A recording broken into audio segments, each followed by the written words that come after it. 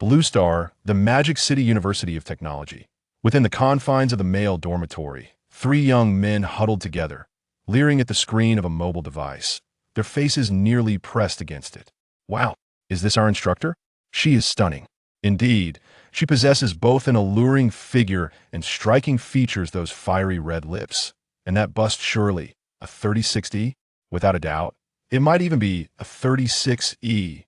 Today marks September 1st, the day the new students commence their journey at the Magic City University of Technology. At this moment, the trio of boys were captivated by a photograph of their counselor. Mu Binding that I in the image. Mu Binding donned a white blouse paired with a form-fitting black skirt, embodying the essence of a sophisticated woman. Not only was her physique enticing, but her fair skin and exquisite visage mirrored that of a leading lady from a film. The mere sight of the photograph ignited a fervor within them. Brothers, I'm off to the restroom. Tao, toss me some toilet paper. Bai Yuntao tossed a roll of toilet paper to Huang Wenxiu, then resumed perusing Mu Binding's social media. Simultaneously, on another bed within the dormitory, a remarkably handsome young man curiously entered the class group chat and opened Mu Binding's social media. Upon viewing her photograph, Mu Xiaomao paused in surprise.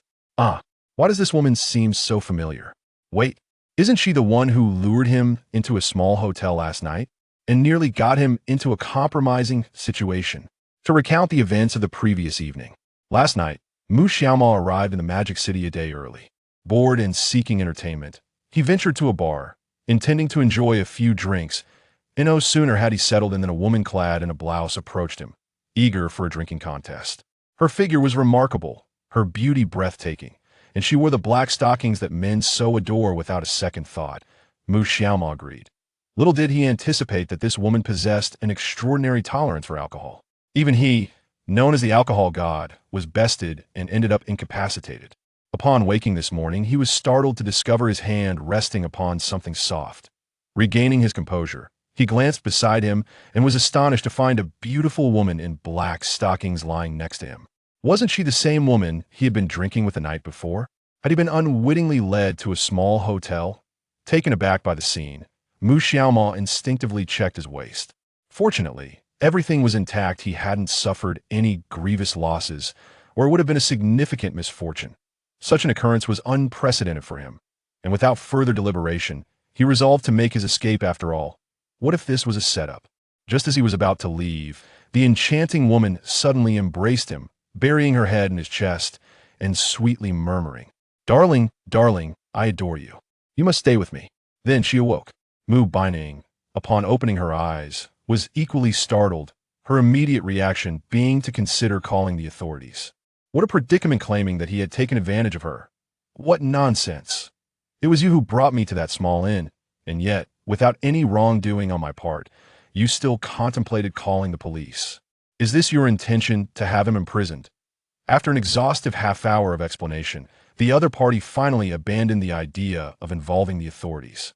Then, without a word, she tossed 5 banknotes into Mu Xiaomao's face and departed in her high heels, and Mu Xiaomao stood there, bewildered. What just happened? What was the purpose of handing him 500 yuan? Was this supposed to be a payment for companionship? Goodness, what does this even mean? To have an inexplicable encounter with a woman, only to be left with 500 yuan? Mu Xiaomao felt as though his dignity had been trampled upon that moment. As he glanced at the photos on his phone, he realized how small the world truly is. This woman turned out to be his university advisor. Moreover, she was undeniably stunning. It was outrageous. But the matter of her giving him 500 yuan needed clarification. What does this signify? Do I truly require your 500 yuan? Meanwhile, in the staff office of Modi University of Technology, Mu Binding languidly sat in her office chair, massaging her heavy head. Throughout the summer, her family had been pressuring her to marry. Her mother persistently urged her to attend blind dates. And even now that she was working, she frequently received calls about marriage proposals, leaving her in a foul mood. After consuming 2 bottles of beer yesterday to alleviate her frustration, she found herself, somewhat dazed, at a bar. In her hazy recollection, she spotted an undeniably handsome young man and inexplicably felt compelled to challenge him to a drinking contest. Perhaps due to the effects of the alcohol, she was unaware of how it transpired, but she found herself bringing the young man back to the small inn. Under normal circumstances, Not even 10 times the courage would have compelled her to do such a thing. She had always been rather conservative, never having experienced a romantic relationship. Her first kiss was still intact, and she had never even held hands with a man. It was rare for her to drink, let alone visit ABART. Oh, have such an incident occur on her first visit was indeed careless. She had not been vigilant. Fortunately, nothing untoward happened otherwise. She would have faced significant regret. Could it be that her prolonged singlehood has influenced her? Should she consider finding a boyfriend? Upon reflection, Mu Baining had to concede that the young man was indeed exceptionally handsome, both in physique and appearance, reaching the pinnacle of attractiveness. His looks, if he were at Modi University, would undoubtedly place him among the most sought after. Shaking her head, Mu Baining felt she was overthinking. After all, that incident was now behind her. What she did last night was certainly inappropriate and might have left the young man with psychological distress. However, having given him 500 yuan, she rationalized it as compensation for his emotional suffering. After all, they were unlikely to cross paths again, so why dwell on it? Today marked the first day of the new academic year at Modi University of Technology, and she had numerous tasks to attend to. Mu Baining opened her computer, noting that most of the new students in her class had already registered, with only a few remaining. As she perused the students' information, her slender fingers glided over the mouse wheel, and at that moment, a familiar face suddenly reflected in her eyes. The Mu Baining's gaze, fixated on the computer screen as he accessed his profile, repeatedly confirming that wasn't that the handsome young man he had been drinking with last night? What? Mu Baining was taken aback. He's a freshman at the prestigious Tech University of Magic City this year. His name is Mu Xiaomao. Goodness, at that moment, a wave of panic washed over Mu Baining. Even though he had given him 500 yuan, it was carelessly thrown in his face. Feeling dejected at the time, he had dismissed it as an emotional outlet. Who would have thought he was a student? What if Mu Xiaomao reveals what happened last night? Or worse, if it spreads? Oh no, his carefully crafted image would be shattered. What to do? What to do to S.O. anxious TT in the dormitory. Huang Wenxiu emerged from the restroom, his expression turning lewd once again. Guys, someone in the freshman group mentioned that there are many beautiful girls on the playground, each with fair skin, stunning looks, and long legs. Come on, brothers, let's go feast our eyes. Not going. Bai Yuntao was still admiring Mu Baining's photos, clutching his phone as if cradling Mu Baining in his hands. My heart belongs entirely to Professor Mu. I just want to lie in her embrace while she calls me darling.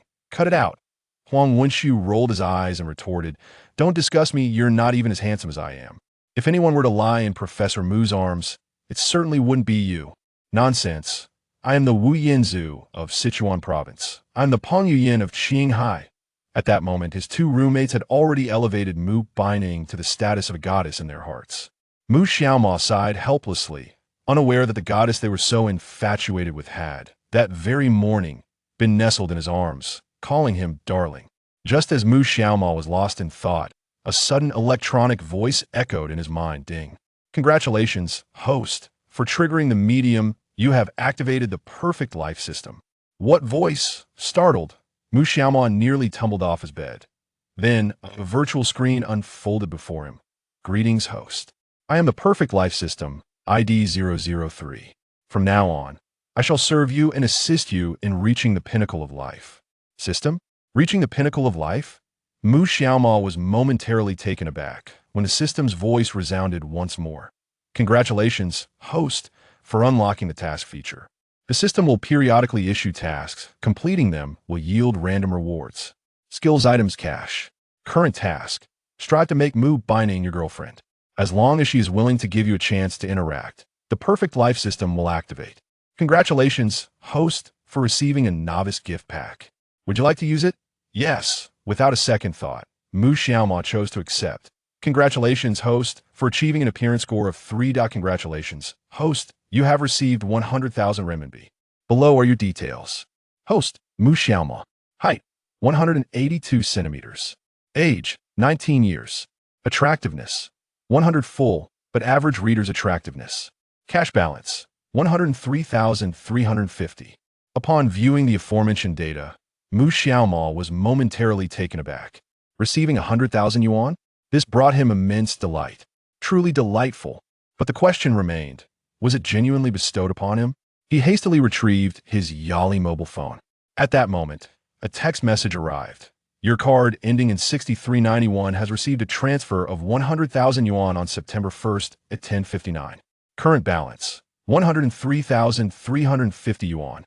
ICBC, love it or leave it, Huaxia Industrial and Commercial Bank. Seeing this message, Mu Xiaoma's heart soared. It was indeed real. Then a thought crossed his mind. Ah, what a formidable challenge. Who doesn't adore a sultry goddess in black stockings? If he could truly win her affection, it would be utterly gratifying. Of course, the most crucial aspect was to activate the system. As for today's events that, although slightly absurd, it had triggered a medium and activated the system, which was rather exhilarating. Just then, his roommate, Bai Yuntao, tapped on the edge of the bed. Xiaoma, what are you smiling about? Wait, why do I feel like you've become significantly more handsome? Bai Yuntao was momentarily startled, to be honest. Upon first seeing Mu Xiaoma, he had already deemed him remarkably handsome. But after glancing at Mu Baining's social media, why did it seem he had become even more attractive? His features appeared more three-dimensional, and his eyes had deepened considerably. Were he a woman, he would undoubtedly be pursued. Well, have I ever been unattractive? Mu Xiaoma boasted, his attractiveness already at a perfect score of 100, and even his roommate noticed the change. Hee, indeed, that Bai Yuntao couldn't help but remark. With such looks, not seeking a girlfriend would be a disservice to yourself. Bro, strive to find someone soon. Absolutely. Mu Xiaoma nodded, but Bai Yuntao's gaze remained fixed on his face. If you truly can't find anyone, reaching out to me wouldn't be out of the question. What? Mu Xiaoma was bewildered. Good heavens. Was Bai Yuntao suggesting a duel? Mu Xiaoma rolled his eyes. Get lost. I'm not gay. Just joking. Bai Yuntao waved his hand. Let's go grab lunch together. We have a class meeting at 2:30 p.m. Let's head there early and sit in the front row to enjoy Professor Mu. Sure. Without a second thought, Mu Xiaoma agreed, for he too wished to see Mu Baining again, or rather, his future girlfriend. He leaped off the bed and left the dormitory with his three roommates. At 1:40 p.m., Mu Xiaoma and his three roommates departed the dormitory, heading towards the academic building. This moment, the campus of Magic City University of Technology is suffused with a vibrant atmosphere, marking the inception of the freshmen's eagerly anticipated university life. The IT appears to be the designated time for a collective meeting organized by the college, as many students head toward the lecture hall. The female students around are dressed quite lightly, revealing their fair thighs, which have become a picturesque sight on campus. Simultaneously, several girls have taken notice of Mu Xiaoma, and whispers have begun to circulate. Wow, look at that handsome guy over there. Indeed, he possesses such striking looks. Alas, I am not worthy. Hey, can you help me get his WeChat? Imtoti meet. The voices of numerous girls drifted into Mu Xiaoma's ears, yet he chose to disregard them entirely. After all, his current objective is to win over his professor, Mu Baining. Hey, Mo Go, a lot of girls are eyeing you. Why not take the opportunity to charm one of them? Huang Wenqi remarked with a mischievous glint in his eye. Mu Xiaoma shook his head. Not interested. Spare me the nonsense. I could see that moment.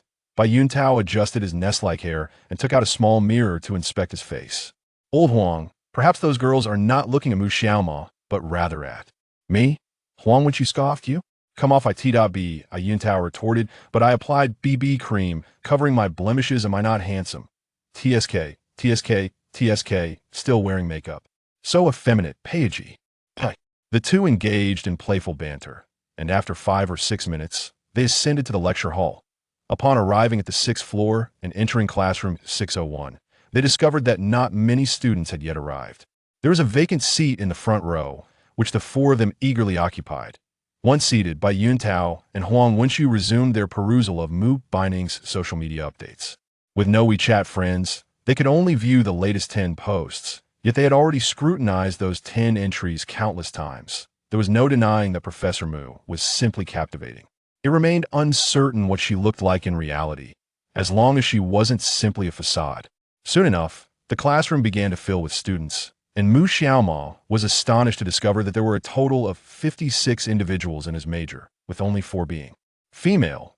That seemed rather sparse, though he did not dwell on it, as he had no intention of pursuing a romantic relationship with any of the girls in class. Before long, a buzzing murmur filled the classroom, predominantly centered around Mu Baining. Given her stunning beauty and allure, it was likely that all the boys in the class had perused her social media.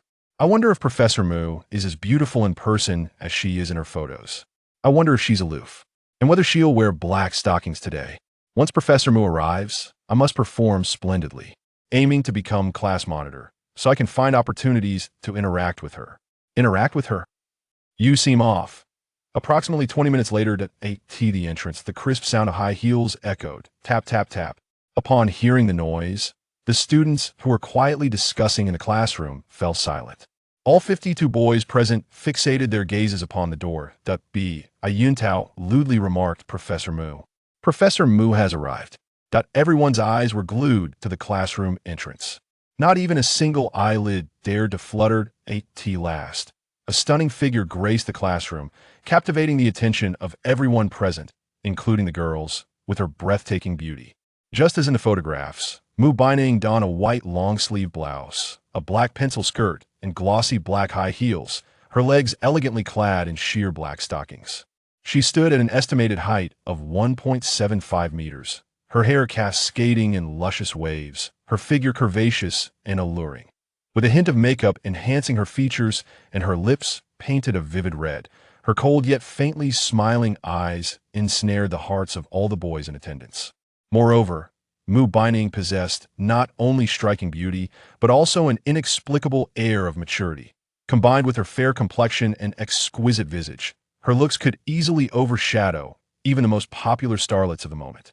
Any normally developed man would find it impossible to resist at 8T that moment. Many students present took a deep breath. She was breathtakingly beautiful, beyond comprehension. The boys in the class, witnessing this scene, appeared as if they had never encountered a woman before, their expressions transformed into a state of astonishment. The allure of her sheer stockings was simply irresistible. Who could possibly turn down such a captivating university professor? Bai Yuntao, seated to Mu Xiaoma's left, could not help but poke his arm, exclaiming, "Wow, Professor Mu. She is simply too beautiful." As he spoke, a droplet of drool escaped his lips. Mu Xiaoma looked on in disdain. The drool had landed on his arm, which was clad in a Deshabi brand shirt that had cost him a hefty 399 yuan. After wiping it away, Mu Baining had already approached the first row of desks. Seeing the students in the classroom behaving like obedient lambs, Mu Baining felt quite pleased. Because she did not see Mu Xiaoma. In her heart, Mu Baining secretly rejoiced, believing she had misread the information from this morning. After all, it was not uncommon for someone to bear a striking resemblance to another. Surely it was a mistake. How could the world be so small? But as she lowered her gaze, she locked eyes with Mu Xiaoma. The two exchanged a wide-eyed stare. Startled, Mu Baining quickly averted her gaze. In a way, could it be? It truly was him.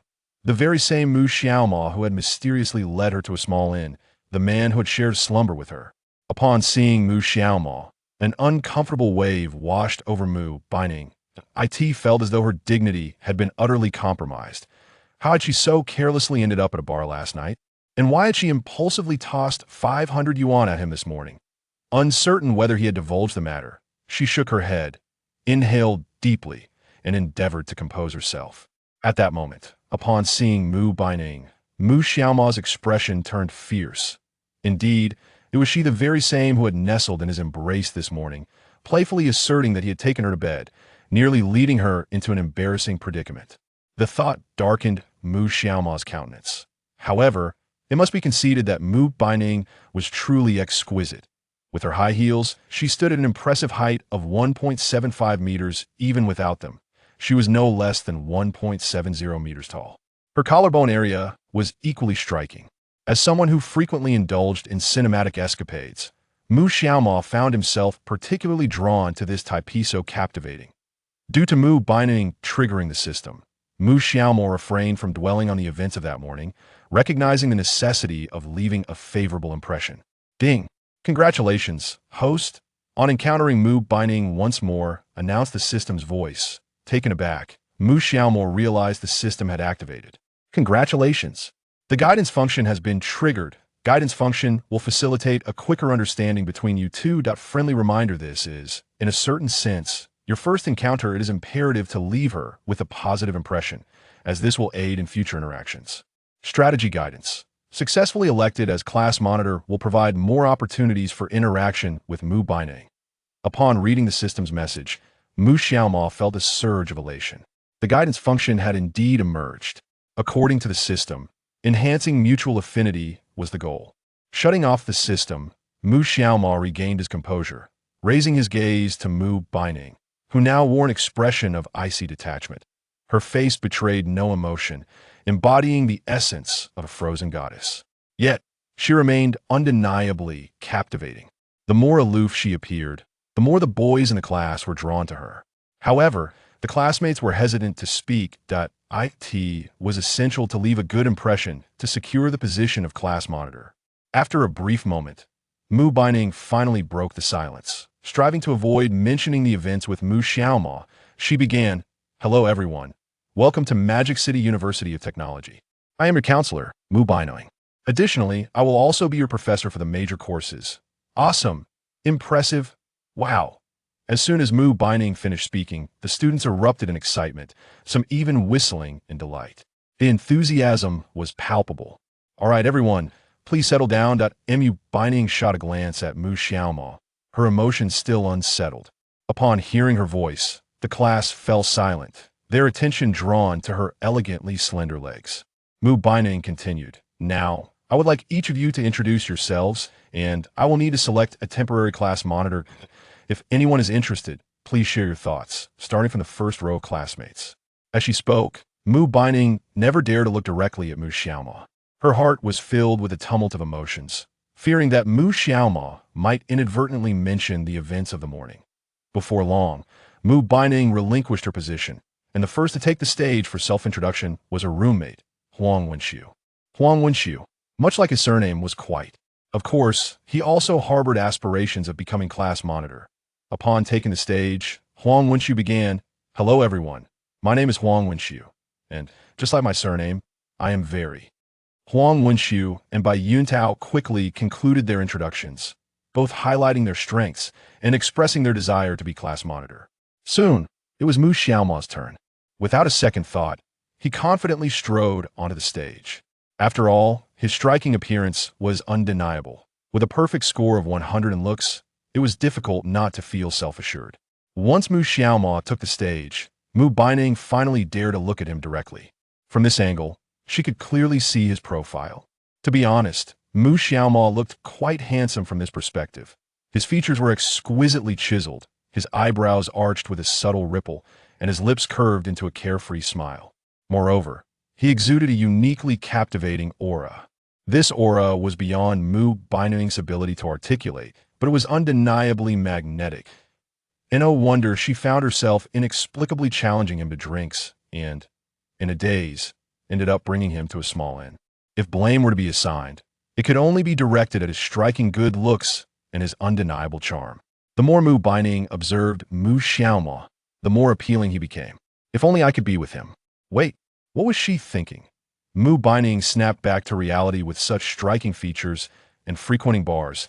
It was clear that Mu Xiaoma was no good person, likely a source of trouble for many young women. He must be a scoundrel. Just as Mu Xiaoma was about to begin his self-introduction, a sudden voice from the system echoed. "Value fluctuation detected currently. Mu Baining's fondness towards you has decreased." Chapter 4. Professor Mu and my apology? What is going on? Upon hearing the system's notification, Mu Xiaoma was utterly bewildered. He had done nothing to warrant a decrease in affection points. What on earth? He turned to glance at Mu Baining, who, upon noticing his gaze, immediately averted her eyes, clearly too timid to meet his stare.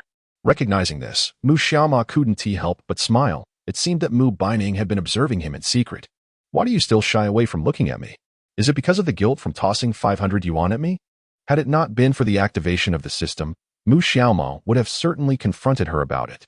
Realizing he was overthinking, he began his self-introduction. "Hello, everyone. My name is Mu Xiaoma, and I hail from Jiangbei. I am delighted to meet all of you at Magic Science University, and I feel honored to encounter Professor Mu." His succinct statement caused the classmates to lift their heads in unison. Many even furrowed their brows, casting him dubious glances. Why was this the case?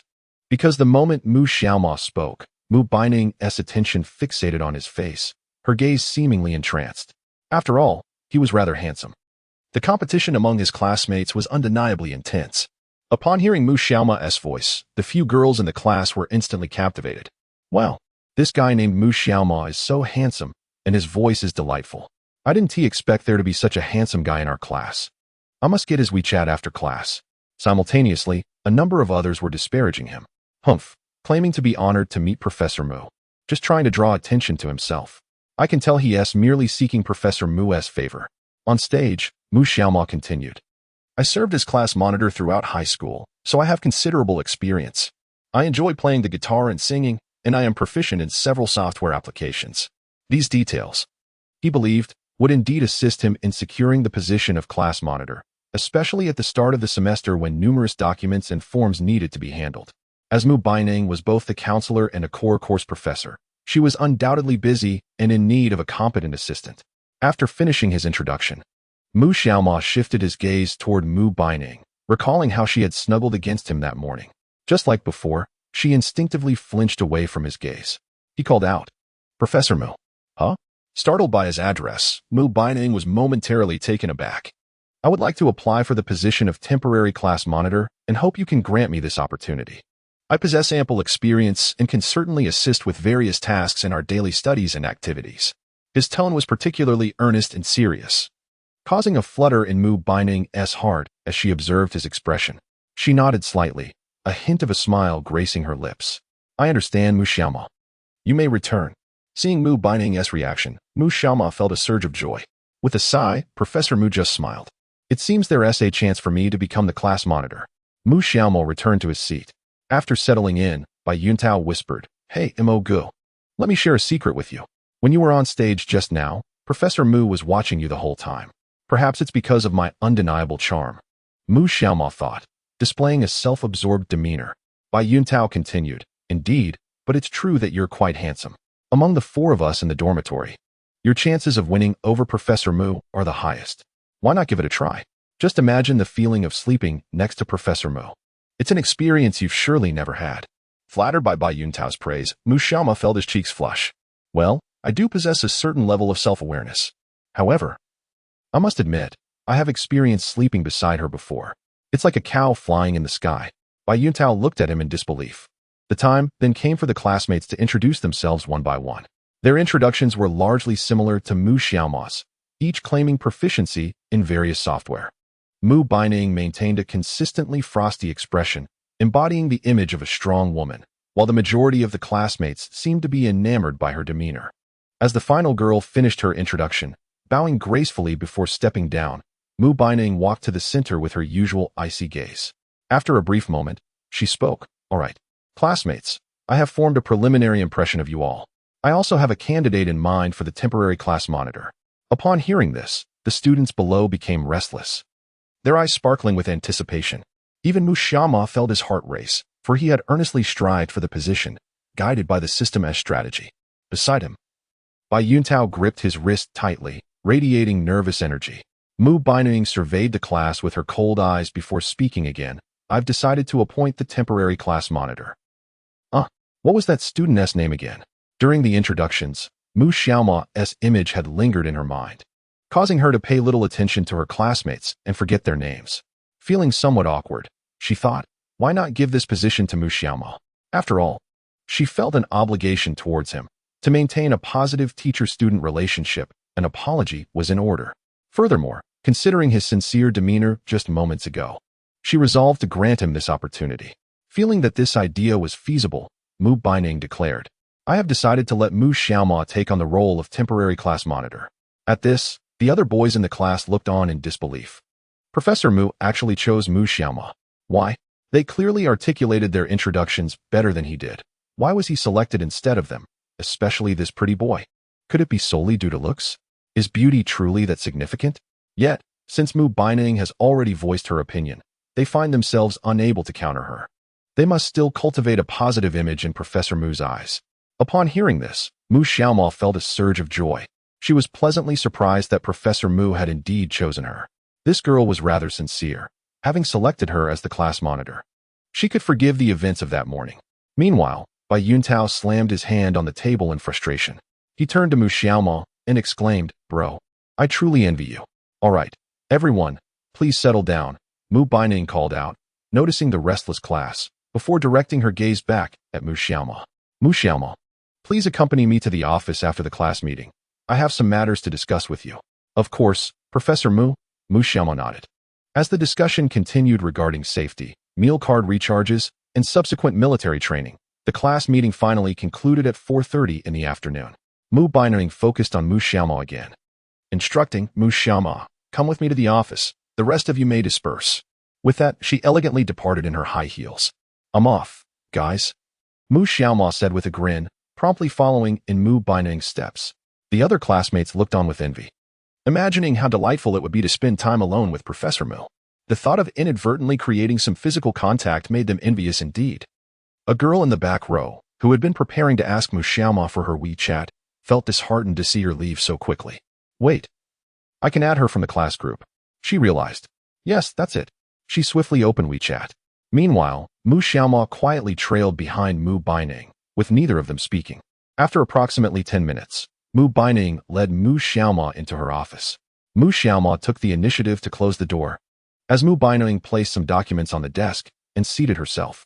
Once settled, Mu Baining's expression appeared somewhat awkward. Just as Mu Xiaoma was about to speak, Mu Baining suddenly said, Mu Xiaoma, I must apologize for what transpired last night and this morning. Huh? What's going on? Professor Mu is apologizing to him? Mu Xiaoma was taken aback, completely unprepared for such an unexpected gesture.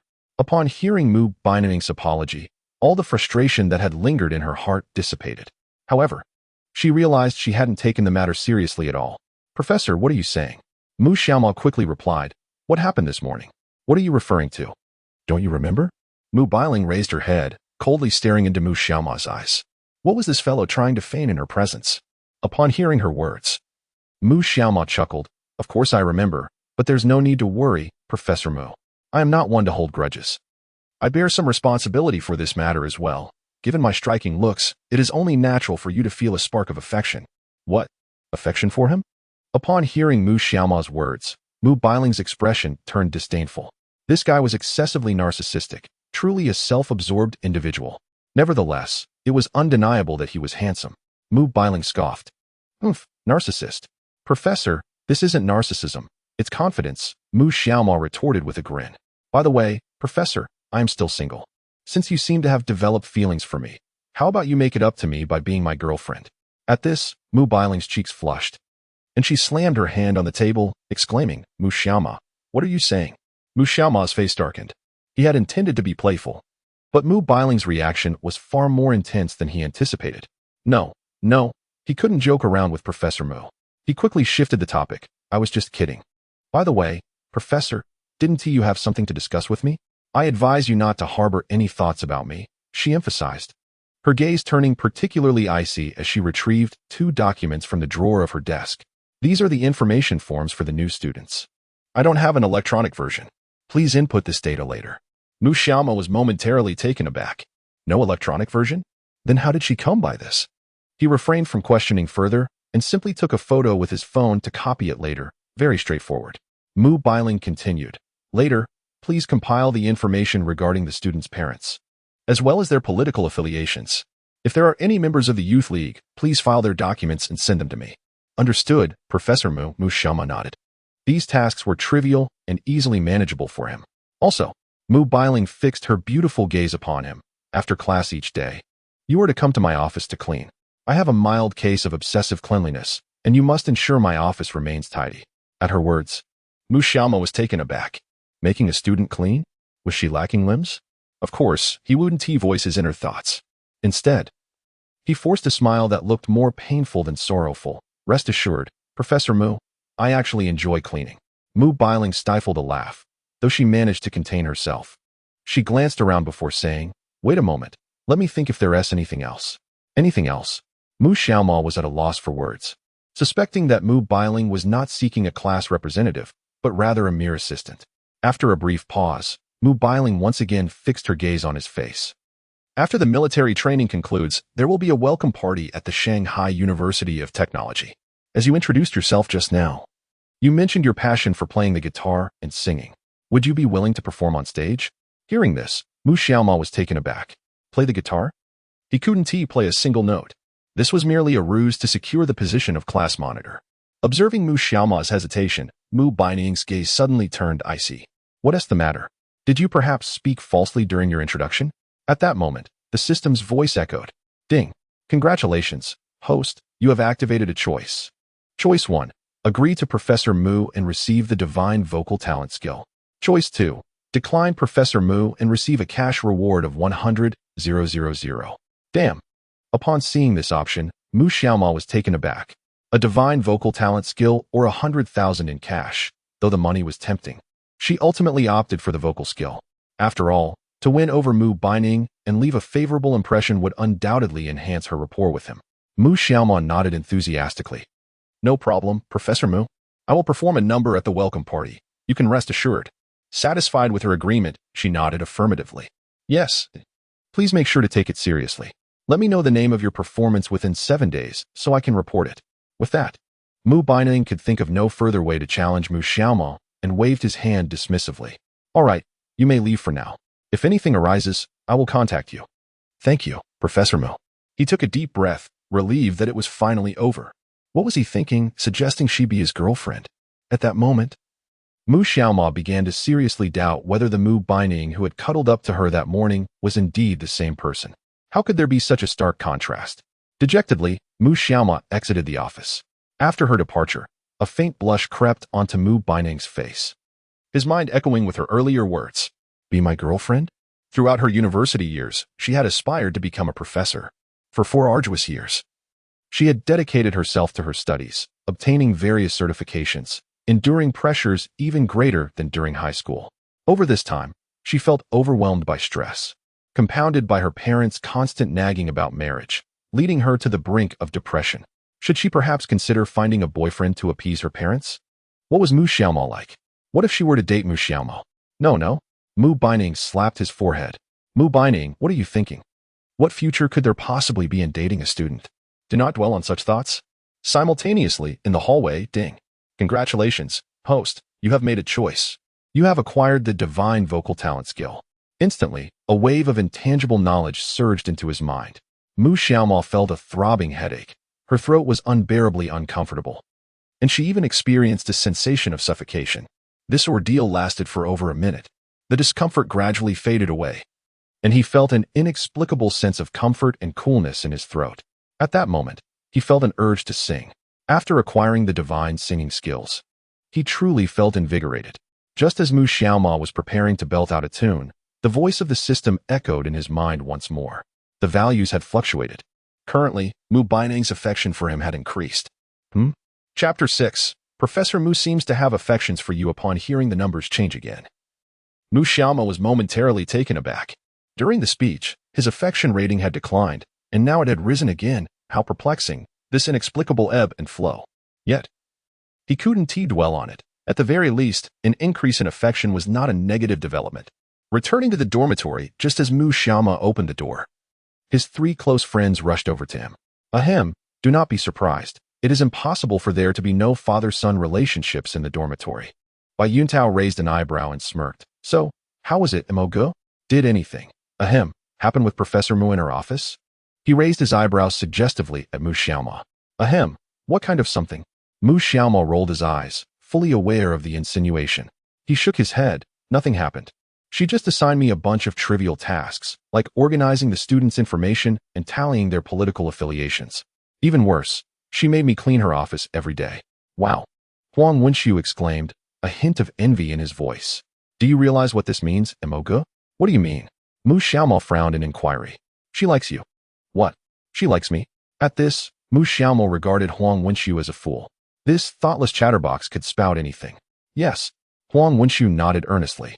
Professor Mu having you clean her office every day is her way of getting close to you. Gradually, she'll make her move. She'll ask you for favors, like getting her tea and water. If you perform well, she will surely thank you with a grand meal or something. At the restaurant, she'll light a candle, share a drink, and then, just like that, she'll have you wrapped around her finger. Mu Xiaoma was at a loss for words. He immediately labeled Huang Wenxiu as a daydreamer. Huang Wenxiu continued with a grin. Hey, Taozi, Diong, do you think there is any truth to what I'm saying? Upon hearing Huang Wenxiu's words, Bai Yuntao pondered for a moment and nodded. Now that you mention it, it does seem plausible. Du Yang chimed in, nodding in agreement. I think so too. After all, our Imogu is quite handsome. It's only natural that Professor Mu would take an interest in him. Who knows, in a while? The professor might just be lying in your arms calling you hubby. Mu Xiaoma could only feel exasperation. These three were truly something else. All right, I have things to attend to. Stop rambling nonsense and get back to your own business. Upon hearing this, the three friends parted ways, making room for Mu Xiaoma. Bayento sighed, expressing his envy for their dear friend Imogu. Indeed, Imogu was on the verge of winning the heart of a beauty. Mu Xiaoma began to organize the tasks assigned to her by Mu Baining, working diligently until 6 in the evening, when she and his three close friends headed to the cafeteria for dinner. The following day, at 10 in the morning, Mu Xiaoma had gathered all the files of the group members in her class. Most of her classmates were boys, residing in the same dormitory, which made collection quite convenient. On the female side, a girl named Xia Yu had added her on WeChat the previous day. They exchanged a few simple words, and she agreed to assist her in gathering the files, scheduling a time to deliver them. Suddenly, at that moment, the rotund Huang Wenshu kicked open the dormitory door with a loud bang. Mu Xiaoma was startled by the commotion. What on earth are you doing, fatty? Are you in a hurry to reincarnate? Bayento, who was nestled in his bed watching a movie, was equally taken aback and raised his head to curse. Feeling a surge of irritation, Huang Wenshu took a deep breath, excitedly exclaiming, "Stop sleeping, brothers. I just strolled around the basketball court and saw many beautiful young ladies. This year's freshmen are stunning, with fair skin, lovely looks, and long legs. We all know how to play basketball, right? Let us go have some fun and admire the girls. Since they are all single, let us grab a few WeChat contacts. If we dawdle, we'll be left with the leftovers." Upon hearing this, Bayento immediately removed his headphones and, without hesitation, got out of bed to get dressed. He was more eager to find a girlfriend than to go on a date with a finger puppet. Du Yang, who was usually fond of playing basketball, also stood up, ready to join in for some relaxation at the court. Noticing the response from the two in the dormitory, Wang Wenshu turned his gaze toward Mu Xiaoma. Imogu, stop staring at your computer. Let us go unwind at the basketball court. Come on. Just as Huang Wenshu finished speaking, a notification sounded in Mu Xiaoma's mind. Ding. Congratulations. Host, you have activated a task. This task brings sanitary napkins to the gym to assist Mu Baining during her period. Task completion reward, super guitar skills. And your relationship will improve. Another task? And this one directly enhances relationships. Given the events of last night, there was indeed some tension between them. So completing the task to improve their rapport was quite advantageous. It would also leave a good impression on Professor Mu. Mu Xiaoma focused her attention on Huang Wenshu. You three go ahead first. I'll swing by the supermarket to pick up a few things and join you afterward. Hurry up. At that moment, Bayento had already dressed, and Huang Wenshu, holding a basketball, left the dormitory with his two friends, grinning. Mu Xiaoma furrowed her brow slightly and shrugged with a smile. How amusing. Today Mu Baining had her visitor. Going to the gym while having a guest? Never mind. I shall complete the task first. He hastily stood up and exited the dormitory. First, he needed to purchase sanitary pads. Meanwhile, in the faculty dormitory, Lu Weiwei, Mu Baining's close friend, insisted, "Ning, there are so many handsome guys playing basketball at the gym today. Let us go take a look." Lu Weiwei and Mu Baining, both 22 and university classmates, had begun their careers together as instructors at Magic Science University after graduation. Mu Baining clutched her abdomen, her expression somewhat strained. Pouting her plump lips, "Weiwei, you no longer care for me, do you? Have you forgotten what day it is? My stomach is in agony." "Oh, it's nothing. It happens every month. You should be used to it by now," Lu Weiwei replied, observing Mu Baining's discomfort. "Once we see those handsome guys, you'll feel better. We're both single. If we wait any longer, no one will want us. If it comes to it, I can find you a guy to spend the night with. He can help ease your discomfort." Upon hearing this, Mu Baining shot Lu Weiwei a disdainful glance. "Weiwei, I'm just joking. Let us hurry. I want to see those handsome boys. Don't pull me. I'm not dressed yet. Please let me get ready." Chapter 7. Professor Mu blushed in the underground supermarket of Magic Science University. Mu Xiaoma stared blankly at the shelves stocked with feminine products. What on earth is this? Why are there so many fancy brands? She pondered, overwhelmed by the myriad of sanitary pad options. It seemed that girls were particular about brands. Yet she was unsure what kind Professor Mu typically used. Oh well, I'll just grab any pack. She selected a package of high-quality sanitary pads and proceeded to the checkout. Meanwhile, in the basketball gym of Magic Science University, which boasted 5 or 6 small courts, the atmosphere was lively. With over 50,000 students enrolled, the university provided ample sporting facilities, including a dedicated basketball gym for students to engage in physical activity. At that moment, the gym was bustling with people, predominantly freshmen, with a 3-day registration period. Those who had registered yesterday found themselves with little to do today and were busy familiarizing themselves with the campus. Many were leisurely wandering about, hoping to encounter someone special. The basketball courts were filled with numerous boys and girls. Girls were attracted to boys who played basketball, while boys sought to showcase their charm through the sport. Who knows? Perhaps a girl would even approach them for their WeChat. "Look over there. That girl is so stunning," Huang Wenqiu exclaimed as he entered the basketball gym, scanning the scene. "My name is Bai Yutao, not Saozi." Bai Yutao thought to himself, feeling exasperated. He couldn't fathom why his parents had chosen such a name for him. Huang Wenqiu chuckled. "It's all the same. I'll just call you Caozi from now on." Ugh. Upon entering, Huang Wenqiu and Bai Yuntao's eyes sparkled with excitement as they began to admire the stunning young ladies around them, momentarily forgetting their purpose of playing basketball. Suddenly, Bai Yuntao halted in his tracks, his gaze fixed on a bench near the basketball court. "Hey, Huang, isn't that Professor Mu?" he exclaimed, curiously.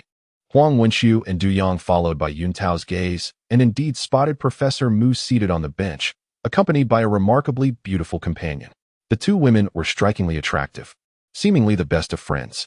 Professor Mu, dressed in a collared shirt and white trousers, her hair styled in a bun, and wearing a pair of black-framed glasses, exuded an elegant charm. "Enough of this, you two," Du Yang interjected, casting a sidelong glance at Huang Wenqiu and Bai Yuntao. "You two are truly a perfect match for your names, one named Huang and the other Tao, with personalities that align so well with their monikers. Let us focus on playing basketball. Do you really think you could pursue Professor Mu?" With that, Huang Wenqiu and Bai Yuntao quickly redirected their attention. Truth be told, they dared not entertain the notion of pursuing Professor Mu, as she was not only their university advisor, but also a professor, making such aspirations impractical. It would be far more sensible to direct their affections towards other young ladies. "Ling Ling, we've been sitting here for quite some time. Perhaps we should find a new spot to observe," suggested Lu Weiwei, growing restless and eager to scout for more attractive young men. At that moment, Mu Baining's face flushed slightly as she realized she had inadvertently experienced a wardrobe mishap. Wearing white trousers today, she found them stained, and she could only squeeze her legs together in an attempt to conceal her predicament. Just as Mu Baining was about to confide in Lu Weiwei regarding her situation, Lu Weiwei suddenly noticed an exceptionally handsome young man ahead. "Oh my goodness," Lu Weiwei exclaimed, gripping Mu Baining's arm. "Look, that young man resembles my idol, Zhou. It seems he's about to play basketball. I must go watch him. Zhou, here I come." With that, Lu Weiwei dashed toward the striking classmate, leaving Mu Baining momentarily stunned. "Goodness, it seems my friends are utterly unreliable," Mu Baining thought, feeling exasperated by her friend's distraction.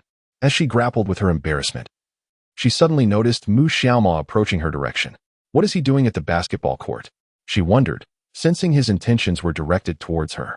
Instinctively, Mu Baining lowered her head, hoping not to be seen by Mu Xiaoma, who was wiping the sweat from his brow nearby. "This basketball arena is far too vast," he muttered, having searched for quite some time before finally spotting Mu Baining. The primary focus was on her expression. It was apparent that her period had arrived. Her legs were tightly crossed, and it was puzzling why she had chosen to wear white pants today. With her head lowered, did she truly believe that no one noticed her? Mu Xiaoma approached her directly, feigning surprise as he exclaimed, "Oh, Professor Mu, what a coincidence. What brings you to the basketball court?" Mu Baining's expression darkened. She had not expected him to come over. Placing her hands on her thighs, she raised her head to reveal a rather forced smile. I'm just here to relax today." "Oh, I see. I'm here for the same reason, Professor Mu. It seems we have quite the connection." "Indeed," Mu Baining replied, her lips twitching. Just as she anticipated that Mu Xiaoma would leave, he unexpectedly sat down beside her, which irked her greatly. If he were to discover her predicament, it would undoubtedly become a source of ridicule. Clearing her throat, she began, "Ahem, Mu Xiaoma. I have collected the group member files you asked for." Before she could finish, he interrupted. "All right." Mu Baining continued, "In that case, you can fetch them from the dormitory and place them on my desk later." "Sure," Mu Xiaomo replied, casting a discreet glance at the area of her thighs. Although Mu Baining was tightly crossed, the white pants made the situation undeniably conspicuous, with a noticeable crimson stain emerging. At that moment, it was time for him to step in as the caring gentleman. He softly said, "Professor Mu." "Yes?" She lifted her gaze to meet his eyes. "Please stand up slowly." As he spoke, Mu Xiaomo had already removed his jacket. "Stand up?" Mu Baining felt a wave of panic. How could she possibly stand? Standing would only expose her situation. Observing her hesitation, Mu Xiaomo realized she appeared less like an icy professor and more like an ordinary girl. This demeanor starkly contrasted with the fiery Mu Baining from the previous day. With a sigh, he spoke quietly, "Professor Mu, I've already noticed. And I bought you some sanitary pads. If you stand up, I can tie my jacket around your waist, and you can take care of it." "What?" At his words, Mu Baining felt her face flush with warmth, a hint of pink blossoming on her cheeks. He had bought her sanitary pads? Had he seen her predicament before? Was this what it felt like to be cared for? At that moment, she found herself involuntarily rising to her feet. Mu Xiaomo approached her, wrapping his jacket around her waist. He then pulled out the sanitary pads he had just purchased and handed them to Mu Baining. "Here you go, Professor Mu. Take this and handle it quickly." Thank you." Mu Baining's complexion grew increasingly flushed. She softly murmured, "I will return your clothes after washing them." Chapter 8, Brothers. "Professor Mu has summoned me." Observing Professor Mu departing in a huff, Mu Xiaoma could not suppress a smile. Could it be true? Just moments ago, Professor Mu's face was as red as a ripe fruit, almost rivaling that of a monkey's rear. It seems even the Ice Queen can experience shyness. This revelation was certainly a boon for Mu Xiaoma. The earlier scene had stirred Mu Baining's emotions in the realm of romance. Evoking feelings and creating an atmosphere of flirtation is essential for enhancing relationships. While the relationship may not escalate at this moment, it had undoubtedly left a favorable impression on her. However, the task mentioned by the system should have been completed by now, right? Just as this thought crossed his mind, the system's voice echoed once more in his mind. "Ding! Congratulations, host, you have completed the task. You have acquired godly guitar skills." With the announcement, a wealth of knowledge regarding the guitar flooded into his consciousness. Various chords and melodies became strikingly clear, as if he had studied the instrument for a decade. With this newfound knowledge, Mu Xiaoma felt an irresistible urge to grasp a guitar. "Ding! Congratulations, host, you have activated a side quest." At the sound, Mu Xiaoma paused. "A side quest?" "Side quest. A small goal of 10 million. For every 100 earned, a random skill or item will be awarded. Upon reaching 10 million, the task will be automatically lifted. For every million earned, an item or skill will be granted." Mu Xiaoma pondered this carefully. Whether it was an item or skill was of little consequence. What truly mattered was that he needed to earn some money, especially considering the expenses that lay ahead. His father, despite owning a large company, seemed to adhere to the philosophy of raising boys in poverty while indulging girls. His allowance had never exceeded 3,000. More often than not, his sister received more than he did whenever pocket money was dispensed. Now, as he embarked on his university journey, his living expenses amounted to a mere 3,000, limited to cover tuition and other fees. While 3,000 could suffice for personal expenses, it would evaporate quickly if he were to pursue a romantic relationship or rent a room. Currently, he had accumulated 100,000, which he considered his entrepreneurial capital. As for what venture to pursue, that required careful contemplation. In the following days, Mu Xiaoma sought out his roommate and engaged in a game of basketball. Afterward, the four of them dined together in the cafeteria, but soon his roommates returned to their dormitory. He, however, headed to the music store at Magic University to purchase a guitar, for having acquired godly guitar skills necessitated an actual instrument. Additionally, he intended to perform a song at the welcome party following military training, though he had yet to decide on the piece he would play. Meanwhile, in the faculty dormitory, Mu Baining had managed to address her earlier embarrassment and changed into a lovely dress. She glanced at Mu Xiaoma's jacket resting on the bed, inadvertently recalling the morning's encounter. A blush crept onto her cheeks. It must be said that Mu Xiaoma behaved quite gentlemanly this morning. She likely arrived at the basketball court, noticed an unfortunate mishap with her aunt, and then made a special trip to the convenience store for sanitary supplies. So gentlemanly of him to drape his coat around her waist. As she envisioned Mu Xiaoma's every smile and frown, Mu Baining found herself unexpectedly looking forward to seeing him again. No, that couldn't be right.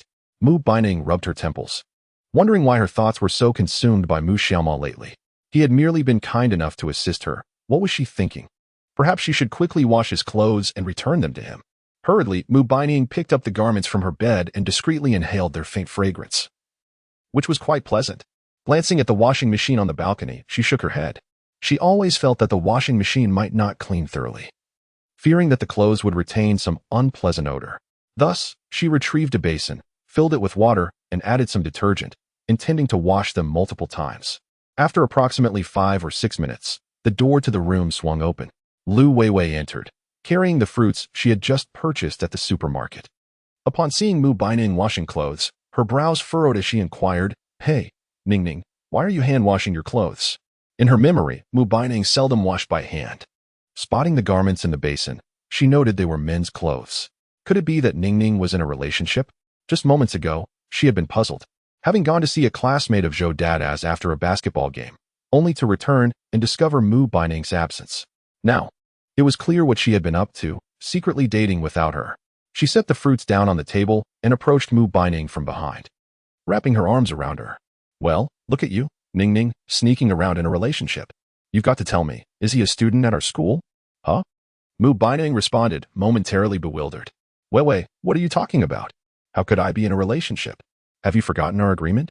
Whoever starts dating first has to treat the other to a lavish meal. Do you think I would lose?" Listening to Mu Baining's words, Lu Weiwei looked incredulous, pointing at the basin. "You claim you're not dating, yet here you are washing your boyfriend's clothes. Who would believe that?" "This is," Mu Baining began to explain, but found herself unable to refute Lu Weiwei's assertion. Lu Weiwei huffed. This is definitely your boyfriend's jacket, isn't it?" "Absolutely not." Mu Baining vehemently shook her head. Lu Weiwei was once again indulging in her penchant for gossip. With Mu Baining unable to provide a satisfactory answer, Lu Weiwei laughed softly. "Ningning, dating isn't a bad thing. Don't worry, I want to make you treat me. Come on, tell me, is he handsome?" With an expression of exasperation, Mu Baining replied, "I truly am not dating anyone. This belongs to a classmate of mine whom I accidentally got dirty.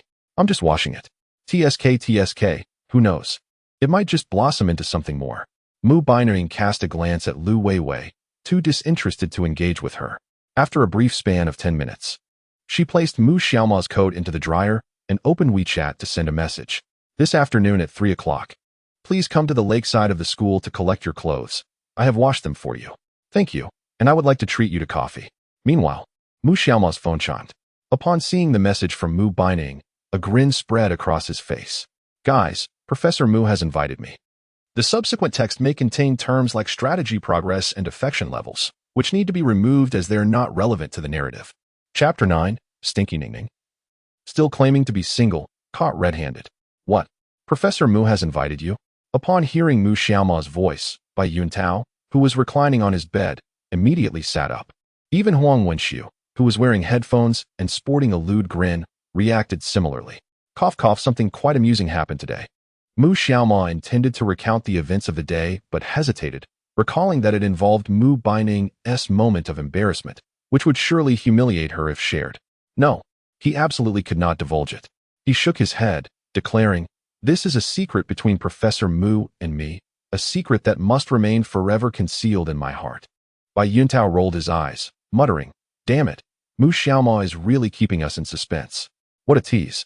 Mu Xiaomao retorted, "In any case, she has invited me. So I'm going, guys."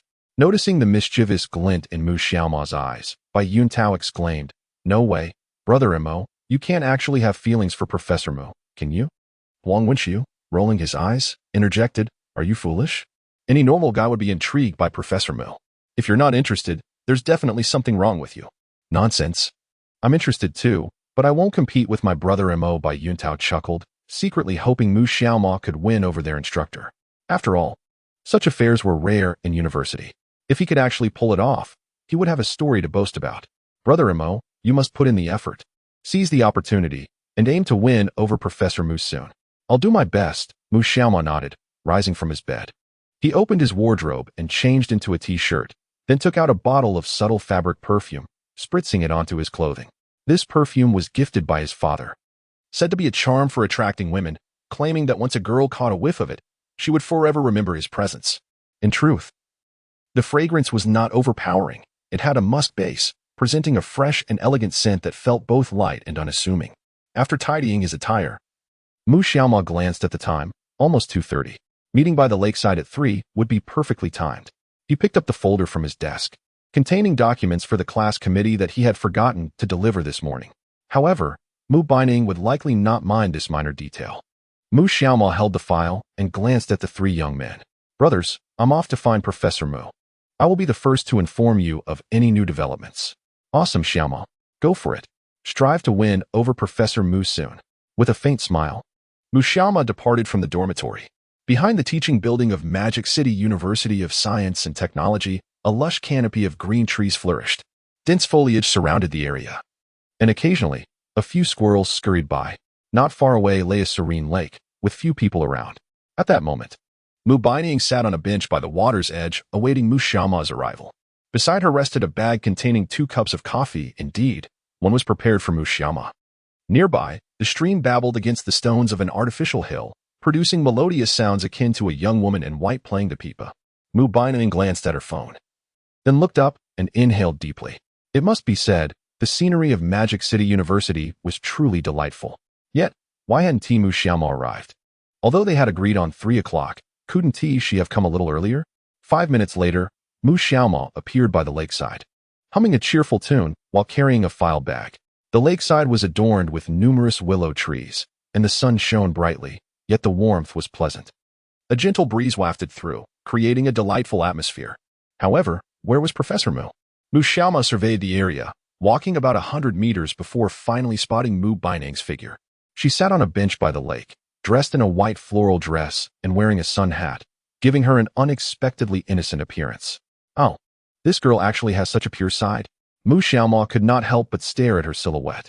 He was fond of strong women, but he found the innocent, soft type even more appealing. Perhaps she had a wardrobe full of various uniforms, he mused with a chuckle. At that moment, passing classmates could not resist stealing glances at Mu Baining. It was undeniable. Her charm was captivating. Mu Xiaoma approached quietly. When he was about 5 or 6 meters away, Mu Baining heard his footsteps. She lifted her gaze and met Mu Xiaoma's eyes. This time, she did not shy away from his gaze. Professor Mu, Mu Xiaoma said, approaching with a slight smile. Mu Baining quickly made room for him, and without hesitation, Mu Xiaoma sat beside her. Tilting his head slightly, he glanced at Mu Baining's collarbone. Noting her figure, the white floral dress accentuated her waist, creating a striking contrast between her chest and waist. After Mu Xiaoma settled beside her, Mu Baining promptly retrieved a bag containing his jacket. Extending her arm shyly, she said, "Thank you for your help this morning, Mu Xiaoma. I've washed your clothes, so you don't need to worry about them. Just wear them with confidence." As she spoke, Mu Baining caught a whiff of Mu Xiaoma's subtle fragrance. She was surprised to discover that he had even applied perfume. However, perfume symbolizes an individual's taste. At the very least, his taste is quite commendable, and the scent is rather pleasant, subtly enveloping him in an air of mystery. Upon hearing this, Mu Xiaoma naturally accepted the bag. Then, in a courteous manner, he remarked, "Thank you, Professor Mu. It's really no trouble if you don't wash it. I can handle it myself later." No, it is my duty." Professor Mu Baining responded, surprised by Mu Xiaoma's politeness. She promptly picked up the coffee on her right and offered it to him, saying, "This is the coffee I promised to treat you to. I hope you don't mind the choice. I have both latte and Americano." "Thank you, Professor Mu. A latte will suffice," Mu Xiaoma replied, not hesitating to accept the coffee, inadvertently brushing against her hand. This contact was, of course, intentional. Mu Baining instinctively recoiled. How audacious of Mu Xiaoma to deliberately touch her. Yet, she could not muster any anger. At that moment, Mu Xiaoma extended his arm, stating, "Professor Mu, here are the reunion files for your students. I have gathered all the boys' files, and Xiaoyu will bring over the girls' files." He presented the student files to her. Upon hearing this, Mu Baining nodded repeatedly. "Ah, all right." She glanced at Mu Xiaoma, realizing that her earlier request for the files was merely a pretext to send him away. However, since he had brought them, she might as well accept them, as it was inevitable. Meanwhile, not far away, Lu Weiwei happened to stroll past. Upon spotting Mu Baining, she was taken aback and quickly concealed herself behind a bush. "Humph, you said you weren't dating, yet here you are on a date. You lied to me. Caught you red-handed," she exclaimed, pulling out her phone and snapping pictures wildly. Chapter 10. Is Professor Mu being pressured into marriage? Xiaomo. How is the preparation for the Welcome Parties program coming along? Mu Baining inquired awkwardly while seated on a bench. After the events of the previous night and this morning, she felt somewhat embarrassed. Mu Xiaomo was her student, and he had assisted her today. These incidents had left her feeling rather exposed. She even wished to leave this place quickly. Yet, since he had helped her, it would be impolite to simply deliver the clothes and depart. She felt obliged to engage him in conversation. Upon hearing her words, Mu Xiaomo was taken aback, realizing that the term Xiaomo was rather endearing, lending a sense of closeness. He looked at Mu Baining reassuringly. I have been preparing. I am still contemplating which song to sing. I will do my best to provide you with an answer soon. Mu Xiaomo was confident in his ability to perform well, having acquired exceptional vocal and guitar skills. As long as he found the right piece, it would surely pose no issue. Mu Baining nodded. All right. Please finalize it as soon as possible so I can report it to the school. Rest assured, Professor Mu. Ding. Congratulations, host. You have activated a task. As Mu Xiaomo's voice faded, an unexpected sound resonated in his mind. The task at hand, to sing a love song at the freshman welcome party and strive to become the center of attention. This would apply pressure on Mu Baining and enhance their relationship. The reward for this endeavor, divine culinary skills. What on earth? A love song? Mu Xiaomo felt somewhat bewildered. Given his striking appearance, becoming the focal point of the welcome party should not pose much of a challenge. After all, this is a society that places great value on looks. But which love song should he sing? Just as Mu Xiaomo pondered this, the atmosphere suddenly grew awkward. As Mu Baining sought an excuse to leave, she was about to speak when a small insect flew into her eye. Oh no, she murmured, gently rubbing her eye. Tears streaming down her face. Mu Xiaomo turned his head at the sound, curiously observing her. What's wrong, Professor Mu? Upon seeing her rubbing her eye, he quickly deduced that a small bug had entered. It was the season for such insects, many of which enjoyed fluttering above the water's surface. It was entirely normal to have something fly into one's eye. However, with the bacteria present on her hands, rubbing her eyes could lead to an infection. I'm fine, Mu Baining whispered. A little bug flew into my eye. It's rather uncomfortable. Let me help you, Mu Xiaomo said, leaning closer. Professor Mu, you shouldn't rub your eyes like that. It could cause an infection. Please hold still, and I will help you remove the bug. Hearing this, Mu Baining immediately ceased her movements. Yet her left eye remained exceptionally uncomfortable. Upon opening it, tears flowed freely. After she lowered her hand, Mu Xiaomo slowly leaned in. So close that Mu Baining could feel his breath. This proximity made her anxious. Goodness, what is Mu Xiaomo trying to do? Why is he getting so close? Others misunderstand. Unable to contain herself, Mu Baining finally spoke. Mu Xiaomo, why are you leaning in so close? I'm slightly nearsighted, otherwise. I can't see clearly. This explanation left Mu Baining somewhat speechless. His reasoning was undeniably valid. Having seen Mu Xiaomo's academic achievements, she recalled that he scored over 670 points on the college entrance examination, a true academic genius, surpassing her own score from years past. Such a score would likely rank among the top at Magic Science University. Moreover, most of today's academic prodigies tend to be nearsighted. Of course, Mu Xiaomo's claim of nearsightedness was merely an excuse. At this moment, Mu Baining's left eye was completely moistened, tears cascading down. He pressed his index finger against her lower eyelid, gently pulling it down. At this moment, Mu Baining's sclera had turned slightly red, a consequence of her recent rubbing of her eyes. Below her eye, she noticed a tiny black speck, likely a minuscule insect. Professor Mu, I have spotted the little bug. Allow me to assist you in removing it, she gently stated. Mu Baining nodded softly in acknowledgement. In the distance, Lu Weiwei exclaimed, ah? Upon witnessing Mu Xiaomo leaning in so closely to Mu Baining, her cheeks flushed crimson. You insufferable Ning Ning, claiming you're not in a relationship. Yet you're practically kissing. How annoying. Due to the peculiar angle, Lu Weiwei misconstrued Mu Xiaomo's actions as a romantic advance rather than a simple observation of the insect. Her penchant for gossip left Lu Weiwei feeling particularly gratified. Now, she had juicy tidbits to share. With these photos in hand, how could Ning Ning continue to deceive herself? Nonetheless, the two appeared genuinely sweet together. She found herself rooting for them. Mu Xiaomo retrieved a pack of Qingfeng brand tissues from her pocket, twisting them into a slender strip. She then gently pulled down Mu Baining's lower eyelid and delicately extracted the tiny insect. All done, Professor Mu, she remarked with a slight smile, releasing her eyelid. Just as Mu Baining intended to rub her eyes, Mu Xiaoma seized her wrist, expressing concern. Professor Mu, you must refrain from rubbing your eyes. It could lead to an infection. It's best to apply some eye drops and get a good night's rest. Mu Baining felt a blush creeping to her cheeks in response to her words. Mu Xiaoma flashed a gentle smile, asking, how does it feel now? Is your eye discomfort alleviated? With a slight nod, Mu Baining replied, thank you, Mu Xiaoma. You truly are a kind soul. Is that a compliment I just received? Mu Xiaoma mused, slightly puzzled, when suddenly Mu Baining's phone rang. She took it out and answered. A warm, motherly voice emanated from the other end. It was Mu Baining's mother. Ning Ning, Uncle Wang mentioned a wonderful young man. He works at a state-owned enterprise, earns 5,800, and is quite decent. When can you find the time to meet him? Mu Xiaoma froze momentarily. Was Mu Baining being urged to date? Chapter 11. Hello, Auntie, I am Ning Ning's boyfriend. Beside her, Mu Baining displayed palpable impatience at her mother's matchmaking efforts. Your daughter is not lacking suitors, and she is only 22. Why the constant pressure for marriage? Is it merely a desire for grandchildren?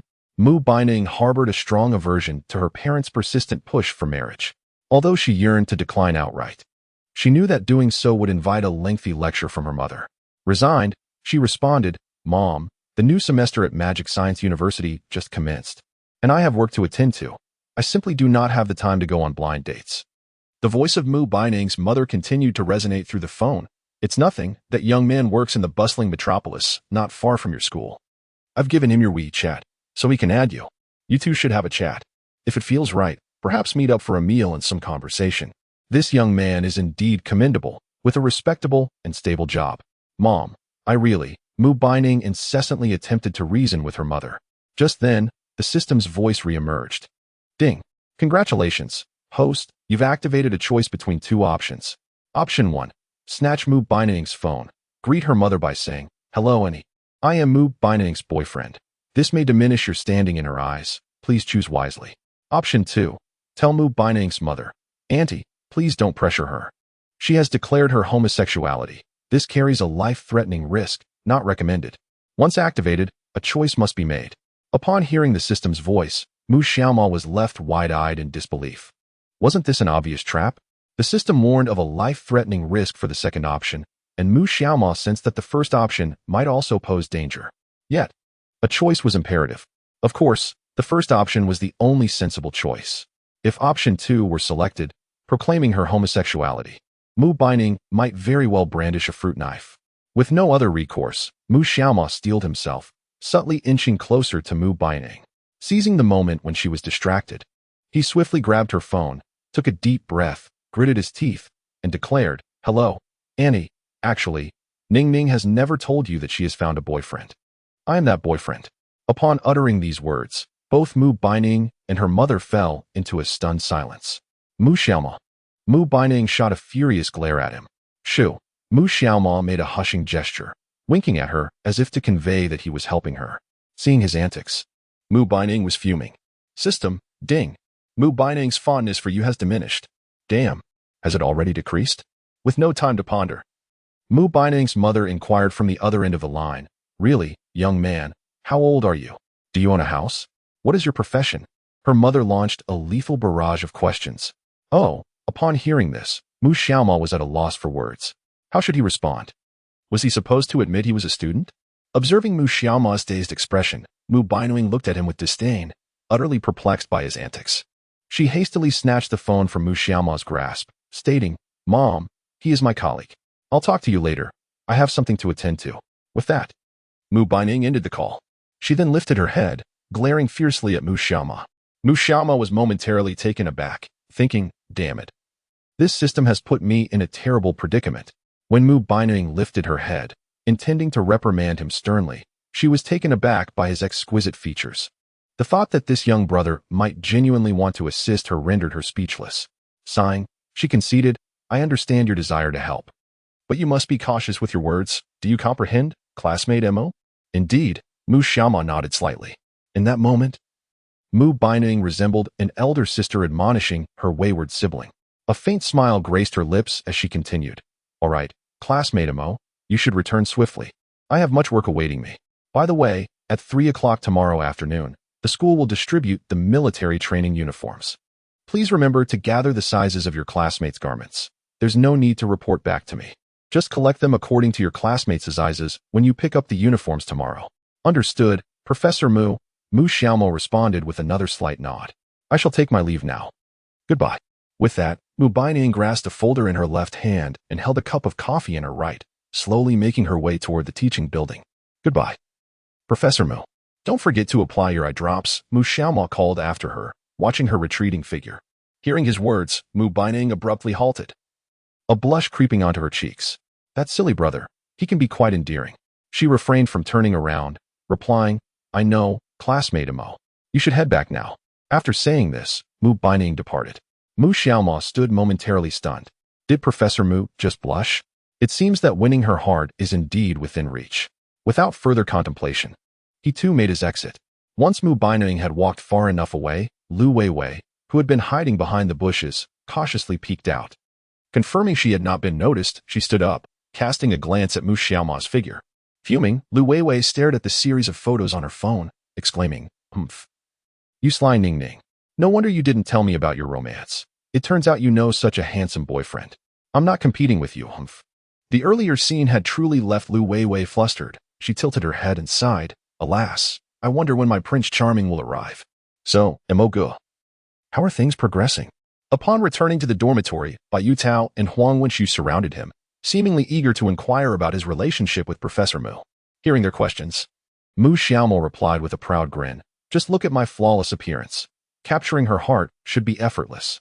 Wow, Huang Wenxu exclaimed, expressing his astonishment, then asked, Have you confirmed your relationship?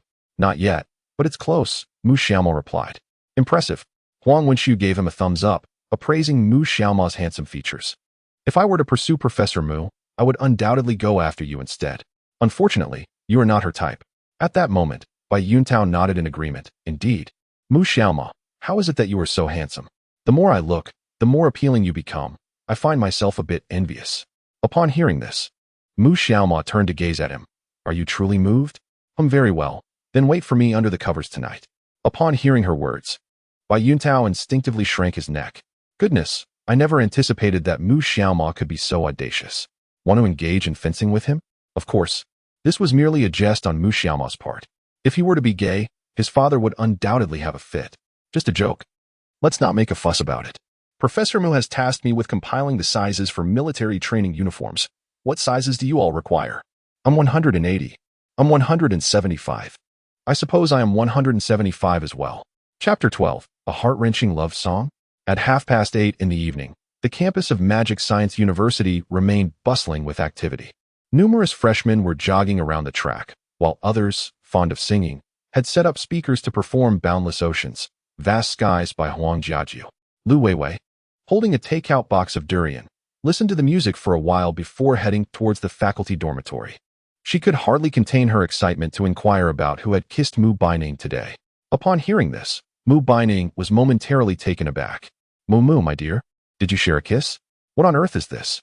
Observing Mu Baining's bewilderment, Lu Weiwei smirked. Ning Ning. Is it truly so difficult for you to admit you have a boyfriend?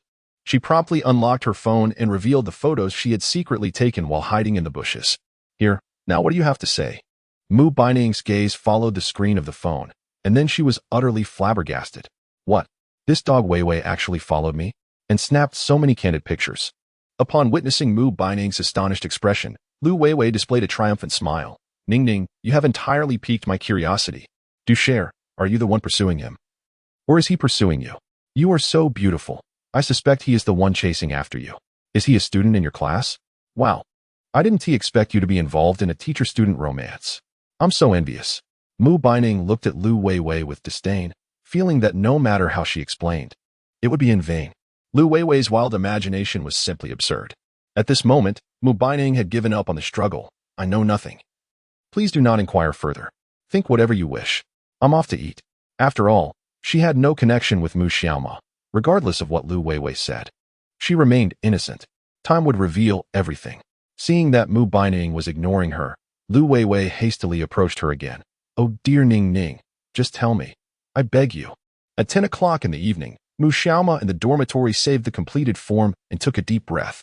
Finally, He had organized the size chart for his classmates' military training uniforms. He stretched lazily, stood up, and glanced at Bayutao. The individual, shrouded under a summer quilt with only his head visible, donned headphones and intently gazed at the screen of his phone. One need not ponder deeply to discern his activities. Taozi, one must exercise restraint and refrain from incessantly courting the alluring five-fingered maiden. I understand, he replied, turning his body away from Mu Xiaomo and continuing his rendezvous. After shutting his laptop, Mu Xiaomo reclined on his bed, recalling the task assigned by the system that day. To sing a romantic ballad and become the focal point of the gathering? What song should he choose? Ding. Congratulations to the host for activating the task. Tomorrow morning at 8 o'clock, please proceed to the southern gate of Magic Science University to rescue Mu Baining. Completion reward, a heart-wrenching love song capable of moving the audience to tears. Chapter 13, A Kiss with Professor Mu. Mu Xiaomo was taken aback. Why does this girl, Mu Baining, seem to attract trouble daily? Is her aunt visiting again tomorrow? He murmured. 8 o'clock in the morning, southern gate of Magic Science University. Rescuing Mu Baining should not involve any aunt-related issues, especially since I haven't been asked to prepare any supplies. Let it be. He would deal with it tomorrow.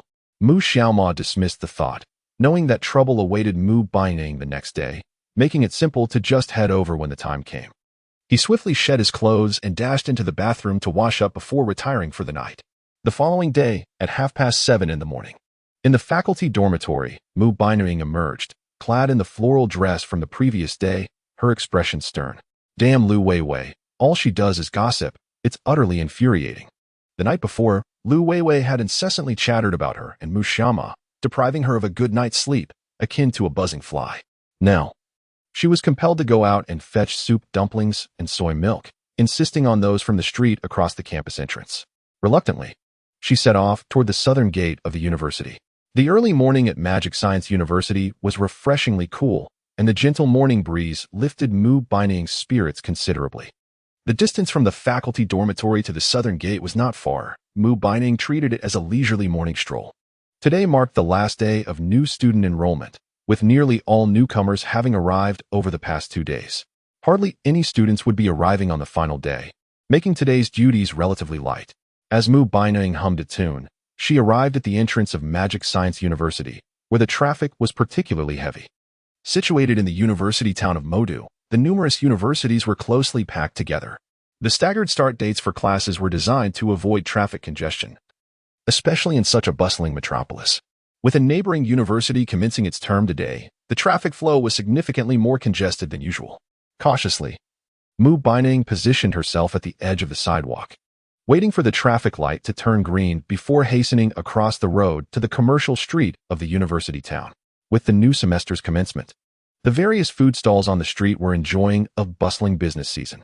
Mu Baining arrived at the bun shop frequently visited by Lu Weiwei. The establishment was not particularly crowded, and after waiting for a few minutes, it was her turn. Master, I would like 2 steamer baskets of buns. One filled with 3 delicacies and the other with pork and scallions, along with 2 cups of plain soy milk. Of course, the shopkeeper responded promptly. Meanwhile, Mu Baining took out her phone and opened Douyin. At the southern gate of Moke University, Mu Xiaomo, who had been waiting for 10 minutes, stifled a yawn. Oh. He appeared quite drowsy as he glanced at the time on his phone, 7:55. This meant that in 5 minutes, Mu Baining would pass by here, leading to some peculiar occurrences. Mu Xiaomo was prepared. Upon spotting Mu Baining, he would rush over without a second thought. Just then, a small yellow kitten suddenly emerged from an unknown place, sitting at Mu Xiaomo's feet and licking its paw. This was a Chinese rural cat, remarkably clean, indicating it was not a stray. Upon seeing the kitten, Mu Xiaomo's expression remained calm. He had always had a fondness for small animals, having owned a kitten in his youth, which had sadly passed away a year ago. With this thought, he couldn't help but glance at the kitten a little longer. After finishing its paw licking, the little cat darted across the street, and Mu Xiaomo's gaze remained fixed on it. Suddenly, the kitten halted in the middle of the road. Oh no! Mu Xiaomo froze momentarily. The traffic was heavy, and he feared for the kitten's safety. The cacophony of honking horns echoed around him, yet the kitten remained unfazed. As cars whizzed by, Mu Xiaomo felt relieved when the green light illuminated, allowing him to see the kitten still there, licking its paw. What a beautiful little kitten! Having completed her purchase, Mu Baining returned and prepared to cross the street, suddenly noticing the delightful little cat. Like Mu Xiaoma, she had a particular affection for such animals, especially kittens. With the green light now in her favor, Mu Baining hurried across the street, crouched down, and lifted the kitten into her arms. So adorable! At that moment, not far away, a delivery truck driver, cigarette in mouth and on the phone, was oblivious to the traffic signals. Don't worry, Wong good. I'll make sure the girls tonight are just as you like them. Suddenly, the driver, distracted, slammed on the brakes but accidentally pressed the accelerator instead. Across the street, Mu Xiaoma had already spotted Mu Baining and also noticed the truck barreling toward her with no signs of stopping, its speed only increasing. My God! Mu Xiaoma's heart raced as he realized the urgency of the situation. Professor Mu, be careful. Gritting his teeth, he knew he had to act. Despite the panic swelling within him, he suddenly lunged towards Mu Baining. Simultaneously, Mu Baining heard someone calling her name. As she lifted her head, she felt an immense force propel her forward. A thunderous crash echoed, accompanied by the screeching of brakes. Then, her head struck the ground with a heavy thud. Fortunately, the bun atop her head absorbed much of the impact. Still bewildered by the sudden turn of events, a massive figure unexpectedly landed on her. To her astonishment, Mu Xiaoma's lips inadvertently met hers. Mu Xiaoma felt his chest pressed against something soft. Goodness! With many onlookers present, he quickly stood up. Meanwhile, Mu Baining opened her eyes in shock. What just happened? Upon seeing it was Mu Xiaoma, her confusion deepened. Why is it this guy again? Moreover, her back and ankle throbbed with pain. Are you all right, Professor Mu? Mu Xiaoma took a deep breath and turned to see the small delivery truck awkwardly parked at the roadside. How did it not tip over? What kind of driver cannot see the traffic lights? Carefully, Mu Xiaoma helped Mu Baining to her feet, but she stumbled and nearly fell beside him. What is going on? He asked with concern. I think I twisted my ankle. At that moment, Mu Baining could barely stand, relying on Mu Xiaoma for support. The crowd around them grew larger, and even the driver of the truck approached, revealing a mouthful of yellowed teeth as he inquired, Are you two all right? The driver's heart raced, and his arm trembled. He realized that the handsome young man before him had saved the woman. Regaining her composure, Mu Baining understood what had occurred. A vehicle had approached and failed to stop in time, nearly colliding with her. She had been pushed aside by Mu Xiaoma, which caused her to twist her ankle while wearing high heels. Aside from some abrasions on her back, she was relatively unharmed. Seeing that Mu Baining was fine, Mu Xiaoma glared at the delivery truck driver. What kind of driving is that? Chapter 14. Am I destined to be with Mu Xiaoma? I'm so sorry. I was on the phone while driving and lost focus. The driver began to explain. Before Mu Xiaoma could respond, Mu Baining interjected. All right, Xiaoma, that's enough. With a frosty gaze, she addressed the driver. Consider this a warning. Be more careful next time and move your vehicle. It's causing a traffic jam. Yes, of course. Seeing that Mu Baining had no intention of pressing the matter further, the driver quickly departed. Mu Xiaoma still wished to reprimand the driver. But had it not been for Professor Mu's intervention, he would have unleashed a torrent of criticism. The breakfast she purchased lay scattered on the ground, rendered inedible. As for the little kitten from earlier, it had long since scurried away. Mu Xiaoma surveyed the surrounding crowd, urging them, All right, you may all disperse now. No need to linger. Once the crowd had dissipated, Mu Xiaoma assisted Mu Baining to the roadside. They settled on a bench, where Mu Baining gingerly touched her aching ankle, gritting her teeth and emitting a series of pained hisses. Professor Mu Xiaoma observed her with a hint of sympathy, fully aware that her injury was a consequence of his earlier push. However, there was little that could be done. Thank you, Xiaoma. Mu Baining chuckled awkwardly, acknowledging that without Mu Xiaoma's intervention, she might have fared far worse. However, I must reiterate, Professor Mu, in the future, please cross the road swiftly. Even when the light is green, always remain vigilant of the traffic conditions, Mu Xiaoma cautioned. Of course, this incident rests solely on the shoulders of that reckless driver. Yes, I understand. Mu Baining nodded obediently, resembling a dutiful student under Mu Xiaoma's admonition. For now, I am here to watch over you. You must prioritize your safety henceforth, or else that man will be worried about you. At this remark, Mu Baining furrowed her brow slightly. That man, who might that be? She pondered whether he was too shy to admit he cared. Unable to restrain her curiosity, she asked, That man is, who else but your father? Oh, I see, Mu Baining replied, her expression tinged with disappointment, recognizing that indeed, her father would be concerned. Mu Xiaoma glanced at Mu Beining's ankle. Noting that she was clad in sheer stockings, accentuating her delicate legs, though this was hardly the moment for such considerations, her right ankle had already begun to swell, indicating that walking was likely out of the question. "Professor Mu, do you think you can walk?" he inquired softly. I will try," she replied, resting for a moment as the pain in her ankle subsided slightly. However, when she attempted to rise, she found herself unable to summon any strength, and the pain intensified. "I can't do it. It hurts too much," she admitted, her expression grim. "Let me call Wei Wei to come pick me up." As Mu Baining reached for her phone, two options suddenly presented themselves before Mu Xiaoma. Option 1. Offer to carry Mu Baining back, then assist her with a cool foot bath and prepare a nourishing breakfast. Option 2. Decline, stating, "All right, I will leave you to it. I wish to return and play games." Rolling his eyes at the choices, Mu Xiaoma found the decision clear. He would opt for the first option. Although his culinary skills were modest, preparing a nutritious breakfast was well within his capabilities. Back in their school days, he had always taken it upon himself to prepare breakfast. "No need for that, Professor." Mu Xiaoma took her phone from her hand, saying, "There is no need to trouble others. I will take you home." Upon hearing this, Mu Baining felt a bit embarrassed, her cheeks flushed. "Isn't that a bit inappropriate?" she stammered. However, Mu Xiaoma did not give her a chance to refuse. He wrapped his arms around her, lifting her effortlessly in a princess carry. One hand supporting her thigh, the other embracing her back. His demeanor was particularly domineering. Due to his father's emphasis on physical fitness during his childhood, Mu Xiaoma boasted exceptional physical prowess, with defined abs to prove it. Mu Baining, though not overweight, had a modest bust, while the rest of her figure was slender. Standing at 170 centimeters and weighing no more than 110 pounds, she posed no burden for him. Moreover, he was cradling a stunning beauty. As the saying goes, if tasked with carrying 100 pounds of stones, one might struggle.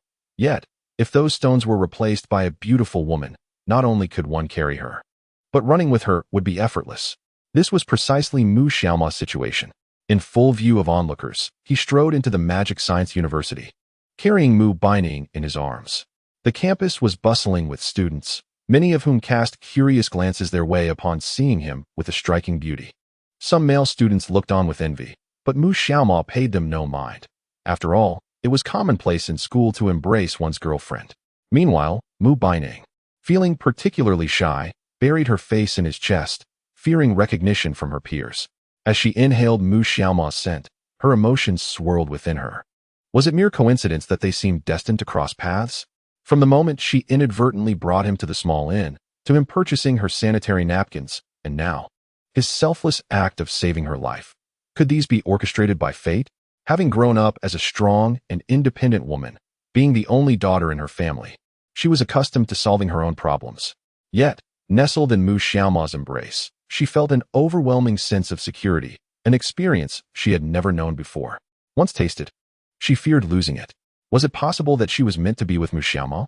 But he was 3 years younger, still her student. What was she to do? Her thoughts became increasingly tangled. As Mu Xiaoma reached the staff dormitory, he looked down at her and inquired, "Professor Mu, which floor is your dormitory on?" "Ah, 6th floor. Room 604, she replied, suddenly stunned by her own words. Oh no, how could she have said that? What if Lu Weiwei, the gossip queen, was still in her dorm? What should she do? Chapter 15. I had no desire to let him enter, yet he called me beautiful. Mu Baining felt an overwhelming sense of panic, an anxiety that gripped her tightly. How could she have spoken without thinking? Fortunately, the faculty dormitory did not permit students, especially male students, to enter. With this thought, Mu Baining exhaled in relief. As Mu Xiaoma stepped through the doorway, the dormitory supervisor opened the window and said, "Excuse me, student, this is the female faculty dormitory. You cannot enter." Just as Mu Baining had anticipated, Mu Xiaoma was halted by the supervisor. Mu Xiaoma turned his head at the sound, addressing the supervisor, "Dear lady, I am a freshman this year. I am carrying my instructor, who has sprained her ankle.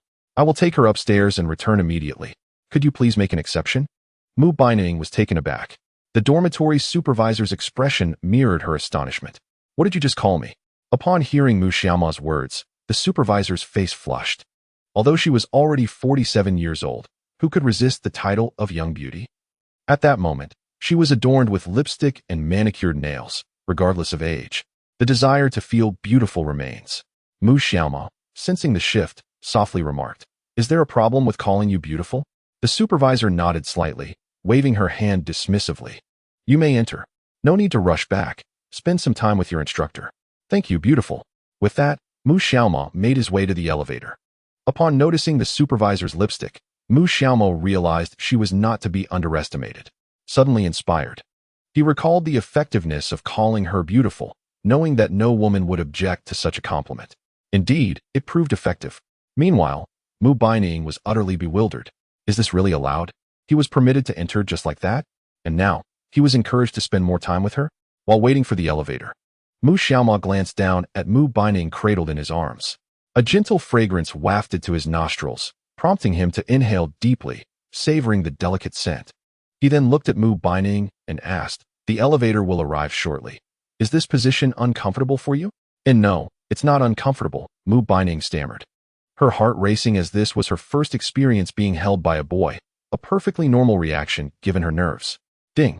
At that moment, the elevator arrived, and the doors opened slowly. The interior was vacant, and upon entering, Mu Xiaoma pressed the button for the 6th floor. Mu Baining's anxiety intensified as she contemplated how to discreetly send Mu Xiaoma away once they reached the 6th floor. It wouldn't do to simply shoo him off. Just as she was deep in thought, the elevator doors opened to reveal the 6th floor. Mu Xiaoma stepped out, still holding her, and surveyed the surroundings. The 4th room on the right was room 604. Mu Xiaoma approached, while Mu Baining quickly interjected, Xiaoma, you can just drop me off here. The room is a bit untidy." She stammered, and Mu Xiaoma responded, "Did Professor Mu not mention having a slight obsession with cleanliness? It's no trouble. I can assist in tidying up." Noticing the peculiar expression on Mu Baining's face, Mu Xiaoma continued, "What's the matter, Professor Mu? Are you perhaps afraid of what I might do? Or do you have reservations?" "No, not at all." At this moment, Mu Baining had surrendered to her fate. She thought, just let her in. She found it impossible to voice her desire to send Mu Xiaoma away. Her conscience would not allow it. She said, "Xiaoma, come a bit closer. I can't reach the fingerprint lock." "All right," Mu Xiaoma replied, stepping forward. Mu Baining placed her delicate fingers on the fingerprint recognition area, and with a click, the door swung open. As the door opened, Mu Xiaoma was greeted by a faint, pleasant fragrance, a stark contrast to the odor of her own dormitory. Upon entering, she beheld a modest apartment.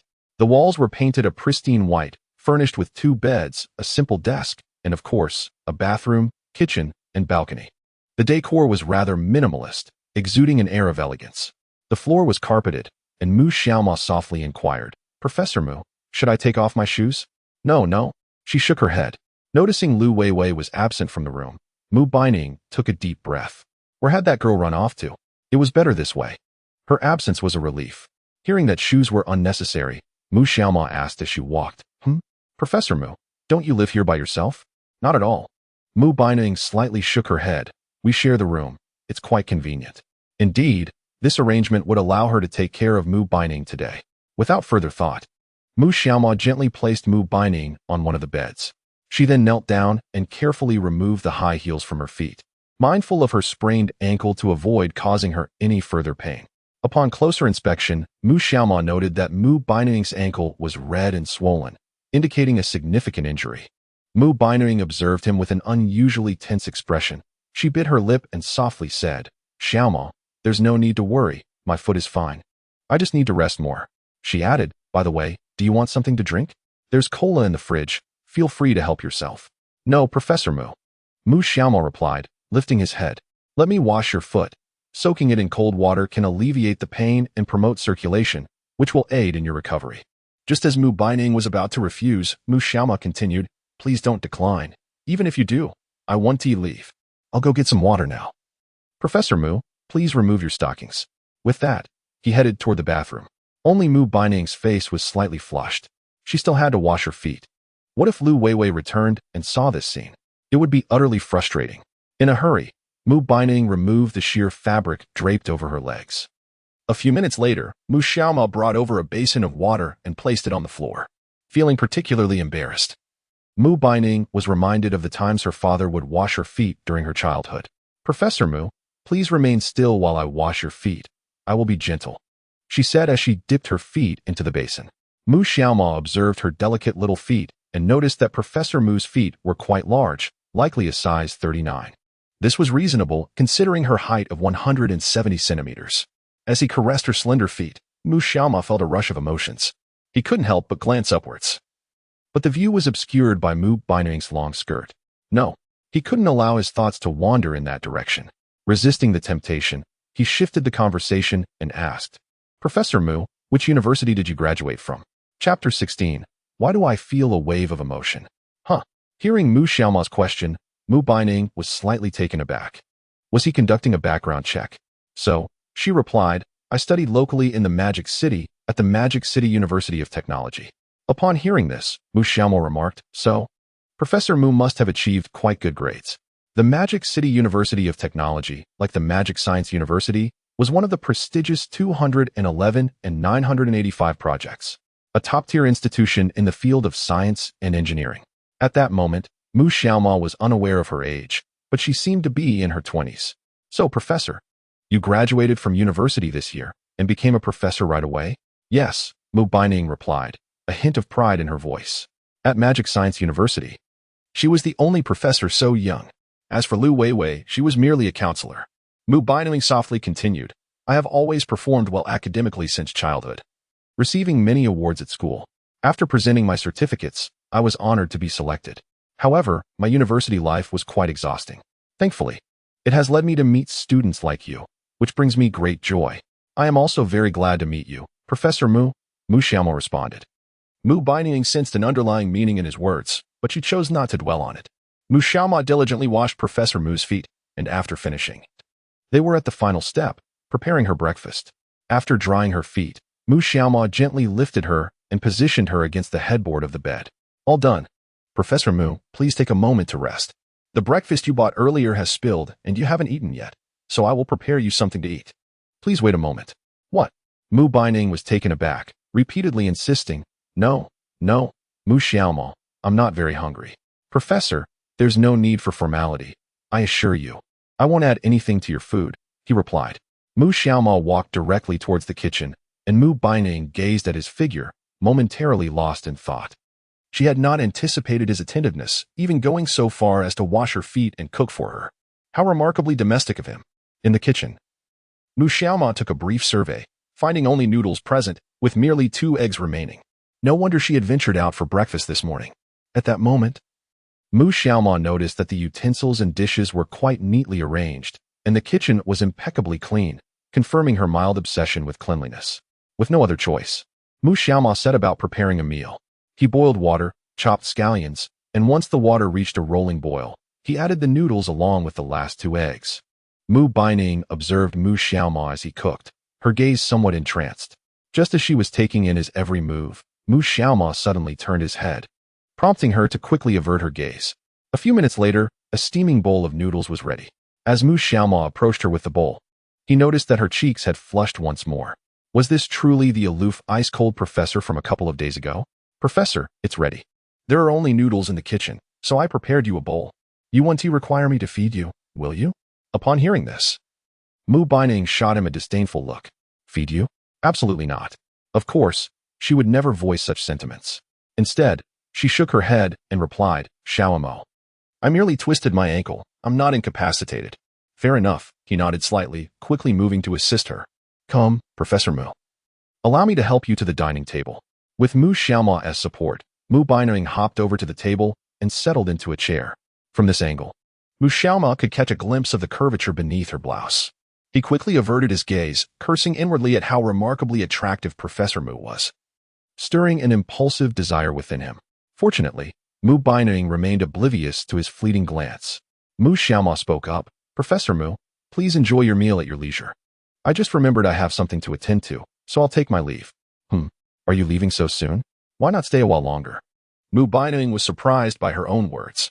No, I've been here quite a while already.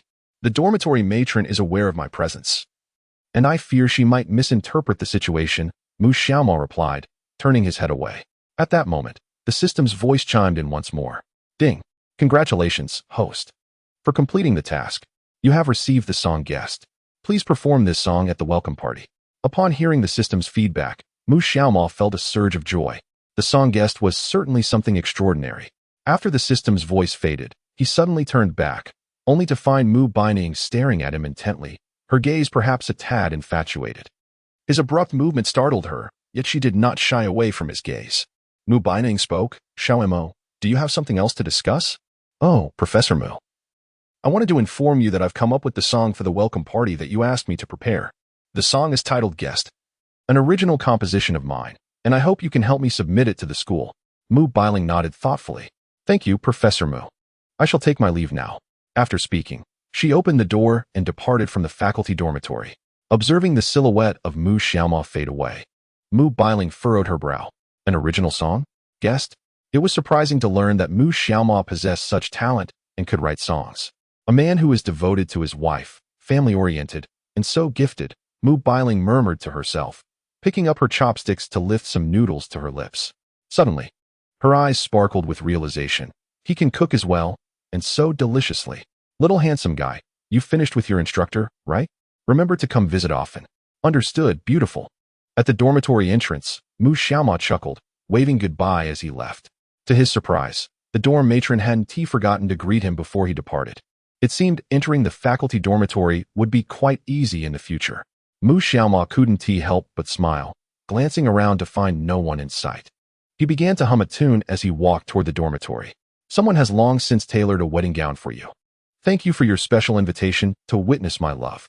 After completing his task, the song Guest was deeply etched in his mind. As he hummed it, for some reason, Mu Xiaoma's emotions intertwined with the melody.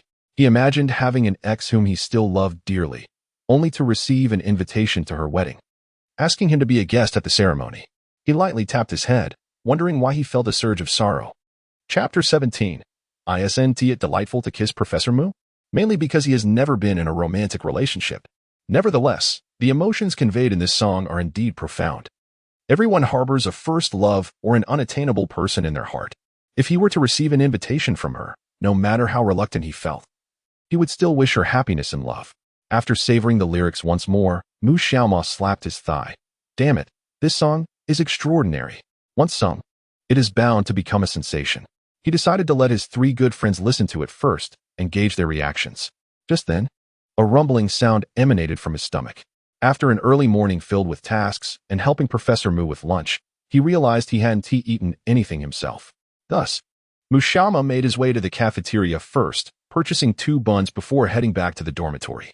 In the faculty dormitory, after finishing the noodles prepared by Mu Xiaoma, Mu Bailing felt a lingering satisfaction, craving more. She even wished for another bowl.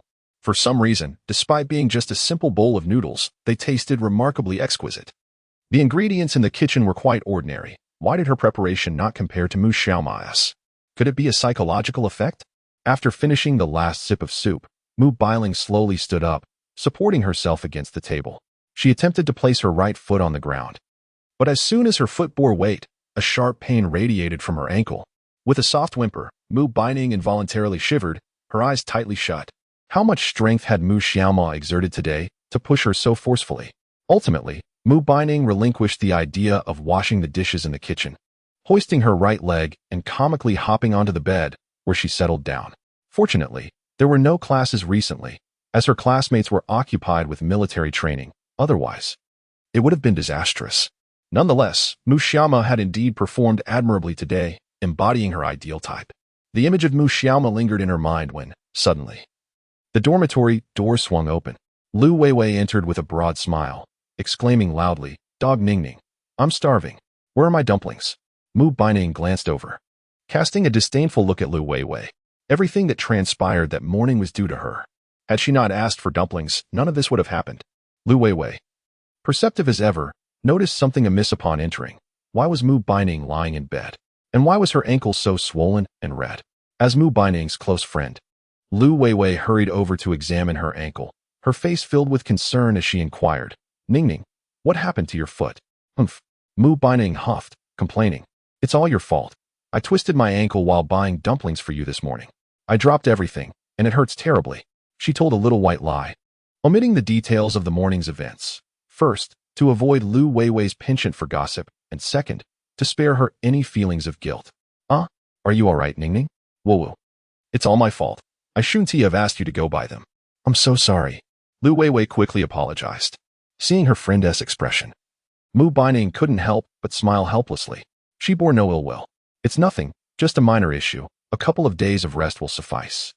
I just cooked a bowl of noodles, but I haven't washed the dishes yet. Could you help me with that? Sure. Lu Weiwei readily agreed. Standing up, she added, Ning. You could actually have your boyfriend come to take care of you. Just bring a little gift to the dormitory supervisor, and she'll let him in. I could move out, and you two could live together. That way, I could have my little darling sooner, Don't you think that makes sense? Mu Baining rolled her eyes. Dog Weiwei, here we go again. Just shut up and wash the dishes. Meanwhile, in the boys' dormitory by Yuntao, engrossed in browsing the forum of Modu University of Science and Technology for beautiful pictures, suddenly exclaimed in surprise upon seeing a post. The title read, In a Life and Death Moment.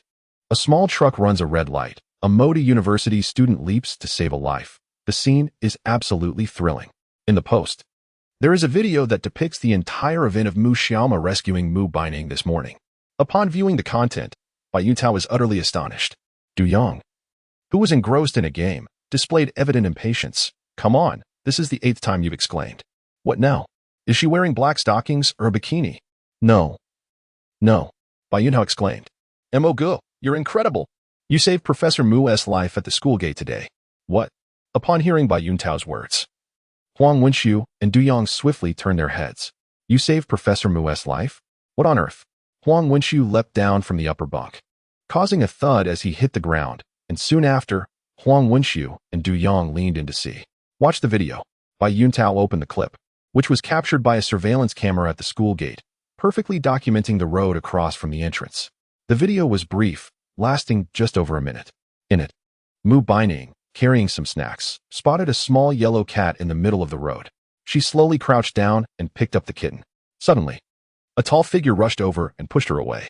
At that very moment, a white fin sped into view. The video even captured the moment when Mu Xiaoma and Mu Baining inadvertently kissed. Well, after watching the video, all three friends turned their gaze to Mu Xiaoma. He was momentarily taken aback, bewildered. Subsequently, Mu Xiaoma was subjected to an intense interrogation by his 3 roommates. In truth, Mu Xiaoma had no intention of discussing the incident. He had also brought Mu Baining back to the dormitory. If his roommates were to find out, they would undoubtedly indulge in endless speculation. Mu Xiaoma felt a surge of frustration towards the individual who uploaded the video online. It was even posted on the school forum, which was utterly unnecessary.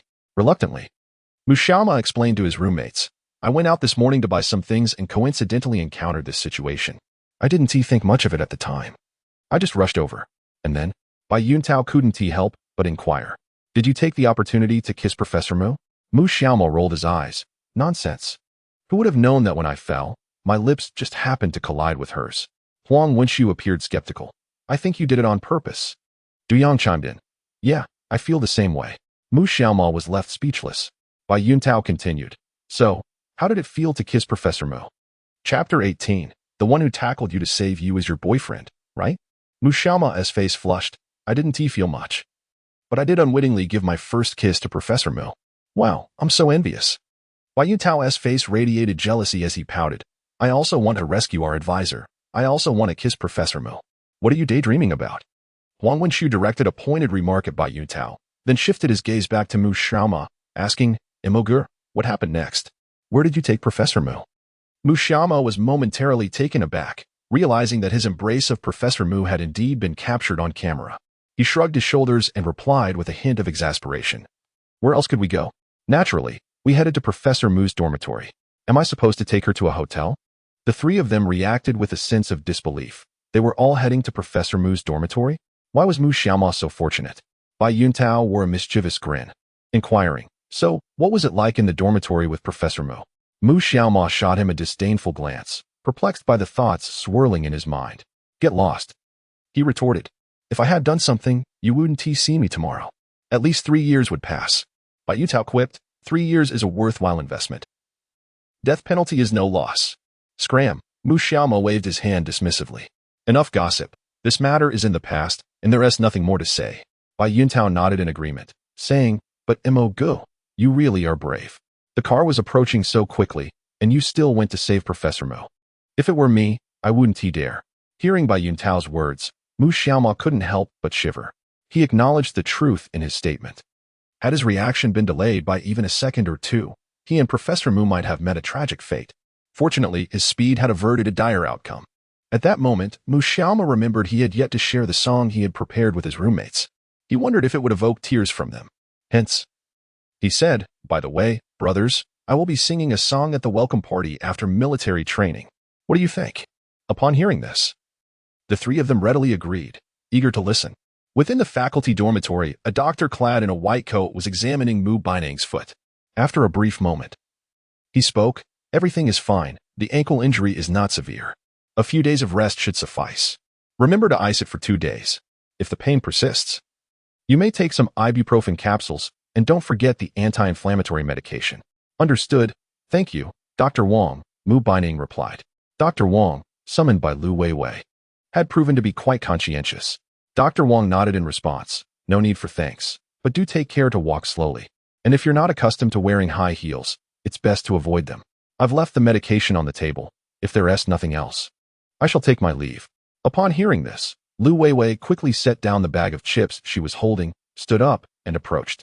"Dr. Wang, let me see you out." "Haha, no need for that. Just take good care of your roommate," he replied. No, I must see you off." Lu Weiwei escorted Dr. Wang out of the room, and after 2 minutes, she returned with a beaming smile. Her face was flushed with affection as she couldn't help but exclaim to Mu Baining, Ning, how can Dr. Wang be so incredibly handsome?" "How handsome? He is simply my ideal type." Mu Bailing shrugged her shoulders, while Lu Weiwei, a woman deeply infatuated, seemed to possess an entirely romantic disposition. She would fall for anyone with striking looks. Lu Weiwei continued, "Sung, why don't you focus on the important matters? That way, I can see Dr. Wang more often." Mu Bailing's expression turned frosty. "So, you summoned Dr. Wang not to tend to my injury, but rather to indulge in the sight of a handsome man?" Lu Weiwei pouted. "How could you think that? Am I really that kind of person?" "Indeed," she retorted, sulking. "I won't talk to you anymore. I shall continue browsing the school forum for handsome boys." With that, Lu Weiwei grabbed a bag of chips from the table, munching while scrolling on her phone. Mu Bailing sighed, gazing at her delicate feet, her mind drifting back to the image of Mu Xiaoma. A few minutes later, a post titled "Life and Death Moment." A small truck runs a red light, and a student from magic science rushes to save a life. A gripping scene caught Lu Weiwei's attention. Being fond of gossip, she clicked on it eagerly. As the video began to play, she realized that the person standing on the crosswalk was none other than Mu Bailing. Surprised, she glanced up at Mu Bailing lying on the bed, then returned her gaze to the video. Mu Bailing saw a charming little orange cat, bent down to pick it up, only to be shoved over by someone. As a vehicle sped past them, nearly colliding, Lu Weiwei's eyes widened in shock. The sudden turn of events left her momentarily flustered. She scrutinized the figure on the screen. It was indeed Mu Bailing. The outfit in the video matched the floral dress she was currently wearing, and the timing coincided with her trip to buy buns. Could it be that Mu Bailing had deceived her regarding her foot injury? With that thought, Lu Weiwei, now irate, stood up. How could such a significant event occur without her being informed? Sung Tseng, what is going on? She exclaimed, tossing her phone into Mu Bailing's lap. What's wrong? Mu Bailing asked, perplexed. After watching the video, her expression grew complex. Who on earth uploaded this video online? And how did it come to Lu Weiwei's attention? Weiwei, I was just about to explain, Mu Bailing began, but Lu Weiwei suddenly burst into tears, choking back her sobs. She said, Sung, I'm so sorry. I shouldn't have asked you to buy food this morning. I truly regret it. Lu Weiwei was genuinely worried about Mu Bailing. They had lived together for 4 years, constantly supporting and motivating each other in their studies. Their bond had grown immeasurably deep. If her actions were to cause Mu Bailing real harm, the guilt would haunt her for a lifetime. Seeing Lu Weiwei in such distress, Mu Bailing hurried to comfort her. Vivi, I am not blaming you. It was merely my distraction while I was cradling the kitten that caused me to overlook the cars around us. Besides, I am perfectly fine now, so please do not cry. She grasped Lu Weiwei's hand, gently caressing the back of it, and after a considerable time, the tears finally ceased. You truly do not hold any resentment towards me? Mu Baining shook her head. I do not blame you. Lu Weiwei continued to inquire. Then, the one who leaped in to rescue you in the video, he must be your boyfriend, right? Chapter 19. Why does a mere expression of concern make one blush? I have changed my mind. I do blame you, and I am quite upset. Mu Baining felt utterly speechless. She had assumed that after such a heartfelt outburst, Lu Weiwei would cease her prying into her relationship with Mu Xiaoma. Yet, it seemed that her insatiable curiosity remained unchanged, akin to a dog unable to resist its nature. Upon hearing Mu Baining's words, Lu Weiwei quickly apologized. "Oh dear, please don't. I was wrong. Ningning, I swear to the heavens. I shall refrain from gossiping about you for 24 hours. In the dormitory, Wowu, I am reminded of my first love. This song is simply phenomenal. Wowu, mo go. You must have an unattainable girl in your heart, right?" After listening to Mu Xiaoma sing Guest by Yuntao, Huang Wenxiu and Du Yang reacted as if they had just received an invitation from an ex-girlfriend. Huang Wenxiu even shared his own online romance saga, recounting a beloved online girlfriend who never showed her face nor sent voice messages, only for him to discover she was a lecherous uncle masquerading as a woman. The trio erupted in laughter, exclaiming that they would engage in dueling upon meeting. Mu Xiaoma sought the opinions of his 3 roommates regarding Guest, and their responses were overwhelmingly positive, assuring him that if he performed this song, he would undoubtedly achieve great fame at Modi University, without overthinking it. Mu Xiaoma decided to simply sing and enjoy the moment. At noon, he and his roommates ventured to the cafeteria for a meal, then returned to their dormitory to rest. At 2 o'clock in the afternoon, while Mu Xiaoma was organizing his materials, a message suddenly pinged on his WeChat. It was from Mu Baining. "Xiaoma, please go to the experimental building at 2:30 p.m. to collect our class's military training uniforms, and kindly distribute them afterward."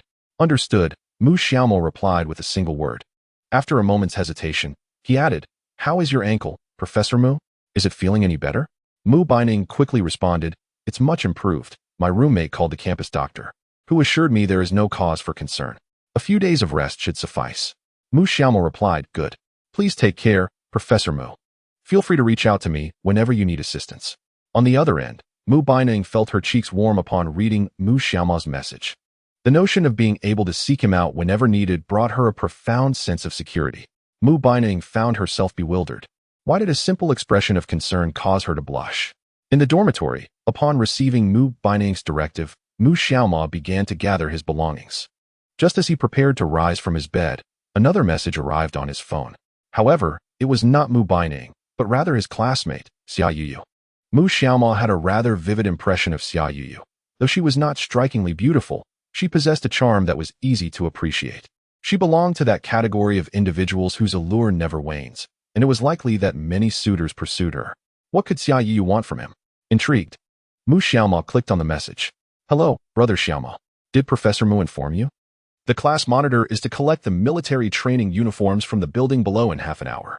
Upon reading her message, Mu Xiaoma couldn't help but shiver. The term Brother Xiaoma felt rather awkward to him.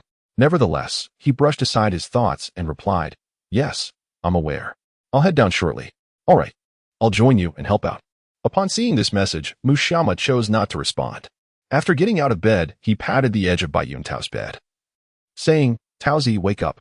Professor Mu has asked me to collect the military training uniforms. Come lend a hand." "Okay," Bai Yuntao replied, still groggy, stretching and yawning as he got out of bed. Mu Xiaoma then roused the other 2 roommates. After washing his face, the 4 of them locked the dormitory door and descended the stairs, making their way to the experimental building. By this time, many classmates had already gathered, and positions were organized by their respective colleges. Mu Xiaoma, belonging to the School of Information Technology, quickly located his designated spot and queued with his roommates to receive the military training uniforms. Just then, he felt a sudden tap on his shoulder. "Hello, Brother Xiaoma."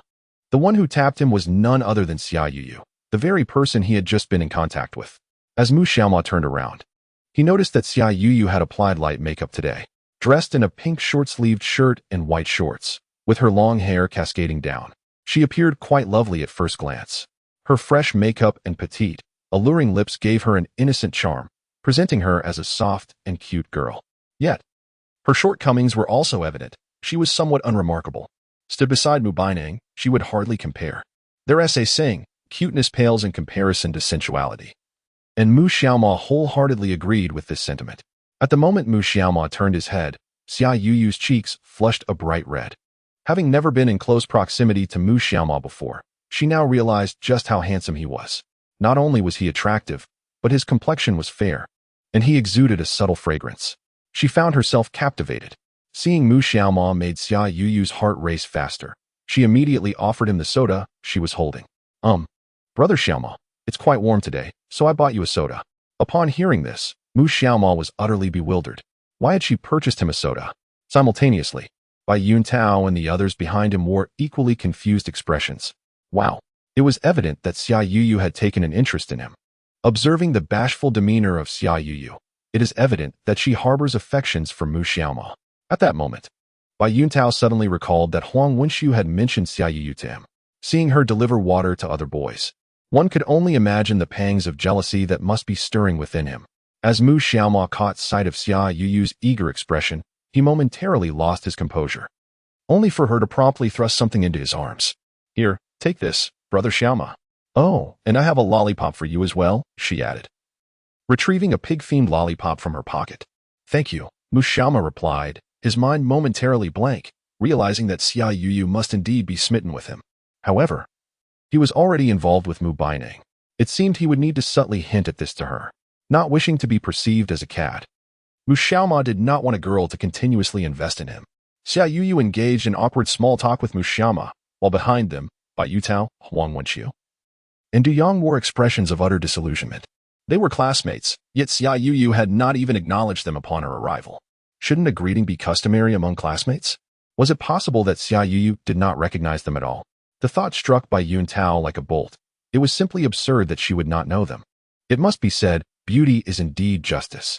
As chapter 20 unfolds, the line moved steadily forward until it was Mu Xiaoma and his companion's turn. The military training uniforms consisted of jackets, t-shirts, trousers, hats, and shoes, quite a lot to manage. However, with the assistance of his roommates and Xia Yuyu, the process was expedited. Mu Xiaoma glanced at the information sheet on his phone. 3 sets in size 165, 1 set in size 170. That was all. At this point, Bai Yuntao, Huang Wenxiu, and Du Yang had already separated the sizes for the boys, the majority being 170, 175, and 180, with a few measuring 185. Given that there were only 4 girls in the class, it was most convenient for Xia Yuyu to deliver the military training gear directly to her roommates. Mu Xiaoma directed his gaze towards Xia Yuyu, speaking softly. All right, Yuyu, please take the uniforms to the girls. It will be easier since you all share a dorm. Of course, Brother Xiaoma, she replied. At the sound of Brother Xiaoma, Bai Yuntao, Huang Wenxiu, and Du Yang couldn't help but twitch their lips. The endearing way she addressed him was indeed striking. When they had just collected their uniforms, Xia Yuyu had completely disregarded the 3 of them, instead choosing to engage in idle chatter with Mu Xiaoma. This scene stirred a wave of discontent within the trio. It was clear that her gaze towards them was markedly different from that which she reserved for Mu Xiaoma. It was evident that she had a crush on him. Mu Xiaoma nodded slightly. No need for thanks. You may head back now. I will return to my roommates as well. Goodbye, little Mo. Xia Yuyu waved at Mu Xiaoma, her heart fluttering with joy. Wow. The idol smiled at her and even affectionately called her by her name. Moreover, when they were just issued their military training uniforms, he seemed to be gazing at her intently. As this thought crossed her mind, a rosy blush crept onto Xia Yuyu's cheeks, and she murmured to herself, could it be that he has developed feelings for me? Indeed, she had fallen prey to one of the 3 great delusions. He likes me. Reflecting on the fact that she had adorned herself with exquisite makeup and donned a stunning outfit today, coupled with the recent incident where a handsome classmate requested her WeChat, Xia Yuyu brimmed with confidence. She was convinced that Mu Xiaoma must be infatuated with her. Furthermore, he had just accepted her offering of cola and lollipops, which undoubtedly signified his acceptance of her. This was an opportunity presented to her. With this realization, Xia Yuyu felt compelled to take the initiative. It is often said that while a man pursues a woman, there lies a mountain between them, yet when a woman pursues a man, there exists merely a veil. Thus, she resolved to tear down that veil. Consequently, Xia Yuyu retrieved her phone and sent Mu Xiaoma a WeChat message. Brother Mo, since we have military training tomorrow, how about I treat you to dinner tonight? Let us indulge in some barbecue so that we have the strength for training tomorrow. Meanwhile, Mu Xiaoma was making his way back to the dormitory with his roommates, discussing the recent encounter with Xia Yuyu. Huang Wenxiu couldn't help but exclaim, I tell you, Xia Yuyu is definitely a beauty enthusiast. She was so captivated by Mo that her gaze was fixated on him, and she even called him Brother Mo. How nauseating. Du Yang chuckled in response. TSK TSK. Huang Wenxiu, you're sounding a bit envious. Bai Yuntao interjected, let us be honest. Just yesterday you said Xia Yuyu was quite attractive. That is nonsense. When did I ever say that? Huang Wenxiu shot Bai Yuntao a glare before smirking mischievously. So am I. What do you think? Are you interested in Xia Yuyu? Although the girl is rather plain, she is certainly good-looking and has a decent figure. I'm not interested. Mu Xiaoma replied decisively. At that moment, his phone buzzed. Beep. It was a WeChat notification. Who messaged you? Huang Wenxiu, who was beside Mu Xiaoma, speculated. I bet it's Xia Yuyu. Upon opening his phone, Mu Xiaoma confirmed that it was indeed a message from Xia Yuyu. She is inviting me to dinner? What? Huang Wenxiu's face darkened. I had a feeling about this. I didn't expect my goddess to truly have eyes for you. Woe is me. Bai Yuntao remarked, Look, it's already been revealed. The goddess has summoned you. He then turned his gaze back to Mu Xiaoma, however. Xia Yuyu is regarded as one of the most beautiful girls in our department. Don't you want to consider her? In response, Mu Xiaoma stated, But I have Professor Mu already. If you had to choose between Professor Mu and Xia Yuyu, whom would you select? Without a doubt, Professor Mu. Bai Yuntao replied without hesitation. Then that settles it. Upon receiving an invitation to dinner from Xia Yuyu, Mu Xiaoma felt a sense of vexation. Given the invitation, it was evident that she had taken a liking to him. He wished to avoid leading her on and deemed it best to decline her invitation in a tactful manner. Sensing the shift in Mu Xiaoma's demeanor, Bai Yuntao inquired, What troubles you? Are you contemplating a double engagement? Mu Xiaoma shot him a disdainful glance and replied, I am pondering how to gracefully decline Xia Yuyu's invitation without leaving her with lingering hopes. That's a simple matter, interjected Huang Wenxiu. I have a method that not only allows you to politely reject Xia Yuyu, but also ensures she will no longer engage with you. Would you care to try? Really? Such a boon exists? Mu Xiaoma's interest was piqued upon hearing Huang Wenxiu's proposition. Huang Wenxiu nodded affirmatively, certainly. But you must be aware that this will result in the permanent loss of Xia Yuyu. Are you certain? Absolutely certain, Mu Xiaoma replied without hesitation. For he was aware that she had already developed feelings for him, and a refusal would likely create an awkward atmosphere in future encounters.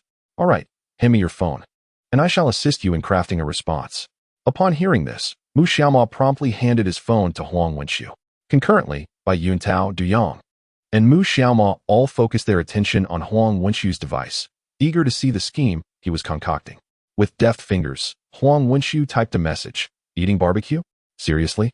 You're already not slender, and you're indulging in such greasy fare? After sending the message, he remarked, This way, I can comfort Xia Yuyu later, and who knows? There may still be a chance for me. Truly, I am quite clever. Witnessing Huang Wenxiu dispatch the message, Mu Xiaoma and the others exchanged astonished glances. Wow, impressive, Huang. Bai Yuntao exclaimed, patting Huang Wenxiu on the shoulder, to which Huang Wenxiu responded, Everyone should take note. With a self-satisfied grin, he added, I can only imagine how Xia Yuyu's expression resembles that of someone who has just swallowed a fly. Women are quite conscious of their figures. And the remark about her not being slender will undoubtedly diminish her fondness for Mu Xiaoma while accentuating his image as a steadfast man. Consequently, this opens up opportunities for me. Chapter 21. Professor Mu invites me to dinner. Mu Xiaoma was momentarily taken aback. Huang Wenxiu's cunning was indeed impressive. Upon hearing Huang Wenxiu's words, Bai Yuntao exclaimed, Goodness, you are quite the rascal. Huang Wenxiu then handed the phone back to Mu Xiaoma, stating, No need for thanks. Just treat me to a meal later. Mu Xiaoma nodded in agreement. The message had been sent, and it seemed unlikely that Xia Yuyu would engage with him again. This held little significance for Mu Xiaoma, as his thoughts were entirely occupied with Professor Mu. Meanwhile, as Huang Wenxiu had predicted, upon reading Mu Xiaoma's response, Xia Yuyu's expression mirrored that of someone who had just ingested a fly. Just moments ago, she was lost in daydreams, imagining that Mu Xiaoma would accept her invitation, and the two of them would venture to a barbecue restaurant, enjoying some drinks together. She considered herself quite beautiful, and felt that taking the initiative while drinking, flirting a little, and perhaps sharing a kiss would be effortlessly attainable. Wouldn't that be the beginning of love? To her dismay, this titanium alloy Mu Xiaoma had the audacity to remark, You are not slim at all. What did that even mean? Was she implying that she was overweight? Standing at a mere 165 centimeters and weighing just under 100 pounds, she was the epitome of a refined lady, a sweet girl, a goddess that others could only dream of. How could Mu Xiaoma reduce her to not slim in her eyes? At that moment, Xia Yuyu felt an urge to take a knife and confront Mu Xiaoma. After all, No girl wishes to hear that she is unattractive or overweight. And yet, Mu Xiaomao had said just that. Never mind. Xia Yuyu clenched her small fist and replied to Mu Xiaomao with a simple smile. In the dormitory, upon seeing Xia Yuyu's smiley response, Mu Xiaomao couldn't help but chuckle. At that moment, he envisioned the expression on Xia Yuyu's face. His affection for her must have plummeted by 999 points. But who cares? Mu Xiaomao dismissed the thought, realizing that from now on, Xia Yuyu would likely roll her eyes whenever she saw him. Perhaps this was for the best. At least he wouldn't have to worry about her clinging to him any longer, which would save him a considerable amount of trouble. The ensuing hours were spent distributing military training uniforms to the classmates. Once this task was completed, Mu Xiaomao returned to his dormitory, washed his face, and then took out his phone to send a message to Mu Baining. Professor Mu, all the military training uniforms have been distributed. We begin training tomorrow. Is there anything you would like to convey? Generally, on the eve of military training, the counselor would hold a meeting in the study room to brief the students about the next day's activities. However, Mu Baining had sprained her ankle and would most likely be unable to attend. On the other side, upon receiving Mu Xiaomao's message, Mu Baining couldn't help but blush. This mischievous little brother surprisingly exhibited a sense of responsibility. Reflecting on it, Mu Baining had to admit that Mu Xiaomao had performed admirably over the past few days. Everything she had entrusted to him was executed exceptionally well, with remarkable speed and efficiency. If this continued, it seemed that the position of class monitor was destined for Mu Xiaomao.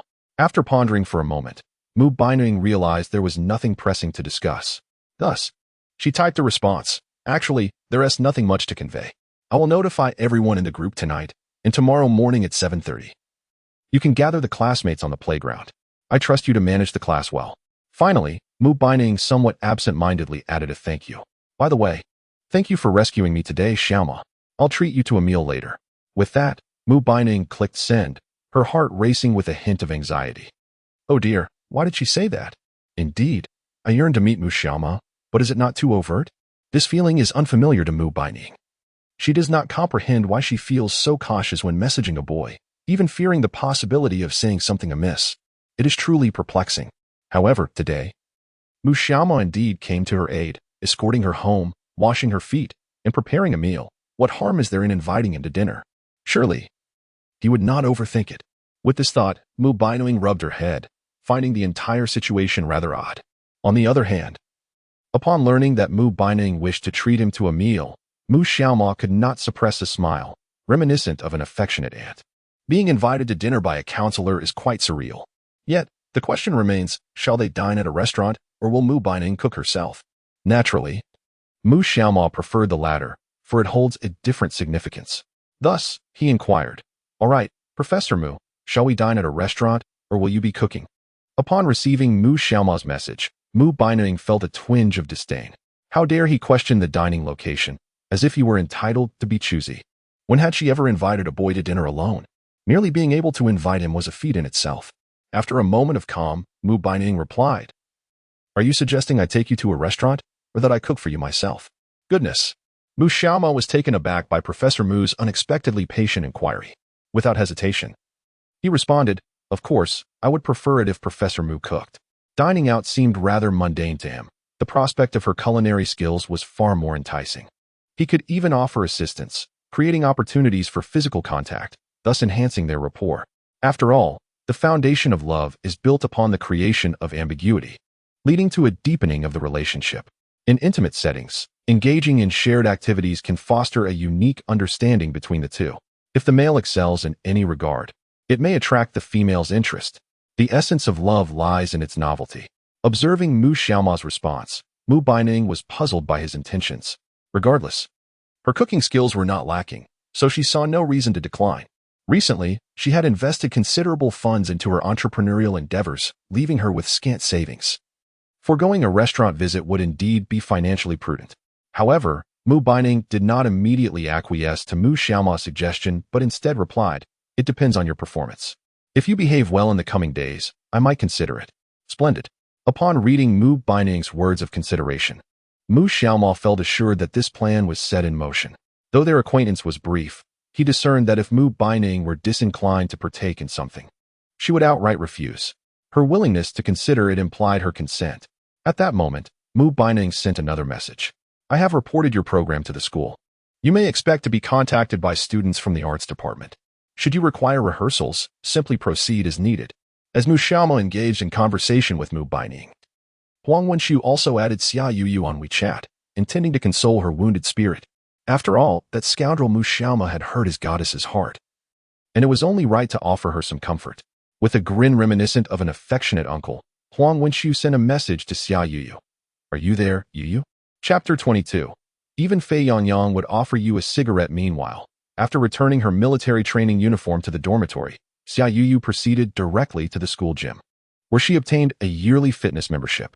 Initially, she was quite angered when Mu Xiaomo remarked that she was not slim. If anyone else had called her fat, she would have surely ignored them for life. However, Mu Xiaomo was different. Considering his striking good looks, she decided to forgive him. Besides, she had indeed gained some weight recently, rising from 88 kilograms in her sophomore year to 97 now.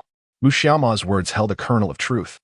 It would be wise to avoid greasy barbecued food and to control her weight promptly. While running on the treadmill, Xia Yuyu felt her phone vibrate in her pocket. Curious, she pulled it out to discover a message from Huang Wenxiu, the classmate she had just added. Are you there, Yuyu? Seeing this rather overzealous message, Xia Yuyu immediately lost her desire to respond. The intent was all too apparent. Yuyu sounded a bit nauseating. Nevertheless, wishing to make a good impression on her new classmates, she politely replied with a simple yes. Lying on his dormitory bed, Huang Wenxiu couldn't help but smile broadly at the reply from his beloved goddess. Though brief, her response conveyed a relatively positive signal. It was time for self-introduction. With quick fingers, Huang Wenxiu typed, Hello, my name is Huang Wenxiu. We met when we were picking up our military training uniforms. Xia Yuyu was aware of Huang Wenxiu, for he was as ostentatious as his name suggested. His expression during the introduction had been quite something. She gave it little thought and simply typed a few words. I know you. Is there something you need? In his dormitory, Huang Wenxiu couldn't help but clench his fist, a victorious expression spreading across his face. She actually remembered him. This signified that he had made an impression on her. At the very least, their relationship had progressed slightly. Now was the time to provide her with comfort, especially since Mu Xiaomo had spoken ill of her. Her heart needed soothing. Wearing a rather cheeky smile, Huang Wenxiu resumed typing. I just saw the message my roommate Mu Xiaomo sent you. That Mu Xiaomo is simply outrageous. I think you are not at all overweight, and quite slender, in fact. Since military training starts tomorrow, how about I take you out for some barbecue to replenish your strength? Upon reading this message, Xia Yuyu rolled her eyes. It was confirmed. This chubby fellow had his sights set on her. Furthermore, he spoke ill of brother Xiaomo. This is truly excessive.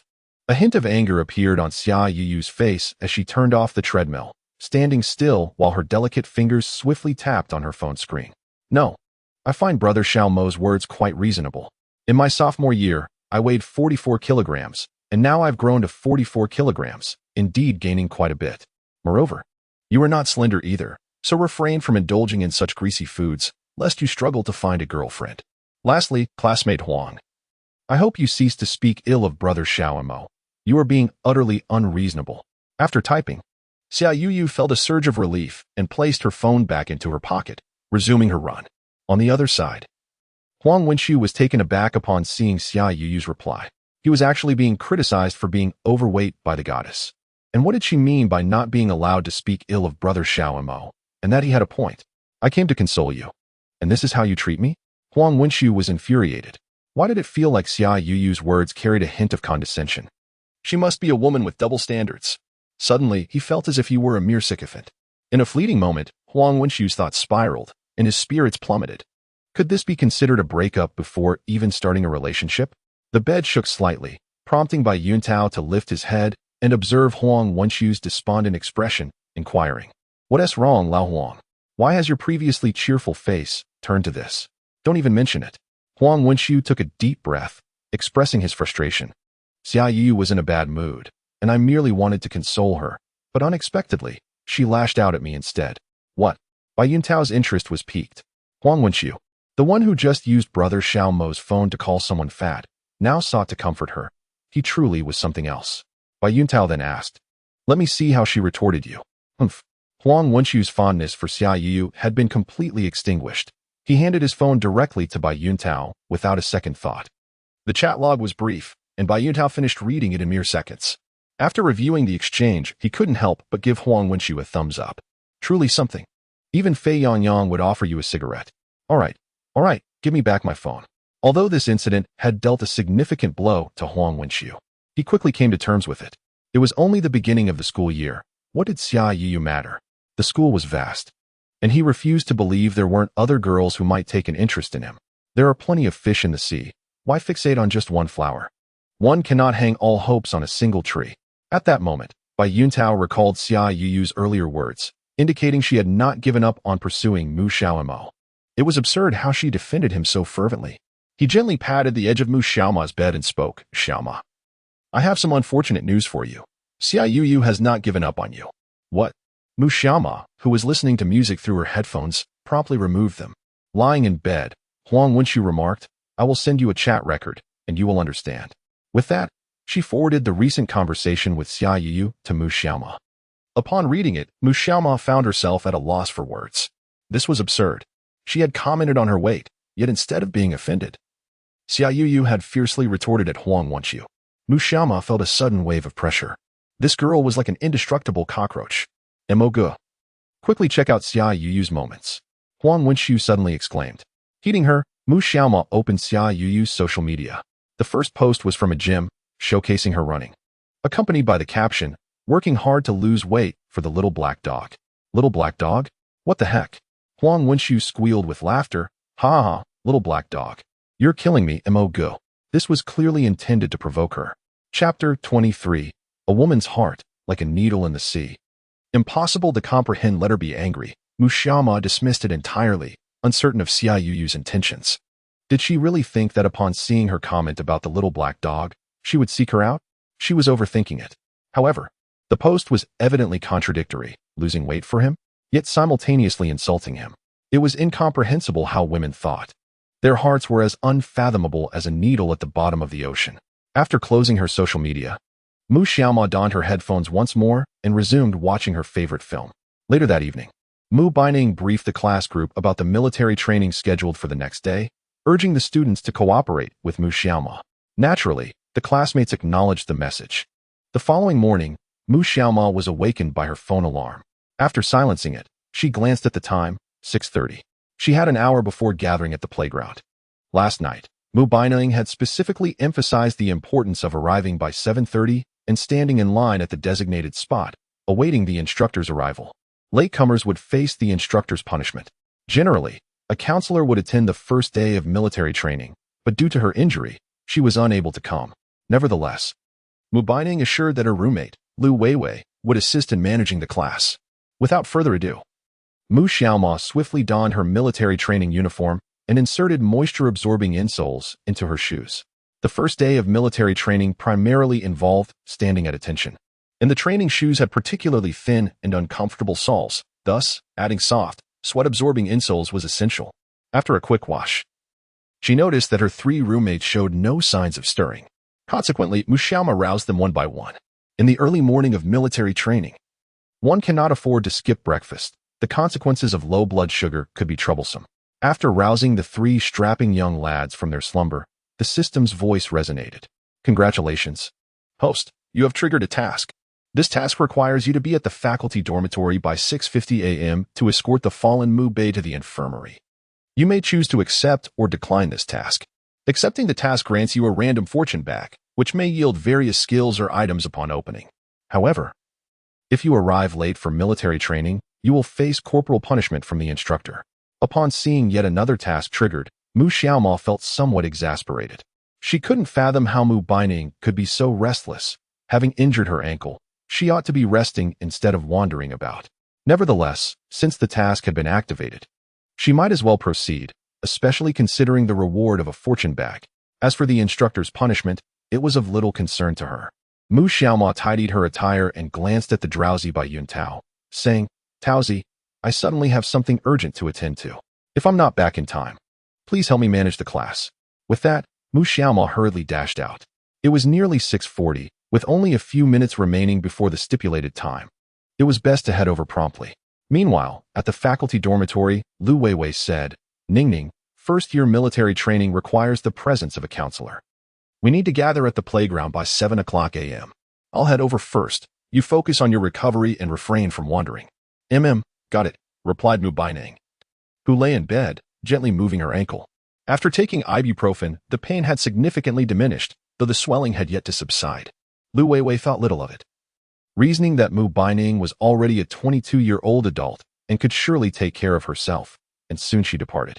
The room fell into silence. Mu Baining gazed at her ankle, her long legs slightly bent. She gently massaged the sprained area, noting that it was not particularly painful. Perhaps it had already healed? An idea suddenly crossed her mind. She retrieved a pair of new white socks from her bedside table, carefully putting them on. Then, she leisurely sat up and donned her newly purchased sneakers. After rising slowly, she found that although her right ankle throbbed slightly, it did not hinder her ability to walk. As long as she took her time, she would manage just fine. So, she had indeed recovered, feeling a rush of excitement. Mu Baining quickly gathered her belongings and made her way downstairs. Even if she missed the meeting, it would be nice to introduce herself to the instructor alongside her classmates. After all, the other classes had their counselors present, and she did not wish for her classmates to be without theirs.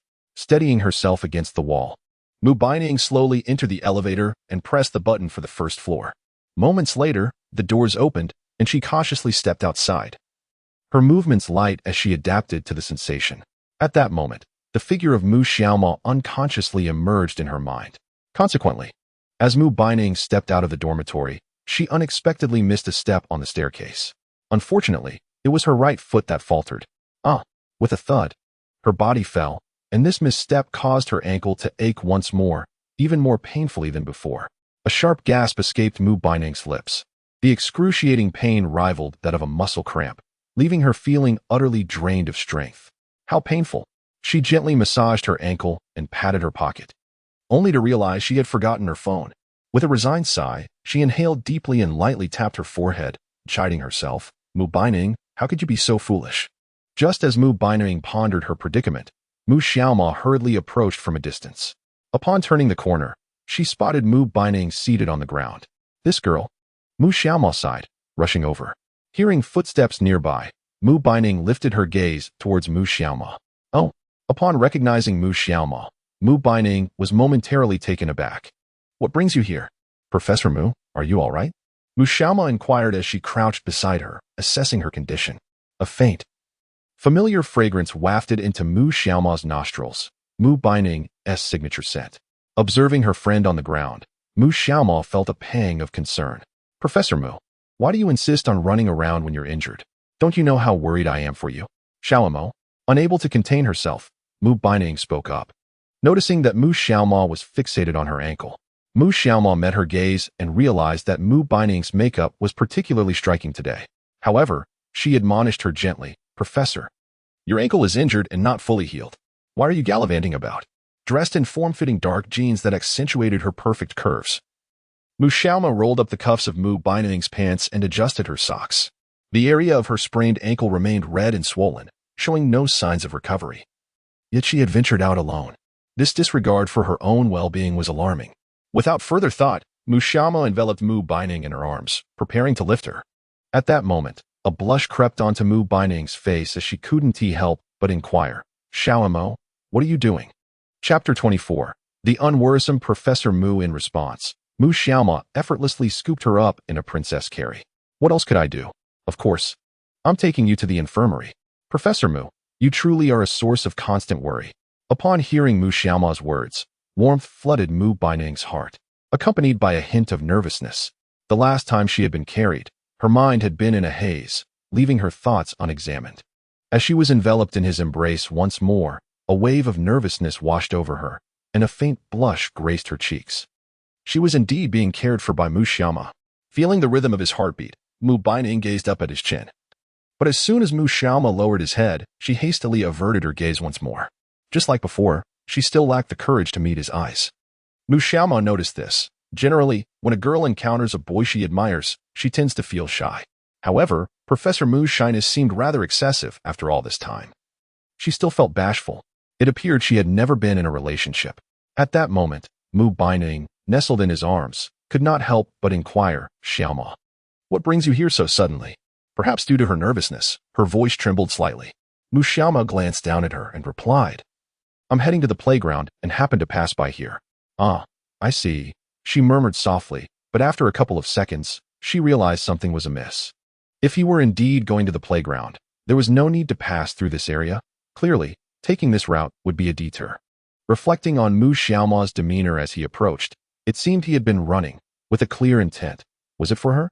The thought left Mu Baining feeling incredulous. With her curiosity piqued, she pressed on. But this isn't the way to the playground, Mu Xiaoma. Before she could finish, he interrupted. We have military training soon. And I wanted to buy a bottle of green cow beverage. All the other vending machines were sold out, so I thought I'd check this one, and by chance, I stumbled upon you sprawled on the ground. Mu Xiaoma continued, but tell me, Professor Mu, why aren't you resting comfortably upstairs? Don't you know you're still injured? In Mu Xiaoma's arms, Mu Baining resembled a remorseful little kitten, her expression one of apology as she confessed. I thought I was fine, but when I just stepped down, I misstepped and… Hearing her words, Mu Xiaoma felt that this girl was indeed a source of worry, behaving almost like a child. He sighed. You'll probably need to rest in the infirmary for a few days. Just take it easy this time. Don't try to be brave. As they departed the faculty dormitory area, a sea of green came into view, not flowers and trees, but students clad in military training uniforms heading to the playground. Upon seeing Mu Xiaoma carrying a beautiful girl, they cast curious glances their way.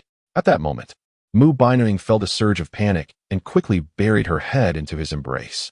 She reassured herself, as long as I don't feel awkward. The awkwardness belongs to others. Noticing her demeanor, Mu Xiaoma quickened his pace. For him, it mattered little. In fact, carrying a beautiful girl felt rather impressive. Well, look at that guy holding our school as professor. I know her. One of the onlookers exclaimed. Really? Is it true? Which department does she belong to as a professor? I am uncertain, yet I feel I have encountered her before. Enough of this idle speculation. It is futile to linger any longer. You should proceed to military training. Surrounding voices murmured, and upon hearing them, Mu Baining's cheeks flushed with embarrassment. It was utterly mortifying. Mu Xiaoma, donned in military training attire, was unmistakably a student preparing for such an endeavor. Would this not mislead classmates and give rise to rumors of a teacher-student romance? Finally, Mu Baining, cradled in Mu Xiaoma's arms, could not restrain herself any longer. Xiaoma, are you not weary? I feel my feet have ceased to ache. Perhaps I should walk on my own for a while. Mu Xiaoma replied with a gentle smile. No pain? I find that hard to believe. I am not fatigued. As he spoke, he tightened his embrace around her. My father places great emphasis on my physical fitness. Professor Mu, do not underestimate me. I could manage even two of you with ease. Mu Baining regarded him with skepticism, prompting Mu Xiaoma to add, I have six-pack abs, you know. If you doubt me, you are welcome to feel for yourself. Mu Baining rolled her eyes. She had no intention of touching such a thing.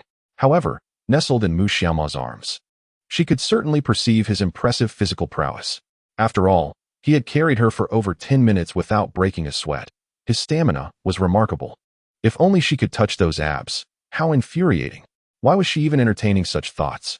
After another 5 or 6 minutes, Mu Xiaoma finally escorted Mu Baining to the school infirmary. Upon entering, 2 nurses promptly brought a stretcher for her to recline upon, and then led her into a consultation room. Inside, Dr. Wang removed Mu Baining's shoes and socks for a thorough examination, his expression growing serious. Professor Mu, what is the matter? Did I not advise you to rest properly? You have twisted it again, haven't you? Mu Baining nodded slightly, while Mu Xiaoma could not help but inquire. Doctor, will she be all right? There is no immediate danger, but the recovery period will be extended this time. Treatment with pain relief and blood circulation medications will yield better results, Dr. Wang replied, looking up to admonish, Professor Mu. You must refrain from walking. If you continue to exert yourself, you may be facing amputation. At this, Mu Baining was taken aback. Amputation? Was it truly that severe? Dr. Wang elaborated. Your ankle joint has accumulated a significant amount of bruised blood. Excessive bruising can obstruct blood flow, and without circulation, your foot risks necrosis, which would necessitate amputation. Hearing this, Mu Baining was suddenly filled with dread. Beside her, Mu Xiaoma spoke with gravity. Professor Mu, you must comply with the treatment. Chapter 25. The bubble tea recipe? I am aware now. Mu Bailing cast a glance at Dr. Wang, and then at the waiting Mu Xiaoma. With the military training about to commence, he realized his presence was of little utility. Thus, Mu Bailing spoke. Xiaoma, I am fine now at the hospital. There is no need for you to remain by my side. The instructor will arrive shortly, so you should return. Dr. Wang, who was tending to her foot, added, Indeed. You may go participate in the training. I will keep an eye on Professor Mu. You need not worry. All right then, Mu Xiaoma nodded, acknowledging that her presence was not particularly helpful. Before departing, she added, Professor Mu, should you encounter any issues, feel free to contact me. I shall head to the training now. With that, Mu Xiaoma exited the infirmary. As soon as she left the room, Dr. Wang could not resist looking up to scrutinize Mu Bailing's exquisite features. So, is this your little boyfriend? Huh? Dr. Wang's unexpected remark left Mu Bailing momentarily flustered. What little boyfriend? Noticing Mu Bailing's astonishment, Dr. Wang smiled gently. Your close friend Lu Weiwei has already informed me, claiming you are infatuated with Mu Xiaoma and even sketched his profile on your lesson plan, sending me photographs as evidence. In truth, the moment the two entered, he had already deduced that Mu Xiaoma was indeed her romantic interest. Mu Bailing widened her eyes in disbelief. What on earth was happening?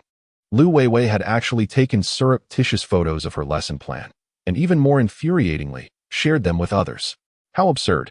She clenched her fists, imagining that if Lu Weiwei were nearby, she would surely twist her head off like a soccer ball. However, faced with Dr. Wang's inquiry, Mu Bailing could only smile and shake her head. That is not true, Dr. Wang. Please do not heed Lu Weiwei's nonsense. Dr. Wang, upon hearing this, refrained from probing further. Their relationship was not particularly close, and this was a matter of her privacy. Moments later, he wrapped her leg with gauze. All right, rest here for a while. Call me if you need to use the restroom, and I will have a nurse assist you. Mu Bailing sighed, realizing she had forgotten her phone, making lunchtime a dilemma. Meanwhile, Mu Xiaoma hurriedly ran to the playground, but alas, he was still late. Each class was already standing at attention, with some instructors already present. Following Mu Bailing's advice, Mu Xiaoma made his way to the northwest corner of the field. As expected, the instructor was there, addressing the students. Reluctantly, Mu Xiaoma steeled himself and shouted, reporting. The military instructor turned to glance at Mu Xiaoma. His expression was particularly stern, his eyes sharp as if concealing a dagger. Upon recognizing Mu Xiaoma, Yang Gang slowly spoke. Mu Xiaoma? He had already called the roll, and Mu Xiaoma was the only student absent. Mu Xiaoma nodded, It's me. Join the formation. He cast a glance towards Mu Xiaoma, who, taken aback, quickly positioned herself at the edge of the line. After introducing himself, Yang Gang declared, Today marks the first day of military training, and I wish to assess your endurance. Stand in military posture for 2 hours. Upon hearing this, several students began to murmur their discontent. Oh, instructor, ISNT 2 hours rather excessive. It's so hot. Indeed. Can we not shorten it? 3 hours. Yang Gang suddenly bellowed, his voice overpowering the chatter in the classroom. The students fell into silence, many inwardly cursing the instructor. However, he was the authority here. Any further complaints might result in them standing for an entire day. Once he noticed the students' compliance, Yang Gang shifted his gaze to Mu Xiaoma, who had also been attentive. Acknowledging the System-S warning of potential corporal punishment from the instructor, Mu Xiaoma braced himself. Mu Xiaoma stepped forward. Yes. Without hesitation, he advanced a step. Yang Gang then approached him, circling around before asking, You arrived late on the very first day of training. What were you up to? In response to Yang Gang's inquiry, Mu Xiaoma had no intention of offering an excuse. In the military, tardiness is simply tardiness, and no amount of justification suffices. Thus, he replied, Report, instructor, I did nothing but arrive late. Feel free to impose any form of punishment. Oh? Yang Gang was somewhat taken aback by Mu Xiaoma's response. He had expected an excuse, yet the student had voluntarily requested punishment. It was commendable, indeed. Yang Gang stated sternly. Complete 300 push-ups, then run 10 laps around the field, after which return to stand in military posture. Understood. Mu Xiaoma did not linger, immediately positioning himself to begin the push-ups. Meanwhile, a few boys in the class exchanged cynical glances, believing Mu Xiaoma was merely posturing. 300 push-ups? Let us see if he can endure that. Yet, for Mu Xiaoma, 300 push-ups were a trivial challenge, having often trained with his father in his youth. Even practicing martial arts for 2 years, he felt no strain at all. Nearby, Xie Yu watched in astonishment as Mu Xiaoma effortlessly executed the push-ups. She suddenly understood. No wonder Mu Xiaoma had previously remarked that she wasn't particularly slim. He had meant she lacked defined abs. Observing him, she envisioned his physique. undoubtedly boasting a perfect six-pack and immense strength, with ample time to spare. Such an exceptional young man would surely have high expectations for his future girlfriend. Instantly, Xiaoyu felt her gym membership was a worthwhile investment. Indeed, Mu Xiaoma was undoubtedly a fitness enthusiast. Next time, she could simply invite him to the gym. As Mu Xiaoma was performing push-ups, the sound indicating task completion echoed. Ding! Congratulations, host. You have completed the task. You have received a lucky bag. Congratulations. Would the host like to open the bag immediately? Yes. Ding. Congratulations, host. You have obtained the item, super milk tea recipe. Mu Xiaoma was momentarily bewildered. What use could a milk tea recipe possibly serve him? Was he to open a milk tea shop? Yes. The side quest was entrepreneurship. He wondered if starting a milk tea shop would suffice. Chapter 26 came to an end, and once again, that dog Wei Wei would surely pry into matters. With this thought in mind, Mu Xiaoma did not hastily reach a decision. After all, the milk tea market was fiercely competitive. Brands like Mi Shui Bingcheng, a little bit, and Cha Baidao were simply too numerous. At Magic University alone, there were no fewer than 10 milk tea shops, not to mention the bustling commercial streets outside the campus. It could be said that in any commercial district, one would encounter a milk tea shop every 200 meters, especially near universities. Therefore, if he were to open a milk tea shop, he would need to contemplate it thoroughly. At 11:30 in the morning, after a grueling military training session, most of the class was utterly exhausted, particularly that fellow by Yuntao, who had collapsed during training due to low blood sugar. It was the instructor who had carried him to the infirmary. Of course, this was also related to his late-night escapades and rendezvous with the finger girl. That guy was quite frail. Mu Xiaoma, along with Huang Wenxiu and Du Yang, headed to the cafeteria. The two of them packed a meal and left, asking Mu Xiaoma to deliver a portion to Bai Yuntao. Initially, Mu Xiaoma declined, but recalling that Mu Baining was still in the infirmary and wondering if anyone had brought her food, he decided to take a meal for her as well, hoping to catch a glimpse of Mu Baining. After packing 2 meals, he made his way to the infirmary. A little over 10 minutes later, he entered the infirmary with 2 meals in hand. After explaining his purpose, the nurse led him into a patient room. Upon entering, he saw Bai Yutao with his nose wrapped in bandages. When a person faints while standing, their body instinctively leans forward, and in this case, his nose had struck the ground, resulting in abrasions on both his nose and chin. At that moment, he was receiving an intravenous drip, likely glucose, while scrolling through Douyin on his phone. Upon seeing Mu Xiaoma enter, Bai Yuntao's face lit up. Mu Gu, you brought me food. Having not eaten breakfast. His fainting spell was directly related to his low blood sugar, and his stomach was already growling with hunger. Here you go. I've brought you food. Mu Xiaoma rolled his eyes as Bai Yutao quickly made room for him. Still 2 portions? Mu Gu, you're quite generous. Thank you. You truly are a good person. With that, he attempted to snatch the food. Wait. Please don't label me as a good person. And what do you mean 2 portions? This is for myself. Bai Yuntao likely still had no idea that Mu Baining was there, so Mu Xiaoma refrained from mentioning her situation. He chuckled in gratitude towards Mo Gu, then proceeded to open his lunchbox, shoveling rice into his mouth with chopsticks. Mo Xiaoma rolled her eyes at the sight. Could he not exhibit a modicum of decorum while dining? Observing the unsightly manner in which Bai Yuntao was eating, she inquired, All right, take your time. No one is competing with you for food. How do you feel now? Is everything all right? He smiled and shook his head. It's merely related to not having breakfast this morning. The instructor granted me a day off today, allowing me to resume normal military training tomorrow. Upon hearing that he was fine, she nodded. Remember to have breakfast tomorrow morning. I've been exhausted this morning as well, so I'll head back for a nap. All right. I'll transfer the meal cost to your phone. No need, it's just a few bucks. We're roommates. A few bucks is insignificant. After departing from Bai Yuntao's ward, Mo Xiaoma made her way directly to Mu Baining's room. Arriving at the glass door, she knocked lightly. A voice from within invited her to enter. Upon opening the door, Mu Baining's expression soured at the sight of Mo Xiaoma. She frowned and asked, What brings you here? Mo Xiaoma was momentarily taken aback. Why was she here? It seemed Mu Baining was rather reluctant to see him. Had he incurred her disdain? Mo Xiaoma's expression darkened. What? Am I not allowed to come? That's not it. She quickly clarified, realizing her words had escaped her without thought. Just moments prior, she had used Dr. Wang's phone to contact Lu Weiwei, requesting her to deliver a meal in her phone. Assuming Lu Weiwei was the visitor, she had unwittingly spoken in such a manner to Mo Xiaoma. How embarrassing. Well, That's a relief. Mo Xiaoma stepped into the room, placing the meal he had bought from the cafeteria on the table. I brought you some food from the cafeteria. I wasn't sure if you had eaten. His gaze then fell upon Mu Bainuing's feet, which were bound in bandages. How's your foot? Is it feeling better?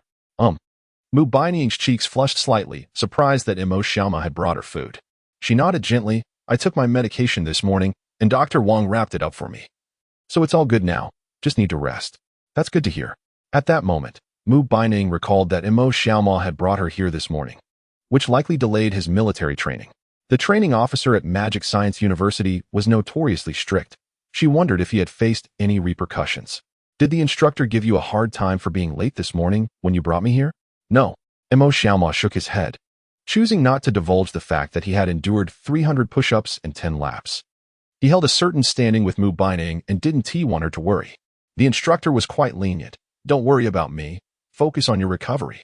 All right. Mu Baining couldn't help but steal another glance at Mo Xiaoma, her eyes brimming with affection. She continued, make sure you rest as well. We have military training again in the afternoon. Take a short nap in your dorm so you have energy for training later. Absolutely. Upon hearing Mu Bainuing's words, he felt a certain frailty in his body. Despite his usual rigorous exercise routine, which included performing 300 push-ups and running 10 laps, he found himself quite exhausted, contemplating a light meal followed by a brief rest. Just as Mu Xiaoma was preparing to make his exit, the door swung open unexpectedly. Lu Weiwei, brimming with excitement, exclaimed, Dog Ningning, Mama has brought you some food. Mu Xiaoma was momentarily taken aback, and Mu Baining was equally flustered. Why was this person here at such an inopportune time? She was acting rather foolishly.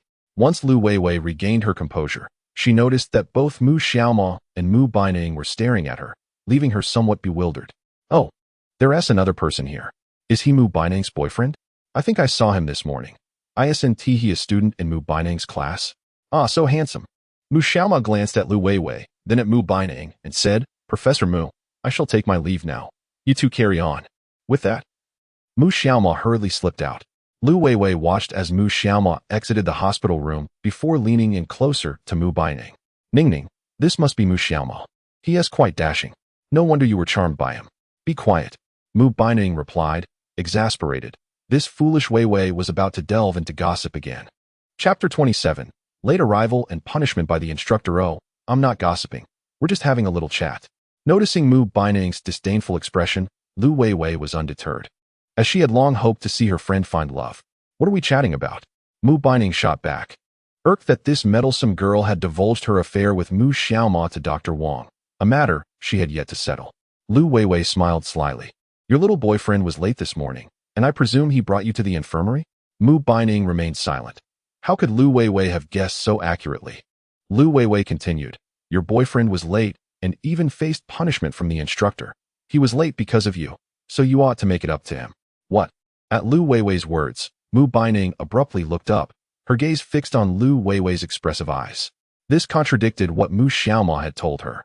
He said the instructor hadn't punished him. Upon noticing Mu Baining's reaction, Lu Weiwei rolled her eyes. You ignore everything else I say, but you react to the mention of Mu Xiaoma's punishment. It seems you truly have feelings for him. Lu Weiwei inwardly rejoiced, realizing that Mu Baining had finally acknowledged her relationship with Mu Xiaoma. She pressed on, Ningning, our school doesn't prohibit relationships between teachers and students. Rest assured. I'll keep your secret. However, now that you have Mu Xiaoma, do not forget about me, your dear friend. Mu Baining frowned. I haven't confirmed our relationship yet. Weiwei, so don't speak out of turn. Besides, he pursued me. Hee. Upon hearing this, Lu Weiwei chuckled softly. Well, if the relationship hasn't been established yet, that means it's moving quickly. Besides, with such a handsome fellow pursuing you, what are you hesitating for? You should agree without delay. If you refuse, I might just go after him myself. For reasons unbeknownst to him, Mu Baining felt a pang of jealousy at the thought of Lu Weiwei pursuing him. It was clear he had genuinely developed feelings for Mu Xiaoma. Noticing the change in Mu Baining's demeanor, Lu Weiwei laughed. Relax, I'm just joking. I would never steal my best friend's boyfriend. Let's not gossip. Mu Baining shot her a disdainful glance, determined to inquire about Mu Xiaoma's situation earlier that day. Thus, she asked, quickly tell me, how did the instructor discipline Mu Xiaoma? Was it severe? Seeing the concerned expression on Mu Baining's face, Lu Weiwei was taken aback. This was a stark contrast to her usual demeanor. She had never shown such concern for anyone before. She pondered for a moment and replied, "It didn't seem too severe. I was standing not far away and heard something about 300 push-ups and running 10 laps around the field. That's about it." Mu Beining's heart sank, and a wave of anger washed over her. How could that insufferable younger brother trick her? The instructor had made him do 300 push-ups and run 10 laps around the field. The track at Peking University is 500 meters per lap, meaning he had to run a total of 5,000 meters, all in 35-degree heat. In that moment, Mu Beining felt responsible for Mu Xiaoma's predicament. Lu Weiwei continued, "But Beining, Mu Xiaoma's physical fitness is genuinely impressive. He completed those 300 push-ups in one go and ran the 10 laps without resting even for a moment, leaving everyone on the field in awe.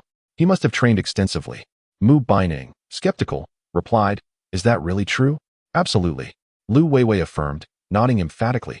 "Several girls in my class have noticed him, and some even want to add him on WeChat, for reasons she could not articulate." Mu Beining felt as though Lu Weiwei was trying to provoke her. "Weiwei, could you lend me your phone? I need to use it." "Oh, of course." Lu Weiwei retrieved Mu Beining's phone from her pocket and handed it over. Once the phone was unlocked, Mu Beining opened the chat with Mu Xiaoma and sent him a message. "Xiaoma, why did you deceive me?" Meanwhile, after finishing his meal in the cafeteria, Mu Xiaoma hurried back to the dormitory. At that moment, Huang Wenxiu and Du Yong were already fast asleep in their beds, utterly exhausted. Mu Xiaoma himself felt somewhat fatigued. After washing his face, he climbed into bed and pulled out his phone to set an alarm, only to discover a message from Mu Beining. "Why did you deceive her?" Taken aback, Mu Xiaoma stared at the message, bewildered. What had he deceived her about? He had not deceived her at all. After sending back 3 question marks, he tossed his phone onto the pillow. Overwhelmed by exhaustion, he closed his eyes and fell asleep almost instantly, lying on her bed. Mu Beining noticed 3 question marks on her phone and felt a surge of frustration. How could he still be pretending at this moment? Why didn't he inform me about the punishment for being late? She pressed the send button with force, expecting a reply from Mu Xiaoma. Yet he seemed to have vanished entirely. After a prolonged wait, she found herself glancing at her phone every few seconds, only to realize that Mu Xiaoma was utterly indifferent to her messages. How infuriating. I could overlook being deceived, but to ignore my texts is simply unacceptable. The afternoon military training proceeded as scheduled. Fortunately, Mu Xiaoma did not arrive late again, and due to his commendable performance in the morning, Instructor Yang did not trouble him further. In fact, he was even appointed as the squad leader. After standing in military posture for 2 hours, Yang led the class in marching exercises, a task that was particularly easy for Mu Xiaoma, as his father had taught him this skill in his youth. The training continued until 6 in the evening, after which the students wearily made their way to the dining hall. There was also night training ahead. Although it seemed to involve some kind of activity rather than actual training, the instructor allotted them only 1 hour for dinner, instructing them to return to formation exactly 1 hour later.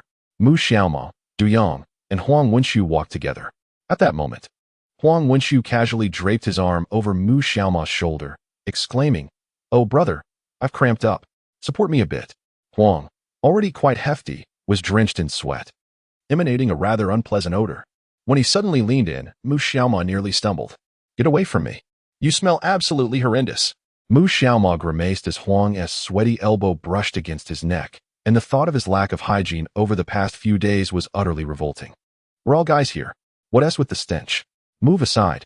Come on, brother, just help me for a moment. I'll treat you to dinner later. Please don't let go. My leg is cramping. Dream on." With a loud thud, Huang fell flat on his face. Chapter 28. Unexpectedly. It was for his own love in the infirmary. Mu Beining hurled her phone onto the bed in frustration. How could Mu Xiaoma not respond to my messages all afternoon? What on earth was he doing? Indeed, Mu Beining had spent the entire afternoon waiting for a reply. But Mu Xiaoma did not disappoint her expectations. He remained unresponsive throughout the day, further fueling her anger. Just then, the door to her room swung open, revealing her good friend, Lu Weiwei. Noticing Mu Beining's sour expression, Lu Weiwei chuckled. "Still waiting for your boyfriend's message? I brought you some food. Hurry and eat." "He is not my boyfriend," Mu Beining retorted disdainfully as she accepted the meal from Lu Weiwei's hands. Simultaneously, Lu Weiwei continued, "Tonight, the military training instructor will organize a social event. The playground will undoubtedly be lively. and the school has even invited the instructors to join. Would you like to go together? Upon hearing this, Mu Baining was about to agree, but upon glancing at her feet, she thought, I would love to go. Yet with my feet in such a state, it seems impossible. No worries, I have a solution. Lu Weiwei chuckled, rising from her seat and exiting the room. Shortly after, she returned, pushing a wheelchair. Upon seeing this, Mu Baining's expression soured. Must I really be seated in a wheelchair? Is that not a bit absurd? At 7 o'clock, the vast playground of Magic Science University was illuminated by the intense glow of surrounding floodlights, casting a brilliant light across the entire area.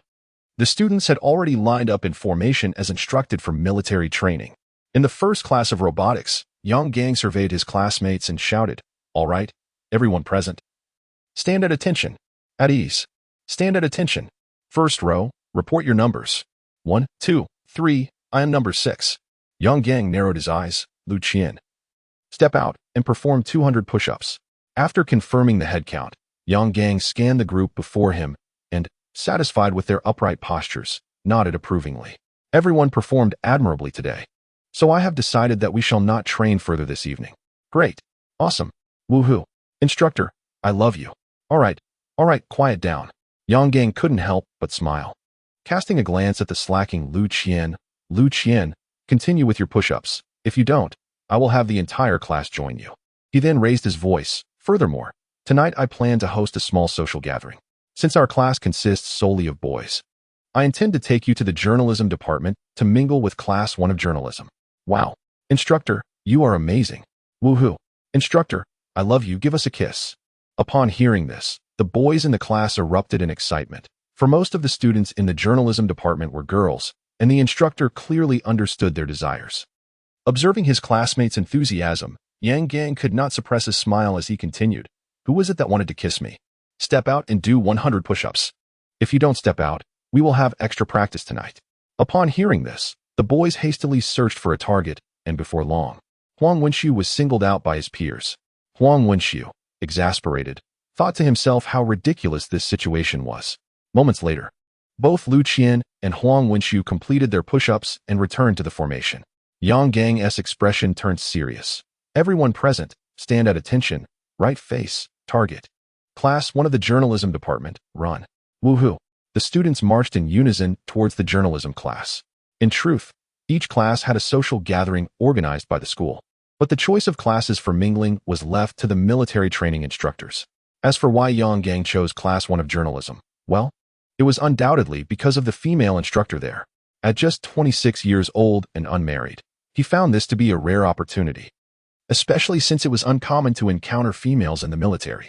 Soon, under the guidance of Yang Gang, the students of the robotics class arrived before the news class. The classmates were captivated by the female instructor, and in an instant, they understood why Yang Gang had brought them here. Initially, they thought he aimed to help them find love, but it turned out he was pursuing his own romantic interest.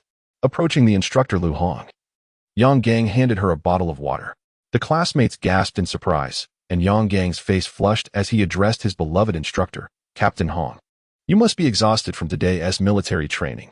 Lu Hong, aware of his intentions, accepted the water and replied, Not at all. Oh, I ship them. Our instructor and her truly are a perfect match, exclaimed one student. Indeed, I envy the love that blossoms in military life, another chimed in. Both the robotics and news class students found themselves indulging in a moment of romantic envy. Before long, under Yang Gang's command, the students from both classes formed a large circle.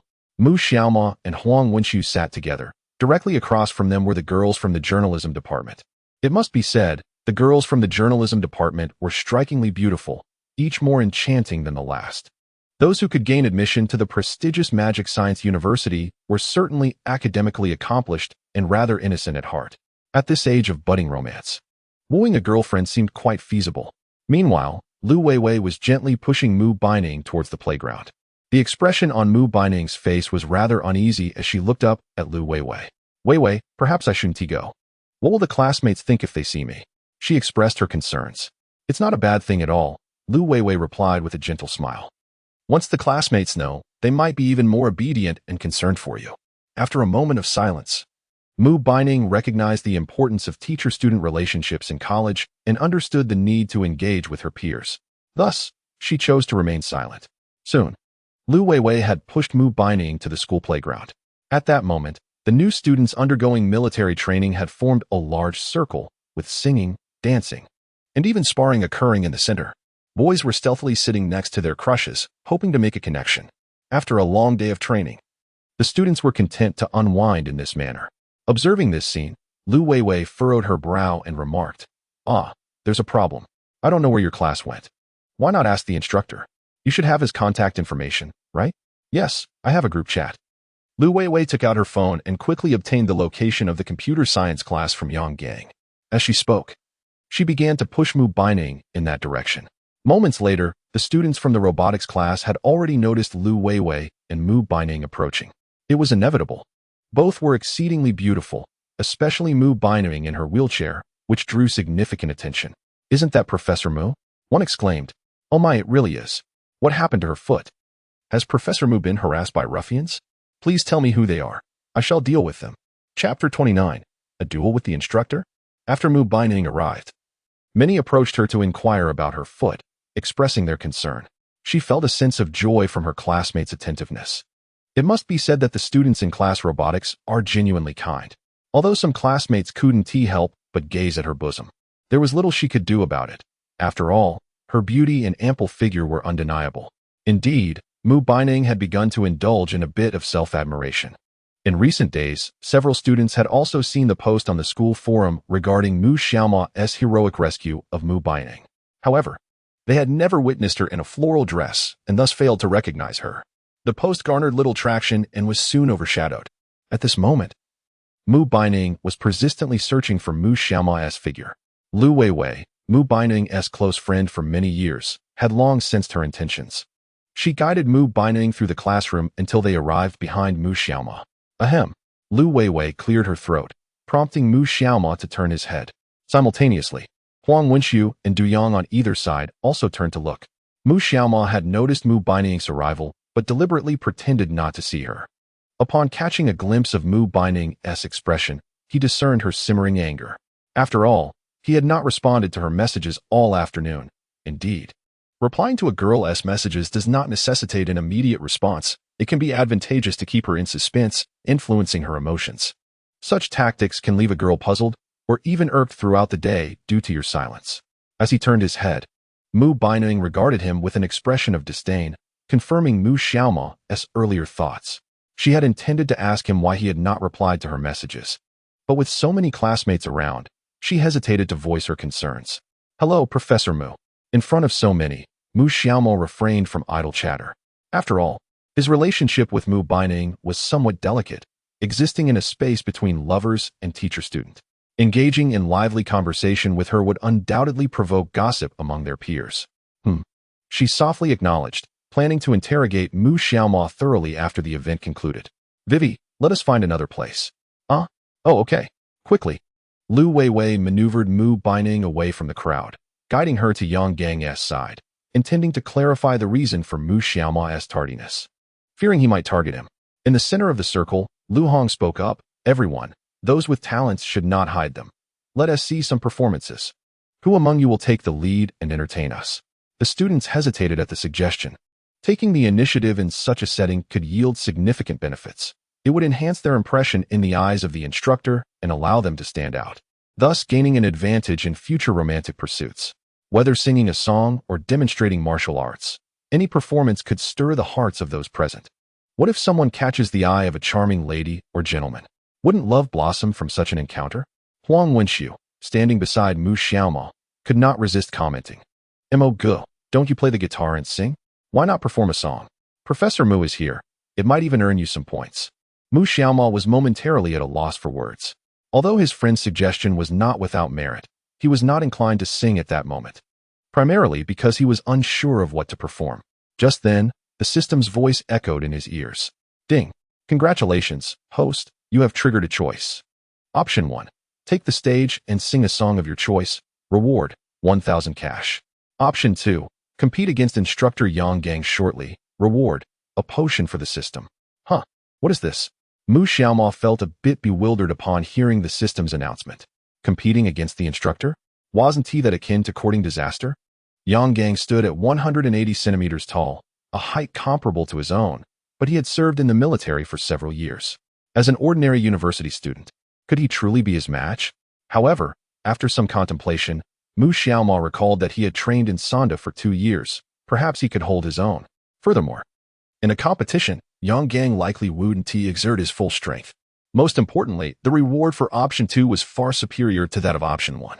The potion for the system sounded extraordinary. With determination, Mu Xiaoma decisively chose option 2. I choose option 2. Ding. Host selection successful. Please await your moment to compete against instructor Yang Gang. The system's voice faded, and at that moment, in class 1 of the news department, a strikingly beautiful female student raised her hand. Instructor, I would like to perform a dance. As soon as her words fell, all eyes in the room shifted towards the girl who had spoken. At that moment, Han Samayo had already stood up. She was tall, likely over 170 centimeters, with 2 braided pigtails cascading over her shoulders. Even in the evening, her beauty was undeniable. Her features were impeccably symmetrical, resembling that of an internet celebrity. And her smile revealed 2 delicate dimples, embodying the essence of a first love in school. After shedding her military training jacket, she revealed a low-cut white outfit that accentuated her figure, exuding an alluring charm. The boys in class 1 couldn't help but swallow hard. Her physique and beauty were simply stunning. Wow! Huang Wenxiu exclaimed, his eyes wide with admiration, saliva almost dripping from his mouth, prompting Mu Xiaoma to recoil in disgust. This guy was outrageous. Just yesterday, he was chatting with Xia Yuyu, and today, he was staring with longing at the dancing girl. Truly, he was a notorious flirt. Lu Hong nodded in approval and asked, classmate Han Samayo, please introduce yourself and share what dance you wish to perform. With a slight smile and an air of confidence, she bowed to her classmates and softly spoke, hello everyone, my name is Han Samayo, I come from Jiaobei, and I have been studying ballet since childhood. So I would like to perform a ballet piece for you all. However, without skirts, everyone just focused on the performance. If the dancing wasn't up to par, I hope everyone will be forgiving. Wonderful. How stunning is the young lady. Brother Su, I applaud you. The boys from class 1 of computer science erupted into applause. Such a beautiful sister. Surely she could be the belle of the department, right? As the surroundings quieted down, Han Simiao connected her phone to the speaker brought by Yang Gang and played the ballet accompaniment of the Nutcracker. The ethereal music flowed from the speakers. And with the melody, Han Simiao delicately rose onto her toes. She extended her arms gracefully, eyes closed, as if donning ballet shoes and a formal gown, dancing elegantly at the center of the stage. Her supple limbs stretched evenly, light as gossamer, standing on one leg, creating a magnificent curve in her posture. Upon witnessing this, Huang Wenxiu could not help but exclaim, suddenly grasping Mu Xiaoma's arm, his gaze fixed on Han Simiao. Brother Imo, do you believe in love at first sight? Chapter 30. Mu Xiaoma and Yang Gang. What nonsense. Mu Xiaoma was at a loss for words. Did this fellow truly believe it was love at first sight and not mere infatuation? Glancing at Huang Wenxiu's dazed expression, he sighed. This guy would inevitably fall for the beauty's charm. I believe it. Your feelings for Professor Mu and Xia Yuyu are precisely that. If you like her, after today's social event, you should ask for her WeChat. Huang Wenxiu nodded. I must win over Han Simiao. Nearby, Du Yang could not help but interject. Didn't you also say you would certainly win over Xia Yuyu? Huang Wenxiu's face darkened. Could you refrain from undermining me? A few minutes later, as the accompaniment concluded, Han Simiao ceased her dance. She bowed to her classmates, and once again, applause erupted from the audience. Fantastic. That was beautiful. Could you perform another? I absolutely adore it. Miss, may I add you on WeChat? The surrounding noise was overwhelming, and Han Simiao could hardly discern what her classmates were saying. Once it quieted slightly, she expressed, thank you all. I will also participate in the welcome party after military training, and I hope everyone will be there to enjoy it. Thank you. She bowed once more before returning to her original position. It must be said that Han Simiao danced exceptionally well. At least the students from class 1 of computer science were left wanting more. Not only was she beautiful, but her dance was also captivating, and more importantly, her voice was particularly lovely. Who wouldn't adore such a young lady? With Han Simiao's stellar performance, the subsequent students showcased their talents. Though some performances were better than others, and some even sang off-key, it hardly mattered. After all, this was merely for entertainment and relaxation. An hour later, as no more classmates took to the stage, Yang Gang and Lu Hong stepped into the center of the circle to chat with the students. At that moment, a classmate asked, Instructor Yang, What kind of soldier were you in the army, and for how many years?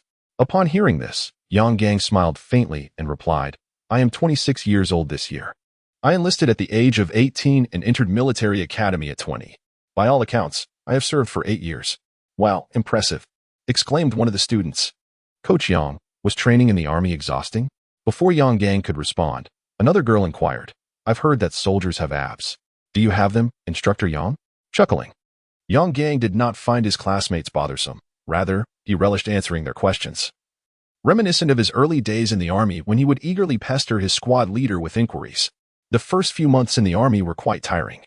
But I got used to it, he explained. As for my abs, of course I have them. Wow, it's true that girls like abs, exclaimed one girl. Instructor Yang, could you show us? Yang Gang felt it inappropriate to strip in public, so he merely lifted his shirt slightly to reveal his chiseled six-pack. So handsome. The instructor is so masculine. I adore it. I wish I could touch them. The girls showered him with compliments. Just then, a boy spoke up, Instructor Yang. After 8 years in the army, your skills must be exceptional. Could you show us a few moves? Yes. Show us. The others chimed in. Show us your skills? Yang Gang's expression suddenly turned serious as he locked eyes with the boy who had just spoken. Sure. Do you wish to be my opponent? The boy, taken aback, faltered, realizing the futility of challenging Yang Gang, knowing he would be utterly outmatched. At that moment, Mu Xiaoma unexpectedly stood up. Instructor Yang, I'll take you on. The attention of everyone present shifted to him. The girls from the new media class were taken aback by the unexpected charm of this boy from the robotics class. Look. He is quite handsome, one girl exclaimed. But why does he want to challenge Instructor Yang? They murmured amongst themselves. Yang Gang observed Mu Xiaoma curiously, recognizing him as the boy who had arrived late that morning. He furrowed his brow, recalling Mu Xiaoma's impressive performance earlier. Completing 300 push-ups in one go and running 5 kilometers without rest, certainly no small feat judging by his physique. It was clear he had trained. Yang Gang smirked. Good. I was just lamenting the lack of an opponent. Let us have a practice match, shall we? All right. Mu Xiaoma removed his jacket, revealing his muscular arms, and began to stretch his neck before approaching Yang Gang. Huang Wenxiu, though unsure of Mu Xiaoma's intentions, couldn't he help but cheer. Go for it, Mo go. What was Mu Xiaoma up to? Mu Baining kept a close eye on him, bewildered by his sudden desire to spar with Instructor Yang. Was he seeking a challenge for the thrill of it? The opponent had served in the military for 8 years. What could he possibly use to confront him? Mu Baining wore an expression of concern, while behind her, Lu Weiwei exclaimed, Wow, Baining, look at how handsome your classmate Mu Xiaoma is. Just look at his muscular arms, his chiseled jawline, and those captivating eyes. So striking. Mu Baining rolled her eyes, bemused by how Lu Weiwei's focus diverged from her own. At that moment, Mu Xiaoma stood just a short distance from Instructor Yang. Yang Gang stretched his wrists and neck, his demeanor growing increasingly serious. After a brief pause, he spoke, Xiaoma. We are merely engaging in a friendly spar. The first to be knocked down loses. No problem. Mu Xiaoma nodded in agreement. Suddenly, Yang Gang clenched his fists and shouted, charging swiftly towards Mu Xiaoma. His speed was astonishing, his explosive power overwhelming. Mu Xiaoma barely had time to react. Yang's massive fist lunged towards his abdomen, and Mu Xiaoma could even see the veins rippling on his forearm. What the heck? Mu Xiaoma thought, taken aback by Yang's unorthodox approach, an ambush before the match even began. Yet, Mu Xiaoma was not slow to respond. He quickly stepped back, raising his arms to block Yang's blows, each strike resonating against his forearms, leaving him utterly astonished. Despite having once been a martial arts champion in the military, he found it remarkable that he was struggling to fend off Yang's relentless assault. In a moment of contemplation for Yang Gang, Mu Xiaoma seized the opportunity to thrust his fist forward, aiming for Yang's head. Yang instinctively leaned back, but at that instant, Mu Xiaoma abruptly altered his attack. He leapt into the air, executing a powerful flying kick that struck Yang Gang squarely in the chest. Yang stumbled back, nearly losing his balance. Chapter 31. The instructor loses to a freshman. My goodness. The surrounding students were left in awe at the scene. How had Mu Xiaoma achieved such incredible speed? Even someone with 8 years of military experience like Yang Gang had been caught off guard. Just moments ago, Yang's speed had been extraordinary, yet now, the students' eyes were drawn to Mu Xiaoma as he soared through the air. His leaping ability was nothing short of astonishing. Realization dawned upon the students as they understood why Mu Xiaoma had stepped forward to spar with Yang Gang. He had evidently trained. Without such preparation, he would not possess such skill. Wow, Mu Gu is amazing, Huang Wenxiu exclaimed, wrapping his arm around Du Yang's neck. Old Yang, who do you think would win between Mu Gu and Instructor Yang? Du Yang glanced between Mu Xiaoma and Yang Gang. It's hard to say, but I support Xiaoma. Me too, Huang Wenxiu replied, his gaze fixed intently on the unfolding match. Just moments ago, Yang Gang had been struck by Mu Xiaoma's kick, leaving him breathless. It seems that this young man indeed possesses remarkable skills. His initial attack was merely a test of Mu Xiaoma's strength, now that he recognizes Mu Xiaoma's formidable abilities. There is no longer any reason for him to hold back. With this thought in mind, Yang Gang swiftly removed his t-shirt, his upper body exposed. His skin was dark and his muscles well-defined, resembling tightly knotted ropes. It could be said that Yang Gang's physique was on par with that of seasoned bodybuilders. Observing this, Mu Xiaoma did not hesitate to take off his tank top. The musculature of both individuals was comparably impressive, although Mu Xiaoma's skin tone was notably lighter than Yang Gang's. Not far away, Mu Baining, upon witnessing Mu Xiaoma's well-toned upper body, couldn't help but swallow hard. She had never anticipated that Mu Xiaoma's physique would be so remarkable. As classmates noticed the sparring between the two, many gathered around, and even a few instructors joined in to witness the excitement. Simultaneously, other instructors jested, Yang Gang, don't tell me you can't even defeat a student. Indeed, if you can't handle a student, how can you protect Lu Hong? Exactly. Don't embarrass us here. Hearing the banter from the surrounding instructors, Yang Gang's fists clenched tightly. In the next moment, he took a step forward, lunging towards Mu Xiaoma's left side, and unleashed a swift kick aimed at Mu Xiaoma. This was a whip kick. Mu Xiaoma's pupils constricted. He could tell that Yang Gang was exerting his full strength. Even the air seemed to tremble. His speed was indeed remarkable. Had it been an ordinary person, they might not have even registered what was happening until it was too late. However, Mu Xiaoma was different. Having trained in Sanda, he perceived Yang Gang's speed as barely adequate. Why isn't Xiaoma dodging? I don't know. I have a bad feeling about this. Mu Baining felt an acute sense of urgency. Could it be that Mu Xiaoma was too stunned to react? Just as the whip kick was about to make contact, Mu Xiaoma leaned slightly backward, allowing Yang Gang's foot to sail past his nose. Unbelievable. Witnessing this, some onlookers were left in shock. How could he remain so composed while evading Instructor Yang's kick? Surely it must be a trick. Yet, despite their disbelief, they understood that this was no illusion. Yang Gang, too, was not taken aback by Mu Xiaoma's effortless dodge. Mu Xiaoma was indeed more formidable than he had anticipated. After missing his kick, Yang Gang immediately followed up with a punch. Mu Xiaoma quickly bent down to evade, narrowly escaping the blow, only to have another punch aimed at his chest. Reacting instinctively, Mu Xiaoma raised his arms to shield his torso. Thud! A dull sound echoed as Mu Xiaoma felt the impact of Yang Gang's punch reverberate through his arms, while Yang Gang grimaced in frustration. Damn, is this kid's bone structure made of steel? How can he be so resilient? Without a moment's hesitation, Yang Gang realized that his arm was firmly grasped by Mu Xiaoma. Suddenly, a wave of unease washed over him as he raised his head sharply, only to find a slight smirk curling at the corners of Mu Xiaoma's lips. In an instant, Mu Xiaoma tightened his grip on Yang Gang's arm, bent low, and executed a swift shoulder throw, turning his back to Yang Gang. Yet, in midair, Yang Gang regained his balance, landing deftly on his feet. Without a moment's delay, he seized Mu Xiaoma and hoisted him up. Just when the onlookers believed that Mu Xiaoma was about to be thrown to the ground, an unexpected turn of events unfolded. In an astonishing display of agility, Mu Xiaoma twisted midair and, in the blink of an eye, found himself perched atop Yang Gang's shoulders. His legs locked firmly around Yang Gang's neck. How on earth did he achieve that?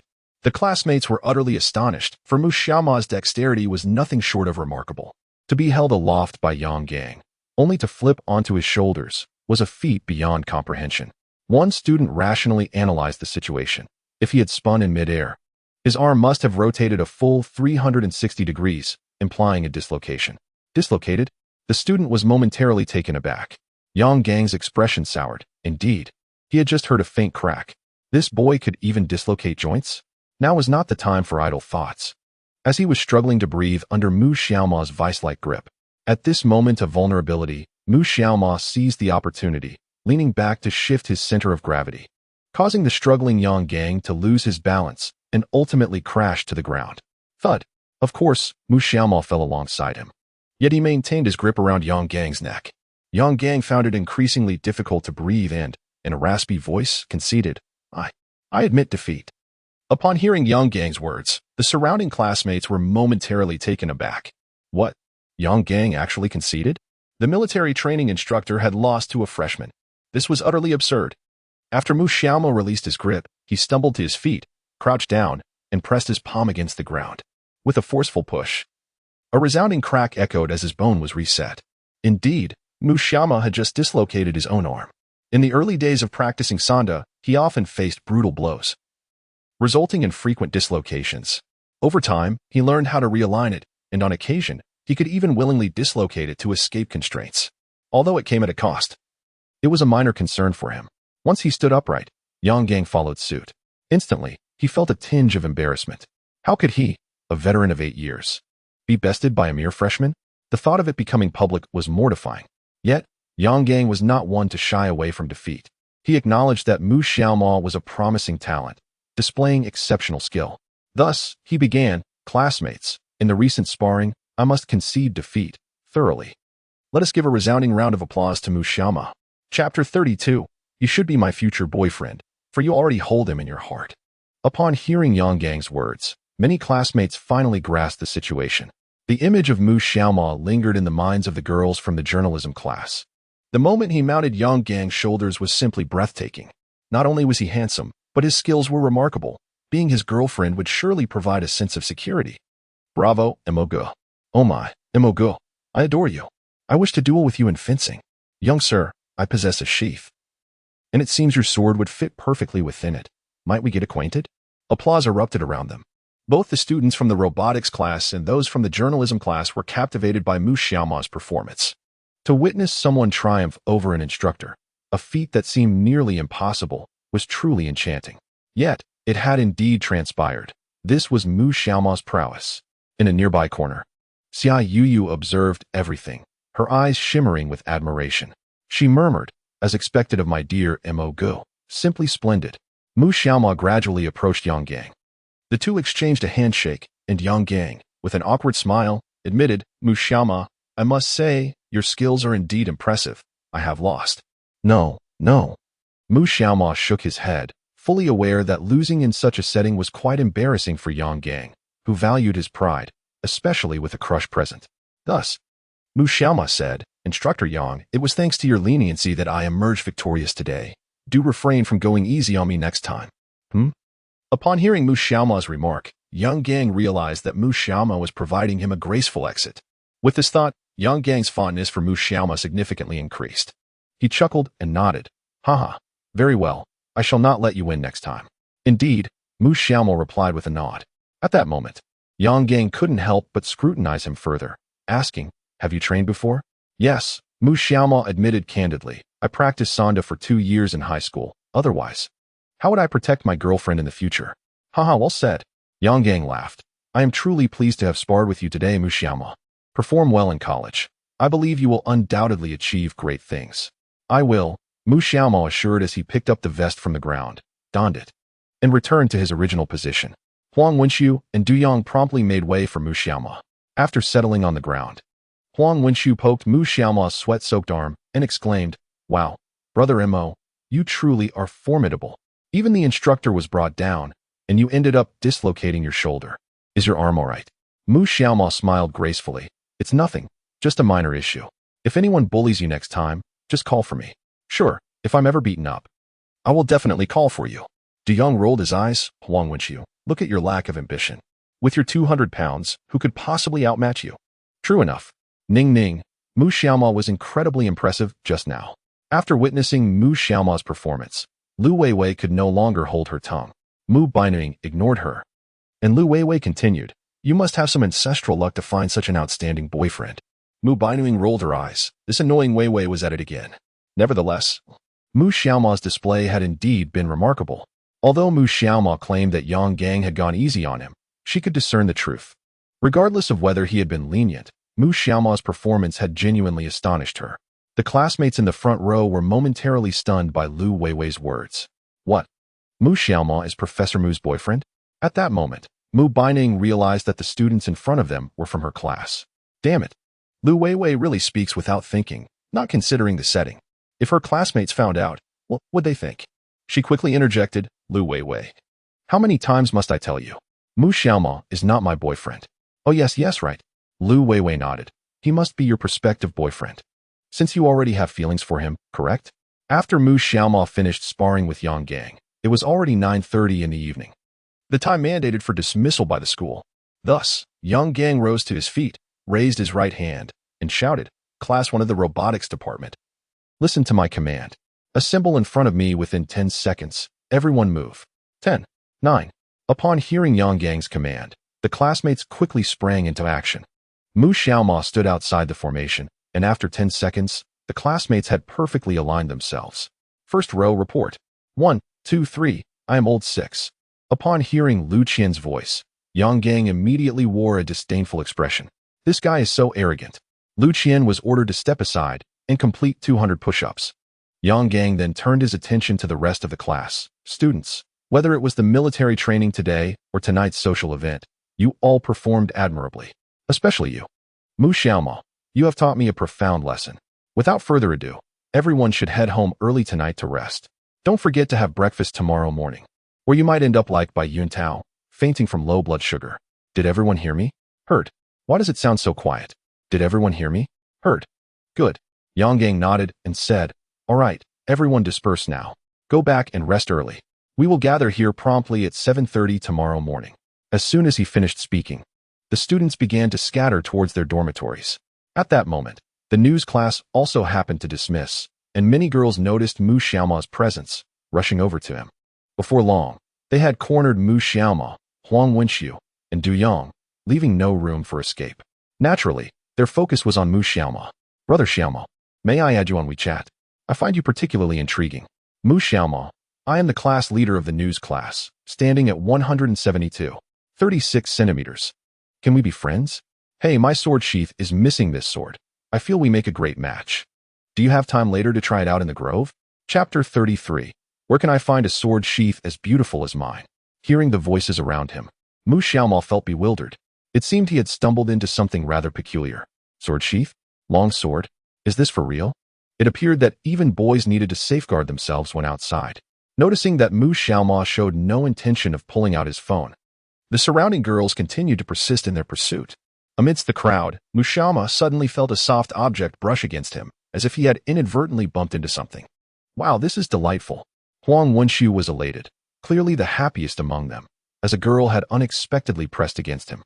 Seizing the moment, Huang Wenxiu continued to maneuver towards another girl, taking advantage of the bustling atmosphere where no one was paying him any heed. Not far away, Mu Baining gazed disdainfully in Mu Xiaoma's direction. Her expression was as cold as ice, yet her eyes momentarily flickered with surprise. Mu Baining had not anticipated Mu Xiaoma's popularity.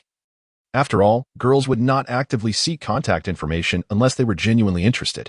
The fact that these girls approached Mu Xiaoma for his WeChat indicated that they were indeed captivated by him. As this realization dawned upon her, Mu Baining's heart gradually filled with concern.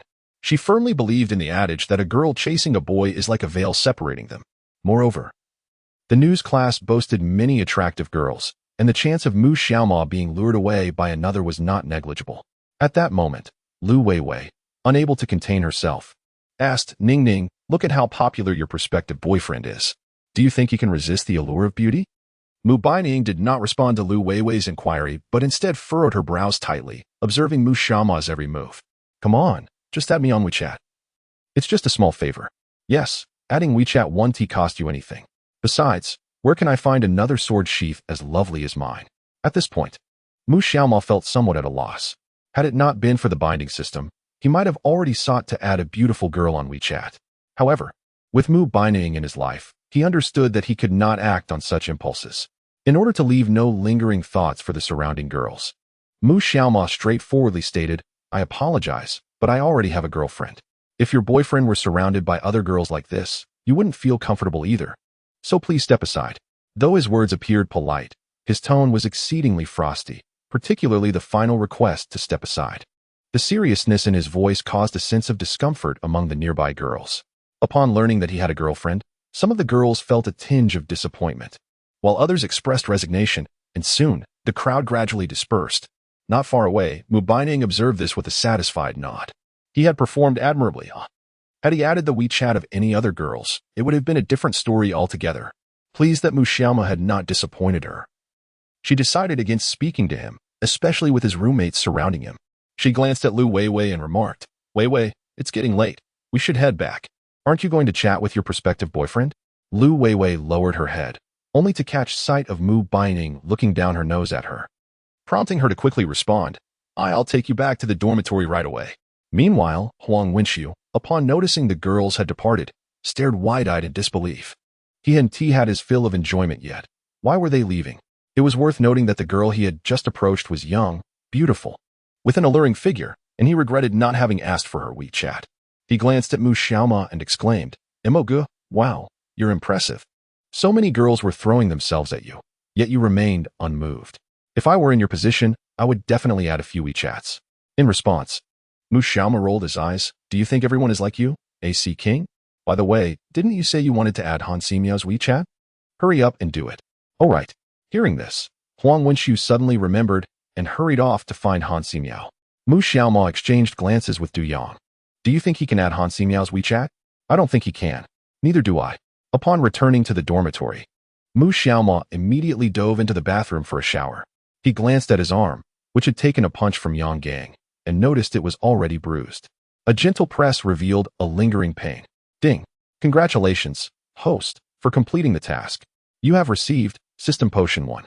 System Potion can increase the host's speed, endurance, and explosive power by 100 for a limited time." Upon hearing the system's explanation, Mu Xiaoma was momentarily taken aback. What on earth? Enhancing speed, endurance, and explosive power is understandable, but what is this time nonsense? Is it for procreation? Can the system extend something like that? Just as he was lost in thought, a bottle containing approximately 300 milliliters of potion appeared in his hand. It was encased in glass, the liquid within a pale blue hue, shimmering like dancing fairies in a dream. Without further contemplation, Mu Xiaoma uncapped the bottle and gulped it down. The flavor was delightful, reminiscent of a cocktail, and it seemed devoid of alcohol. Once consumed, Mu Xiaoma felt a warm sensation enveloping his body, with no adverse reactions to speak of. At that moment, the voice of the system echoed once more. "Ding. The host's attributes have undergone a transformation. Your data has been updated. Host, Mu Xiaoma height, 185 centimeters, attribute potion increased by 3, age, 19 years attractiveness, 100 maximum. Though average among readers, speed, 260, normal individuals at 100, endurance, 300, normal individuals at 100, explosive power, 415, normal individuals at 100, time, 60, per reader, skills, super vocal ability. Super guitar, cash balance, 103, 150." Upon gazing at the new data panel, Mu Xiaoma pondered the significance of the time attribute, now at 60. Had it truly been only 30 prior to consuming the potion? Yet, it had now elevated to 60. Was he truly so formidable? He mused about testing this newfound strength once he acquired a girlfriend. As these thoughts crossed his mind, he realized his lower self was somewhat uncooperative, prompting him to divert his attention and continue his shower. 10 minutes later, he emerged wrapped in a towel. At that moment, Bai Yuntao had returned from the infirmary, his face still bandaged, resembling a mummy. Upon seeing Mu Xiaoma, Bai Yuntao paused momentarily, wondering how it seemed that Mu Xiaoma had grown taller during his brief absence. Although 3 centimeters was not a significant height increase, it appeared quite pronounced. Noticing Bai Yuntao's gaze, Mu Xiaoma felt a twinge of apprehension, fearing he might wish to engage in a duel. "What's up? Why are you staring?" "I don't have any money on my face," he quipped. Chapter 34. A Heroic Rescue. Is this truly a good friend? Bai Yuntao scrutinized Mu Xiaoma from head to toe. "Brother Mo, after your shower, I can't help but notice you've grown quite a bit taller." Mu Xiaoma was taken aback. Indeed, after drinking the potion, his height had increased from 182 to 185 centimeters. That 3-centimeter change was quite evident. However, he had no explanation to offer and simply waved his hand dismissively. "You must be mistaken. I've always been this tall. Don't overthink it. Hurry up and shower. We need to rest well for military training." True enough. Bai Yutao did not press further. Perhaps it was merely a case of mistaken perception. After all, who could grow several centimeters in a single day? After Mu Xiaoma settled into bed, he opened his phone to discover a flurry of new friend requests on WeChat. Curiously, most of the profiles appeared to belong to young women. Upon investigating further, he confirmed this to be true, as many messages indicated they were from the students of Class 1, journalism. Mu Xiaoma was utterly bewildered, particularly since he had not publicly shared his WeChat ID. Had he inadvertently been hacked? Just as he was deep in thought, the dormitory door was abruptly kicked open, startling him. By Yuntao Duyong and Mu Xiaoma all turned toward the entrance, curious about the identity of the intruder. Then, Huang Wenxiu excitedly burst into the room. His face was adorned with an exuberant smile, and with an unrestrained gait, he plopped down onto the chair, boasting to Duyong, "Old Yang, guess if I managed to get Han Samayo's WeChat." Upon hearing this, Duyong furrowed his brow. It was unlikely that this fellow would be so elated if he had failed. Could it be that he truly succeeded? He murmured, "Did you really get it?" "Absolutely," Huang Wenxiu exclaimed, slapping his thigh in excitement. "After Xiao Mo reminded me, I encountered Han Samayo just a few steps later. Mustering my courage, I approached her to ask for her WeChat. Duyong, intrigued, pressed further, and then? Of course she gave it to me," Huang Wenxiu replied. But the girls surrounding her made a small request. What kind of request? Huang Wenxiu glanced at Mu Xiaoma, who lay on the bed. Han Samayo's classmate said if I provided Mu Xiaoma's WeChat ID, I could add Han Samayo. So, I gave them his WeChat ID. And now I've successfully added Han Samayo. Uffed. Duyong burst into laughter. He couldn't shake the feeling that Huang Wenxiu had been used. Mu Xiaoma, upon hearing this, was bewildered. Damn, is it possible to play like this? No wonder so many people are adding me on WeChat. It turns out Huang Wenxiu sold me out. Huang Wenxiu chuckled. Emo guh, this isn't a bad thing. You can chat with them. Don't you know that women who take the initiative are the easiest to invite out for a rendezvous? Mu Xiaoma rolled his eyes. Get lost. Do you think my mind is filled with such sordid thoughts? Isn't it? Huang Wenxiu chuckled. Never mind. I won't waste time debating this with you. I'm off to chat with my Han sister. Huang Wenxiu grasped the bed's armrest, climbed the ladder to the bed, lay down, and pulled out his phone to send a message to Han Samayo. Little Han, your dance today was truly captivating. Just as he had sent, a red exclamation mark appeared before the message bubble. Han's sister had enabled friend verification. He was not yet her friend. The screen's prompt struck Huang Wenxiu like a bolt from the blue. Had she deleted him? Suddenly, his expression darkened. How could he feel as though Han Samayo had played him? To think he got Mu Xiaoma's WeChat only to be deleted. What the heck? Meanwhile, Mu Xiaoma, lying on the bed, ignored the flood of friend requests. He was a devoted man. Women like Mu Baining, with their mature charm, were far superior to these underdeveloped little girls. Just then, another friend request pinged on WeChat. Mu Xiaoma's expression soured. How long would this continue? Wait, upon clicking, he discovered that it was actually Mu Bainering's friend, Lu Weiwei, who was adding him. Frowning, he thought, what on earth is going on? Why is Lu Weiwei adding me on WeChat? Could it be that he was also captivated by his own appearance? As this thought crossed her mind, Mu Xiaoma couldn't help but draw in a sharp breath. Surely not. Lu Weiwei couldn't possibly have taken a liking to him as well. After all, she was a close friend of Mu Baining. Could it be that they were on the verge of severing their friendship over a handsome man? No, this can't be. Mu Xiaoma shook her head, cursing inwardly. How narcissistic of him to think so. In a hurry, she pressed accept. Before long, Lu Weiwei sent her a message. Hello, Xiaoma. I am Lu Weiwei, the counselor of Class 2, Robotics. I am Ningming's roommate. We met today at the infirmary playground. Taking a deep breath upon reading this, Mu Xiaoma found the introduction rather pleasant, indicating that she was not vying for Mu Baining's affections. Thus, Mu Xiaoma inquired, Hello, Counselor Lu. What brings you to me? Indeed, there is something. Lu Weiwei then sent her 2 photographs. The content of the first revealed a piece of draft paper filled with his name in the blank spaces. The second appeared to be a side profile of him. Upon viewing these images, Mu Xiaoma felt utterly dismayed. Lu Weiwei writing his name and sketching his profile, could it be that her earlier thoughts were indeed correct, and she had developed feelings for him? He replied with 3 question marks, and after reading Lu Weiwei's response, he finally relaxed. These are your name and portrait that Ningming wrote while drafting her lesson plan a few days ago. Actually, she already has feelings for you. Would you like me to assist in solidifying your relationship? Mu Xiaoma was momentarily taken aback. Was Lu Weiwei genuinely there to play matchmaker for them? What a good friend she was. Without a second thought, Mu Xiaoma agreed, considering it a favorable turn of events for him. He asked, Sure, but how should we proceed? Let me think. Lu Weiwei pondered, while Mu Xiaoma patiently awaited her response. After approximately 5 minutes, Lu Weiwei sent a message. How about I find a few delinquents to block Ningning's path, and you can come to her rescue? Mu Xiaoma was taken aback by her suggestion. Was she truly a good friend? At this moment, with Mu Baining nursing an injury, there was no need to block her. He hadn't even had the chance to reply when Lu Weiwei sent another message. No, I can't do that to Ningning. Instead, I'll invite her to a movie. I'll discreetly slip away, and you can go keep her company. Upon reading this message, Mu Xiaoma felt somewhat relieved. At the very least, it was a better option than blocking her. Subsequently, Lu Weiwei sent him another message. Tomorrow, Ningning will be resting in the dormitory. You could bring her some food. This would significantly enhance your appeal in her eyes. Sure. Mu Xiaoma chuckled to himself, realizing he had effectively gained a valuable ally in Mu Baining. As this thought crossed his mind, he swiftly typed out a response. Minter Lu, I kindly ask that you keep an eye on Ningning for me.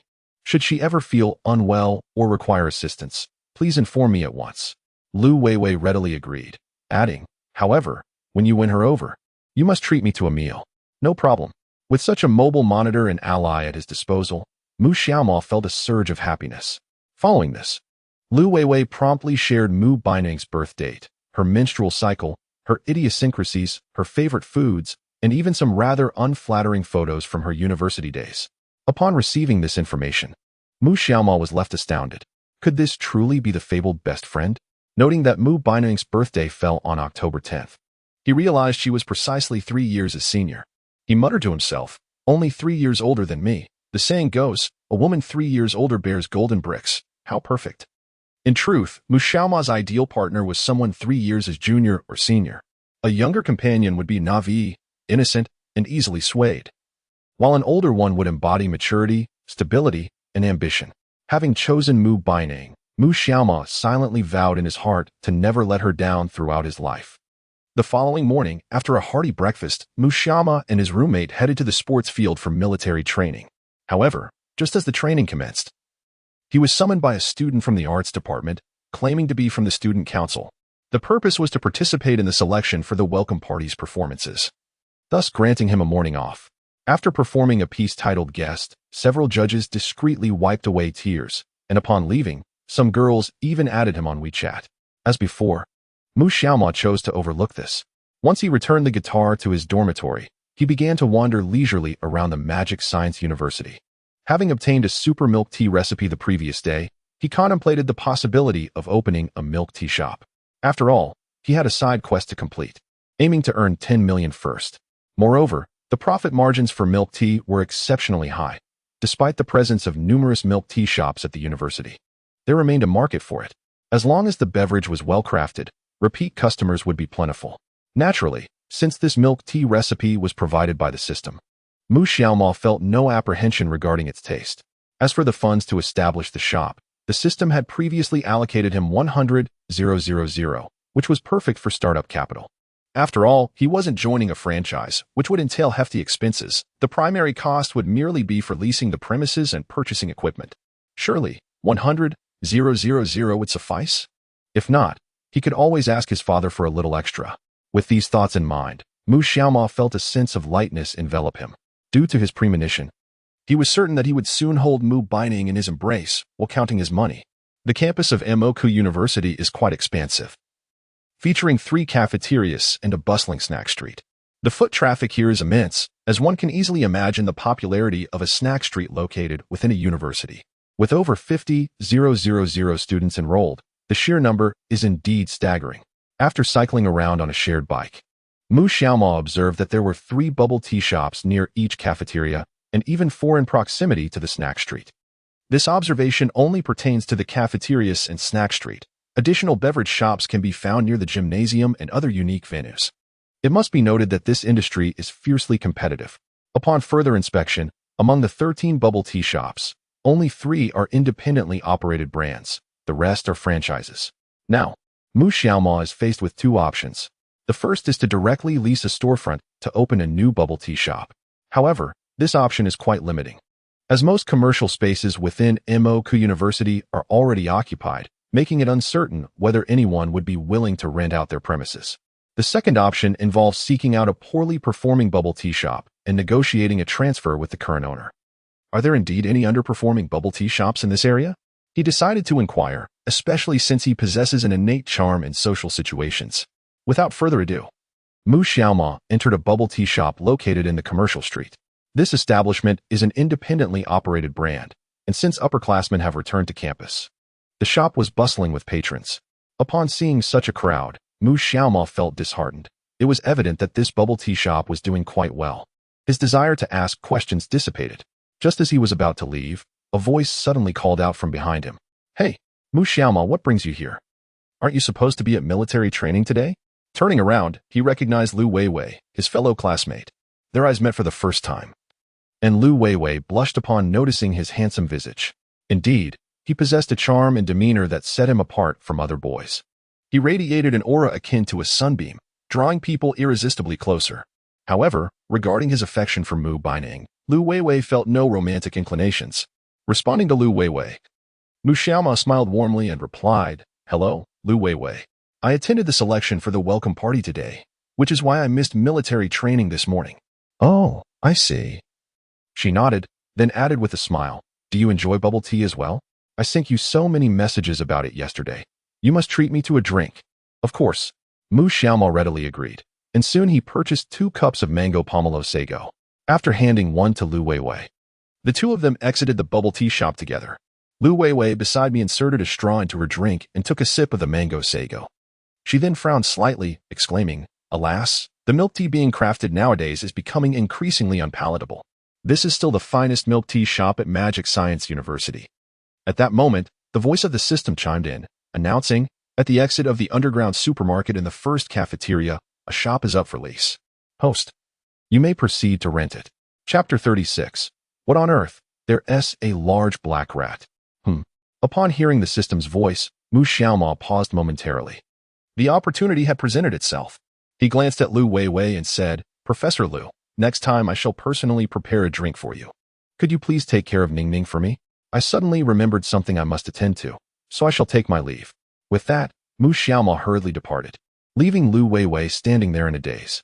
She furrowed her brow, pondering, "Wait, did Mu Xiaoma just say he would make it for me himself? What does that mean? And why did he leave so hastily?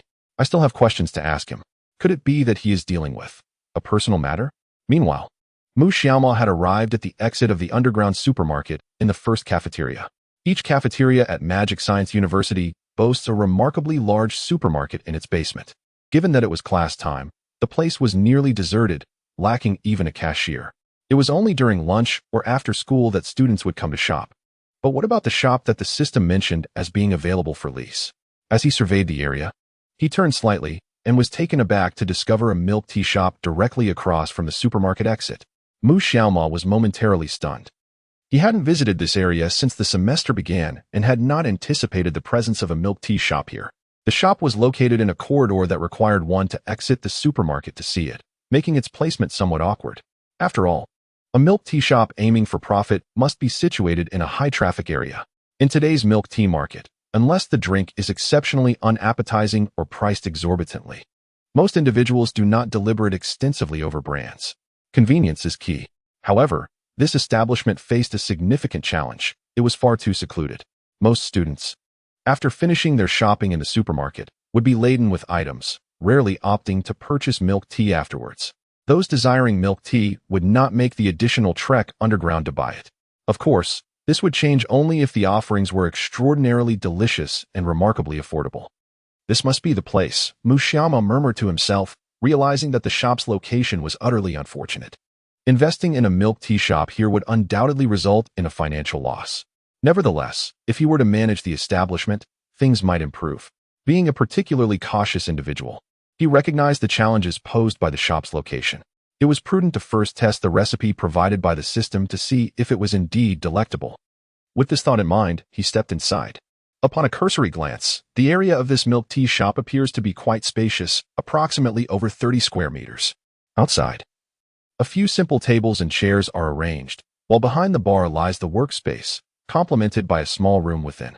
The establishment operates under its cell phone brand, named Little Milk Rabbit Milk Tea. Upon entering, a proprietor in his 30s was seen seated, engrossed in his mobile device. Only upon hearing the voice of Mu Xiaoma did he lift his gaze. "Hello, welcome to Little Milk Rabbit Milk Tea. Would you like to drink?" Mu Xiaoma directed his attention to the beverage menu. The prices for the milk teas here are quite reasonable, even 3 yuan less than the market average. It seems he is aware that lowering prices attracts customers. However, the location is rather obscure. I would like a cup of honey peach milk cap, please. Mu Xiaoma casually ordered, intending to discuss the transfer of the shop with the owner. Upon hearing his request, the owner's face was filled with regret. I apologize, dear student, but we currently have run out of the ingredients for that drink. Would you like to choose another? In response, Mu Xiaoma lifted his head to look at him. Are you considering transferring the shop? The owner, Ma Baohua, furrowed his brow slightly, as he had yet to post any notices regarding the shop's transfer. However, he had indeed shared the news with a few acquaintances, which might have reached Mu Xiaoma. Nodding, he sighed, yes, I don't wish to, but business has been sluggish, and there is no other choice. From his expression, Mu Xiaoma could discern the owner's helplessness. Every entrepreneurial venture reflects the owner's dedication, and it seems this shop has not yielded much profit. How much longer do you have on the lease? Mu Xiaoma inquired directly. Taken aback by the question, Ma Baohua responded, there's less than 3 months remaining. Why do you ask? I wish to rent your shop. What? Rent my shop? Ma Baohua scrutinized Mu Xiaoma from head to toe, questioning, you must be a student from Magic Science University, right? I haven't seen you around before. You must be a freshman? Yes, Mu Xiaoma nodded affirmatively. Upon realizing he was a freshman, Ma Baohua hesitated momentarily before asking, are you serious? What kind of business do you intend to run here?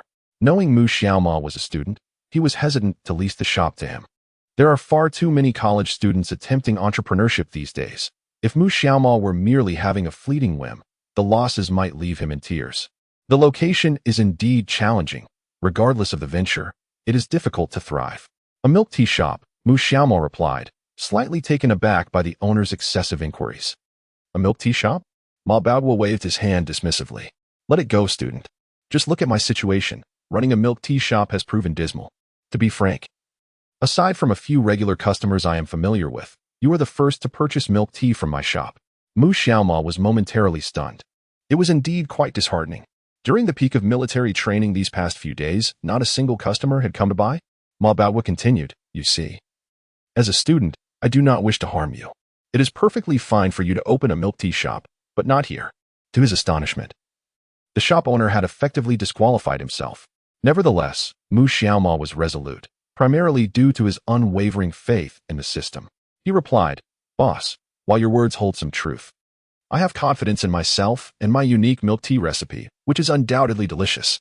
Ma Baohua's expression darkened. When I purchased my milk tea recipe, the seller claimed the same. You too have fallen for his tricks. Mu Xiaoma covered his face. The shop owner was indeed a decent person, always concerned about his potential losses. He declared, boss, I have made up my mind. Please transfer the shop to me. Name your price, and if it is reasonable, I can transfer the funds immediately. Observing Mu Xiaoma's determination, Ma Baohua sighed, realizing he could not dissuade him. Of course, if he transferred the shop and incurred losses, he would not hold him accountable. If a fool insisted on transferring, why not? Passing up a chance to earn is foolish. Thus, Ma Baohua spoke. Due to its unique location, the rent here is quite low, at 5,000 yuan per month. After the lease expires, the school will contact you for payment. Mu Xiaoma felt the price was reasonable and inquired, boss, may I take a look inside? Certainly, was the reply. Thank you. After expressing his gratitude, Mu Xiaoma stepped inside. However, upon entering the small room, he was met with the sight of an exceptionally large rat on the floor, including its tail. It must have been around 20 inches long. Goodness, what a colossal rat. Chapter 37. Soon, the brothers will enjoy free milk tea. What? Ma Baohua, hearing the commotion, hurriedly followed him in. The rat, startled, scurried into a corner and vanished from sight. Mu Xiaoma directed his gaze at Ma Baohua, thinking, this place's sanitation is indeed concerning. A rat had just appeared, and it was a particularly large one. Ma Baohua, feeling embarrassed, scratched his head and explained. Due to the summer vacation, many items here have become moldy, naturally attracting rats. He feared that this would deter Mu Xiaoma from renting the shop, so he continued. If you truly desire this shop, I can reduce the transfer fee and even give you the freezer. No, thank you, Mu Xiaoma shook his head. Please lower the transfer fee further and just clear out everything inside. All right, Ma Baohua nodded in agreement. Mu Xiaoma wrinkled his nose. The room was filled with a musty odor, The walls were peeling and darkened in many places, and there were numerous flies within. If he were to open a milk tea shop here, he would certainly need to renovate thoroughly and invest in new equipment. Utilizing the previous owner's equipment could lead to unforeseen issues for customers, and if any mishaps occurred, he would suffer significant losses. Soon after, Ma Baoguo went to a nearby printing shop to draft a contract. The transfer fee amounted to 11,000 yuan, a price negotiated by Mu Xiaoma. Ma Baoguo stated that he could empty the shop's contents today. After signing the contract, Mu Xiaoma transferred the money to him and then entered the school supermarket to purchase ingredients for making milk tea. After all, he was eager to sample the flavor of the super milk tea recipe provided by the system. He intended to let his 3 good friends taste it at noon. By 12 o'clock, Mu Xiaoma had prepared 4 cups of mango pomelo sago according to the recipe from the system and packed a meal from the cafeteria before returning to the dormitory. Not long after, Huang Wenxiu, Bai Yutao, and Du Yang entered, panting heavily after a morning of military training, clearly exhausted. "Goodness, it's sweltering," exclaimed one. "It's ridiculous that I can't even buy a cup of milk tea," another complained. "What is going on, Xiaoma? Why isn't the air conditioning on?" The 3 of them began to bicker as soon as they entered the dormitory. Mu Xiaoma quickly stood up and placed the mango pomelo sago on their table, saying, "Here, brothers, this is my homemade mango pomelo sago. Come and give it a try." "What?" Huang Wenxiu exclaimed, his gaze fixed on Mu Xiaoma. "Is this really your mango pomelo sago?"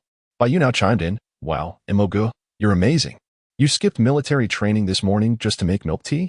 Du Yang noticed the little bunny logo on the tea and remarked, "Wait a minute. Isn't this from the underground supermarket's little bunny milk tea? That stuff is terrible. I bought a cup on the first day of school and ended up with an upset stomach for 2 days." Hearing Du Yang's words, Mu Xiaoma was taken aback. He hadn't expected Du Yang to have tried their milk tea. It made sense why he had been frequenting the restroom recently. Clearing his throat, Mu Xiaoma replied, "Ahem. Brothers, I've taken over that milk tea shop and plan to run it myself. This is my creation, and I assure you the ingredients are absolutely safe." "What?" Upon hearing this, Huang Wenxiu was elated. "Imogu, I'm all in. Soon we'll be able to enjoy free milk tea," he exclaimed. "We're about to achieve milk tea freedom." Rolling his eyes at the thought of this chubby friend, Mu Xiaoma replied, "That's just a minor detail. Now, hurry up and taste it. If it's good, I'll work overtime to prepare more. I'll try it first." Huang Wenxiu quickly inserted a straw and took a sip of the mango pomelo sago. Instantly, his eyes lit up. The rich mango flavor, complemented by a subtle hint of grapefruit, glided across his tongue and down his throat, sending a refreshing chill throughout his body. With the ice added, each sip felt invigorating, as if he had stepped into an air-conditioned room, perfect for cooling off. "This is delicious. So incredibly delicious. I've had mango pomelo sago before, but never one this exquisite." After savoring another sip, he looked up and exclaimed, "Imogu, how did you make it taste so good? I absolutely love it." Bayento also praised, admitting that he could not deny the exquisite taste of the mango sago dessert crafted by Imogu. It was truly exceptional. Du Yang exclaimed, "Damn. It's 1,000 times better than what the boss of Little Milk Rabbit makes." Perhaps a tad exaggerated. Mu Xiaoma chuckled, taking a sip himself. And he had to admit that this cup of mango sago felt as if it had been elevated to another level. One sip left him yearning for more. It was indeed an enchanting experience, lingering on the palate. Although the shop's location was somewhat obscure, as long as the reputation was solid, thriving sales were inevitable.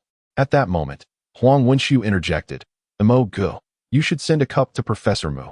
She will surely fall in love with you after tasting it." Yes. "Imogu, you absolutely must gift a cup to Professor Mu." Upon hearing their remarks, Mu Xiaoma could only smile in resignation. Why not just gift the entire shop to Professor Mu?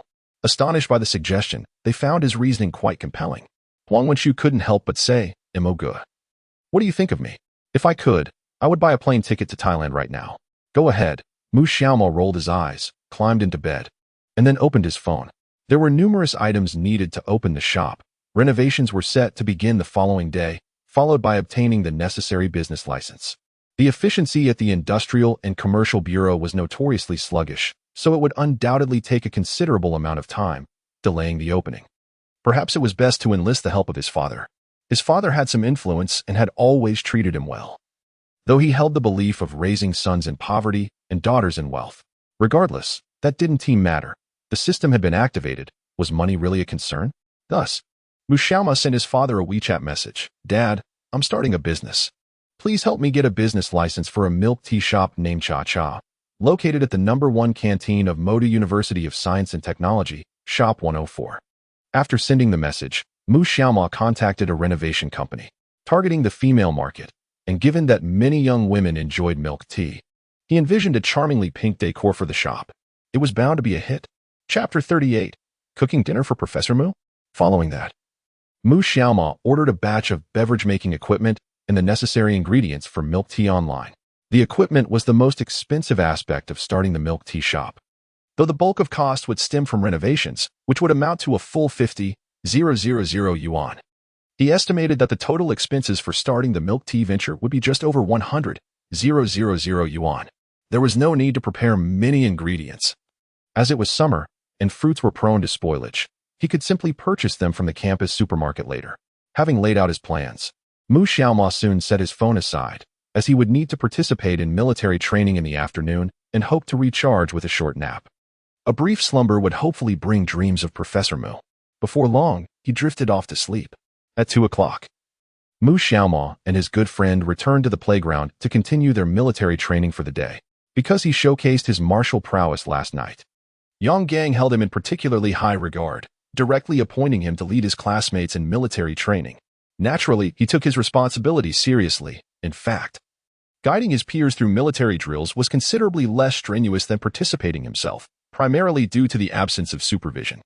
The classmates who had previously cast sidelong glances at him had become notably subdued, as a firm fist has wielded some influence. Thus, the military training continued until 6 o'clock in the afternoon when Yang Gang finally announced the assembly. Once gathered, Yang Gang addressed the students. All right, just like yesterday. You have only 1 hour for dinner. We reconvene here at 7 o'clock, and tonight we will learn to sing the military song returning from target practice. Is that understood? Understood, the students exclaimed in unison, their voices exceptionally loud this time. Yang Gang nodded in approval. Good, you may disperse. Just as Mu Xiaoma was preparing to dine with his 3 close friends, the system's voice suddenly echoed. Ding! Congratulations, host, you have triggered a task. This task, tonight. Proceed to the faculty dormitory and prepare a meal for Mu Baining. Task reward, 10,000 cash, which can enhance your relationship. Taken aback, Mu Xiaoma pondered the announcement. What on earth? Prepare a meal for Mu Baining and receive 10,000 yuan? Being somewhat of a money enthusiast, he was particularly fond of cash. Moreover, the prospect of improving their relationship was undeniably appealing. He could not afford to miss such a golden opportunity. He must go. Just as he resolved to do so, Lu Weiwei, Mu Baining's roommate, rushed over in a state of agitation. Breathlessly, she halted beside Mu Xiaoma and exclaimed, Great news, Xiaoma. You haven't eaten yet. What's the matter? Lu, why are you in such a hurry to find me? He inquired, furrowing his brow at her anxious demeanor. She placed a hand on her chest. During military training just now, one of my classmates suddenly fainted, and it seems quite serious. I need to accompany him to the hospital. And Baining is still in the dorm. I can't deliver her dinner. Could you take some food to her after you eat? Mu Xiaoma considered her words carefully. He recalled that a student from the adjacent class had indeed fainted around 5 o'clock. It was not uncommon for students to faint during military drills. Especially in the current heat, many were feeling weak, just like Bai Yuntao, who could collapse at any moment. However, it seemed rather serious. Without dwelling too long on it, Mu Xiaoma nodded emphatically. All right, Lu, you go attend to your matters. I'll handle Baining. Thank you. Take good care of her. You know what she likes to eat. I must hurry now. With that, Lu Weiwei hurriedly departed. At that moment, his 3 close friends remained nearby, having overheard Lu Weiwei's conversation. Bai Yuntao spoke up, Mo Go. It seems you've caught the attention of Professor Mu's assistant. Indeed. Did you do something to earn Lu's favor? Why is she looking for you, and not for me? Hasten. Let us dine. I wish to accompany Brother Mo in seeking Professor Mu.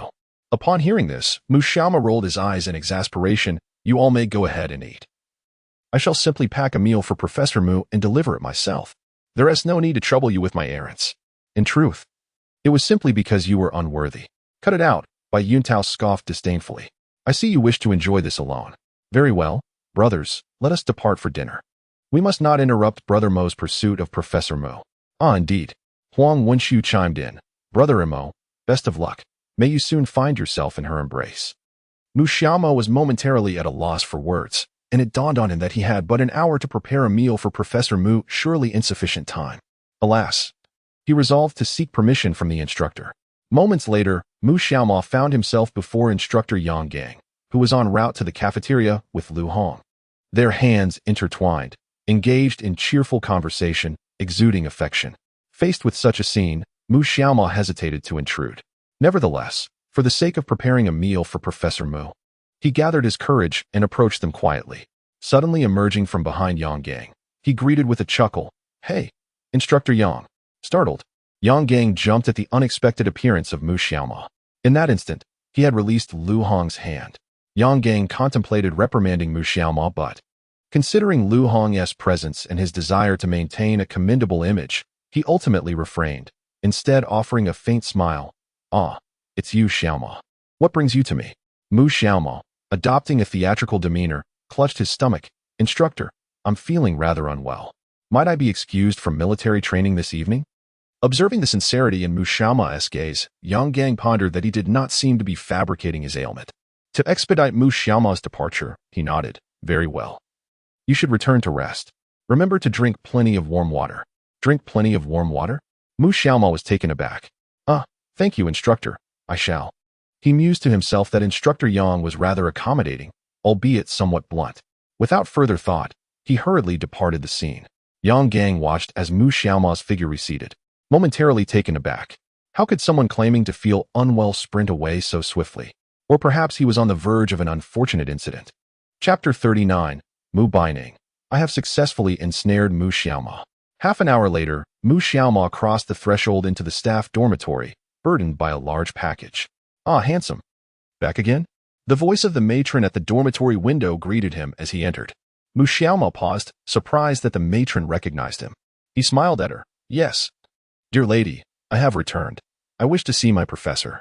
Go on, go on." She waved her hand dismissively before he could finish his sentence, showing no concern. Thank you." Just moments ago, he contemplated offering the dormitory manager 2 carrots as a means of bribery. After all, he possessed little else. And surely she would appreciate the carrots. Without further thought, upon entering the elevator, Mu Xiaomo promptly pressed the button for the 6th floor. As the elevator ascended, he glanced at the vegetables he was carrying, nodding in satisfaction. Yesterday, Lu Weiwei mentioned via WeChat that Mu Baining had a penchant for grilled fish, takoyaki, and sushi.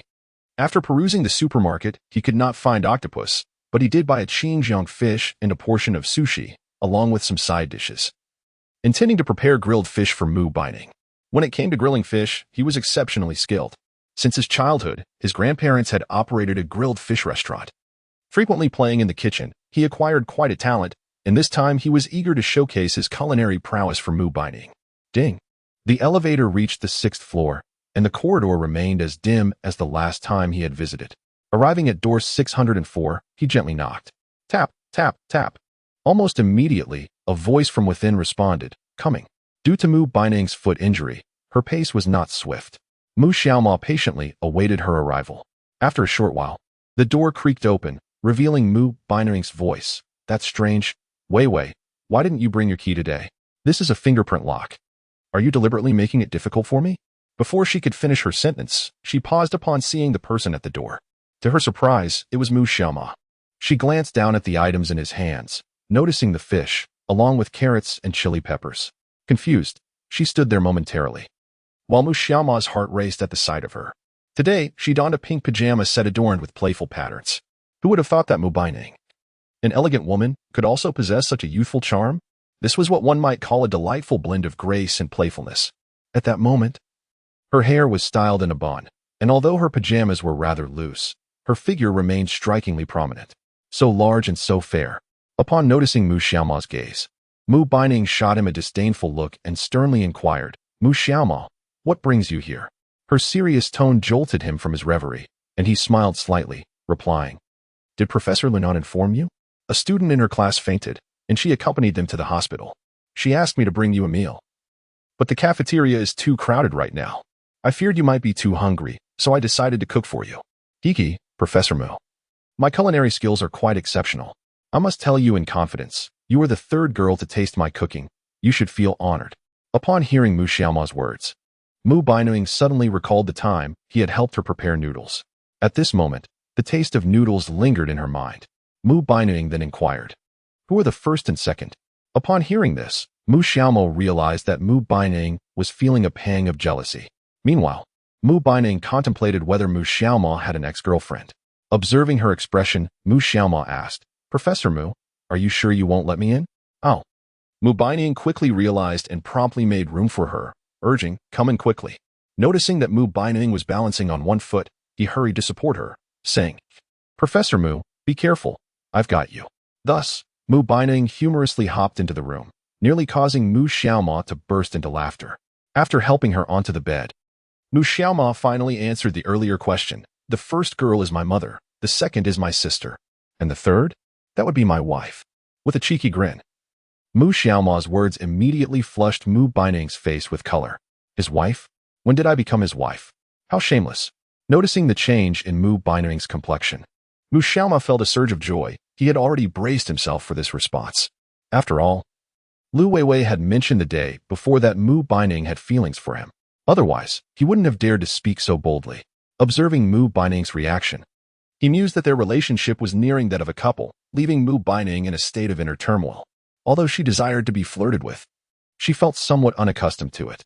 Yet, she was fond of Mu Xiaomo, and this conflicting sentiment was truly overwhelming. Seeing that Mu Baining remained silent, Mu Xiaomo opened the shopping bag from the supermarket and said, "Professor Mu, I bought you sushi. Don't you particularly enjoy sushi? Give it a try." Mu Baining, slightly puzzled, thought to herself, "Wait, I never mentioned that I liked sushi. How did Mu Xiaomo know?" As she pondered, the transparent plastic container of sushi was already presented before her. Unable to dwell on it further, Mu Baining expressed her gratitude but still asked, "How did you know I liked sushi?" She glanced at the bag again, noticing the Xinjiang fish, which she also liked. How was Mu Xiaomo so well informed?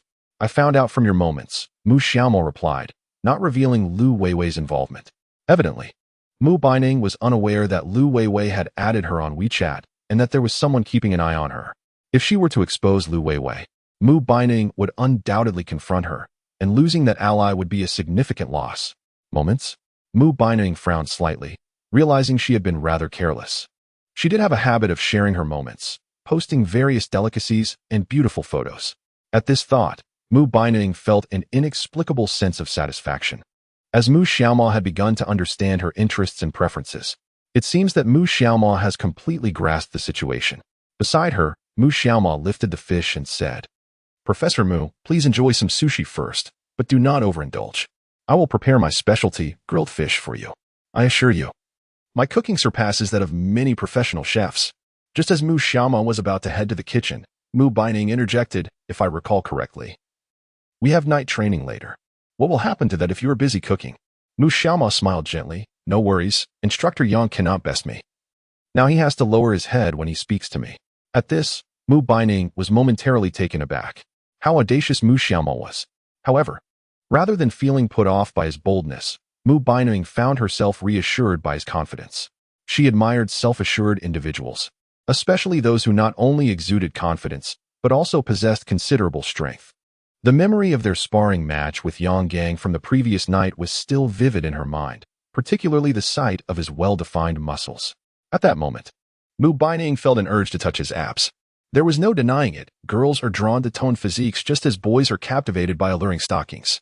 Meanwhile, Mu Xiaomo announced, "I will head to the kitchen to prepare the meal. Please be patient as grilling the fish takes some time." He spoke to Mu Baining as if soothing a child. In truth, no matter how independent or strong a woman may appear, she often harbors a little girl within, a delicate princess hidden beneath her exterior. With a smile, he confidently strode into the kitchen. "Do you need my help?" Mu Baining unexpectedly found herself asking, wishing only to accompany him.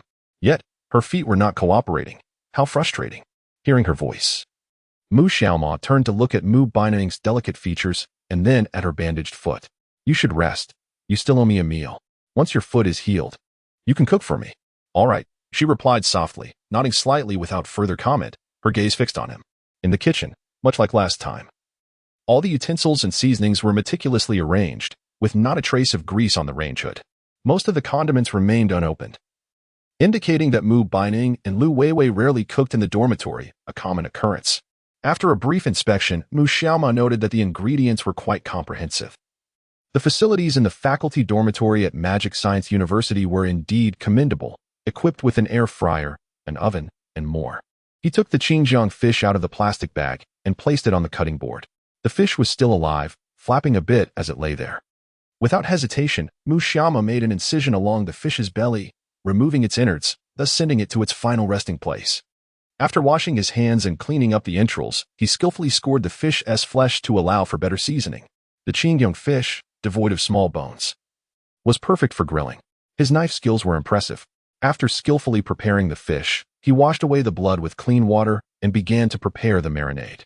Lu Weiwei mentioned that Mu Baining enjoyed spicy food. The spicier, the better. However, considering her injured foot and the need for proper healing, he decided against adding chili this time. He first marinated the Xinjiang fish with scallions, ginger, garlic, cooking wine, and white pepper powder before moving on to saute the sauce. Mu Baining observed every detail of Mu Xiaoma's actions, her gaze fixated on his cheek, reluctant to look away. She never imagined that such a handsome man would possess culinary skills, and his proficiency seemed to surpass her own. In today's society, many men can cook, but it was indeed rare for someone his age to be so adept. Mu Xiaoma had noticed Mu Baining's gaze, yet he refrained from turning to meet her eyes. Aware that if he did, she would quickly avert her gaze, he chose to focus on cooking instead. Once the fish was marinated and the sauce nearly ready, a subtle fragrance began to fill the room. He recalled his grandfather mentioning that their family's grilled fish restaurant had been in operation for over 20 years, allowing him to master the proportions of the ingredients perfectly. The aroma was not at all overpowering. In fact, it was delightful enough to make his stomach rumble. Yes, this was the smell he cherished. With great care, he placed the fish onto the baking tray, drenching it with the sauteed sauce before wrapping it in foil and placing it in the oven. Task accomplished. In 30 minutes, the fish would be ready to enjoy. Mu Xiaoma then added rice and water to the rice cooker and flipped the switch. Outside, Mu Baining, who had been engrossed in her phone, suddenly caught a whiff of a delicate fragrance. Unable to resist, she looked up. What a fragrant aroma! Is that the smell of grilled fish? She murmured, wondering if Mu Xiaoma had already completed the dish. Her gaze unwittingly drifted toward the kitchen, where Mu Xiaoma emerged just in time. Seeing Mu Baining staring at him, Mu Xiaoma inquired, "What is the matter, Professor Mu? The grilled fish will take another 30 minutes. Are you hungry?" Mu Baining shook her head, but her stomach growled audibly just as she spoke. The sound was quite pronounced, and Mu Xiaoma heard it clearly. Instantly, her face mirrored the expression of the first emoji on her phone, a look of embarrassment. Mu Xiaoma chuckled softly, amused at how her stomach had betrayed her. Mu Baining's expression darkened. It was truly unfortunate that her stomach chose this moment to be so vocal. How annoying. It's all right, Professor Mu, Mu Xiaoma reassured her. Dinner will be ready in half an hour. Don't you still have sushi? At that moment, he noticed the empty sushi box in the trash. Well, she finished an entire box of sushi? He thought, astonished. Was this girl really such a hearty eater? Upon witnessing the scene, Mu Baining's expression instantly soured. Just moments ago, she had been captivated by Mu Xiaoma and had unconsciously devoured the entire portion of sushi. It was exceedingly embarrassing for Mu Xiaoma to see her consume so voraciously. At that moment, Mu Baining felt as though she could excavate a 3-bedroom apartment from between her toes. Mu Xiaoma, sensing the awkwardness, quickly chimed in. Hee, Professor Mu. I too can finish off my favorite dishes quite heartily. However, you are quite slender. It would be beneficial for you to eat more. I will check on the fish in the kitchen and patiently wait a moment. With that, she hurried back to the kitchen.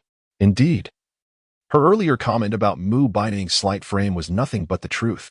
While Mu Xiaoma possessed a more ample bosom, the rest of her physique could hardly be deemed overweight. With a waist of 4 inches and slender thighs, her height of 170 centimeters was indeed a pure measurement. Weighing just over 100 pounds was not substantial, with her bosom likely accounting for several pounds. Upon reaching the oven, Mu Xiaoma increased the heat slightly, and then began the protracted wait. She did not leave the kitchen again until, 23 minutes later, the oven emitted a cheerful chime. Ding! It's ready! Mu Xiaoma swiftly donned her heat-resistant gloves and opened the oven door. Instantly, a wave of enticing aroma wafted towards her. Inhaling deeply, she confirmed, "Yes, this is the scent." She placed the baking tray on the table, peeled back the aluminum foil, and sprinkled some cilantro and shredded radish atop the grilled fish, deliberately omitting any chili. Soon, She presented the dish with a flourish, announcing, "Professor Mu, the grilled fish is here." Chapter 41. May I cook for you for a lifetime? Upon hearing Mu Xiaoma's words, her stomach emitted a series of rumbling sounds. As she approached the dining table, Mu Xiaoma couldn't help but chuckle. It was remarkable that she could still feel hungry after having consumed an entire box of sushi. The fish, a splendid specimen weighing over 4 pounds, was certainly ample enough for Mu Baining. At that moment, Mu Baining was seated on the bed. After placing the grilled fish on the table, Mu Xiaoma rose and assisted her into the wheelchair. Sensing the subtle fragrance emanating from Mu Baining, Mu Xiaoma gently said, "Professor Mu, please hold on a moment. I will fetch you a pair of chopsticks and serve you some rice." "Thank you, Xiaoma," Mu Baining replied, feeling her mind blissfully blank, as if every aspect of her being was meticulously tended to by Mu Xiaoma. It was a life of ease, where everything was provided without effort. How wonderful it would be to continue like this. Uncertain as to why such thoughts arose, she soon saw Mu Xiaoma returning with 2 sets of chopsticks, which she placed on the table. "All right, it's time to eat." She surveyed Mu Baining's exquisite features, then continued, "I recall your fondness for spicy food. But given your foot injury, I refrained from adding chili, fearing it might impede your recovery. Once your foot has healed, I will prepare a spicy dish for you." Mu Baining nodded slightly, completely unprepared for Mu Xiaoma's attentiveness. Indeed, chili could easily cause inflammation in wounds and hinder healing. Her consideration was remarkably thorough. Most men nowadays are rather stoic, and warm-hearted individuals like him are a rarity. After a moment of contemplation, Mu Baining leaned closer to the grilled fish, her gaze scrutinizing it. "I must admit, just from its appearance, the fish prepared by Mu Xiaoma is exceedingly appetizing. The fish glistens with a radiant sheen, its surface a delightful golden hue, and the cuts reveal tender, white flesh. Particularly intoxicating is the aroma, which is simply exquisite." Before the school term commenced, she had traveled extensively with her close friend Lu Weiwei, indulging in various grilled fish across different locales, yet none compared to Mu Xiaoma's culinary prowess. Suddenly, a generous bowl of rice was placed before her. Noticing Mu Baining's unwavering gaze on the fish, Mu Xiaoma could not help but comment, "Professor Mu, merely looking at it won't satiate your hunger. Do taste it. Are you afraid I might have poisoned it?" "What? No, no, no." Mu Xiaoma chuckled softly, "Fear not. I would never engage in such sordid acts. Though you are indeed beautiful, that would be a transgression of over 3 years. "Stop joking," Mu Baining replied, glancing at the bowl of rice. "Isn't this a bit too much? I can't possibly finish all of it. Then just leave the leftovers. But do try the fish." Without further ado, Mu Baining bit her lip. "Shall I give it a try then?" "Yes, please do," Mu Xiaoma said, eyes brimming with anticipation. With delicate hands, she picked up her chopsticks and lifted a small piece of fish, which she promptly placed in her mouth. Her demeanor while eating was particularly refined, and upon tasting the fish, her eyes sparkled with delight, her mouth slightly agape. As a connoisseur of fine cuisine, Mu Baining held high standards, and Mu Xiaoma's grilled fish exceeded her expectations. The flesh was tender, devoid of any fishy odor. If one were to describe the flavor with 4 words, it would be smooth, tender, succulent, and lingering. Delicious, utterly delicious, better than any she had tasted in restaurants. However, in an effort to maintain a favorable image before Mu Xiaoma, she suppressed her desire for another piece. Observing Mu Baining savoring the fish with such exaggerated delight, Mu Xiaoma eagerly inquired, "So, Professor Mu, how does the fish taste?" "Yes." She nodded slightly. Although her expression remained calm, her heart was tumultuous with excitement. The flavor was indeed extraordinary. Seeing Mu Baining's shy demeanor brought a smile to Mu Xiaoma's face. "How about I cook for you for a lifetime?" "What?" Mu Baining was momentarily taken aback. This Mu Xiaoma was becoming increasingly audacious, first declaring her to be his wife, and now offering to cook for her eternally. Such blatant intentions. Yet, why did this sentiment bring her such joy? As a woman, she knew she could not respond too readily. It would come off as lacking in modesty. After all, they had only known each other for 5 days. 5 days was hardly sufficient to truly comprehend another person, although Mu Xiaoma was indeed a commendable individual, sincere in his affections. Nevertheless, further observation was warranted. Mu Baining pondered for a moment, then raised her head, a smile gracing her lips. "Do you genuinely wish to cook for me for a lifetime?" "Yes," Mu Xiaoma nodded earnestly. At this, Mu Baining chuckled softly. "Let me tell you, my standards for culinary delights are exceedingly high. A mere fish will not suffice to win me over. Upon hearing this, Mu Xiaoma was momentarily taken aback. Goodness, was Mu Baining actually conceding? The transformation of this ice goddess's demeanor was astonishingly swift. Although she had not explicitly agreed, was it not the case that a few more dishes could sway her? With this thought in mind, Mu Xiaoma rose from his seat. Seeing this, Mu Baining promptly inquired, "What are you off to do?" "I'm going to prepare a few more dishes." Mu Baining could not suppress a laugh. This foolish brother was rather naive. While she longed to sample his other culinary creations, today would have to suffice. She quickly called out to Mu Xiaoma, "No need, classmate Xiaoma, we cannot finish all this. Let's save it for another time." "All right, that works." In truth, Mu Xiaoma had no intention of actually cooking. However, Mu Baining's response today was quite encouraging. The fact that she mentioned returning to cook again indicated that she had already been captivated by his fish. A smile crept across Mu Xiaoma's face at this realization. Noticing Mu Baining's hesitance to pick up her chopsticks, he urged, "Professor Mu, please eat quickly. It will be less enjoyable once it cools." "Yes, you should eat as well." A pang of hunger reminded her, and she picked up a hefty piece of fish, savoring its delectable flavor. The taste lingered in her mouth, and once swallowed, she felt an immense sense of satisfaction. Mu Xiaoma took a small taste himself. The flavor was precisely as he remembered. Though he wasn't particularly hungry and intended to leave most of it for Mu Baining. At that moment, Mu Baining's phone chimed with a notification. Glancing over, Mu Xiaoma noticed her wallpaper featured an adorable British short-hair kitten. Just days prior, Mu Baining had been enchanted by a little kitten while crossing the street outside their school. Curiously, he asked, "Do you have a fondness for kittens, Professor Mu?" She nodded. "Indeed, I have loved cats since childhood. During university, I even had a fold-eared cat." As she spoke, Mu Baining sighed. "Unfortunately, I only had him for a little over 6 months before he departed for the feline heavens due to a skeletal disease." Chapter 42. Professor Mu, please allow me to explain. The mention of her cat reminded Mu Xiaoma of his own beloved pet, who had also passed away due to illness. Though he had been a companion for 5 or 6 years, the breed of Mu Baining's fold-eared cat was particularly susceptible to congenital skeletal diseases, with the highest incidence occurring between 6 months and 2 years of age. Due to the distinctive appearance of the Scottish fold cat, it has garnered considerable affection from people, leading many to breed this charming feline. Observing Mu Baining's despondent expression, Mu Xiaoma gently offered an apology. "I'm sorry, Professor Mu. I didn't mean to touch on a sensitive subject." "It's all right," Mu Baining replied, shaking her head. "That is all in the past. I have developed a fondness for cats and consider myself a true cat lover. However, I currently lack the time to care for one. At times, I truly wish I could have a cat." Just then, Mu Xiaoma unexpectedly mimicked the cat's meow. Upon hearing this, Mu Baining couldn't help but smile, only to retort coolly, "At your age, how can you still be so childish? I certainly can't afford to keep such a large cat." Mu Xiaoma scratched his head, realizing the atmosphere had become particularly relaxed. "I was just joking, Professor Mu. Let us focus on our meal." Indeed, Mu Baining thought little of it, her stomach still grumbling. It would be wise to indulge in more fish and meat, lest she find herself competing with Go Weiwei upon her return. She loves cats. Mu Xiaoma mused silently while observing Mu Baining. Since she adores felines and now owns a bubble tea shop, wouldn't it be splendid to transform the shop into a cat CAF for her? This could bring her much joy. With this idea, Mu Xiaoma felt a surge of optimism.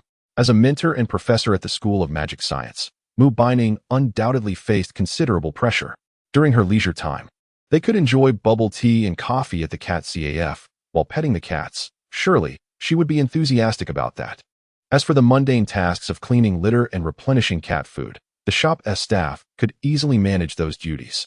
Many students seek part-time work at the university, and given the current fondness for kittens, finding a student who loves cats wouldn't be a hassle.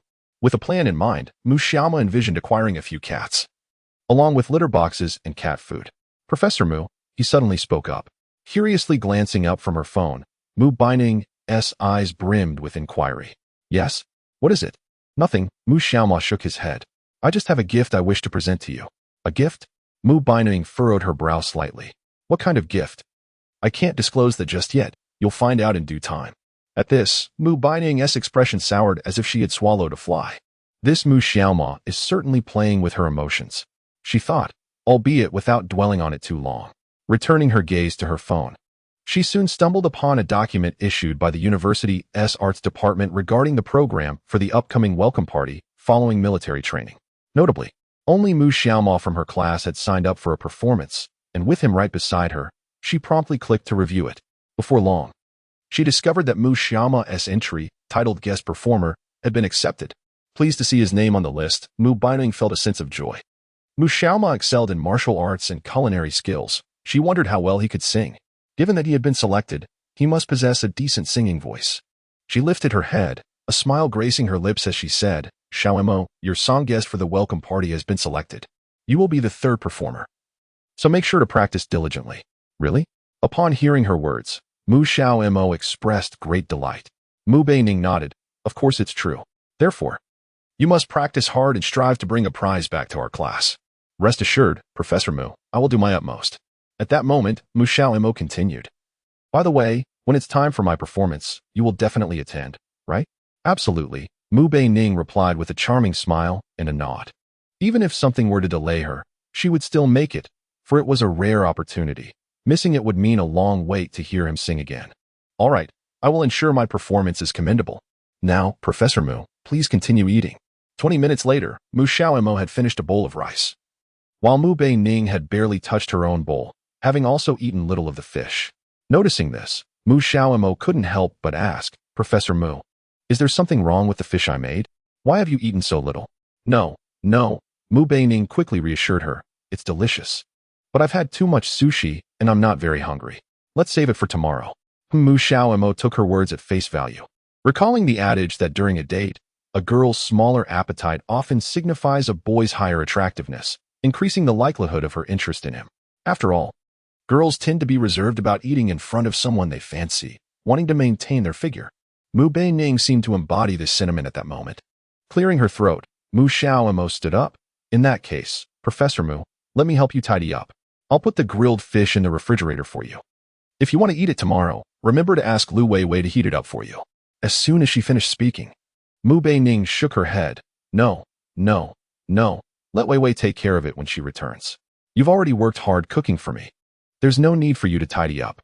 Fearing that Mu Xiaomo might disregard her words, she added, I'm already full, so you can help me to bed. All right.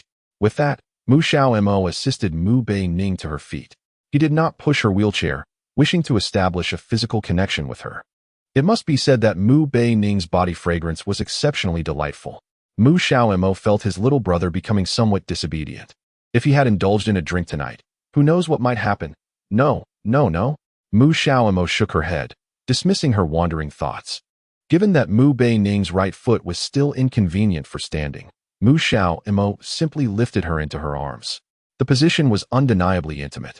However, just as Mu Xiaomo was about to reach the bedside, her foot unexpectedly slipped onto something slick, causing her to stumble and lose her balance, sliding away in a sudden rush. Fortunately, the bed was conveniently nearby. With a sudden turn, Mu Xiaomo leaned back against it, reclining effortlessly. In that instant, Mu Beining precisely landed atop him. The delicate weight of her form pressed against his chest, and her lips found their way to his in a perfect kiss. How fragrant!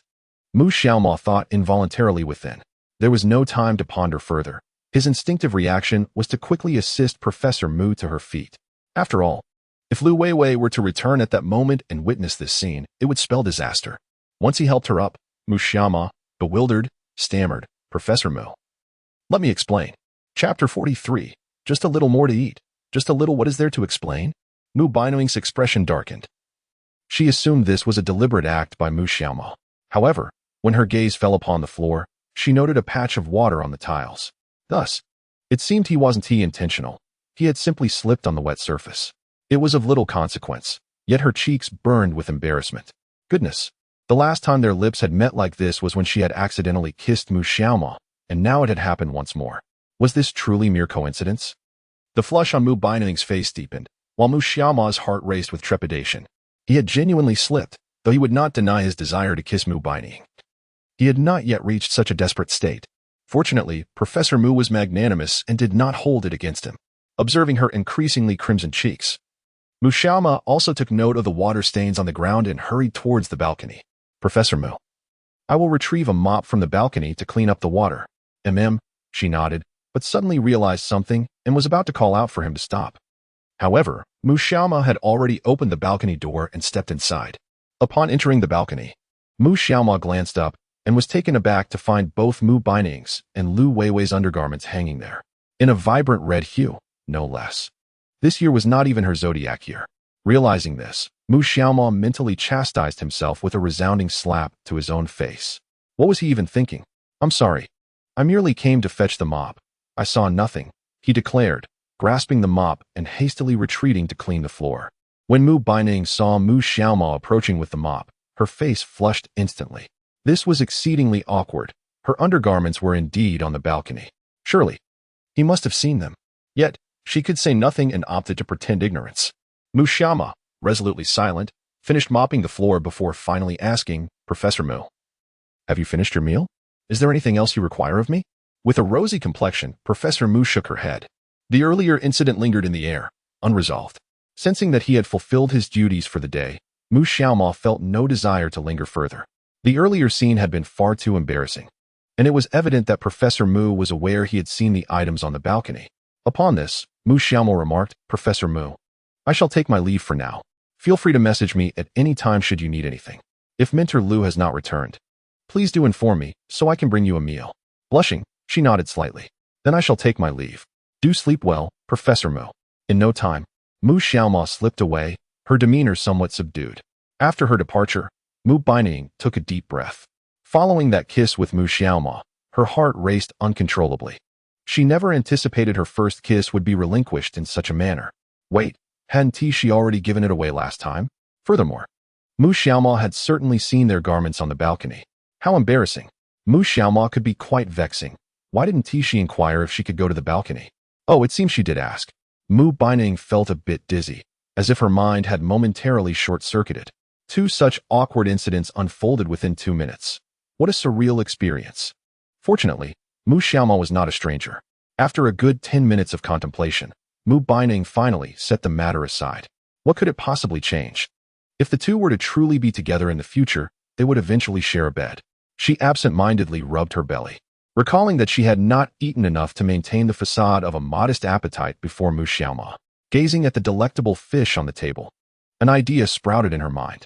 Why not indulge a little more? She certainly wasn't gaining weight. So, she decided to have a bit more, just a little bit. Really. Soon enough, Mu Bining was enjoying her meal once again. Of course, as a lady, she maintained a certain grace. She savored the fish slowly, its exquisite flavor lingering on her palate. Mu Bining mused that she could dine on this fish for a lifetime without growing weary of it. Mu Xiaoma's culinary skills were truly exceptional. In no time, Mu Bining finished a bowl of rice, and a significant portion of fish was devoured as well. After letting out a satisfied burp, she remembered she had yet to take her medication. She leisurely poured herself a glass of water and swallowed her pills. Just then, the door swung open unexpectedly. I'm utterly exhausted, Dog Ningning. Lu Weiwei entered the room, her energy seemingly depleted.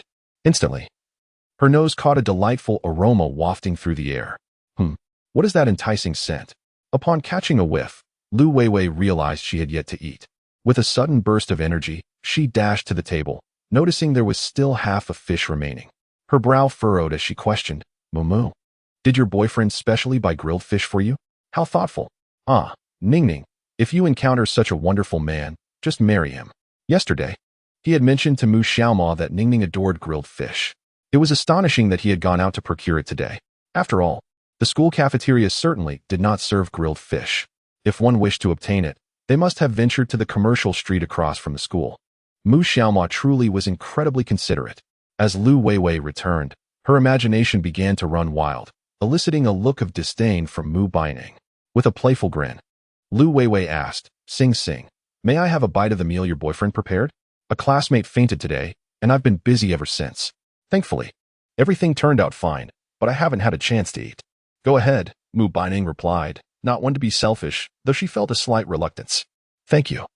Sing Sing, I adore you, exclaimed Lu Weiwei, her enthusiasm propelling her into the kitchen. Upon entering, she paused momentarily. It appeared the oven had been used. Remnants of vegetables lay scattered on the cutting board, and the trash bin contained fish entrails. What is going on? She opened the rice cooker to discover warm rice inside. A thought struck her as her pupils dilated. Could it be that Mu Xiaoma personally came to cook for Sing Sing? With a flurry of questions swirling in her mind, Lu Weiwei dashed out of the kitchen to Mu Baining's side. Her large, expressive eyes blinked eagerly as she observed Lu Weiwei, sensing her friend was up to something. "What's the matter?" Mu Baining inquired. "Did Mu Xiaoma visit our dorm?" Lu Weiwei asked. Mu Baining nodded in affirmation. "Did he personally prepare the grilled fish on the table for you?" Again, Mu Baining nodded. "Sing Sing, there aren't many men who can cook. You should just marry him." Chapter 44. I beg you not to mention Mu Xiaoma again. Seeing Lu Weiwei's exuberance, Mu Baining let out a sigh, feeling as if her friend was more anxious than she was. "Why does it seem like you are more impatient than me? Mu Xiaoma is pursuing you, not me." Lu Weiwei, what is all this fuss about? Mu Baining couldn't comprehend it. "All right, Weiwei, I've only known Mu Xiaoma for 5 days. Do you really think one can know another person in that short span?" "Absolutely." Lu Weiwei's eyes sparkled with affection as she replied. "Just look at how handsome Mu Xiaoma is. If I were you, I would not hesitate to establish a relationship with him. Then, I'd lean against his chest, caressing his abs, and shower him with kisses." Mu Baining rolled her eyes in disdain. "Lu Weiwei, you are beyond saving, with your head filled with thoughts of handsome men. Don't you realize that many good-looking guys are often scoundrels?" Alas, Lu Weiwei was a hopeless romantic, and a rather timid one at that. She was the type who would shy away from unattractive men on the street and be too bashful to approach handsome ones. Whenever she encountered a dashing young man, she would wait for someone to say, "Look at how handsome that guy is. Could you ask for his WeChat?" Mu Baining remarked. "Your mind is consumed with thoughts of abs and handsome men. All right, Weiwei, I have a grasp on the situation with Mu Xiaoma. You needn't worry about me. Let us focus on your meal first." "Okay," Lu Weiwei replied, rubbing her stomach before hurriedly returning to the kitchen to serve herself a generous bowl of rice. She then settled at the dining table, picking up her chopsticks to savor a piece of fish. The fish had cooled down, yet in this sweltering summer, indulging in something chilled was hardly an issue. As Lu Weiwei savored a piece, her gentle chewing ceased, and she found herself momentarily stunned, unable to restrain her excitement. She exclaimed, "Oh my, I never anticipated tasting such a heavenly delicacy. Ning Ning, this fish is simply exquisite." Gradually, she turned her gaze towards Mu Baining, preparing to orchestrate a few assists for Mu Xiaoma. Noticing her expression, Mu Baining promptly interjected, "Weiwei, please refrain from speaking. Just continue enjoying your fish. I implore you, do not mention Mu Xiaoma again." In the dormitory, after finishing his shower, Mu Xiaoma emerged clad in a bathrobe. At that moment, a voice from the system resonated in his mind. "Ding! Congratulations, host, you have completed the task. You have earned 10,000 cash, and your relationship has also improved." Feeling a wave of relief wash over him upon hearing the system's notification, Mu Xiaoma pondered when Mu Baining would come to love him. He couldn't deny his attraction towards her. After all, it was a natural inclination for a young man, considering Mu Baining's extraordinary beauty. It could be said that any normal man would desire a relationship with her. If not, there must be something amiss. Seizing the opportunity while his roommates were still absent, Mu Xiaoma changed into a loose-fitting set of pajamas and embraced his guitar, strumming away, disregarding the absence of singing. In his childhood, his sister often insisted he take her to watch Hayao Miyazaki's animated films. His favorite piece from those films was the theme from Castle in the Sky, composed by the illustrious Joe Hisaishi, specifically Moonlight on the Clouds. Each time he heard that melody, it evoked a unique charm. Before long, Mu Xiaoma found himself immersed in the ocean of music. In the following days, Mu Xiaoma participated in military training alongside his classmates. He would frequently visit the faculty dormitory to see Mu Baining, bringing her fruits and engaging in light conversation. By the 9th day, her foot had nearly healed, allowing her to walk unaided. However, the system tasks had ceased to appear. He had initially expected a continuous stream of assignments. But ever since he prepared grilled fish for Mu Baining, it seemed as if the system had gone dormant, failing to issue any further tasks. Yet, one task remained ongoing: to sing a romantic song at the welcome party. Mu Xiaoma gave it little thought. The program had already been selected, and he was certain that the song guest would capture the spotlight. As for the milk tea shop, Ma Baohua had finished clearing out the space, and renovations were underway. Due to the formaldehyde from the newly renovated establishment, it would take some time before it could reopen, likely not until after the National Day holiday. September 18th marked the final day of military training, coinciding with the day of the military training performance. It was also a date of historical significance, commemorating the invasion of northeast Huaxia by the island nation. The choice to hold the military training performance on this day bore a certain meaning. At 7:30 in the morning, all the students had already gathered on the playground, donned in military green uniforms, standing at attention. Each student's expression was notably solemn. Given the significance of the day, moreover, after the military training concluded, Instructor Yang Gang would be departing. Though 14 days may not seem long, the time spent together had fostered a fondness for Yang Gang among the class, not the kind of fondness associated with frivolity, but rather a profound respect for a soldier. It was Yang Gang who had allowed them to experience the life and responsibilities of a serviceman. All present, stand at attention, echoed Yang Gang's stern voice across the playground. Hearing this, the students stood perfectly still. Yang Gang looked upon his students with satisfaction. A good commander always cherishes his soldiers, and in his eyes, the students of Class Robot were the finest. Truly, they had been exceptionally obedient over these 14 days. Only Mu Xiaoma had caused him a slight embarrassment. But such matters were trivial. At ease, Yang Gang's tone softened as he continued, "Students, the military training demonstration later will be our opportunity to showcase the results of our 2 weeks of training. Do you have the confidence to outshine the other classes?" "Yes." The class responded in unison, their spirits high. "Very well," Yang Gang nodded. "You may take a brief rest now. Mu Xiaoma, Huang Xiaoming, you two will lead the formation." "Understood, Instructor Yang," they replied. As the students awaited the commencement of the demonstration, Huang Wenxiu in the back row untied his shoelaces and removed his shoes. For the past few days, he had been placing large sanitary pads inside his shoes, but today, it seemed the pads were not adhering well, frequently slipping out from the heels as he walked. It was quite ridiculous.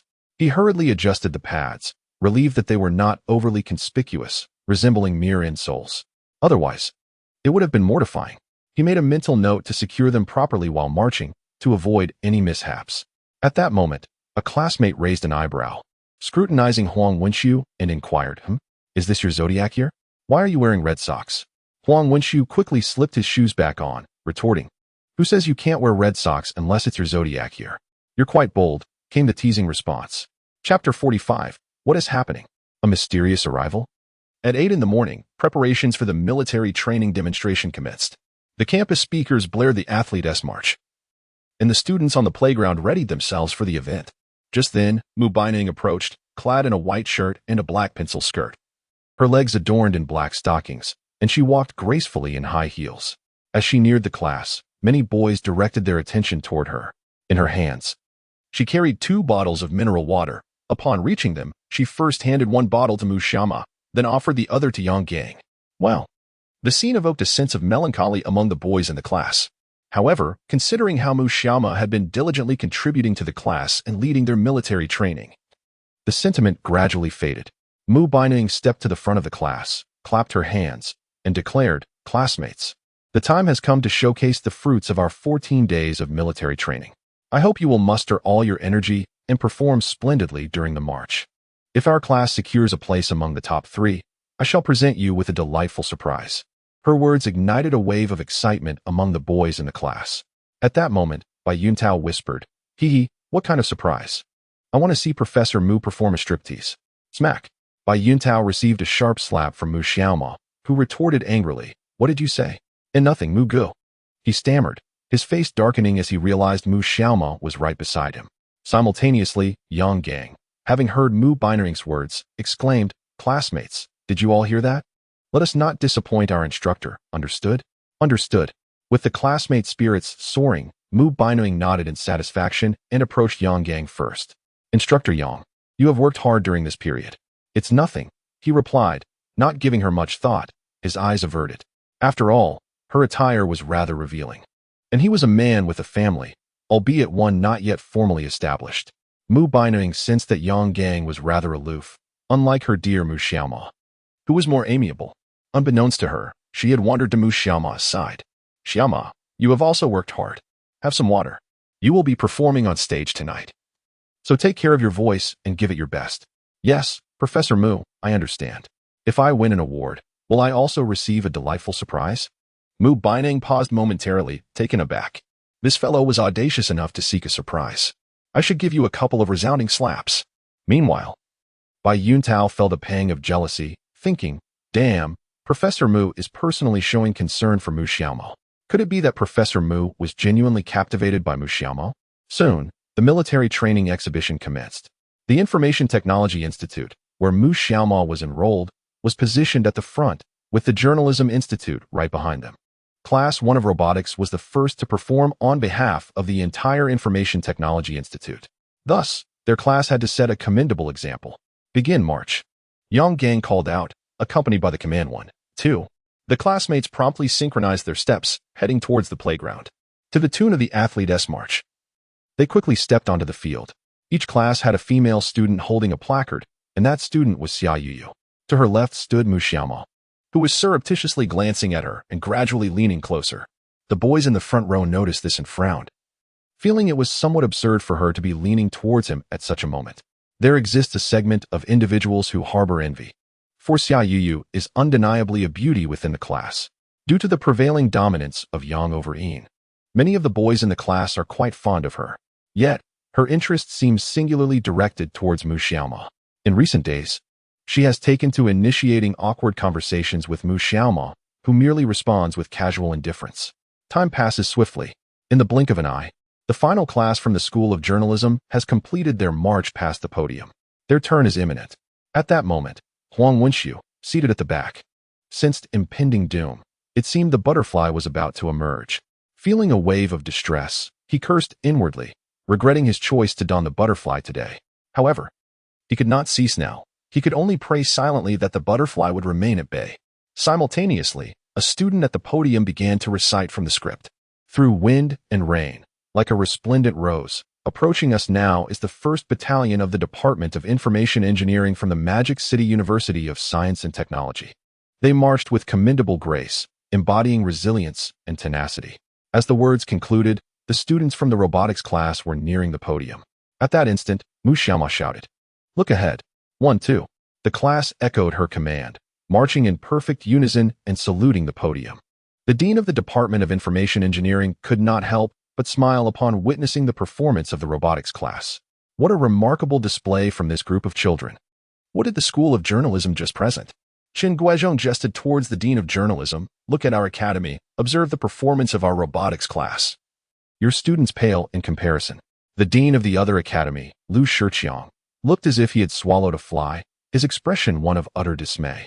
At that moment, a student in the second-to-last row of the robotics class appeared to have dropped something from his pant leg. Something white? As fate would have it, this white object was inadvertently kicked by a classmate from behind, soaring high into the air. The eyes of the principal and the various deans were drawn to this white object.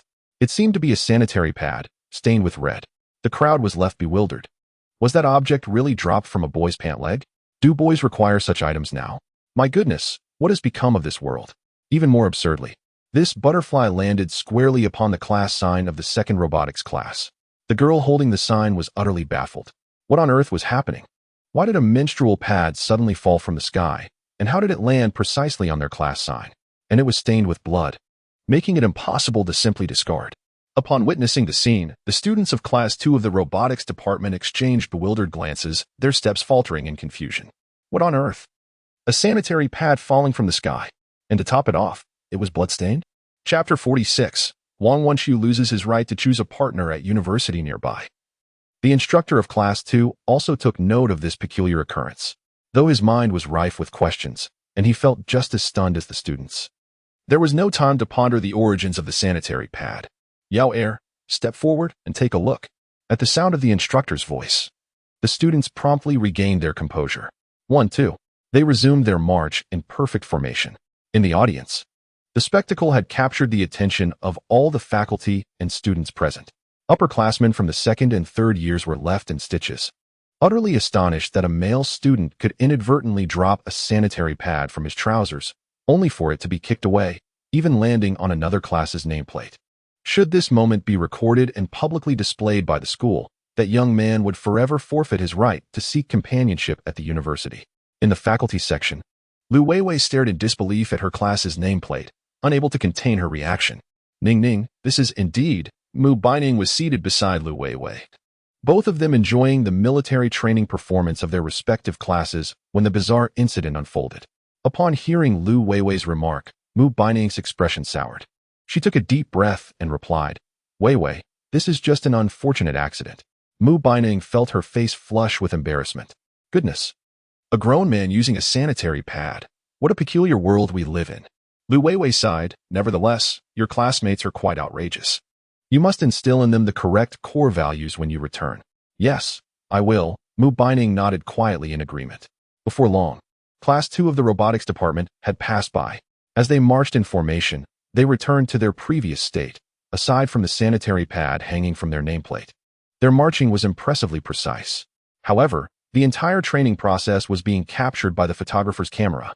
Perhaps this scene would become a unique part of the history of the Shanghai University of Science and Technology. Wow, let me tell you, it was utterly absurd. We were marching in formation when suddenly, a sanitary pad flew over, and it had blood on it. Thank goodness it didn't hit me in the face. After completing their march, the military training unit gathered in the center of the playground. Once halted, the students of Class 2 began to discuss the incident animatedly. Since Class 2 was right next to Class 1, the news quickly reached the ears of the students in Class 1. Many of them wore expressions of schadenfreude, while Huang Wenxiu in the back row awkwardly lowered his head in embarrassment.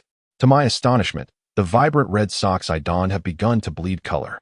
While executing the marching drill, I must have raised my legs too high, causing the socks to slip off entirely. Just then, a fellow student behind me inadvertently kicked them away, resulting in an exceedingly awkward situation. The classmate behind Huang Wenxiu could not refrain from poking him on the shoulder, exclaiming, Brother, this is rather absurd. And you're wearing red socks. It's one thing to wear red, but couldn't you at least choose a pair that doesn't fade? Shoo, keep it down, Huang Wenxiu thought to himself, wishing he could dig a hole and bury himself in it. Fortunately, the training instructor was present, and the students in Class 2 refrained from making excessive noise. Huang Wenxiu silently prayed that his classmates would not discover the identity of the culprit behind the fallen sock. The thought of such embarrassment spreading was unbearable. Soon, under the instructor's stern command, silence enveloped the surroundings. The military training performance proceeded as planned. And unbeknownst to Mu Xiaoma, the incident with the sock was entirely out of her awareness as she stood at the forefront of the class. An hour and a half later, the marching drill concluded, giving way to a performance of military boxing by the female students. Selected for their height and impressive physiques, these girls captivated the male audience, providing a most delightful spectacle. The duration of the military boxing was brief, and upon its conclusion, the female formation exited, marking the end of the day's military training exhibition. Before the event concluded, the principal held a brief meeting to welcome the new students to the illustrious Modi University of Science and Technology, hoping their 4 years here would be enriching. He concluded with an announcement, inviting all newcomers to a welcome party at the university's art hall at 7:30 p.m. that evening. The gathering soon dispersed, with some students heading towards the playground exit, while others bid farewell to their instructors. In Class 1, apart from Xia Yuyu, the remaining 3 girls clustered around Yang Gang, with 2 of them even shedding tears. Yang Gang was there to offer comfort. He then exchanged final words with the boys in the class before turning his attention to Mu Xiaoma. Approaching her, he examined her features with seriousness, saying, Xiaoma, you have diligently assisted me in training the students over these past days. You possess great potential, and I believe your university years will be filled with brilliance. Yes, Mu Xiaoma replied with a smile, nodding appreciatively at Yang Gang's praise. He shrugged and added, if things don't work out for you, feel free to enlist with me. I intend to remain in the military for life, and I hope we can find opportunities to challenge each other in the future. Mu Xiaoma understood that Yang Gang was jesting, and she nodded in agreement. All right, Instructor Yang, if the chance arises, I will certainly seek to spar with you once more. He pondered for a moment, and then said, and let us add Yang as well on WeChat. When you and Instructor Lu tie the knot, don't forget to share it on Moments. I'll be sure to contribute to your wedding gift. Hearing Mu Xiaoma's words, Yang Gang was instantly amused. He took out his phone and replied, all right, I'll treat you to wedding drinks when the time comes. After exchanging WeChat contacts, the campus broadcast echoed. All military training instructors, please gather at the podium. Upon hearing the announcement, Yang Gang chuckled. All right, Xiaoma. All right, classmates, I must take my leave. It has been a pleasure meeting you all. May our paths cross again. With that, he jogged towards the podium. Goodbye, instructor. Watching his retreating figure, Mu Xiaoma sighed. When he turned around, she realized that the 3 hefty fellows had already vanished. They've already run off. Mu Xiaoma's expression darkened. Recalling that the cafeteria would likely be bustling at this hour, she hurriedly left the training ground. After finishing lunch in the cafeteria, Mu Xiaoma walked into the dormitory, holding a bottle of Happy Fat Boy drink. At that moment, Bai Yutao and Du Yong were laughing uproariously with mischievous glee, while Huang Wenxu's face looked as though he had just ingested 2 flies. Upon entering, Mu Xiaoma furrowed her brows and asked, "What are you two laughing about? Have you encountered something amusing?" "Ha ha ha, you've made my day, Brother Amo." Bai Yuntao handed over his phone to Mu Xiaoma, saying, "Check out this video." "What video?" Mu Xiaoma, intrigued, took the phone and pressed play. The video revealed Huang Wenxu's sanitary pad tumbling out of his pant leg, only to be kicked away by a classmate, landing perfectly in front of the sign for Class 2 of Computer Science. After watching the video, Mu Xiaoma turned her gaze towards Huang Wenxu. "That's quite impressive, old Huang. What a remarkable display," Bai Yuntao remarked. "I was puzzled about the sudden appearance of a sanitary pad before we disbanded. Turns out it was yours, and it even had red dye on it. That's just outrageous. I told you not to buy socks on that site. Those red socks are bound to bleed color, huh?" What was even more absurd was that someone had recorded the whole incident. "Stop it, just stop," Huang Wenxu said, looking utterly disgraced. "Damn it, this is mortifying. I feel like I've just forfeited my right to choose a partner for the next 4 years of college." The three burst into laughter, agreeing with Huang Wenxu's sentiment. Bai Yuntao teased, "Well, if you've lost it, so be it. With your 200-pound weight, finding a partner was already a challenge." Huang Wenxu rolled his eyes in response. "You skinny monkey. Are you sure you could find someone at 100 pounds? Pathetic. Who are you calling pathetic? You. Watch me crush you." "Whoa, Huang, I take it back." Chapter 47. Why has her speech become increasingly outrageous? Observing the two bicker, Mu Xiaoma shrugged and climbed onto her bed, intending to take a brief nap. "Rest well, so that we may perform at our best during the welcome party this evening." At 6:30, in the faculty dormitory. "Ning Ning, the time is nearly upon us. Let us hurry to the art hall." At this moment, Lu Weiwei had donned a flowing white gown and applied a light touch of makeup, intending to accompany Mu Baining to the art hall to enjoy the welcome party. Meanwhile, Mu Baining stood before the mirror, styling her hair, having also changed into a new outfit, a white short-sleeved shirt paired with sleek black flared pants. This ensemble perfectly accentuated her alluring curves. She tied her hair into a ponytail, donned black-framed glasses, and slipped into a pair of glossy black high heels. Her appearance exuded an air of mature sophistication. Upon hearing Mu Baining's agreement, Lu Weiwei was momentarily taken aback and could not help but lean closer to her. "Oh, how peculiar that you, Ning Ning, have actually agreed." In Lu Weiwei's memory, Mu Baining had seldom attended school events. During their university days, she was wholly absorbed in her studies, a true bookworm, showing little interest in her classmates' performances. Of course, Lu Weiwei had already perused the program for the welcome party and was aware that Mu Xiaoma would be singing. It was undoubtedly for the sake of Mu Zhao's performance that Ning Ning had consented to accompany her. Lu Weiwei often remarked that she was a love-struck romantic, and it seemed Ning Ning was no different. After hearing Lu Weiwei's comment, Mu Baining smiled sweetly. "I have no choice, as your dear friend.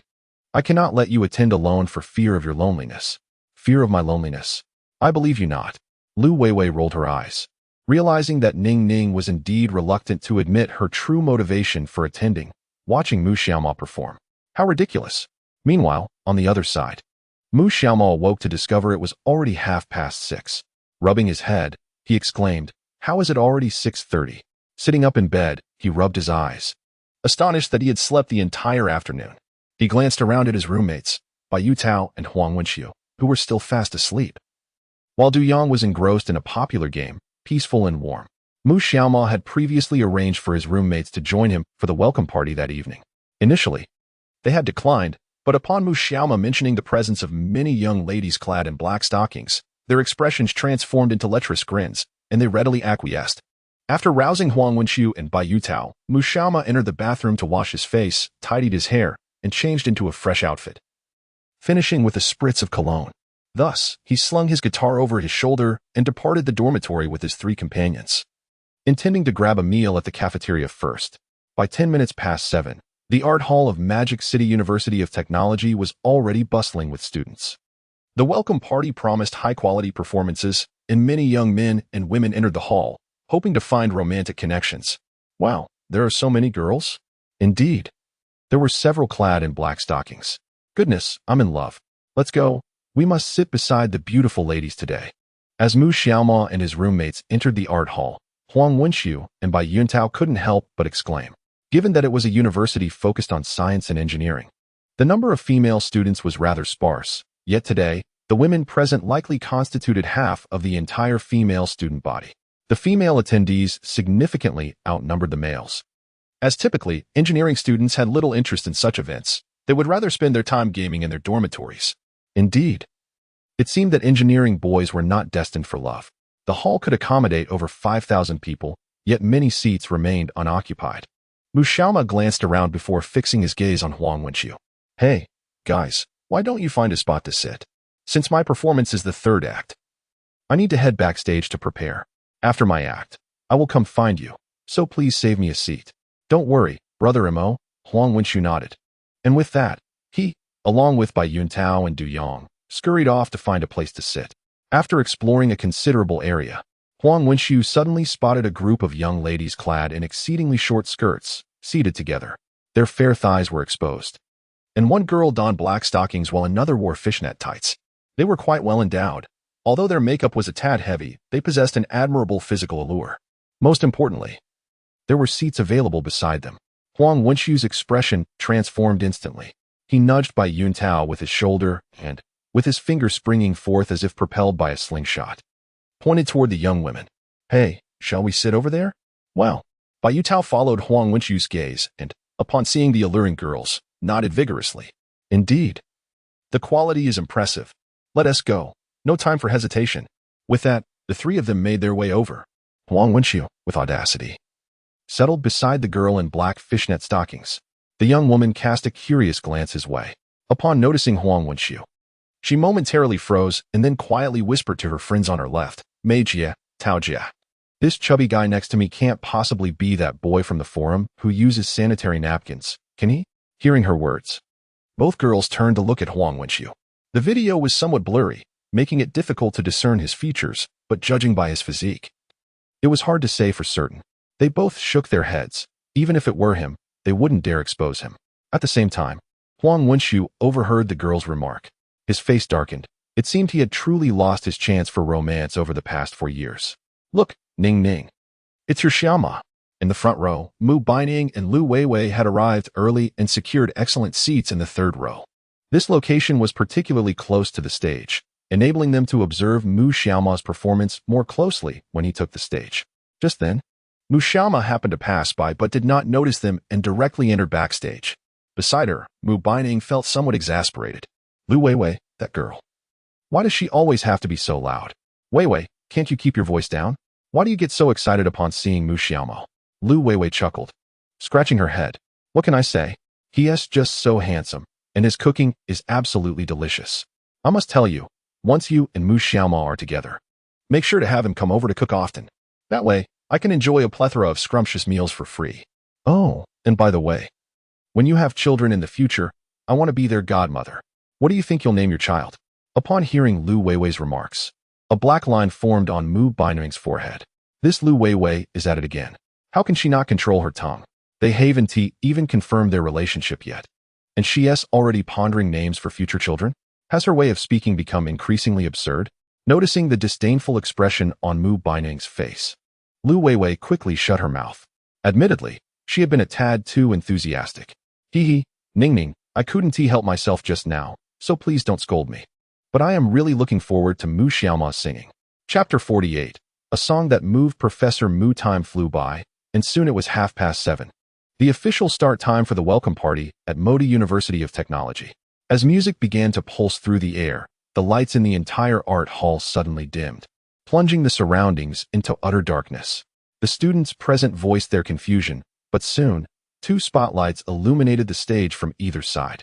A male and a female host, stepping in perfect synchronization, gradually approached the center of the stage. The female host, Ru Mingxue, began, "Respected teachers and dear students, good evening. After completing 14 days of military training, we have finally arrived at the welcome party for Modi University of Technology. On behalf of all the faculty and students here, I extend a warm welcome to our new students. Thunderous applause erupted from the audience. Following her speech, the male host, Song Junza, announced, "Next, let us invite the international students from the College of Chinese to perform the martial arts dance Tai Chi Kung Fu Fan." As the lights dimmed again, a few seconds later, 3 black students dressed in white Tai Chi uniforms appeared before everyone. Wow, are they from Africa? I've been here so long. How did I not notice there were black students at our school? Me too. But seeing black students performing Tai Chi is quite something. Students murmured amongst themselves. To be honest, witnessing black students practicing Tai Chi was a first. Yet, it was indeed a good thing, as it promoted our national culture. As for their dance and Tai Chi performance, it was quite impressive. Meanwhile, behind the scenes, Mu Xiaoma was tuning his guitar. A senior from the Student Union's arts department approached and handed him a bottle of water, saying, "Xiaoma, the second performance is about to begin. You have just 10 minutes until it's your turn to perform." Mu Xiaoma nodded and placed the water on the table. Feng Yuhan continued, "I've listened to your song, and I find it exceptionally beautiful. Since this is your original piece, do you perhaps have a memorable first love?" She added, "Let me tell you, there's no need to feel sorrow over an ex. If you're feeling down, I can take you out for a meal this weekend and show you around the magical city. We could even visit Disneyland together." Mu Xiaoma was momentarily taken aback, realizing that his undeniable charm had once again attracted another girl. He shook his head and replied, "Thank you for your concern, but I've never had a girlfriend. This song is purely inspired. Never had one. So, you are single now?" Hearing Mu Xiaoma's words, Feng Yuhan felt a surge of joy. As one of the many admirers, she sensed that Mu Xiaoma was just her type. "Well, I do have someone I like," he responded.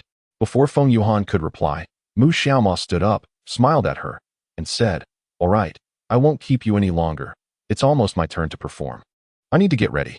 "Yes, you go ahead," Feng Yuhan said, licking her lips, wondering if Mu Xiaoma's affections were directed towards her. A moment later, the second performance concluded, and the host's voice resonated through the stage. "This performance has left us wanting more, but the upcoming act is sure to captivate everyone. Let us extend a warm welcome to Mu Xiaoma from the School of Information Engineering, who will present his original song, Guest." At that moment, Huang Wenxiu from the back row and Lu Weiwei from the front row spoke simultaneously. "He's coming." Mu Baining, Lu Weiwei, Huang Wenxiu, by Yuntao, and Du Yang all lifted their heads to focus on the center of the stage. Meanwhile, Mu Xiaoma, having heard the announcement, took his guitar and stepped onto the stage. As his figure appeared before the audience, excitement erupted. "Wow, look at him. Stop playing on your phone. This guy is so handsome. Wait, isn't this the boy who competed with Instructor Yang before? He can play the guitar and write original songs. Goodness, he is so good-looking. His singing must be wonderful." Many women gazed at Mu Xiaoma with admiration, while some men chimed in, "What's the big deal? Just because he is handsome doesn't guarantee he can sing well. I bet I'm much more attractive than he is." "Exactly. What is so special about him being a guest?" Several boys began to express their envy, while Mu Baining and Lu Weiwei in the front row looked up at Mu Xiaoma. With his stylishly tousled hair and dressed in a simple striped shirt, he exuded the essence of youthful innocence. Coupled with his chiseled features, his looks were enough to overshadow many prominent stars. "Lemon, he is so handsome." Lu Weiwei tightly grasped Mu Beiqing's hand, overwhelmed with excitement. Mu Beiqing was at a loss for words. He had grown weary of commenting on Lu Weiwei. On stage, Mu Xiaoma gazed at the thousands of individuals present, momentarily taken aback, as this was indeed his first time standing on such a grand stage. Naturally, any feelings of nervousness were absent. The members of the student council set up a microphone before him, connecting the guitar with a cable. Mu Xiaoma slightly parted his lips. "Here is a song titled The Guest for everyone. I hope you enjoy it." He then began to strum the strings with his slender fingers. The melody of The Guest carried a melancholic tone, and as his pure voice resonated through the speakers, the sound of the strings reached the audience's ears, leaving them momentarily stunned. It was not what they had anticipated. Why did the melody feel so peculiar? Saturated with an air of sadness? Lu Weiwei and Mu Beiqing furrowed their brows in response. Most attendees struggled to comprehend Mu Xiaoma's performance. After the prelude, his deep and raspy voice emerged from the speakers. "How many winters have passed since our breakup? What day of the week is it today? Occasionally, I find myself thinking of you. Your sudden text caught me off guard, leaving me standing there in a daze." The somber tones paired with the sorrowful melody seeped into the ears of the crowd. Was this a love song born from separation? Some classmates had already begun to piece it together, sensing an inexplicable sadness through the lyrics. They even recalled their own past relationships, envisioning the moment when they were handed a wedding invitation, inviting them to someone else's nuptials. An overwhelming sense of helplessness and unrequited love surged within them, leaving the audience feeling despondent.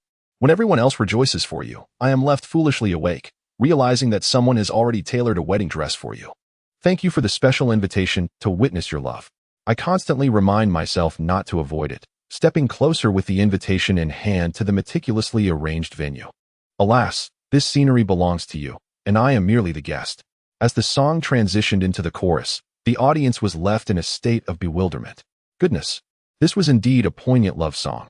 Only now did the students grasp why it was titled The Guest. Clearly, the guest in the song was Mu Xiaoma himself. Furthermore, the lyrics he sang awakened the memories of many individuals' first loves. High school romances are often the purest, and surely, there were numerous who experienced love during those years. At the tender ages of 15 to 18, hearts begin to flutter. Yet, some chose to silently guard their feelings, never uttering those 3 words until graduation. Many in the audience felt a sting in their noses, while Mu Xiaoma's voice continued unwaveringly. I let go of all memories to fulfill your love. Yet I remain unwilling to believe that this is fate. You, whom I have not seen for so long, feel somewhat distant. Our handshake and pleasantries are so polite. Why must I deliberately conceal the existence of you in my world before him? As the chorus concluded, a significant number of the girls present succumbed to tears, with some weeping uncontrollably. It was inevitable. Mu Xiaoma's voice possessed an unparalleled power of emotional resonance. The immersive quality of this song was profoundly intense, its melody slicing through the heart like a blade, stirring memories of that special someone hidden within. Oh, this song evokes memories of my first love. I regret losing him. Alas, the composer of such poignant lyrics must surely have a tale to tell. Young man, I have wine, and you have stories. Let us unite. I sense that this young man has been wounded by love. Allow me to nurture your tender heart. The girls in attendance were utterly captivated by Mu Xiaoma's enchanting voice, with some even yearning to become his girlfriend. Meanwhile, in the third row, Lu Weiwei was entranced by Mu Xiaoma's singing, her gaze fixed in a daze. She murmured, "Ning Ning, are you certain Mu Xiaoma is single? Why do I feel that he harbors affection for another girl?" Mu Baining offered no response, and when Lu Weiwei turned her head, she was taken aback. At that moment, she beheld Mu Baining gazing at Mu Xiaoma with tear-filled eyes, her lips pursed in distress. What was happening? Lu Weiwei was bewildered. How could this song elicit such deep sorrow from Mu Baining? Chapter 49. Surely, there must be a girl whom Mu Xiaoma holds dear to his heart. 2 trails of tears cascaded down her cheeks, her eyes brimming with sorrow, her expression rippling with emotion as if she were a lovesick girl freshly heartbroken. Lu Weiwei was startled by this scene. After all, when had Mu Baining ever cried in front of her, and with such heartache? In Lu Weiwei's memories, Mu Baining had always been a strong woman. During their university days, she adeptly resolved every challenge, whether changing a light bulb, fixing a broken pipe, or unclogging a toilet, never relying on others for assistance. Whenever something broke, while her roommates sought help from male classmates, Mu Baining consistently declined, opting instead to tackle the issue herself. This independent spirit drew the disdain of her roommates and inadvertently ensured that none of them found a partner throughout their 4 years of college. Since their acquaintance began in their freshman year, Mu Baining had been fiercely independent, often icy towards boys, showing only a warmer demeanor towards Lu Weiwei. Even when faced with grievances, she would internalize her feelings. This was, without a doubt, the first time Lu Weiwei had witnessed Mu Baining weep. "Ning Ning, are you all right?" Lu Weiwei quickly retrieved a tissue from her pocket, gently patting Mu Baining's shoulder. "Your makeup is ruined. Here, take this." After the gentle pat, Mu Baining remained oblivious to the tissue being offered until Lu Weiwei nudged her. Mu Baining blinked in surprise, for the emotional weight of Mu Xiaoma's song had completely enveloped her, allowing her to immerse herself entirely in the lyrics. As she indulged in numerous heart-wrenching novels during the summer, upon hearing this song, she could not help but recall the poignant narratives within those tales. She immersed herself in the fantasy, envisioning herself as the protagonist in Mu Xiaoma's song, receiving a wedding invitation from the girl he deeply cherished. The mere thought of this brought tears to her eyes. Mu Baining felt somewhat disoriented. Through the melody, she could discern the emotions Mu Xiaoma poured into composing Guest. A wave of bittersweet resignation washed over her. Surely, Mu Xiaoma must have felt immense sorrow at that moment, which led her to ponder whether he harbored a special affection for someone. The depth of emotion encapsulated in this song was profound. Being sensitive to feelings, she contemplated whether, if she agreed to Mu Xiaoma, she could occupy that girl's place. This thought filled her with an overwhelming sense of loss, as if a knot had tightened within her heart, leaving her feeling utterly despondent. Turning to Lu Weiwei, she noticed her concerned gaze and awkwardly accepted the tissue offered, gently dabbing at the corners of her eyes. "Thank you, Weiwei. Sung-san, are you all right?" Lu Weiwei, deeply worried by Mu Beining's tears and prolonged distraction, inquired. "I'm fine." Mu Beining managed a faint smile, shaking her head. "I just got swept away by the emotions in Mu Xiaoma's song. I've read too many tragic stories over the summer." Upon hearing this, Lu Weiwei chuckled softly, realizing it was merely the influence of the novels. Yet, she found it amusing that while Mu Beining often claimed to be sentimental, she too had been moved to tears by Mu Xiaoma's voice. With Mu Beining seemingly okay, Lu Weiwei's concern eased. Meanwhile, the number of people in the audience choking back tears increased as the melancholic melody struck a chord deep within their souls, enveloping the entire venue in a thick veil of sorrow. On stage, Mu Xiaoma's gaze was fixed upon Mu Beining. His slender fingers continued to deftly strum the guitar strings, and witnessing her heart-wrenching expression left him momentarily bewildered. Could it be that Professor Mu had been brought to tears? Although the lyrics were undeniably sorrowful and his voice exceptionally enchanting, such an outcome had truly surpassed his expectations. Ahem, perhaps he was being a tad narcissistic. At this moment, the second verse of Guest commenced. His fingers danced swiftly across the guitar while he continued to vocalize the melancholic lyrics. Unbeknownst to them, the chimes rang out. As he remained in place, awaiting his approach, with gentle grace, he knelt on one knee, slowly raising the diamond ring to your ring finger. "I have drained all my memories to celebrate your wedding, yet I have never summoned the courage to bless you. Thank you for granting me a final moment of clarity, returning me to myself, for at least I can still be the one who witnesses your love as a guest." With a final strum of the guitar, Mu Xiaoma signified the conclusion of the song. Compared to the first verse, the lyrics of the second were even more humbling. The scene fell into a tranquil silence as Mu Xiaoma closed his eyes and took a deep breath. Once he regained his composure, he leaned closer to the microphone, expressing his gratitude. "Thank you, everyone. I hope you will enjoy this song, guest." His tone carried a hint of resignation and humility. The audience gazed at Mu Xiaoma's figure, and connecting it to the narrative within the lyrics, many began to perceive him as the protagonist of the song. This tale was intricately woven from his own life experiences. At that moment, a resounding applause erupted from the crowd. The atmosphere turned electric, and some girls could not contain their emotions, exclaiming, "Wah, I'm already in tears. I've heard many heart-wrenching love songs, but this one pierces straight to my core. I can't help but think of how humble Mu Xiaoma must feel. I wonder if I will ever meet a boy who loves me that much. Little brother, I know your heart has been shattered. Let me tell you, that girl is unworthy. If possible, I would gladly be your girlfriend. I promise I would never let you down." Various voices echoed from the audience, some even expressing a desire to pursue Mu Xiaoma. Meanwhile, in the back row of the hall, one girl wept, "Wah, my dear brother. His song has truly touched my heart." Huang Wenxiu buried her face in Bai Yuntao's embrace, sobbing and seeking comfort. Bai Yuntao, clearly exasperated, asked, "Why are you crying? You've never even been in a relationship." Huang Wenxiu looked up at him. "Have you forgotten? I have my online romance. And there's also Xia Yuyu and Han Ximiao. Just thinking about Xia Yuyu and Han Ximiao becoming someone else's wives and receiving their wedding invitations makes me so sad." Bai Yuntao furrowed his brow. "If all goes as expected, you shouldn't receive their wedding invitations. And please, stop leaning on my leg. I can't bear the weight of your 200 pounds. Huang Wenxiu pouted, "I want tea." At that moment, Du Yang chuckled softly, finding amusement in Huang Wenxiu's dramatics. Chapter 50.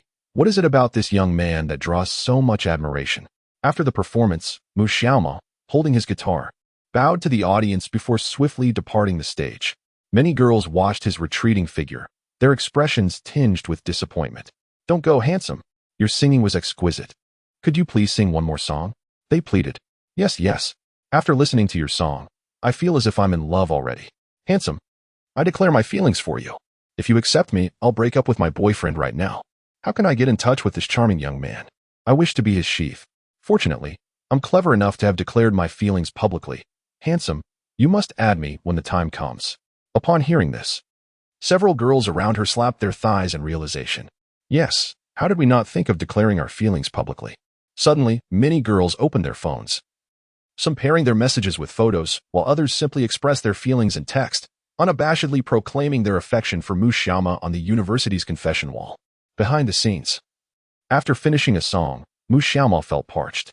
The guest had indeed sung the piece with genuine emotion. The response should be favorable. After all, the task was to make him the center of attention, and he felt he had performed admirably. Surely he had accomplished his objective? The system's voice had yet to appear. But Mu Xiaoma remained unperturbed, as the system was always fashionably late. As Mu Xiaoma meditated, Feng Yuhan approached once more, holding the bottle of water she had brought earlier. "Xiaoma, have a drink," she said softly. Mu Xiaoma looked up to see that the corners of her eyes were reddened, suggesting she had been crying. He was taken aback. He did not wish to become entangled with her, yet out of kindness, he inquired, "Senior, why are your eyes red?" "It's nothing," Feng Yuhan replied with a smile, shaking her head. "Your song truly resonated with me, and I couldn't help but shed tears. I apologize." Mu Xiaoma was at a loss for how to respond, offering only those 3 words. It's all right. She pressed the water into his hands, adding, "This isn't your fault. If my tears are any indication, it means you possess talent. By the way, I also enjoy composing music. May I share my songs with you next time?" Mu Xiaoma glanced around. There were still many people backstage, and outright rejecting Feng Yuhan would seem inconsiderate. Out of courtesy, he nodded. "Of course, if you have any questions, feel free to ask me anytime." "Great." Upon hearing his agreement, Feng Yuhan's face lit up with a gentle smile, her head bobbing eagerly. Meanwhile, Mu Xiaoma thought to himself, "What do I care to see your songs? The last time I added you on WeChat was purely out of politeness, and now that the welcome party is over, I certainly want to see you again. I'll just block you when I get home." Both wore faint smiles. But Feng Yuhan noticed Mu Xiaoma gazing at her with a smile, causing her heart to flutter. Her cheeks flushed at this moment. Mu Xiaoma should have many words to share with her. However, as a frequent reader of romance guides, Feng Yuhan understood that it was time for a strategic retreat to keep him wanting more. When the other party is eager to converse, retreating stirs the desire for them to reach out. After the event concluded, Mu Xiaoma would undoubtedly seek her out. Thus, Feng Yuhan said, "Well, Xiaoma, I have other matters to attend to, so I won't disturb you any longer. I'll get back to my tasks. Goodbye." She waved at Mu Xiaoma and soon left the area. Mu Xiaoma was momentarily stunned. What a relief. She actually just walked away. He had been contemplating what he would do if Feng Yuhan were to cling to him for too long. To his surprise, she departed so suddenly. It felt as if fate had smiled upon him. Mu Xiaoma was in high spirits as he twisted open a bottle of water and took a sip. He then opened his phone and navigated to the chat with Huang Wenxiu. "Hey bro, have you saved me a spot? I'm on my way to find you." Huang Wenxiu promptly replied, "Of course, I've saved you a seat. We're in the 24th row, seat number 56. Mu Xiaoma acknowledged the message, stowed his guitar into its case, and made his way from backstage to the front of the venue, where he found Huang Wenxiu. Upon noticing a girl in fishnet stockings beside Huang, Mu Xiaoma couldn't help but roll his eyes. As expected of Huang Wenxiu, he really knows how to attract attention.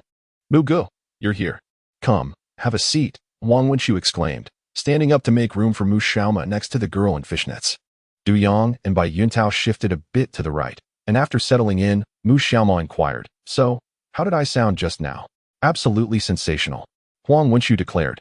Slapping his thigh, he leaned closer to Mu Xiaoma and whispered in a voice only he could hear, "Mu Gu, those 2 girls in fishnets beside you were in tears from your performance. They were just saying they wanted to add you on WeChat." Mu Xiaoma paused for a moment, his gaze inadvertently drifting towards their legs. "Wow, they do have great figures," he mused, though he assured himself that he was merely appreciating their beauty. Huang Wenxiu continued, "Why don't you add them on WeChat and then pass it to me?" At this, Mu Xiaoma quietly asked, "What is going on? Have you found love again?" With a mischievous grin, Huang Wenxiu nodded, "No way." Mu Xiaoma declined the suggestion. "Stop messing around. Let us just enjoy the performances at the welcome party." "Such a cheapskate," Huang Wenxiu retorted, but he soon returned his focus to the exciting lineup of the welcome party. The subsequent acts were particularly entertaining. The skit had the audience roaring with laughter, and the songs performed by the students were exceptionally melodious. Meanwhile, in another corner of Magic City University of Science and Technology, Messages flooded in on the campus confession wall. Confessing to Mu Xiaoma, your song touched my heart. I want to have your children. Confessing to the handsome guy who sang Guess Today. I hope you add me when you see this. Confessing to the guy who sang Tonight. I love you. Please give me a chance to pursue you.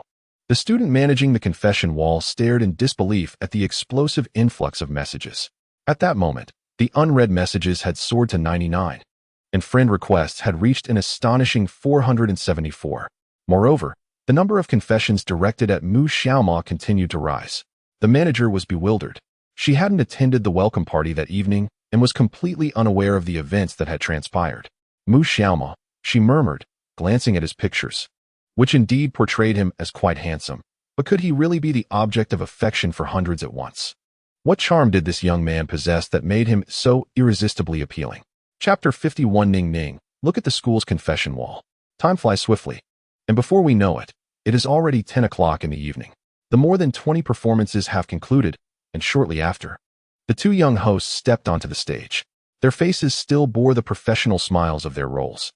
The female host, Ru Mingxue, announced, "The flowers of spring have fallen too hastily, and our welcoming party at Modi University of Science and Technology is approaching its end. In this moment, we gather together, old and new classmates alike, to embark on our dreams. Let us cherish this unforgettable evening and extend our heartfelt gratitude to all the leaders, teachers, and students present. I hereby declare the successful conclusion of this year's welcoming party at Modi University of Science and Technology. Until we meet again next year. Farewell, dear classmates." With a resounding applause, the students rose from their seats, preparing to return to their dormitories for some much-needed rest. Tomorrow marks the first day of classes, and it is imperative to return early to rejuvenate for the inaugural lecture of university life. Mu Xiaoma, Huang Wenxiu, Duyang, and Bai Yuntao stood up and gradually made their way toward the corridor. At that moment, a senior sister dressed in a fishnet outfit gently tapped Huang Wenxiu on the shoulder. "Junior, may I add you on WeChat?" "Huh." Upon hearing the senior's request, Huang Wenxiu was momentarily taken aback. Could it be that love is finally knocking at my door? She is such a stunning beauty. He inhaled deeply, sure. Without hesitation, Huang Wenxiu took out his phone and opened the WeChat scanning function. "Let me scan you." "Okay." After exchanging WeChat information, Huang Wenxiu looked up, only to realize that his roommates had already vanished. Meanwhile, outside the art hall, Mu Baining and Lu Weiwei were making their way back to their dormitory. Lu Weiwei was bouncing with excitement, while Mu Baining's gaze was dim, as though she harbored some unspoken worries. Noticing Mu Baining's unusual demeanor, Lu Weiwei curiously inquired, "What's the matter, Ning Ning? Why do you seem so lost after hearing your boyfriend's song?" Mu Baining sighed softly in response. Her eyes fixed ahead as she said, "Weiwei, I feel that Mu Xiaoma is different from other boys." "Different?" Lu Weiwei pondered for a moment before nodding in agreement. "Yes, I feel that way too. He is quite handsome, and he cooks deliciously. His voice is also pleasant." At this point, a blush crept onto Lu Weiwei's cheeks. "Ning Ning, I truly envy you." Mu Baining rolled her eyes, almost wanting to give Lu Weiwei a playful nudge. Lu Weiwei's expression turned serious. "So, Ning Ning, what do you mean by saying Mu Xiaoma is different from the other boys?" Mu Baining replied, "I didn't feel this way before Mu Xiaoma sang. But after just listening to his song Guest, this sensation blossomed within me." Lu Weiwei furrowed her brow and inquired, "So what?" "I sense that there resides a girl within Mu Xiaoma's heart. He seems quite mature. Otherwise, how could he compose such a song?" Lu Weiwei was perplexed by Mu Baining's words. Her expression clouded with confusion. She disagreed, stating, "Baining, I think you're overthinking this. His songwriting must stem from inspiration. And he is merely 19. Who gets married at 19? Upon hearing Lu Weiwei's response, Mu Baining bit her lip and continued, "What if the inspiration came from a breakup with his girlfriend?" "Stop saying nonsensical things." Lu Weiwei rolled her eyes. Previously, Mu Baining had called her sensitive. Yet since Mu Xiaoma had entered the picture, she too had become entangled in such thoughts. "You've begun to overthink as well. TSK, once someone occupies your heart, it seems this is inevitable. Baining, why don't I ask him for you?" "No way, I wouldn't want that," Mu Baining replied, her face displaying exasperation, feeling as though the knot in her heart would never unravel. The two returned to their dormitory, where Mu Baining changed into a bathrobe, towel in hand, and said to Lu Weiwei, "Weiwei, I'll go take a shower first. You can go after I'm done." "All right," Lu Weiwei nodded with a smile. At that moment, She had already settled onto her bed, retrieving her phone. Upon seeing the penguin icon on her screen, she remembered that she hadn't opened it in quite some time. Ever since she entered university, she had been using WeChat. It was only in high school that she had utilized QQ. With this thought, she tapped on the app, intending to check her high school classmates' updates. Many of her former classmates had lost touch, and she wondered how her high school best friends were faring now. Before long, she accessed her feed and was astonished to discover that the very first post was from the confession wall of Magic City University. It dawned on her that she had added the confession wall about a year ago. In her senior year, she had made arrangements with Mu Baining to come here as a mentor to stay updated on the happenings at Magic City University. She had joined the confession wall in advance. Lu Weiwei, who had a penchant for gossip, enjoyed browsing such updates and curiously opened 9 images, confessing to Junior Mu Xiaoma. His song has touched my heart, and I want to bear his children. Confessing to the handsome brother who sang yesterday, I hope he adds me on WeChat after seeing me. The handsome brother who sang yesterday has a beautiful voice. I'm just sharing this because he is too exceptional for me to deserve. Upon reading these confessions, Lu Weiwei was bewildered. Why are all the posts about confessing to Mu Xiaoma? She scrolled through the screen and realized her feed had been completely inundated by the Magic City University confession wall, with most posts dedicated to confessing feelings for Mu Xiaoma. It was particularly absurd. Beneath, a flurry of comments from female classmates expressed sentiments like, "Brother Xiaoma, add me." Lu Weiwei swallowed hard, pondering how a mere song could propel Mu Xiaoma to such fame. She found the song guessed to be rather mediocre. Perhaps it was her own limited understanding that clouded her judgment. Casting a glance at her phone, she noted that within just an hour, no fewer than 50 to 60 individuals had professed their admiration for Mu Xiaoma. The sheer volume was astonishing. About 15 minutes later, Mu Baining emerged from the bathroom. Wrapped in a bathrobe, Lu Weiwei quickly exclaimed, "Ning Ning, take a look at the school's confession wall." Chapter 52. Mu Baining feels the pressure of the confession wall. Fresh from her shower, Mu Baining noticed Lu Weiwei's urgency and recalled how, during their senior year, Lu Weiwei often gossiped about amusing stories from the confession wall at Makita University. She remembered a handsome young man who frequently appeared there, whom Lu Weiwei had idolized as her dream boy, even proclaiming that she would pursue him once she became a mentor at Makita. However, after some time, that young man entered a relationship, and this was shared on the confession wall, leaving Lu Weiwei in a prolonged state of distress. Mu Baining replied, "Weiwei, I have no interest in the Makita confession wall. Have you spotted another handsome young man? You should gossip less and be more proactive if you wish to find someone." Upon hearing Mu Baining's words, Lu Weiwei rolled her eyes in disbelief. "Are you serious? Shouldn't that be directed at you? If you don't respond to Mu Xiaoma soon, he might be swept away by someone else. After all, boys are visual creatures. From my observations, there are quite a few attractive girls at Makita. Though Mu Baining is not unattractive, she pales in comparison to others. Yet, she is certainly worthy of Mu Xiaoma. If she continues to remain non-committal, she risks losing him to someone else." With that thought in mind, Lu Weiwei shook her head resolutely. "No, if Mu Xiaoma is taken, I'll never again enjoy his delicious grilled fish." As the intermediary between the two, Lu Weiwei felt the weight of her predicament. She struggled to comprehend why Mu Baining had yet to reciprocate Mu Xiaoma's feelings, nor did she ever make an effort to engage him in conversation. Truly, she was an unwaveringly straightforward girl. With a huff, Lu Weiwei said seriously, "Dog Ning Ning, this is not the time for you to lecture me. Let me tell you, you are in a precarious position. Your Mu Xiaoma might be snatched away by other girls." "What?" At the mention of Mu Xiaoma, Mu Baining immediately lifted her head and inquired, "What do you mean?" "Here, see for yourself." Lu Weiwei handed over her phone, while Mu Baining curiously examined the screen. Upon seeing the content, her pupils constricted sharply. The Makita confession wall was filled with declarations of affection for Mu Xiaoma. To be honest, Mu Baining had considered the possibility of Mu Xiaoma appearing on the confession wall, but she never anticipated that he would attract so many admirers. A sudden tightness gripped her heart, accompanied by an inexplicable sense of crisis. Upon noticing Mu Baining's expression, Lu Weiwei remarked, "You must have realized how popular your MOMO is. Since you like him and he reciprocates your feelings, why not agree to it? If he gets snatched away, it will be too late for regrets." "No, Weiwei," Mu Baining shook her head. "I'm not certain about my feelings. I do like him, but I don't truly know him yet. I just don't want to settle. I fear breakups. What I desire is a relationship that leads to marriage." "Breakup?" Lu Weiwei murmured. You wish to end things before you've even established a relationship? What kind of thinking is that? Despite occasionally having her own peculiar thoughts, she felt that ever since Mu Baining met Mu Xiaoma, she had become somewhat less astute. Indeed, Mu Baining nodded. The time we've known each other is still too short. Haven't you seen dramas or read novels? A boy is entirely different before and after he has pursued a girl. Moreover, after hearing his song, I feel there is another girl in his heart.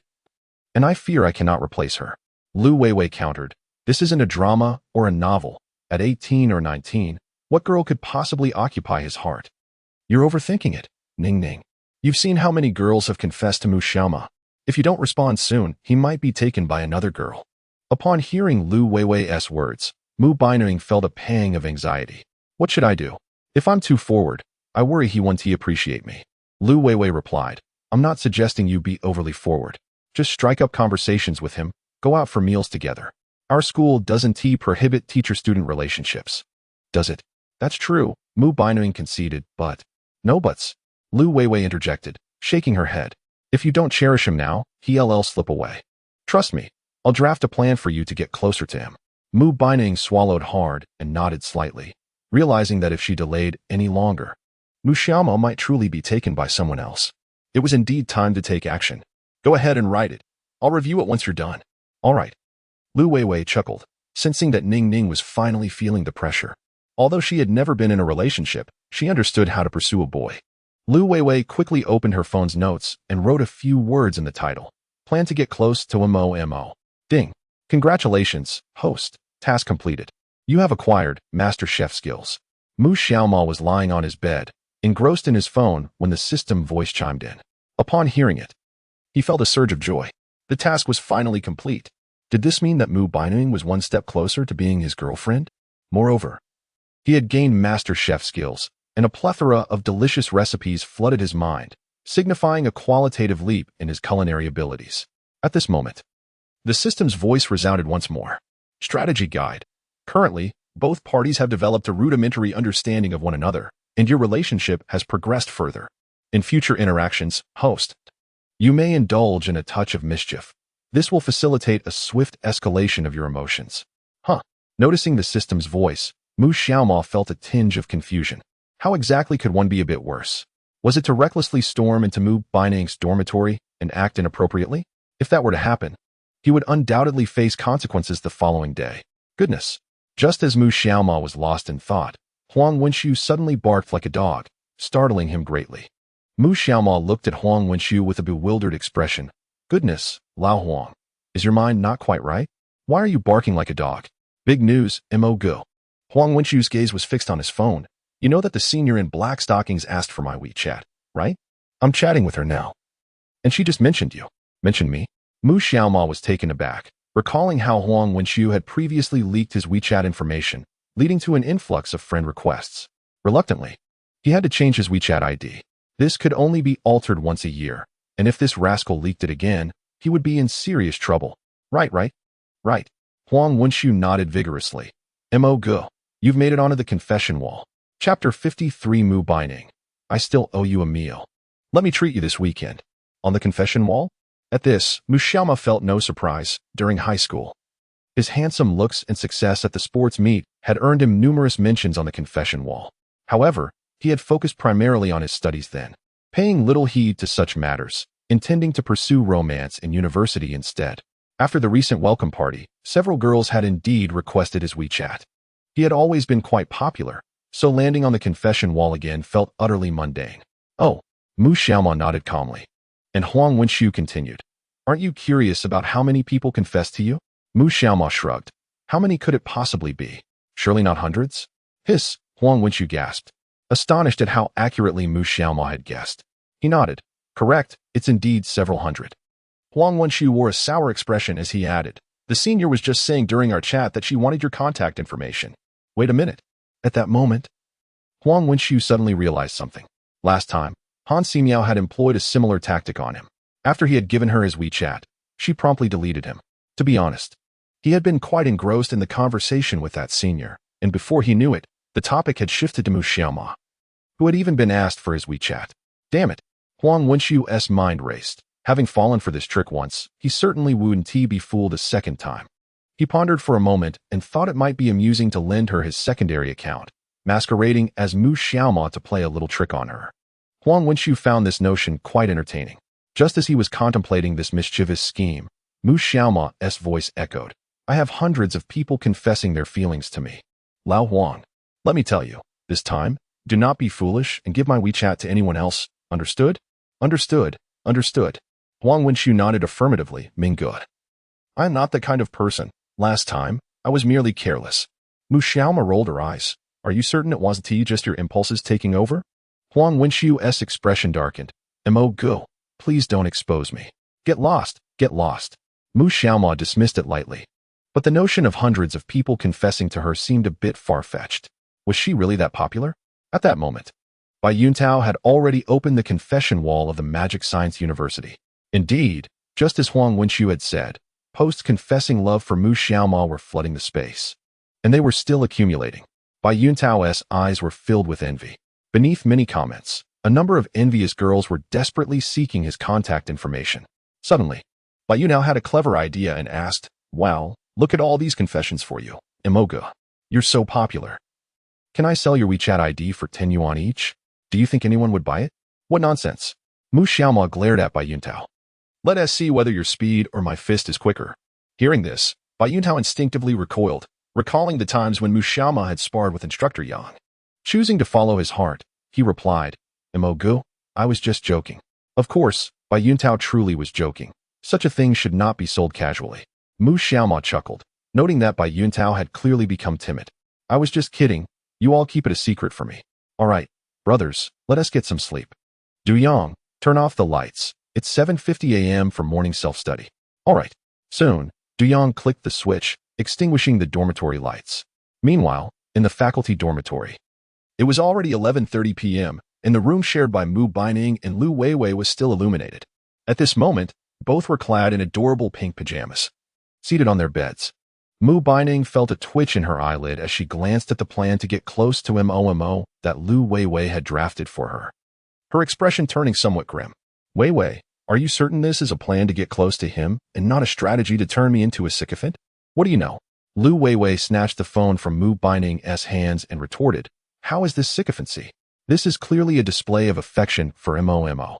She gazed at the phone screen, where her meticulously crafted plan lay, convinced that if Mu Baining followed it, she would undoubtedly move Mu Xiaoma to tears. The screen displayed numerous points. 1. Send Mo good morning, good afternoon, and good night messages daily, reminding him to drink 8 glasses of water each day. 2.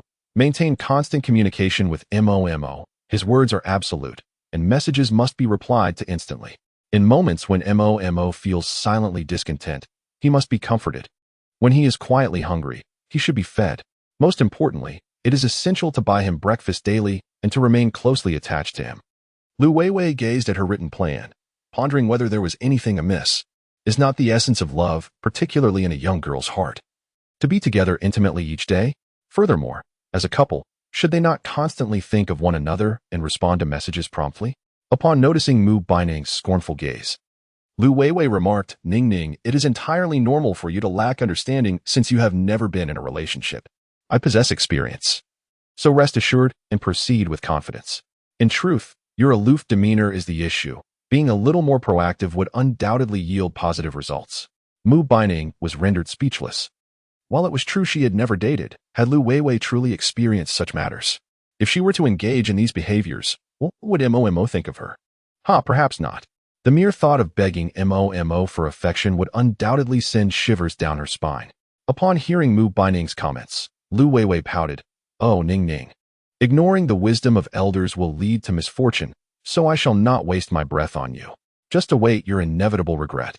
With that, she tossed her phone onto her bed. "I must rise early for morning study tomorrow, and both the first and second classes have specialized courses. Ning, you should also hurry off to sleep. I'm going to take a shower." "All right, go ahead." Observing Lu Weiwei's vexed expression, Mu Baining chuckled softly. Lu Weiwei disrobed and entered the bathroom, while Mu Baining reclined on the bed, admiring her perfectly straight legs. What Lu Weiwei had written was utterly nonsensical. There was no need for a plan regarding Mo. However, taking the initiative could indeed be beneficial. After all, during this period, Mo had already done so much for her. She ought to attempt to embrace this irritating younger brother. The essence of love lies in mutual attraction. And since she still owed Mo a meal, she might as well prepare one. Thus, Mu Baining resolved to take the initiative. Grasping her phone, she sent a message to Mo. Classmate Mo, I still owe you a meal. Let me treat you this weekend. On the other side, Mo's phone chimed. Beep. He had just set his phone down in preparation for sleep when a message arrived. Mo's expression shifted to annoyance. He had classes tomorrow. And who was the fool messaging him at this hour? After a glance, he realized it was Mu Baining. Mo retracted his earlier thoughts and opened the chat with her. Upon reading the message, a sense of joy surged within him. Finally, this girl remembered to invite him for a meal. After such a long time, he had thought she had forgotten. Nevertheless, it was good that she still thought of it at this moment. Thus, Mo quickly replied, All right, Professor Mu, I shall not be polite this weekend. Okay. Mu Bailing responded coolly with a simple Mu Xiaoma set his phone aside, assuming that Mu Bailing would not reach out again. However, just then, his phone chimed once more. Reluctantly, he picked it up to find another message from Mu Bailing. Do not disclose this matter to anyone, especially not to your roommates. Upon reading this, Mu Xiaoma couldn't help but chuckle. It seemed that Professor Mu wished to keep their relationship under wraps. Upon reflection, it made sense. If Mu Bailing were to invite him to dinner, it could easily be misconstrued by others, potentially stirring up rumors of an inappropriate student-teacher relationship. While this might not necessarily be a negative development, it would certainly disrupt their lives. Thus, Mu Xiaoma replied, Rest assured, Professor Mu, I won't breathe a word to anyone. Then, he paused, contemplating, and added, Do make sure to get some sleep. Staying up late can lead to sagging. After sending the message, he set his phone down. On the other side, Mu Bailing, upon receiving Mu Xiaoma's message, was utterly perplexed. What on earth? Sagging. Could it possibly refer to? With that thought, Mu Bailing hastily tucked herself under the covers, turned off the lights, and went to sleep. Consequently, when Lu Weiwei emerged from her shower, she stumbled in the dark, colliding painfully with the table leg. Ouch! Dog Ningning, why did you turn off the lights? The next morning, at 6:30, Mu Xiaoma opened his eyes. Due to military training, his sleep schedule had been adjusted. However, his 3 roommates were still sound asleep, particularly Huang Wenxiu, whose snoring reverberated like thunder. Thankfully, he had prepared earplugs in advance, ensuring he could still rest. After freshening up, Mu Xiaoma first roused by Yun Tao and Du Yang before approaching Huang Wenxiu's bed. Observing his friend's chubby face and drooling mouth, Mu Xiaoma felt a wave of nausea. Old Huang, wake up, stop sleeping, and get ready for morning self-study. Huang Wenxiu rolled over, mumbling through his sleep, Don't bother me. You're so beautiful, let me play with you a little longer. Seriously, Mu Xiaoma's expression darkened. It seems old Huang is having a rather vivid dream. He gave Huang Wenxiu a gentle pat on the back, but the latter remained as unresponsive as a log. Old Huang, there are plenty of girls in black stockings on the playground. Let us go take a look. Black stocking girls? Where? Huang Wenxiu shot up in an instant, even leaving a trail of drool behind. Mu Xiaoma, Du Yang, and Bai Yuntao exchanged glances of disdain. This is absurd. You don't respond to a normal wake-up call. But the mention of girls in black stockings jolts you awake. There's no such thing as girls in black stockings. Hurry up and get up. We have morning self-study soon. Hey, Huang Wenxiu frowned. Do you have any idea I was on a date with my goddess in my dream? Then by all means, continue dreaming. I shan't disturb you. Mu Xiaoma chose to ignore his friend's words, bemused by how Huang Wenxiu's mind seemed perpetually fixated on girls. Surely, he indulged in such fantasies far too often. After tidying up her belongings, Mu Xiaoma descended the stairs with her roommate, first stopping by the cafeteria to procure some breakfast before heading to the study room for self-study. During this time, Mu Baining did not make an appearance. In fact, encountering one's academic advisor in university is quite rare. However, Mu Baining was different. As both the academic advisor and a professor of their major, she was seen almost daily. This was rather pleasant. At 8:20, the students of robotics class 1 entered the experimental building, gathering in a classroom filled with various robots, eagerly awaiting Mu Baining's arrival. The room was adorned with numerous drones, robotic dogs, and mechanical arms, resembling a scene from a science fiction film. Naturally, the male students were particularly intrigued by these technological marvels, especially the engineering enthusiasts among them. As Mu Professor had yet to arrive, the students curiously examined the robots. After about 5 or 6 minutes, the distinct sound of high heels echoed down the corridor. The students recognized that Professor was approaching. She's here. I wonder if she's wearing black stockings today. Honestly, your mind is fixated on black stockings. One student rolled his eyes. But there are also white stockings, fishnets, and knee-high socks. Just then, Baining entered the classroom. Today, she eschewed the students' favored black stockings for a white tank top that revealed her toned abdomen, complemented by a short black jacket. She wore loose-fitting jeans and high heels, exuding an undeniable allure. The sight of Professor's toned physique surprised the boys present. The classmates stared at Baining, unable to deny that she looked remarkable in anything she donned. "Hello, everyone," she greeted with a warm smile, moving towards the podium to place her lesson plan down. Her gaze falling upon Mu Xiaoma. The students quickly found their seats, settling into silence. Baining surveyed the class before focusing on her. "Mu Xiaoma, have you taken attendance?"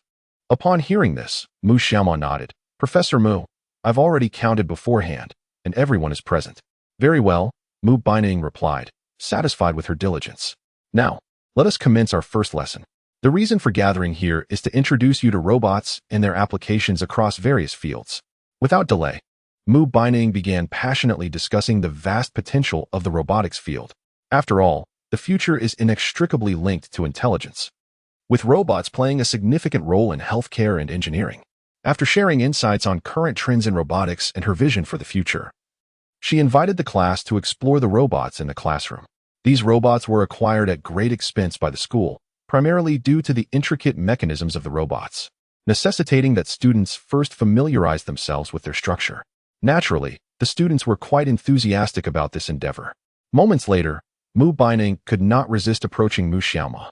Perhaps intrigued by him, an inexplicable attraction drew Baining closer to Mu Xiaoma. At that moment, Mu Xiaoma was observing a robotic dog when Baining's voice suddenly reached him. "So, did you understand what I just explained, Xiaoma?" Mu Xiaoma turned around and nodded. "Of course, I comprehend." "Well, that's good," Baining replied, then suddenly recalled their conversation from the previous night, prompting her to ask, "You didn't mention my invitation to dinner, did you?" Chapter 55. Did Mu Xiaoma really carry Professor Mu out like that? Upon hearing this, Mu Xiaoma was momentarily taken aback, surprised by Baining's lack of trust in him. Was he truly such a gossip? Shaking his head, Mu Xiaoma replied, "Professor Mu, you're overthinking it. How could I possibly say anything?" He glanced around at their classmates, adding, "However, Professor Mu, with so many students around, I can't be certain that no one overheard." Baining appeared somewhat bewildered, her expression shifting to one of agitation as she surveyed their classmates. Once she confirmed that no one had been listening, she finally felt relieved. Realizing that it was inappropriate to continue conversing with Mu Xiaoma in such a setting, lest it lead to misunderstandings, she quickly changed the subject. "Classmates, in 10 minutes, I will disassemble a robotic arm for you, allowing you to gain a more tangible understanding of the robot structure." At this moment, the students in the class had developed a keen interest in the robots. 10 minutes later, Baining found herself surrounded by eager classmates, ready to disassemble a robotic arm. This arm was of a size comparable to that of a human's, primarily designed for individuals with disabilities, enabling them to perform simple tasks and assist in their daily lives. Baining announced, "Now, I need an assistant. Mu Xiaoma, you will do." Without a moment's hesitation, she uttered these words. Instantly, many of the boys in the class appeared discontented upon hearing this. Really? That seems a bit too deliberate, they thought. To call upon Mu Xiaoma as her assistant so readily surely stirred envy. After all, was appearance so paramount? Nevertheless, being Professor Mu's partner was indeed a fortunate circumstance. Many boys felt a pang of jealousy, nearly envious of Mu Xiaoma. Upon hearing Baining's words, Mu Xiaoma was also somewhat taken aback. Her directness was rather unexpected. However, since the professor had spoken, what reason did he have to decline? He navigated through the crowd and stood beside Baining, who had already prepared an array of tools for the disassembly of the robotic arm. This marks the first occasion when the two individuals share a frame, and notably, it is in the presence of their classmates. Observing Mu Xiaoma and Baining standing together, many peers are struck by the uncanny resemblance they share. Reminiscent of a married couple, it is truly extraordinary. "Xiaoma, could you assist me by holding my arm for a moment and presenting it to our classmates?" he requests. Complying, he nods obediently and lends a hand to Baining. In no time, Baining produces a pry tool, intent on prying open the screws of the robotic arm's cover. Only by doing so can she proceed to unscrew it. At this moment, Mu Xiaoma and Mu Baining find themselves in close proximity, allowing Mu Baining to distinctly catch the scent emanating from Mu Xiaoma. An inexplicable flutter stirs within her as she stands beside him, feeling a peculiar warmth in her heart. Before long, Mu Baining's thoughts begin to wander, and as she continues to wrestle with a particularly stubborn metal cover, she finds herself unable to pry it open. "Would you like me to assist you?" Mu Xiaoma offers from the side. Mu Baining shakes her head, insisting, "No need. The structure of the robotic arm is rather unique. I can manage." With determination, she clenches her teeth and exerts considerable force. However, the metal clasp slips, and inadvertently, the pry tool grazes her index finger. Blood, bright and crimson, begins to flow from the wound. Mu Baining gasps, startled by the sudden occurrence, and hastily discards the pry tool, clutching her injury. "What happened?" Mu Xiaoma exclaims, momentarily taken aback by her carelessness. She had been struggling to pry it open and insisted on using excessive force, leading to her own injury. "Oh no. Professor Mu, are you all right? Here, I have some tissues for you." The classmates are left bewildered by the abrupt turn of events, as this scene unfolds unexpectedly. Mu Xiaoma swiftly accepts the tissues from a fellow student and grasps Mu Baining's wrist. "Professor Mu, open your hand. Allow me to bandage it." Mu Baining, momentarily dazed, complies without further thought, spreading her fingers wide. Mu Xiaoma examines the wound, which is alarmingly long, approximately 3 centimeters, and deep, with blood seeping out rapidly. He quickly wraps the tissue around her injury, instructing Mu Baining to clench her fist tightly. Yet, within moments, the tissue is thoroughly soaked, failing to staunch the bleeding. Witnessing this, Mu Xiaoma feels a pang of distress. "This won't do. Professor Mu's injury is far too grave. We must get her to the infirmary immediately," Huang Wenshu asserts, glancing at the rusty pry tool on the desk. Moreover, given the heat, it's essential to address this promptly to prevent infection and ensure she receives a tetanus shot. Without hesitation, Mu Xiaoma scoops Mu Baining into his arms, propelling himself out of the classroom with urgency. The spectacle leaves their classmates in a state of shock. What on earth is happening? Is Mu Xiaoma truly carrying Professor Mu out? The classmates exchanged bewildered glances, and at that moment, some began to regret not having directly embraced Mu Baining. However, Mu Xiaoma's speed was astonishing. Outside, she had already dashed out of the corridor and was sprinting towards the infirmary. In her arms, Mu Baining was utterly disoriented. The sudden injury had left her unresponsive, and being lifted so abruptly by Mu Xiaoma only added to her confusion. Yet, enveloped in Mu Xiaoma's substantial embrace, she felt a sense of security wash over her. At that moment, Mu Baining struggled slightly and couldn't help but exclaim, "Xiaoma, please put me down. I can walk to the infirmary myself." "No way." Mu Xiaoma resolutely shook her head, for the length of her wound was considerable, and blood continued to flow, dripping steadily onto the ground. How long would it take Mu Baining, in her high heels, to reach the infirmary? Having consumed a performance-enhancing potion earlier, Mu Xiaoma felt no fatigue as she carried Mu Baining. After being firmly rebuffed by Mu Xiaoma, Mu Baining chose not to protest further. She was drawn to strong-willed, assertive boys, and the presence of Mu Xiaoma reassured her that she would be all right. At that moment, Mu Baining only noticed that her left hand was sticky and somewhat damp, but the pain was minimal. The only discomfort stemmed from Mu Xiaoma's vigorous movements, which threatened to make her breakfast resurface. Fortunately, within just a few minutes, Mu Xiaoma had brought Mu Baining to the infirmary. "Doctor!" Mu Xiaoma shouted upon entering, and Dr. Wang emerged from one of the examination rooms.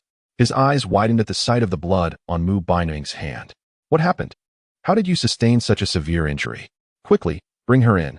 Dr. Wang hurriedly opened the door, and Mu Xiaoma carried Mu Baining inside, gently placing her on a hospital bed. Simultaneously, Dr. Wang retrieved a medical kit and a waste bin. Blood dripped from her fingers, and Mu Xiaoma looked at Mu Baining's worried expression with concern. Dr. Wang quickly wrapped a band around her wrist to slow the bleeding. Noticing that Mu Baining's complexion was pale and her demeanor somewhat dazed, Mu Xiaoma couldn't help but inquire, "Doctor, is Professor Mu's pallor due to excessive blood loss?" "It is possible," Dr. Wang nodded, while Mu Baining opened her eyes. "No, it's just that I'm a bit queasy from the sight of blood, and the jostling during the run here made me feel uncomfortable." Mu Xiaoma was momentarily taken aback, The urgency of the situation had indeed compelled him to run swiftly. Nonetheless, Mu Baining should be able to understand his actions. Dr. Wang continued his work without pause. Professor Mu, how did you sustain such a severe injury? Please, relax your hand and refrain from clenching your fist. Let me examine your hand. All right, she replied. She nodded slightly, her gaze never leaving her hand. As she relaxed her grip, a sudden pain surged through her fingers. The gaping wound was now exposed before them, prompting Dr. Wang to furrow his brow. He remarked, "It appears to be a laceration from a sharp object. The wound has already extended 3 centimeters and is quite deep, affecting the subcutaneous tissue. You shouldn't have clenched your fist earlier. No wonder there was so much blood." Mu Baining chose not to respond further. Dr. Wang first took a cotton ball soaked in alcohol and gently wiped away the blood from her hand, then continued, "Today is rather unfortunate. We have run out of iodine. I will have to disinfect the area with alcohol, which may be particularly painful. Professor Mu, you must endure." Mu Baining nodded, her expression far from pleasant. Dr. Wang glanced at Mu Xiaoma and instructed, "Hold on to Professor Mu's wrist while I fetch the medication." At that moment, Mu Xiaoma felt helpless. Despite the intense sting of the alcohol, it was indeed the most effective solution. Soon, Dr. Wang poured some alcohol into a bottle cap and proceeded to pour it directly onto the wound on her finger. The instant the alcohol made contact, Mu Baining let out a pained cry, her arm trembling uncontrollably. "It hurts terribly," Mu Xiaoma thought, her heart aching, wishing that the injury had befallen her instead. "Hold on. It will be over soon." Dr. Wang swiftly sprinkled yellow powder on the injured area, then tightly wrapped it with gauze and bandages. At that moment, Mu Baining felt a sense of relief. Due to the size of the wound, he wrapped it several times with white bandages. Mu Xiaoma inquired, "Dr. Wang, this should be fine now, right?" "Yes," he nodded. "It's not a serious issue. The wound should heal in a few days. However, avoid getting it wet to prevent infection." "I understand. Thank you, Dr. Wang," Mu Baining replied with a nod. Suddenly, Mu Xiaoma recalled that the blade had rust on it and said, "By the way, Dr. Wang, the blade that injured Professor Mu is a bit rusty. Shouldn't we consider a tetanus shot?" Upon hearing Mu Xiaoma's words, Dr. Wang hesitated for a moment. Typically, a large blood loss would not necessitate a tetanus shot, but better safe than sorry, especially since the cost of the tetanus vaccine was reasonable. He nodded. "Let's proceed with the shot. The standard one will suffice, priced at 20 yuan. However, we must first conduct an allergy test." He quickly retrieved a small needle and performed a skin test. "Please wait about 20 minutes. I will attend to other patients in the meantime," he said as he left the room. Mu Xiaoma glanced at Mu Baining's hand and sighed. "How old are you now? Why are you still so careless? Earlier, when I offered to help, you refused." Mu Baining looked somewhat aggrieved, prompting Mu Xiaoma to soften her tone. All right, I won't chastise you any further. Just be more careful next time, understood?" "Yes," Mu Baining replied. She nodded softly, reminiscent of a little girl. With thoughts of the system urging him to be a tad more mischievous, Mu Xiaoma grew bolder and gently caressed the tips of her hair. "Well then, be sure to rest well and heed the doctor's advice. If you need to bathe, remember to wrap your hands in plastic bags." "I will," she replied. Upon feeling Mu Xiaoma's touch, Mu Baining's heart fluttered, and her body instinctively recoiled from his gesture. He actually touched her hair. Mu Baining recalled her grandparents saying that when boys touch girls' hair, it signifies affection. Her heart raced, and a faint blush gradually crept onto her cheeks as she slowly spoke. "Could you please pour me a glass of water?" "Certainly."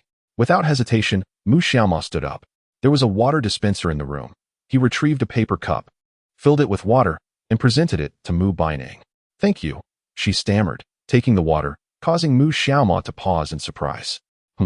Why did her face turn so red in the blink of an eye? Could it be an allergic reaction? With this thought, Mu Xiaoma hurriedly stepped outside to call Dr. Wang, while Mu Baining looked on in confusion. Why did he suddenly rush out? Moments later, Dr. Wang and Mu Xiaoma hastily entered the examination room. Upon entering, Dr. Wang noticed that Mu Baining's complexion appeared unusual. "What is the matter? Are you experiencing any discomfort?" He examined her wrist, but found no signs of an allergic reaction. Mu Baining was slightly bewildered. "No," she shook her head, her face adorned with question marks. "That's good to hear." Dr. Wang glanced at Mu Xiaoma and then at Mu Baining, suddenly understanding the situation. When he had stepped out, they had undoubtedly engaged in some form of physical contact. It was likely that Mu Baining was simply embarrassed and flushed.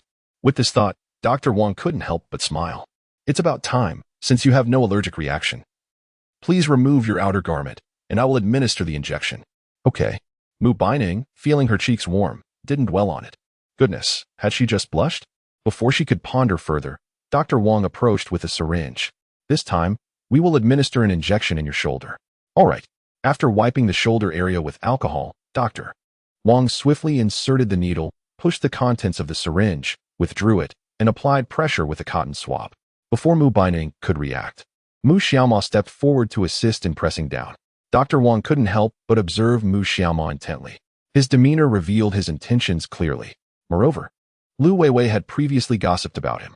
However, as this was a private matter, Dr. Wang knew it was not his place to interfere. He smiled and said, "All done. Professor Mu, remember to come back in 24 hours for a dressing change, and avoid spicy foods. Keep the wound dry, and it will heal in a few days." "Thank you. I will go settle the payment." Mu Xiaoma promptly stood up, while Dr. Wang shook his head, saying, "No need. The school provides accidental injury compensation for teachers. It can be deducted directly from there." Upon hearing this, Mu Xiaoma realized that Magic Science University was quite considerate. He expressed his gratitude. "Thank you, Dr. Wang. I appreciate your help." Dr. Wang waved his hand dismissively, replying, "What are you thanking me for? This is simply my duty." "Then we shall take our leave," he added. "Indeed," Dr. Wang nodded. "Do come and visit when you have time." Mu Xiaoma's expression darkened. Who has the time to frequent the hospital? Absurd. Chapter 57. This annoying younger brother wants to visit her home before their relationship is established soon. Mu Xiaoma and Mu Baining departed the infirmary together. As it was still class time, the campus of Magic Science University was unusually quiet. Walking side by side along the university path, Mu Xiaoma inquired, "Professor Mu, shall we return to class now?" "Of course," Mu Baining nodded. "The injury has caused a significant delay for the students. I can adjust the teaching pace, but for now, I will impart some theoretical knowledge." "All right," Mu Xiaoma agreed, stealing a glance at Mu Baining's profile. It was then that she couldn't help but express, "Thank you for today, Xiaomo." "No problem at all, Professor," Mu Xiaoma smiled. "As the class monitor, it is my responsibility. Moreover, it is a great honor to be your right-hand assistant." Mu Baining fell silent, as their relationship was still rather delicate. She continued, "By the way, I'll treat you to dinner this weekend, or I could prepare a meal myself. I'll take you to a special place." "Sounds good," Mu Xiaoma nodded, not probing further.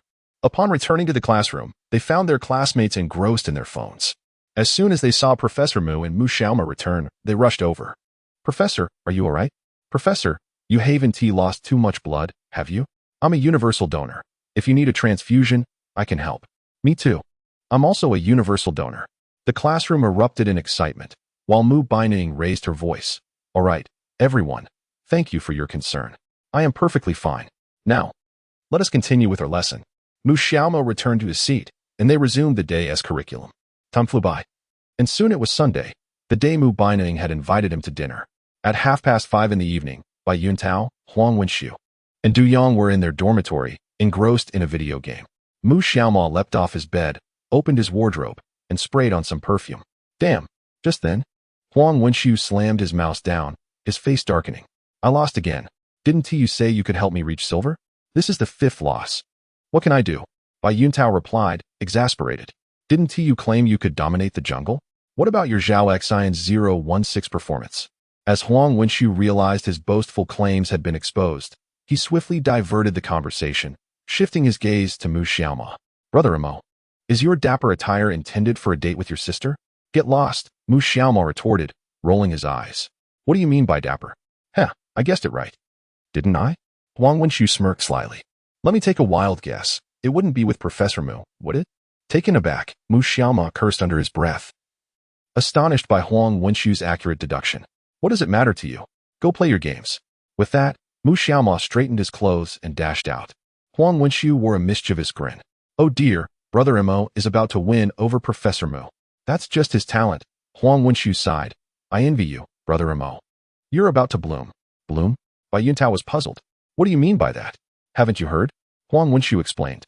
"It's a classic line from a novel. You take care of being beautiful as a flower, and I'll handle the blooming." Bai Yuntao was taken aback. "What kind of book is that? Such risque phrases. Outside, Mu Xiaoma strolled alone through the campus of Magic Science University. Due to the weekend, a multitude of students were sauntering about. And with the temperature still quite high, the campus was adorned with countless bare legs. Of course, Mu Baining's legs were still a touch lacking in comparison. Moments ago, Mu Baining had sent him a message indicating she was waiting for him at the southern gate of the university. Mu Xiaoma quickened his pace in that direction. Following his recent performance of Guest, his popularity had surged, leading to frequent instances of girls proactively adding him on WeChat, which had become somewhat of a nuisance in his life. Alas, what could he do? He was quite the handsome fellow, albeit still a far cry from the readers of Tomato. Along the way, Mu Xiaoma endeavored to avoid the crowds. After approximately 15 or 16 minutes, he arrived at the school gate. At that moment, a striking figure stood beneath a tree. She was gazing intently at her phone. Adorned in a pristine white dress with open-toed high heels, her hair cascading down. At first glance, she appeared both sweet and somewhat seductive. In essence, every student passing by the gate was captivated by her presence, and any male would undoubtedly linger for a moment. That captivating individual was none other than Mu Baining.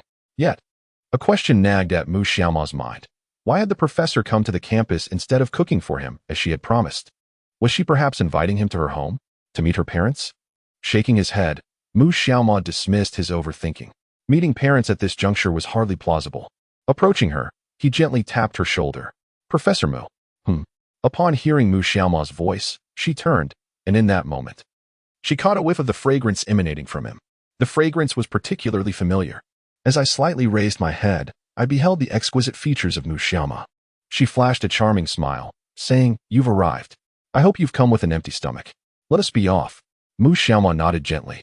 Realizing that Mu Baining was exceptionally beautiful today, she had deliberately applied light makeup, her cheeks adorned with a hint of blush, her eyes appearing large with elegantly curled lashes, and her lips painted a fiery red, creating a stunning visual impact, both regal and sweet. Mu Baining took the lead, and Mu Xiaoma followed, inquiring, "Professor Mu, where are we headed? Are we going to your house for you to cook for me?" Upon hearing this, Mu Baining chuckled softly. "What are you thinking, Xiaoma? Of course, we are not going to my house. You will find out soon enough." She refrained from disclosing the details, and Mu Xiaoma chose not to press further. Meanwhile, Mu Baining thought to herself, "This mischievous younger brother, wanting to come to my house before we've even defined our relationship. How audacious." As they strolled side by side down the sidewalk, Mu Xiaoma and Mu Baining engaged in light conversation about their recent daily lives and the challenges encountered in class. As a professor, Mu Baining naturally favored diligent and outstanding students, and Mu Xiaoma's efforts were sure to endear him to her. After about 10 minutes of walking, Mu Baining led him to the commercial street opposite the school. Approaching dusk, the street was bustling with couples holding hands, many seemingly debating what to eat. It was likely that after dinner, they would whisk their girlfriends away to a cozy inn to explore the mysteries of the universe. Upon arriving at the commercial street, Mu Xiaoma felt perplexed. Hadn't Mu Baining said she would cook for him? Though questions lingered in his mind, he refrained from asking. Soon, Mu Baining guided him to a Western restaurant named Wales. "This is it," she declared, glancing back at Mu Xiaoma, who appeared taken aback and frowned, asking, "Professor Mu, I recall you mentioning you would prepare a meal for me yourself. How could a restaurant's fare compare to your own cooking?" Yet, he felt he couldn't be choosy. Such an opportunity was rare indeed. Mu Baining responded, "This place will do just fine." A gentle smile graced her face, radiating sweetness. However, Mu Xiaomo remained utterly bewildered. Observing his puzzled expression, Mu Baining chuckled, "You will understand once you come inside." With that, she led the way. As they approached the glass door, two waitresses promptly opened it, greeting, "Hello, boss." Mu Xiaoma stood in stunned silence, realization dawning upon him. Could it be that Mu Baining was the owner of this establishment? He surveyed the establishment, noting its tasteful decor. The walls were adorned with black marble panels, while the high ceilings featured an array of murals, complemented by some metallic brushed finishes, exuding an air of understated luxury. Within the shop, there were 34 tables and several intimate two-person booths, with crystal chandeliers hanging from the ceiling. The space was quite generous, likely exceeding 200 square meters, and there was even a second floor. Could it be that Professor Mu was a wealthy woman? "What are you dawdling for, Xiaoma? Come on in." Mu Baining smiled at the dazed Mu Xiaoma. Indeed, this shop was her venture, though the funds to open it had been generously provided by her grandfather, leaving her with a mere fraction of the investment. She had dedicated immense effort to this endeavor, from the renovations to the franchise arrangements, exceeding $1 million in total expenditure. Without her grandfather's assistance, she could never have launched this business. As for her reason for bringing Mu Xiaoma here, it was to showcase her capabilities. Modern young men were drawn to accomplished women. Truth be told, if their relationship were to solidify, she could support Mu Xiaoma, tuition, living expenses, all of it. The only prerequisite was that he must possess ambition. Oh. Mu Xiaoma nodded vigorously, following Mu Baining inside. Unable to contain his curiosity, he asked, "Professor Mu, you're the owner of this place?" "Yes." Mu Baining affirmed with a nod. "This shop opened during the summer. I thought I might not secure a professorship at Magic University, so I set up a fallback. To my surprise, I was chosen, and now I come here to manage it whenever I can, which provides some extra income." Hearing this, Mu Xiaoma was taken aback. She truly was affluent. However, the shop was rather empty at that moment. Although there were over 30 tables on the first floor, only 5 or 6 were occupied, making business seem rather bleak. Logically, being a weekend and mealtime, the turnout should have been better. Nevertheless, Mu Xiaoma kept her thoughts to herself. "Professor Mu, at just 22. You've opened a shop. You're quite the businesswoman," she remarked. "A businesswoman?" Hardly. Mu Baining was about to reply when suddenly a customer slammed his hand on the table and shouted loudly, startling everyone present. Mu Baining turned to look, then glanced back at Mu Xiaoma and whispered, "Xiaoma, I'll go check it out." "All right." Mu Xiaoma nodded slightly, trailing behind Mu Baining. At that moment, a young waitress in her 20s approached, wearing an apron. The man who had just banged the table was notably overweight, with a face full of excess flesh, appearing to be in his 20s. He wore a gold chain around his neck and had dyed yellow hair, embodying the spirit of a brash youth. Beside him sat a woman dressed rather provocatively, her face painted in an exaggerated manner, neither entirely human nor ghostly, reflecting the essence of a flamboyant girl. "Greetings, I am the proprietor here. May I inquire about the issue you are facing?" Mu Bailing spoke with great respect. At that moment, the overweight man cast a glance at her and exclaimed angrily, "Do you even serve steak here? What is this nonsense? Hurry up and redo it." "I sincerely apologize, sir. I will have it remade immediately," Mu Bailing replied, picking up the steak from the table. The overweight man continued, "And if my darling's dish is not to her liking, do you believe I won't file a complaint?" Mu Bailing remained silent, while a nearby waiter discreetly took the lady's steak away. In the kitchen, Mu Bailing asked, "What is going on, Xiaolin? Is there an issue with the steak?" Her gaze fell upon the dish, her expression not particularly pleasant, as the waiter named Xiaolin responded, "Boss, that customer outside has already returned 2 dishes. This is the 3rd. I suspect he is merely here to create trouble." Ding. "Congratulations, host. You have triggered a task. Please prepare steaks for 2 customers within 40 minutes. Task reward, 100,000 in cash." Upon hearing the system's announcement, Mu Xiaoma felt a surge of joy. 100,000. Given that he had previously acquired super culinary skills, he was now adept at preparing any dish. Thus, making a steak should pose no issue. After contemplating for a moment, Mu Bailing declared, "I will personally handle this. Xiaolin, you may take a break." As soon as Mu Bailing finished speaking, Mu Xiaoma stepped forward, saying, "Professor Mu, allow me to take care of it."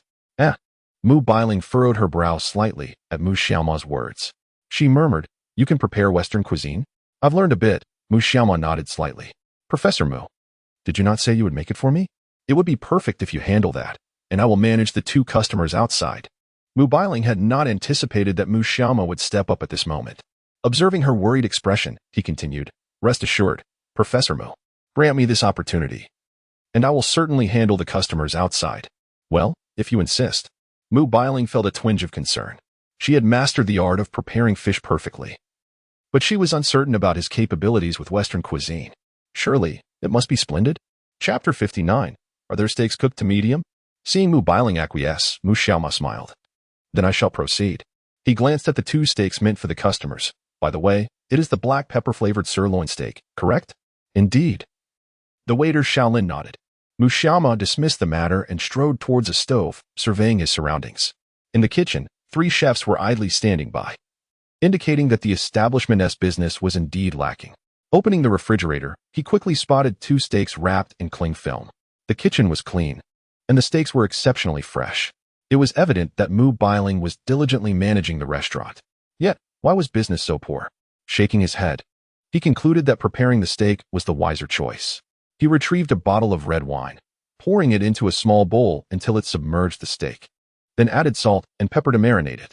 Next, he sliced the onion, washed it thoroughly, and drained the excess water before concocting a black pepper sauce with soy sauce, ketchup, oyster sauce, and dark soy sauce. Throughout this meticulous process, Mu Xiaoma exhibited great diligence, and witnessing his dedication warmed Mu Baining's heart. Although his method diverged from the norm, it was evident that he possessed the skills to create Western cuisine. With her worries alleviated, Mu Baining turned to the girl beside her, Xiaolin, saying, "Xiaolin, it's all right now. You may return to assist outside. I will leave the rest to Mu Xiaomo." Nodding in agreement, Xiaolin was filled with curiosity about the identity of the individual Mu Baining had brought along. Was he her student, or perhaps her boyfriend? As an employee, she knew better than to indulge in gossip about her boss, and soon she discreetly exited the kitchen. Mu Baining refrained from interrupting Mu Xiaomo, as she had promised to prepare a meal for him herself. A candlelight dinner seemed fitting, accompanied by a glass of red wine.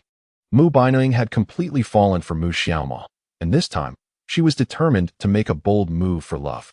The thought made her blush. It was her first experience of affection, and the shyness was overwhelming. Approximately 25 minutes later, Mu Xiaomo had successfully cooked the steak. He had previously inquired with Xiaolin about the desired doneness, to which she replied that the customer preferred it medium well. Perplexed, Mu Xiaomo thought, medium well? Is that even a thing? Despite his uncertainty, he steeled himself to proceed, deciding to cook it a couple of minutes longer than medium. The entire process took about 25 minutes, and once completed, he plated the steak, garnished it with black pepper, and was ready to serve. As Mu Xiaomo emerged from the kitchen with the steak, Mu Baining hurried to follow in his footsteps. Outside, he addressed the customer, "Sir, your medium-well sirloin black pepper steak is ready. Please enjoy." Upon placing the steak before the rotund man, Mu Xiaomo was met with a lack of appreciation. It was evident that the man was deliberately seeking to create trouble, boasting to impress a girl beside him by making a fuss over the staff. "Even if it tastes terrible, I will lodge a complaint," he declared, slicing a piece of steak and bringing it to his mouth. After a slight chew, he paused in surprise. "Wow, how is it so delicious?" Though his thoughts were positive, he refrained from voicing them. Although he intended to continue his antics, the exquisite flavor of the steak had genuinely astonished him. "How about it? Does this steak meet your expectations?" Mu Xiaomo inquired. "Indeed, this steak is exceptional," the man replied, his appreciation evident as he involuntarily muttered a compliment. "That's wonderful to hear. I wish you both a delightful dining experience." As Mu Xiaomo was about to leave, she noticed Mu Baining was also present. At that moment, the hefty fellow interjected, "Wait a moment.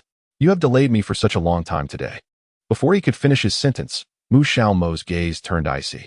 To be frank, she had initially tolerated his provocations, but his incessant attempts to stir trouble were intolerable. "What do you want?" She glared at him fiercely. The hefty man, upon seeing her reaction, stood up, revealing his grotesquely contorted features. Mu Baining, standing behind, was taken aback, fearing a confrontation was imminent. Simultaneously, the hefty man raised his arm, appearing ready to engage in a brawl. At that critical moment, Mu Xiaomo seized his wrist with a grip akin to a vice, leaving him momentarily bewildered. Familiar with bullying the weak but fearing the strong, he realized he had encountered someone formidable and promptly retreated, stating, "In nothing at all." "Humph." Mu Xiaomo released his arm and smiled. "Enjoy your meal. And don't forget to settle the bill."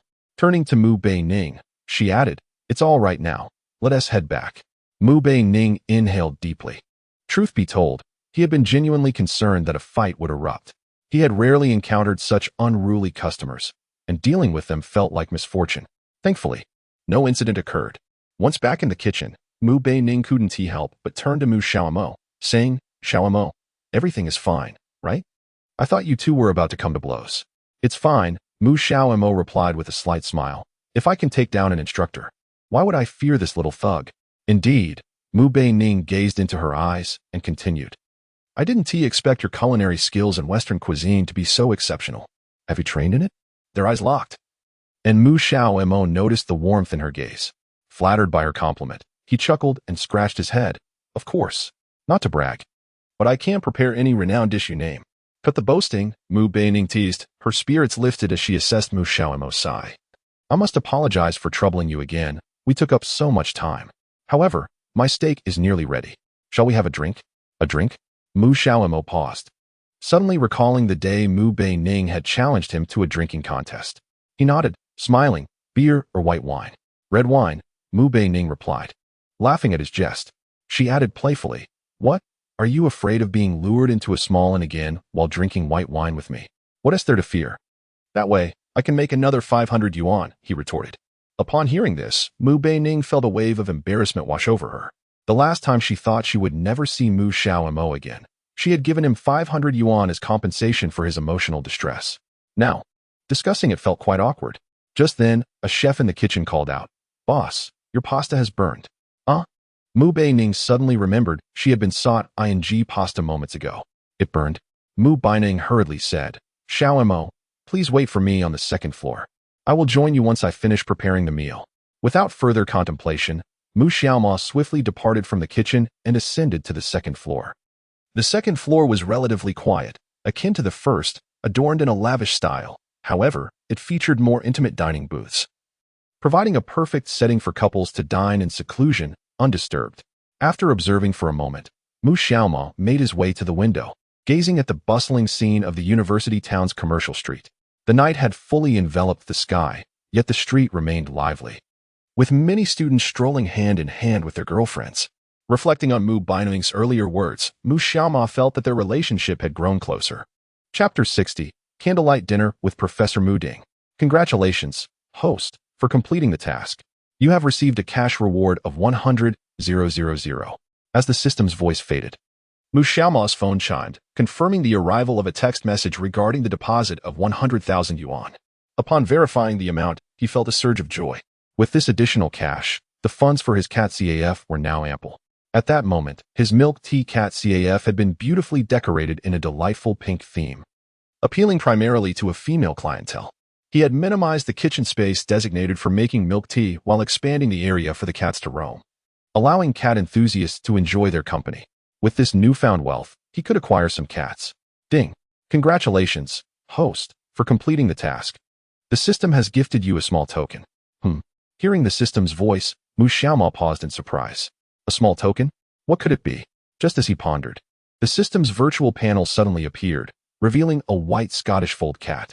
Gift. Genetically modified Scottish fold. This cat bears an uncanny resemblance to the one previously cared for by Mu Beining and is free from skeletal diseases, boasting a lifespan of 25 years. The host may choose to present this gift on October 10th, Mu Beining's birthday. Giving this gift will enhance your relationship. The system also wishes to see you two together soon. Upon seeing this gift, Mu Xiaomo was filled with astonishment and delight. Goodness! It looked exactly like the Scottish fold that Mu Beining had once cherished.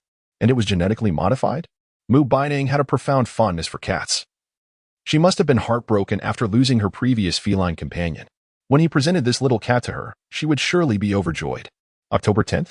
With today being the 21st, there was just over half a month left. Turning 22 is indeed a significant milestone. He believed that Mu Beining would greatly appreciate this gift. Xiaomo, what are you staring at by the window? I've finished cooking. Come and taste it. Just as he was lost in thought, Mu Beining's voice sounded from behind. Turning around, he noticed she was carrying 2 plates of steak and placing them on a nearby table. Already done? As Mu Xiaomo approached, a large steak and a serving of pasta lay invitingly on the plate, the delectable aroma wafting into the air, stirring a sense of hunger within her. Mu Beining nodded slightly. It's ready. I'll fetch a bottle of red wine and a decanter. Please wait a moment. All right, Mu Xiaomo replied with a subtle nod.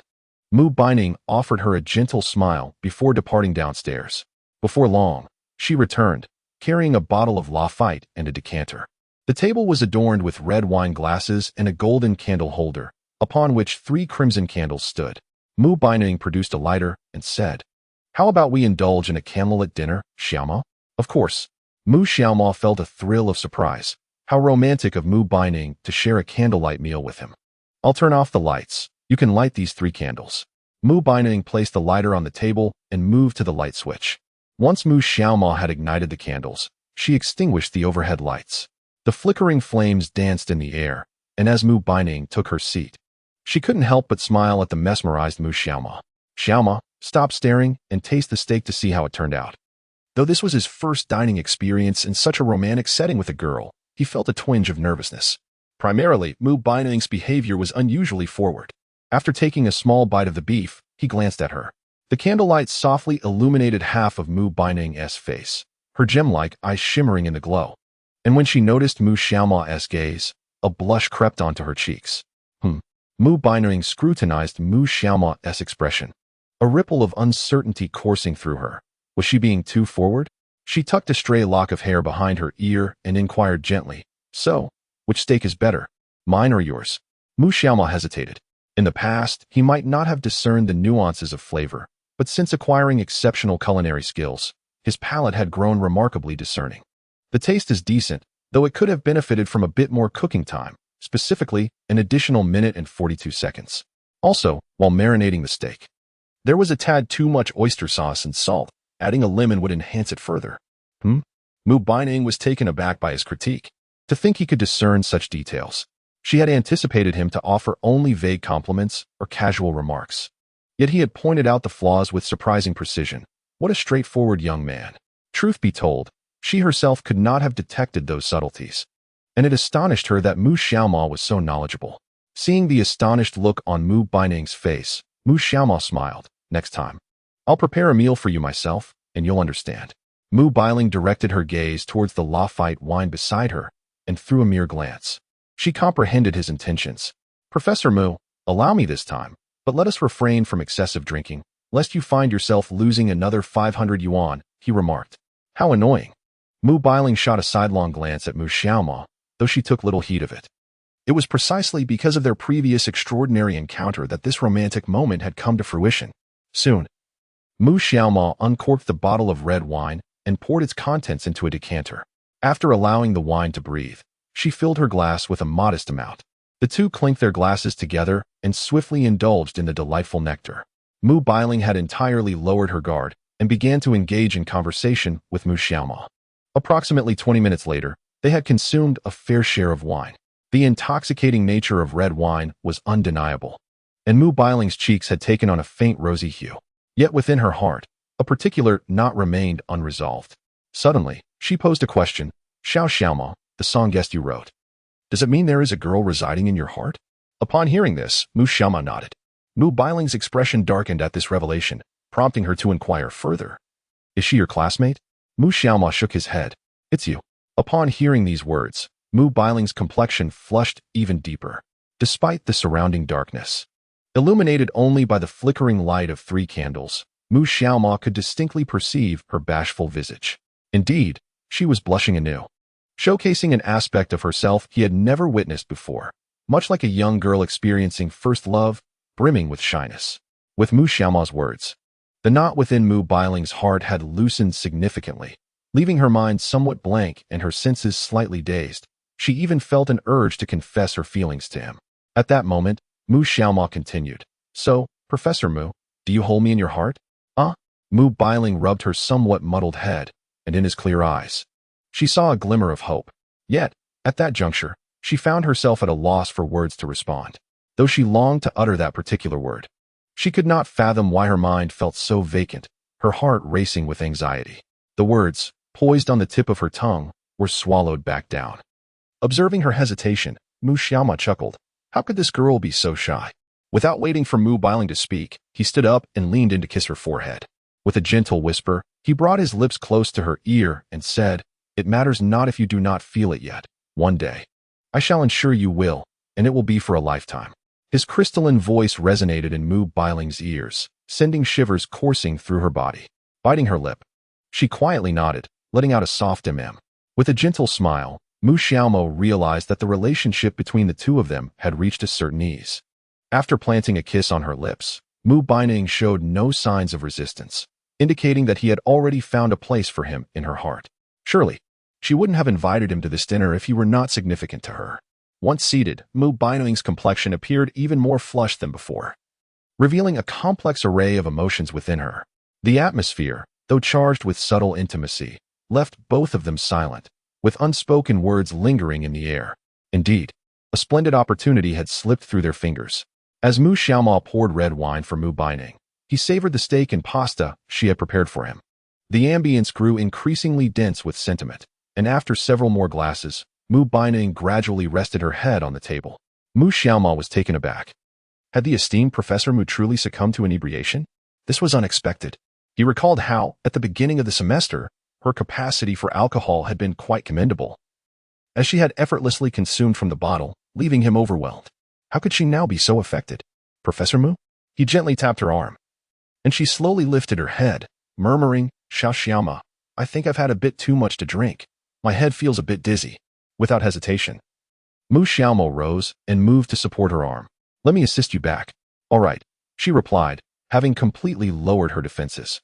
He then draped her shoulder over his neck and helped her to her feet. Professor, be cautious as we descend the stairs. Mu Baining was indeed quite intoxicated, and he guided her down slowly. Thankfully, she still retained some awareness. Otherwise, he would have had to carry her downstairs as guests departed. The staff couldn't help but furrow their brows upon seeing Mu Xiaoma assisting their boss. It appeared that this was indeed the boss's boyfriend. Professor Mu has had a bit too much. I shall take her home now, Mu Xiaoma stated, and the employees, understanding the situation, hurried to assist him by opening the door. As twilight descended, Mu Xiaoma turned slightly to gaze at Mu Baining. Professor Mu, would you prefer to return to the dormitory or find a hotel room? Let us find a hotel to stay in, Mu Baining suggested, her head spinning intensely. After uttering those words, she leaned her head against his chest. A smile broke on Mu Xiaoma's face. Moments later, he located a nearby hotel and secured a room with a king-sized bed. He carried her into the room, pondering the peculiar nature of the evening. Despite not having consumed an excessive amount of alcohol, she was quite inebriated. After covering her with a light summer blanket, he turned on the air conditioning, setting it to a comfortable 26 degrees. Just as he prepared to leave, he suddenly felt Mu Baining grasp his arm. Mu Baining, with her eyes closed, murmured, Xiaomo, please don't go. Can you stay here and talk with me? Her tone resembled that of a little girl indulging in a playful pout. Mu Xiaoma was momentarily taken aback. Stay here with her? To be candid, he had no intention of crossing any boundaries. Such actions would undoubtedly lead to complications. The two were destined to become a couple eventually, yet he felt no urgency at this moment. However, when Mu Baining suddenly grasped his hand, it left him quite flustered. Observing her drowsy demeanor, Mu Xiaoma chuckled helplessly. All right, I will stay with you. I won't leave. Upon hearing his words, Mu Baining released her grip, and shortly after, the soft sounds of her even breathing filled the air. Not wanting to depart, Mu Xiaoma approached the hotel front desk to request a summer blanket. After all, he wished to honor Mu Baining's comfort. After taking a shower, he lay beside her, draping the blanket over himself. Given the scant clothing typical of summer, he remained dressed.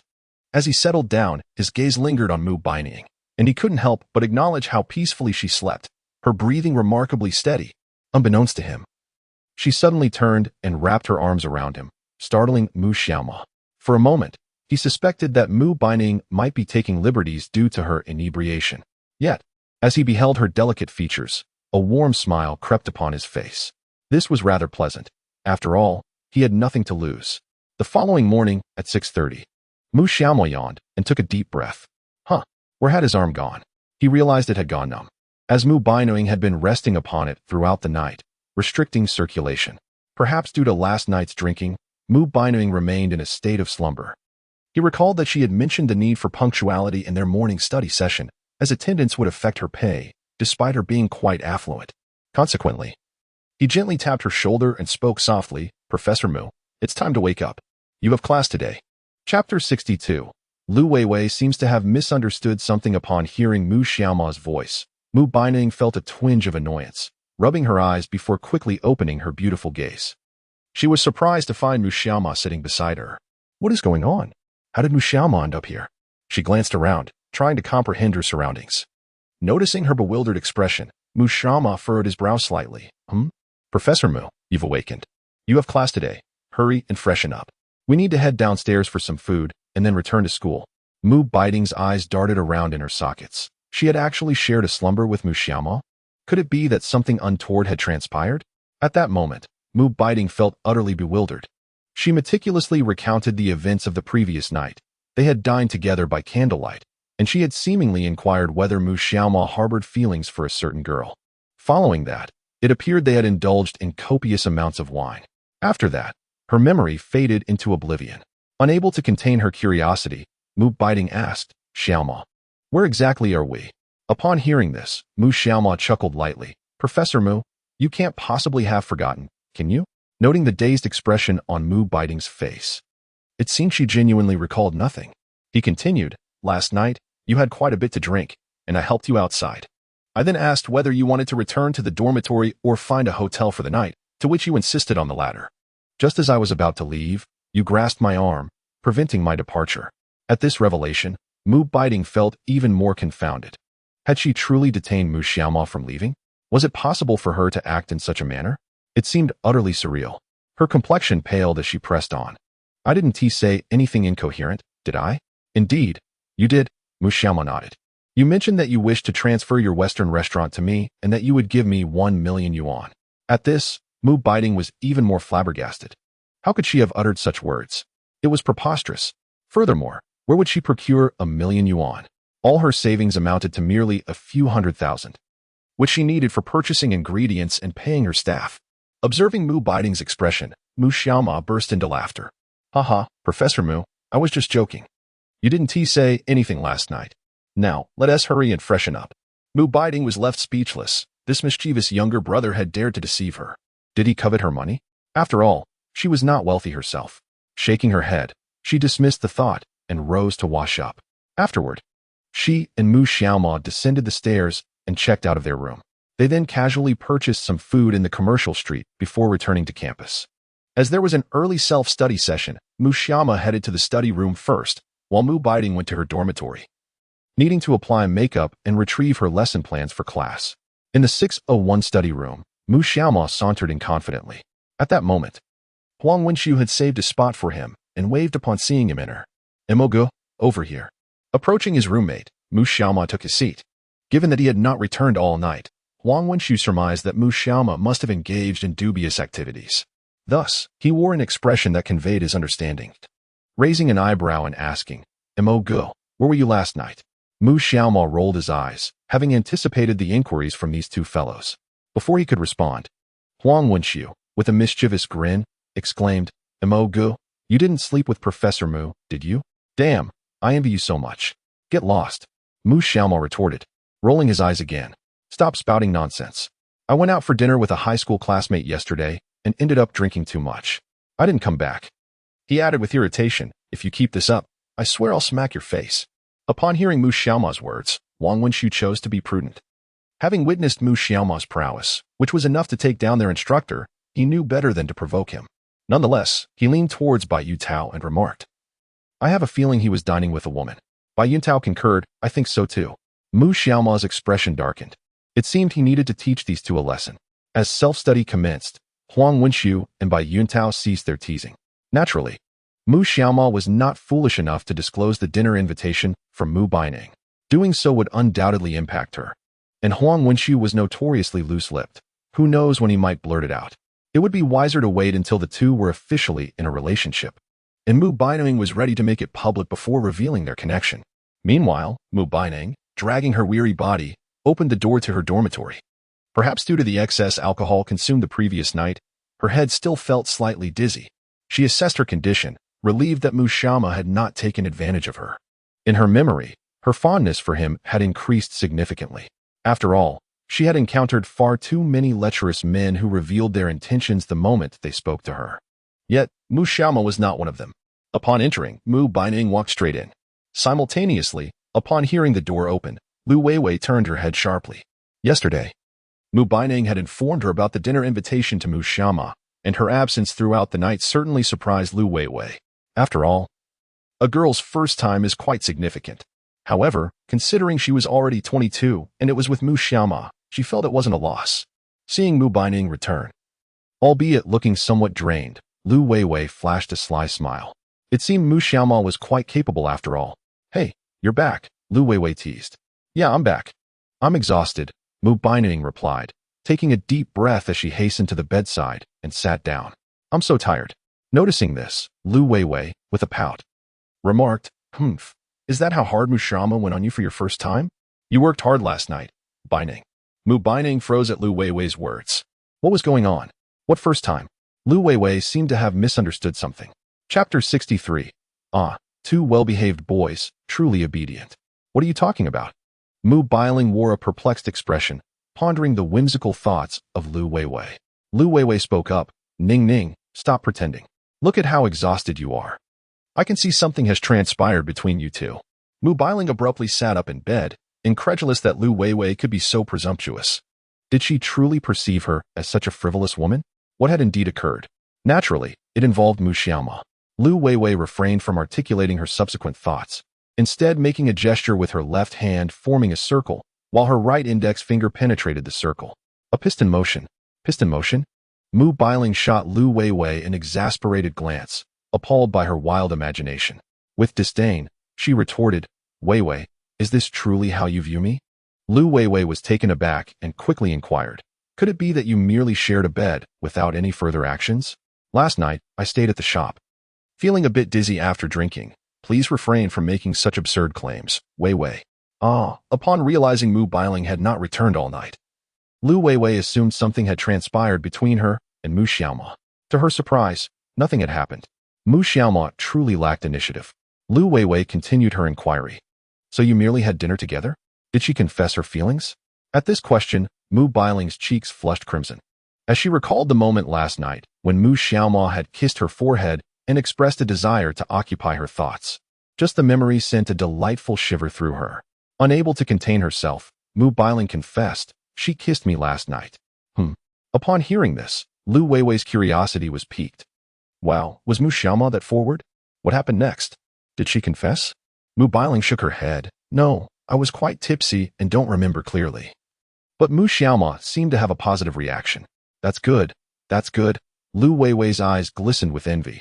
Ning Ning, I truly envy you. Soon you'll be with Xiaoma. I wonder when my Prince Charming will arrive.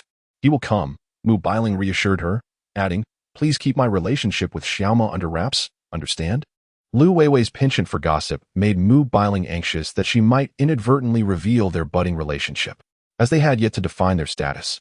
Even the seemingly innocuous act of sharing a meal could spark a significant uproar among their peers. Lu Weiwei nodded, making a gesture of assurance, don't worry, Ning Ning. I'm not a blabbermouth. I want to speak a word. All right. Mu Bailing nodded. I have class soon, so I must take my leave. Okay, goodbye, Ning Ning. Lu Weiwei waved as Mu Bailing departed with her lesson plan in hand. Meanwhile, Lu Weiwei took out her phone, glancing at her contacts. Her gaze settling on the school doctor, Wang. Indeed, the school Dr. Wang is quite handsome, merely in his 20s, a few years older than her. Thus, Lu Weiwei decided to engage with him, typing, Dr. Wang. Ning Ning went out for dinner with Mu Xiaoma last night. She is about to find a partner. I envy her so much. After a morning of classes, Mu Xiaoma, accompanied by his roommates, made his way to the cafeteria. Along the way, Huang Wenqiu and Bai Yuntao inquired about the events of the previous evening. In response, Mu Xiaoma playfully slapped each of them, prompting them to behave more modestly.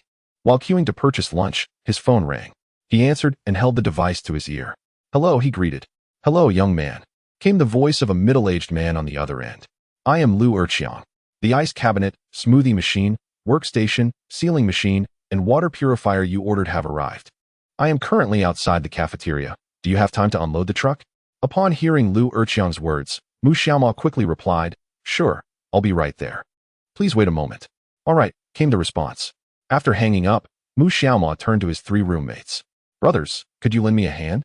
He had previously mentioned needing help with moving the equipment. In unison, the three responded, Absolutely not. After all, in this sweltering heat, lifting such heavy items would be exceedingly exhausting. Naturally, Mu Xiaoma assumed his roommates would assist him. After all, they were roommates. And this was a lifetime supply of free milk tea he was offering. De Jong asked, Where are we going? I'm opening a cat CAF. And the equipment I ordered online has arrived, just outside the cafeteria. I need you three to help me carry it. Huang Wenqiu, with a look of disdain, replied, You just slapped me on the head. I absolutely refuse to go. Even if you call me father, I want to do it. Bai Yuntao chimed in, Same here, not going. Mu Xiaoma was momentarily at a loss for words. He had anticipated these two would hold a grudge. He then turned his gaze to Du Yang. Brother Yang, I know you wouldn't be as petty as these two, right? Please help me. After a moment of contemplation, Du Yang said, To be honest, I also, before he could finish, Mu Xiaoma interjected. In return, You and your girlfriend will have unlimited milk tea for life. Hearing this, Du Yang's interest was piqued, and he grinned mischievously, saying, whether it's about milk tea or not, I just enjoy working. If I don't lift something for a day, I feel restless. But you can't deceive me about the lifetime milk tea. Absolutely. Mu Xiaoma glanced at Huang Wenxiu. You two can stay here and buy your lunch. Du Yang and I will handle it. Upon hearing this, Huang Wenxiu began to regret his earlier refusal. He had a particular fondness for milk tea. And once he had a girlfriend, he would surely need to buy it frequently, if he could enjoy it for free like Du Yang. Not only could he impress the girls, but he could also save a considerable amount of money. Thus, Huang Wenxiu seized Mu Xiaoma and said, come on, Mo Ge. What I just said was all in jest. Look at me. I'm quite overweight. It's only fitting that I engage in some labor to shed a few pounds. Bai Yudao chimed in, exactly. I'm so slender that lifting a few things would also serve as good exercise. Mu Xiaoma thought to himself, oh, these two fellows are clearly angling for a free ride on his milk tea. However, Mu Xiaoma was not as miserly as they were. Generously, he replied, all right. If you call me daddy, I'll let you assist. Both Huang Wenxiu and Bai Yuntao's expressions darkened. For a lifetime supply of free milk tea, they were willing to endure. Daddy, daddy, they both chimed in unison. Mu Xiaoma was elated. Ah, my two obedient sons, truly well-behaved. Chapter 64. Mo Ge, are you off to another rendezvous with Professor Mu? Damn. Huang Wenxiu and Bai Yuntao glared at Mu Xiaoma, their expressions filled with schadenfreude, wishing to land a couple of punches on him. Yet, for the sake of future free milk tea, they decided to bear it. At that moment, Huang Wenxiu rubbed his hands together, a glint of avarice in his eyes, and asked, so, Mo Ge, if I find a girlfriend, do I also get free milk tea? Of course. Mu Xiaoma replied with a generous nod, hardly taking his words seriously, as he believed Huang Wenxiu might not find a girlfriend throughout his 4 years in college. Thus, agreeing to such a trivial request posed no issue. Bai Yuntao interjected, what about me? Do I get it too? All three of you shall have it. Normally, you'll pay half price, but when you bring your girlfriends, it'll be entirely free. How does that sound? Is that fair enough? Sounds good. The three of them nodded in agreement, smiling. Without girlfriends, they would hardly purchase such items, as milk tea was predominantly bought by girls. Soon, under Mu Xiaoma's guidance, they arrived outside the cafeteria. At that moment, a blue delivery truck was parked there, with a man in his 30s or 40s standing by the door. He wore a gray tank top, sported a notably long beard, and donned rough white woven gloves, presumably a truck driver. Mu Xiaoma approached him, while Lu Erqiang also directed his gaze towards the man. Hello, I am Mu Xiaoma, he introduced himself. Lu Erqiang nodded and handed him a document, stating, this is the cargo list from the truck. Please check it, and if everything is in order, you'll need to settle the freight charges. All right, Mu Xiaoma nodded. Opened the truck door, briefly assessed the contents, and found no issues. Subsequently, he transferred the freight charges, which amounted to a little over 400 yuan, to Lu Erqiang. Come on, brothers, lend a hand. Then, Mu Xiaoma and his roommates began unloading the ice cabinets, ice shavers, and other items. These large objects were particularly heavy, and they had to move them from the hallway to the basement. With students bustling about during lunchtime, they didn't tea finish until 1:30. All four drenched in sweat from the exertion. Exhaustion weighed heavily upon Huang Wenxiu, who wiped the perspiration from his brow and extended his tongue in fatigue. His garments thoroughly soaked with sweat.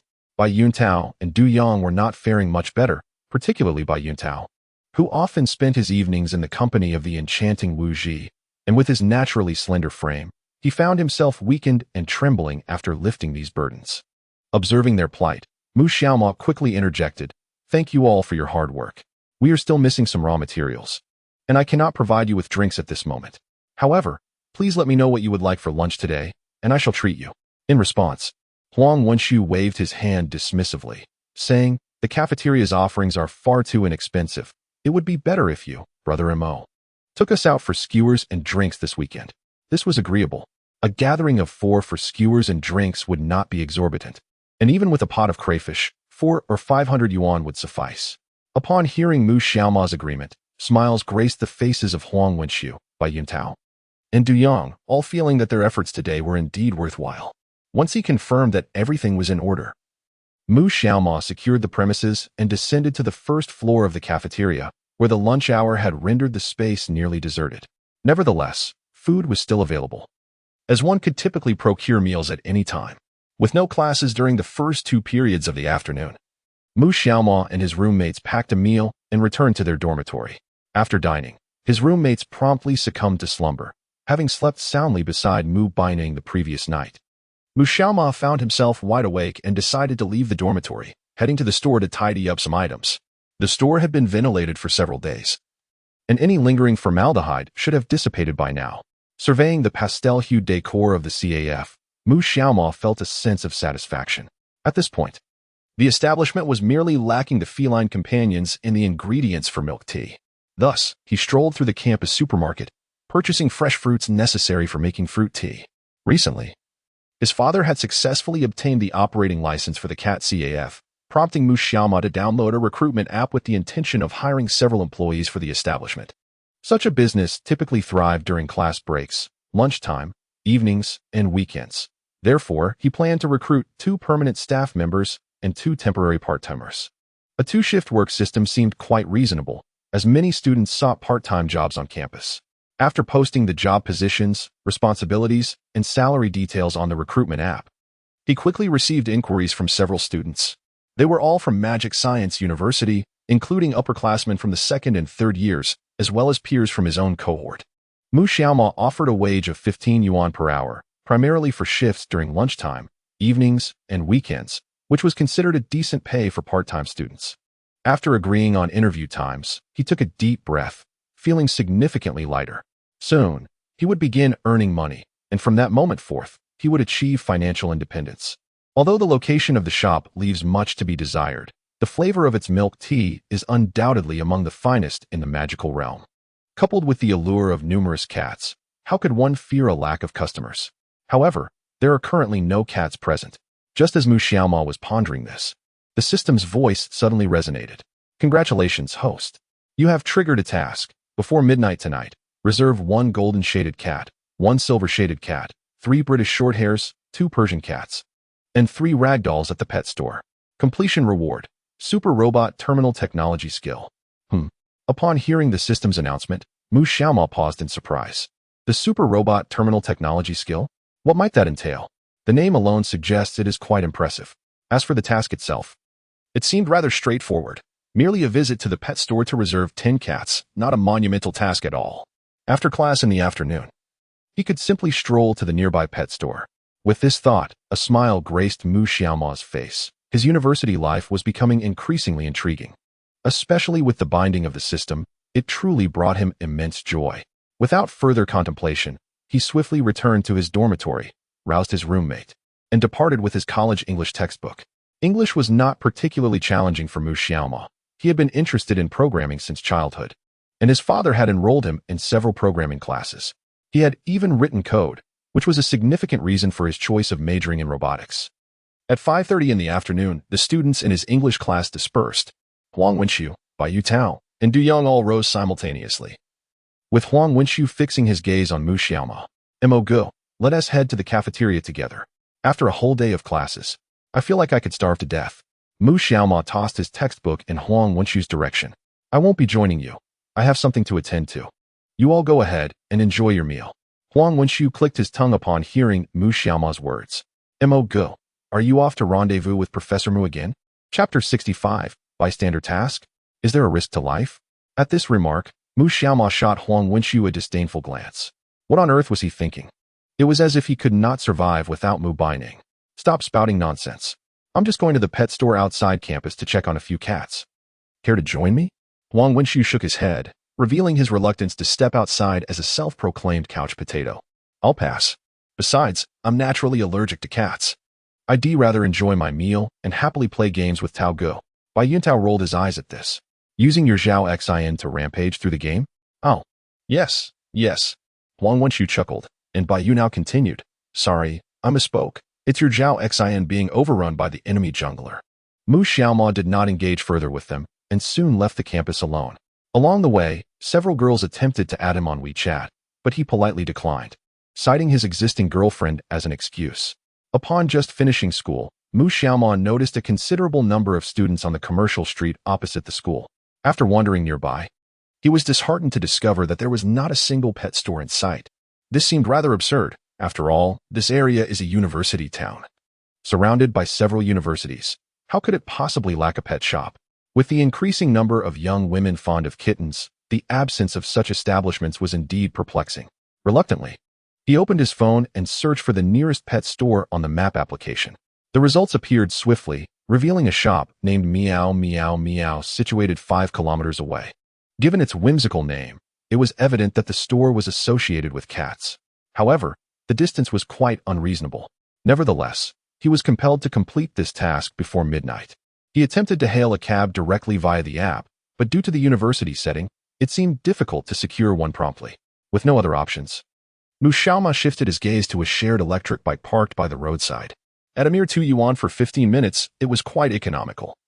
The 5-kilometer journey would cost him only 4 yuan, far more reasonable than the 10 yuan minimum fare for a taxi.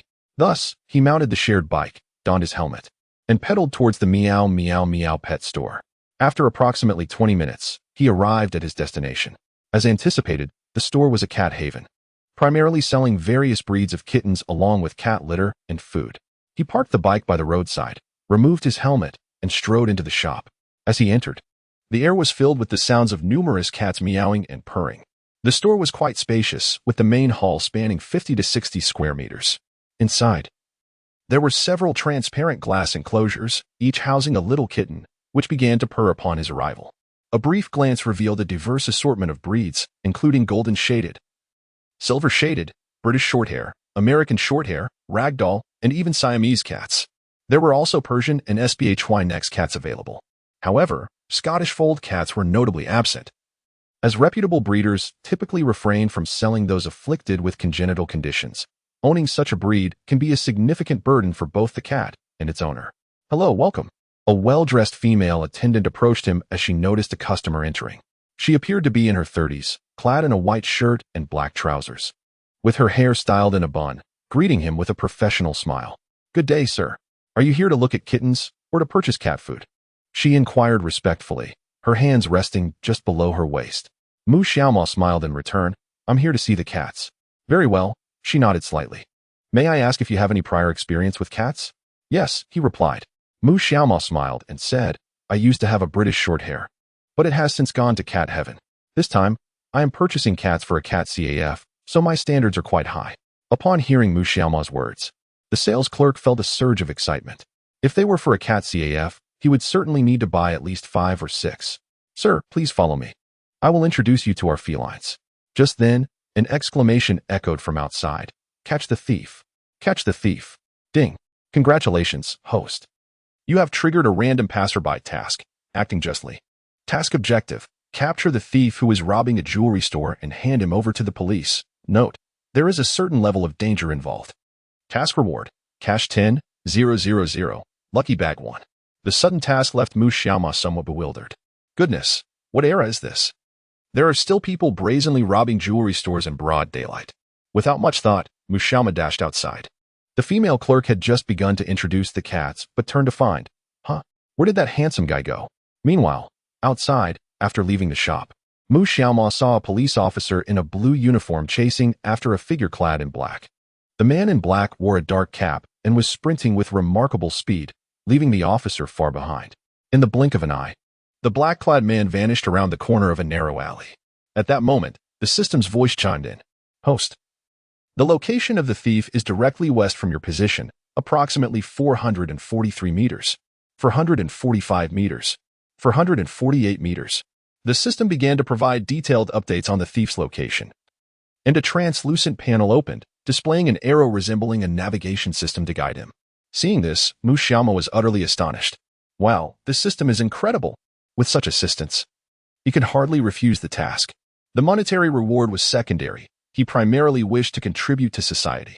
Without further deliberation, Mu Xiaoma surged forward with astonishing speed. Faster than Lu Xiang.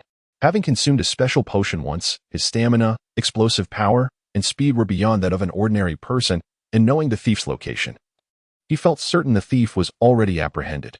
Mu Xiaoma quickly outpaced the officer who had been pursuing the thief, ignoring him as he dashed approximately 500 meters. Suddenly, the arrow shifted direction, pointing north. This led him into a particularly dim alley, where overflowing trash bins lay scattered, and black garbage bags were swarming with flies.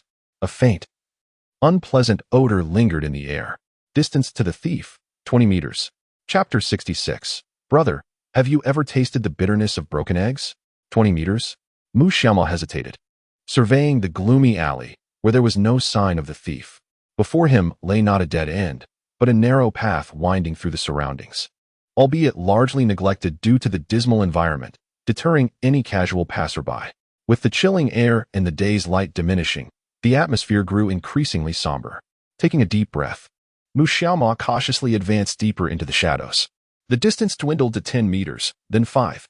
The system persistently alerted him to the proximity of the thief. Just as he approached a corner, a glimmering blade suddenly lunged forth with alarming speed. Instinctively, Mu Xiaomao recoiled, his gaze fixating on the fruit knife. A mere few centimeters separated him from danger, justifying the system's warning of imminent peril. Behind him, the streetlight cast a long shadow, revealing that the assailant lay in wait, poised to strike at his silhouette, a cowardly tactic indeed. It seemed the thief had already entertained murderous intentions. Failing to succeed, the knife wielder revealed himself before Mu Xiaomao. He stood approximately 175 centimeters tall, donned a baseball cap, and wore a black mask. With a scar marring the corner of his eye, an aura of menace radiated from him, unmistakably indicating his ill intentions. Mistaking Mu Xiaomao for law enforcement, the robber's demeanor shifted upon recognizing him, and he turned to flee. Without hesitation, Mu Xiaomao pursued him. The alleyway was cluttered with trash bins, discarded bicycles, and wooden planks. After sprinting 200 meters, the thief realized his speed was inferior to Mu Xiaomao's, thus he began to push obstacles in his path to hinder the chase. However, Mu Xiaomao deftly maneuvered past each impediment, unfazed by the hindrances. Frustration welled within the thief. He hadn't anticipated being pursued by a young man with such determination after evading the old policeman. Knowing that continued flight would only lead to his capture, he spotted a wall not far ahead. As a seasoned criminal, he had honed his agility over years of theft, and scaling a 3-meter wall would be a trivial feat. Approaching the wall, he noted its surface adorned with graffiti in various colors and indecipherable English characters. Seizing the opportunity, Mu Xiaomao quickened his pace. To his astonishment, the thief sprang against the wall, leveraging his foot to propel himself upward, and effortlessly grasped the edge of the wall before vaulting over. Pathetic. The thief, Chen Wei, muttered with a shrug, reaching into his pocket to retrieve the golden necklace he had pilfered from the jewelry store, worth over 60,000. Just as he reveled in his triumph, a resounding thud echoed behind him. Turning, Chen Wei's brow furrowed with irritation as he cast a cold glare at Mu Xiaomao, then brandished the fruit knife once more. Upon witnessing the unfolding chaos, Mu Xiaomao inhaled deeply. This individual was truly deranged. Swiftly, he readied himself for defense, while Chen Wei, without uttering a word, bellowed and lunged at Mu Xiaomao with a fruit knife. The glint of the blade sliced through the air, naturally. Mu Xiaomao dared not confront him head-on, for as the saying goes, even the most skilled martial artist fears a kitchen knife. After evading 2 of Chen Wei's attacks, Mu Xiaomao prepared to counter. The current situation was precarious. His primary objective was to disarm Chen Wei or find a more suitable weapon. Thus, he quickly retreated, distancing himself from Chen Wei, and scanned his surroundings, ultimately seizing a cracked washboard. This washboard, likely discarded by a neighboring resident, was damp and fissured, yet still usable. It was significantly longer than the fruit knife, which should provide him with a considerable advantage. Primarily, he assessed that Chen Wei's skills were likely lacking. Seeing Mu Xiaomao's determined stance, Chen Wei rasped, "I advise you not to be foolish. If you provoke me, you shall not enjoy the consequences." "Huh. You're about to find yourself in a prison cell. Spare me your empty threats." Mu Xiaomao, disinterested in idle chatter, brandished the washboard and swung it towards Chen Wei's face. Simultaneously, Chen Wei bent down to evade. Whoosh, whoosh. The sound of air being sliced filled the room. Due to the washboard's length, Chen Wei found it difficult to retaliate. Damn it. Frustrated, he quickly distanced himself from Mu Xiaomao, then aimed for his forehead, hurling the fruit knife with precision. Whoosh, whoosh. The knife spun gracefully in the air before striking the washboard with a resounding thud. Elated, Mu Xiaomao marveled at the thief's apparent lack of intelligence, astonished that he would throw away his weapon at such a critical moment. Truly foolish. He swiftly retrieved the knife and raised the washboard once more, aiming for Chen Wei's head. Bang! This time, Chen Wei failed to dodge, and the entire washboard collided with his face. Mu Xiaomao was momentarily stunned. He had actually landed a hit. Could it be that his speed was simply too formidable? The blow caused Chen Wei's cap to tumble to the ground, leaving him feeling dazed. Shaking his head, Chen Wei's expression twisted into one of fury as he lunged forward, seizing Mu Xiaoma's arm and glaring at him with palpable hatred. Despite being captured, Mu Xiaomo remained unperturbed. The man's strength was evidently insufficient. Or perhaps it was his own strength that was overwhelming. A subtle smile played upon his lips as he calmly remarked, "Brother, have you ever experienced the sensation of a cracked egg?" What? Before Chen Wei could comprehend, Mu Xiaomo abruptly lifted his knee and forcefully thrust it into his groin. Crack! Because he had spread his legs, Mu Xiaomo's strike directly hit his vulnerable spot. The knee, being one of the hardest parts of the human body, resulted in a severe impact on his delicate area. Simultaneously, Chen Wei felt a fiery pain below, a remnant from when he had previously broken his little finger while attempting to scale a wall for theft. This sensation was far more intense than his earlier experience. At that moment, Chen Wei's eyes rolled back as he let out a guttural groan. The feeling was indescribably pleasurable. Chapter 67. Why is he covering his groin? Statistics reveal that the most excruciating pain in the world is not childbirth, but rather the agony of a testicular injury. In his youth, when Mu Xiaomo had just learned to ride a bicycle, he lost control due to excessive speed and brake failure, crashing into a stone. The inertia propelled him forward, and his groin collided with the bicycle frame. The consequences, as any male reader would understand, were unforgettable. That pain was something he could never erase from his memory. In fact, it mirrors the author's own experience. Now, Chen Wei was enduring that very sensation. With a thud, he collapsed, his mouth issuing a pained wail. "Oh, it hurts terribly. I've been mutilated." At the sight of his predicament, Mu Xiaomo couldn't help but chuckle. "You only have yourself to blame for spreading your legs." Gradually, Chen Wei's consciousness faded, his voice growing weaker. Fearing he might succumb, Mu Xiaomo quickly retrieved his phone and dialed the police. "Hello, Shanghai Police Department. What seems to be the problem?" A serious voice inquired over the line. Truthfully, this was Mu Xiaomo's first time reporting to the police, yet he felt no anxiety, as he believed he was performing a commendable act. He hesitated momentarily, unsure of how to articulate his location, having navigated numerous turns while pursuing the thief. Looking up, he spotted a recognizable sign atop a nearby skyscraper and said, "I can see a Huaxiao Industrial and Commercial logo. This should be in the alley of the urban village across from me. I've apprehended a thief. Please send someone quickly." Upon hearing the term thief, the officer on the line paused. Just 10 minutes prior, he had received a call from a gold shop claiming theft, and a Captain Mu was nearby at the time. He was curious about the outcome of the situation. Utilizing the caller's location, the operator quickly responded, "Understood.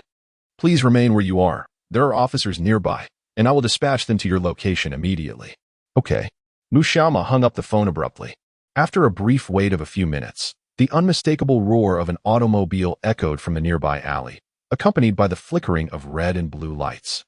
A resounding thud signaled the closing of a car door, and moments later, several officers clad in light blue uniforms approached, each towering over 180 centimeters. The police swiftly adopted a vigilant stance upon spotting an individual lying on the ground. "It's you." One officer, recognizing Mu Xiaomo, furrowed his brow slightly, a flicker of recollection crossing his features. Upon hearing the commotion, Mu Xiaomo lifted his gaze.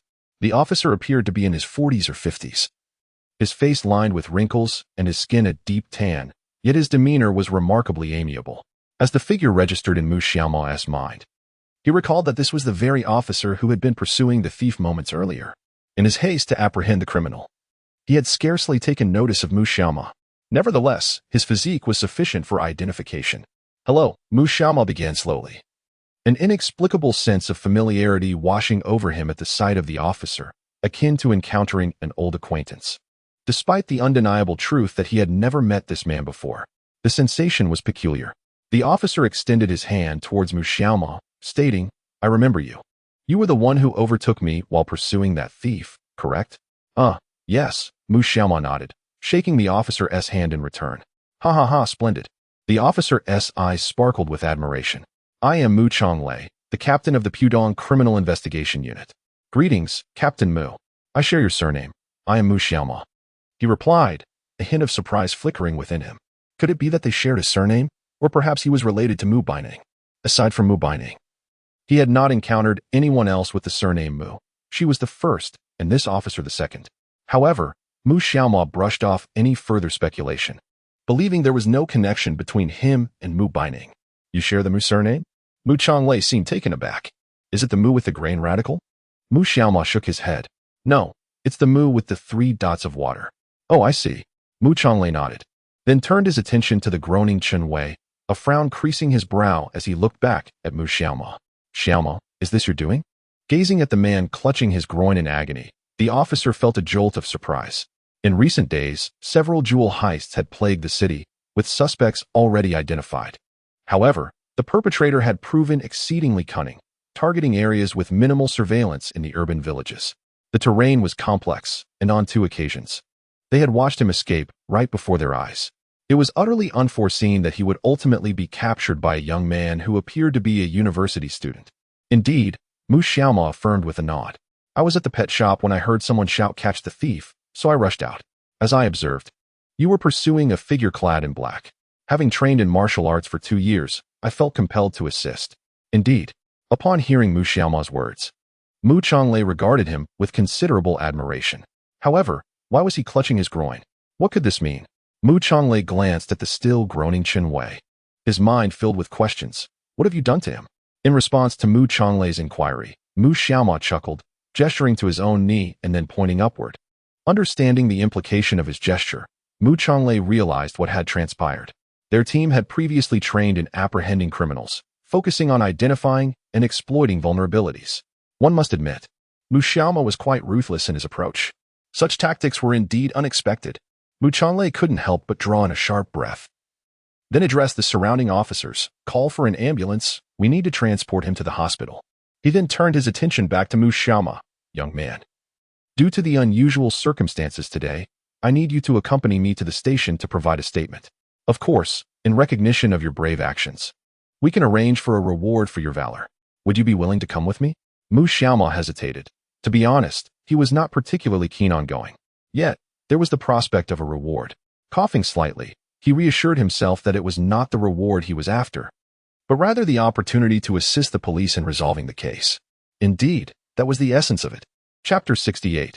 He had lost his reproductive capability and required surgery to preserve his life. Glancing at the time, Mu Xiaoma felt that providing a statement would not take too long, so he agreed. All right, I shall honor the request of the police officer. Ha ha, let's go. Mu Changlei was in good spirits, for this cunning suspect had been a source of frustration for several days. It was truly unexpected to capture him in such a unique manner. By the way, here is the suspect's knife, which I have confiscated. Mu Xiaoma produced Chen Wei's fruit knife. Upon seeing this, Mu Changlei handed it to an officer, who then placed it into a storage bag. This is the tool of the suspect's crime. When presented in court, it could extend his sentence significantly. After all, theft and assault are 2 distinct matters. If Mu Xiaoma had been injured, accountability would be demanded. Mu Changlei escorted Mu Xiaoma into a police vehicle, while several other officers secured the suspect with handcuffs. Sitting in the back seat, Mu Changlei addressed the driver. Xiao Lu, let us head back to the station. I need to record this young man's statement. Yes, Captain, replied the officer named Xiao Lu, nodding as he swiftly maneuvered the vehicle toward the Pudong District 1st Criminal Police Team. As the car jostled along, Mu Changlei turned to Mu Xiaoma and inquired, Are you currently a university student? Yes, was the reply. Mu Xiaoma nodded and said, I am currently studying at the Modu University of Science and Technology, and I am in my 1st year. Upon hearing this, Mu Changlei felt a surge of joy, for his daughter is a professor at the same university. Perhaps they have crossed paths before. Strangely enough, after hearing Mu Xiaoma's words, Mu Changlei found him increasingly appealing. Unable to restrain himself, he inquired, So, you do not have a girlfriend at the moment, do you? At this, Mu Xiaoma felt a wave of annoyance. Why was it that everywhere he went, people seemed compelled to ask about his relationship status? Could it be that Captain Mu intended to play matchmaker? He certainly hoped not, as he was already enamored with Mu Baining, who he was certain would be quite the jealous type. Uncle, I do not have a girlfriend. But I do have someone I like, he replied. Upon hearing this, Mu Changlei's expression shifted to one of disappointment. After all, it was rare to encounter a virtuous citizen like himself these days. Moreover, with his handsome looks and commendable demeanor, he would certainly be a desirable son-in-law. As he pondered this, a wave of frustration washed over him. Recently, his wife had arranged a blind date for Mu Baining, only for her to claim she already had a boyfriend. Initially, he felt pleased, but then there was no further development. He had come to suspect that she was merely fabricating excuses to evade pressure. The voice on the phone that day must have been a student impersonating her, he thought, clenching his fists in irritation. He wondered when his daughter would find a boyfriend and bless him with a grandson. With only one daughter, all his hopes rested on Mu Baining. Yet, she seemed in no hurry. In contrast, his colleague Lao Wang's daughter had married at 20. And now she had a child who could already run about. He glanced at Mu Xiaoma again, finding him particularly congenial, given that his daughter was quite attractive. Perhaps introducing them to one another might yield a favorable outcome. Mu Changlei felt that this plan was indeed feasible and had made up his mind. After all, it was not easy to find a young man of such caliber. If they were to become a couple, he would no longer need to worry about his daughter. He refrained from saying more, as their acquaintance was still in its infancy. However, he had devised a way to keep Mu Xiaoma engaged. After a 20-minute drive, they soon arrived at the first criminal police team in Pudong District. "Follow me," Mu Changlei instructed. Upon exiting the vehicle, he led Mu Xiaoma into the police hall. It was Mu Xiaoma's first visit to a police station, and he noticed many officers busy with their duties. Upon Mu Changlei's return, the officers greeted him warmly. He merely nodded in acknowledgement, while no one paid attention to Mu Xiaoma, which was to be expected. He escorted Mu Xiaoma into a private office and poured him a cup of tea. "Please wait here for a moment, Xiaomo. I will go and tidy up with the other officers, and then we shall proceed to the office to record your statement," said Mu Changlei. "All right, uncle," replied Mu Xiaoma with a nod. Soon, Mu Changlei exited the room. Xiaomo surveyed the modest office, which was approximately 20 square meters in size. The desk was cluttered with an array of documents, and numerous banners adorned the walls. After taking a sip of water, Mu Xiaoma patiently awaited his uncle's return. Approximately 10 minutes later, Mu Changlei opened the door. "All right, Xiaomo, you may come with me now." "Okay." Rising to his feet, Mu Xiaoma followed Mu Changlei into the conference room. There, another officer was prepared with paper and pen to document Mu Xiaoma's statement. A voice recorder rested on the table. "Please have a seat." Mu Changlei gestured to a chair, allowing Mu Xiaoma to sit before taking a seat beside him. "While recording your statement, please articulate the events as clearly as possible. This will assist us in gathering substantial evidence," he instructed. "Understood, uncle," Mu Xiaoma replied with a smile and a nod. "Then let us begin," Mu Changlei said. He activated the voice recorder, and Mu Xiaoma recounted the entire sequence of events from the moment he entered the cat shelter. He described hearing someone shout about a thief, rushing outside to see a figure in black, pursuing him, engaging in a struggle, and ultimately subduing him before calling the police. He narrated the entire ordeal in 10 minutes, during which the officer diligently took notes, and the recorder captured every word. This constituted substantial evidence. Mu Xiaoma's testimony was indeed the law. "Uncle Mu, that should be all," he concluded. Mu Changlei nodded in acknowledgement. "All right, I understand. Thank you, Xiaomo." Just then, his phone rang. He pulled it out and recognized it was a call from one of his officers. "Apologies, I must take this call," Mu Changlei said, answering the phone and placing it to his ear. "Hello, this is Xiao Lu. What is the matter?" "Captain Mu, we have confirmed the identity of the suspect as Chen Wei. We found a gold necklace valued at 60,000 yuan on him." The officer paused momentarily before continuing, however. "He has sustained severe injuries and has lost his reproductive capabilities. He requires surgery to preserve his life." Chapter 69. Could Mu Changlei be Mu Baining's father? The speakerphone was on, and everyone present could hear the conversation. The implication of losing reproductive capability was clear. It was as if he had been severely harmed. Mu Changlei furrowed his brow. Goodness, what kind of immense strength did Mu Xiaoma wield to cause such devastation? Suddenly, Mu Changlei and the officer beside him felt a chill run down their spines. This Mu Xiaoma was truly ruthless. Mu Changlei spoke into his phone. "If surgery is required, please contact his family first. After recovery, he must be brought here immediately, and we will need an officer to guard him around the clock." "Understood, Captain." The call was swiftly concluded.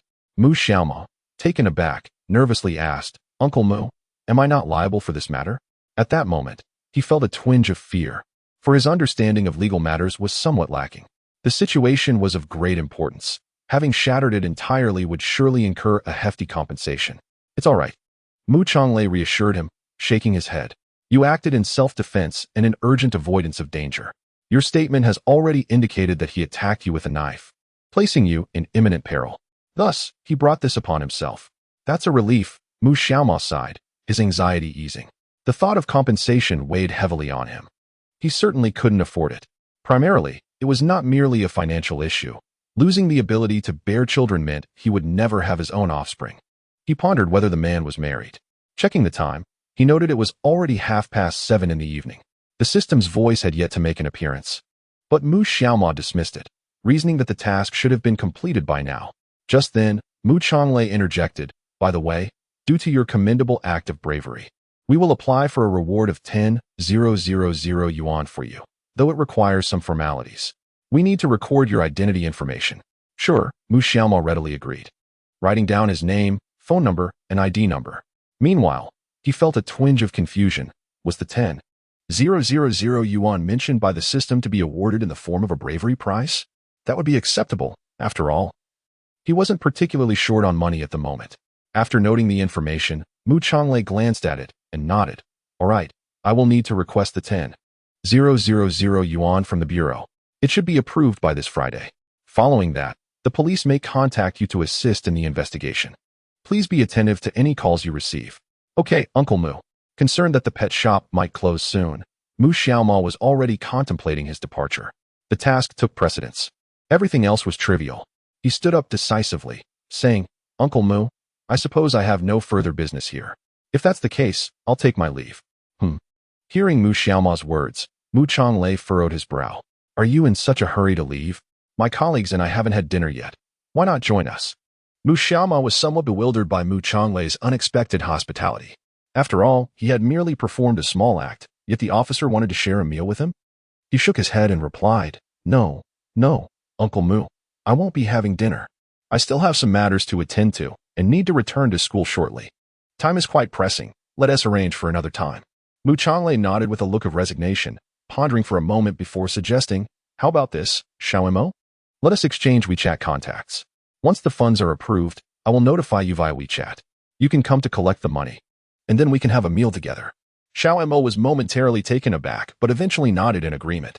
All right. In no time, they exchanged WeChat information, and Xiaomo hurried out of the police station.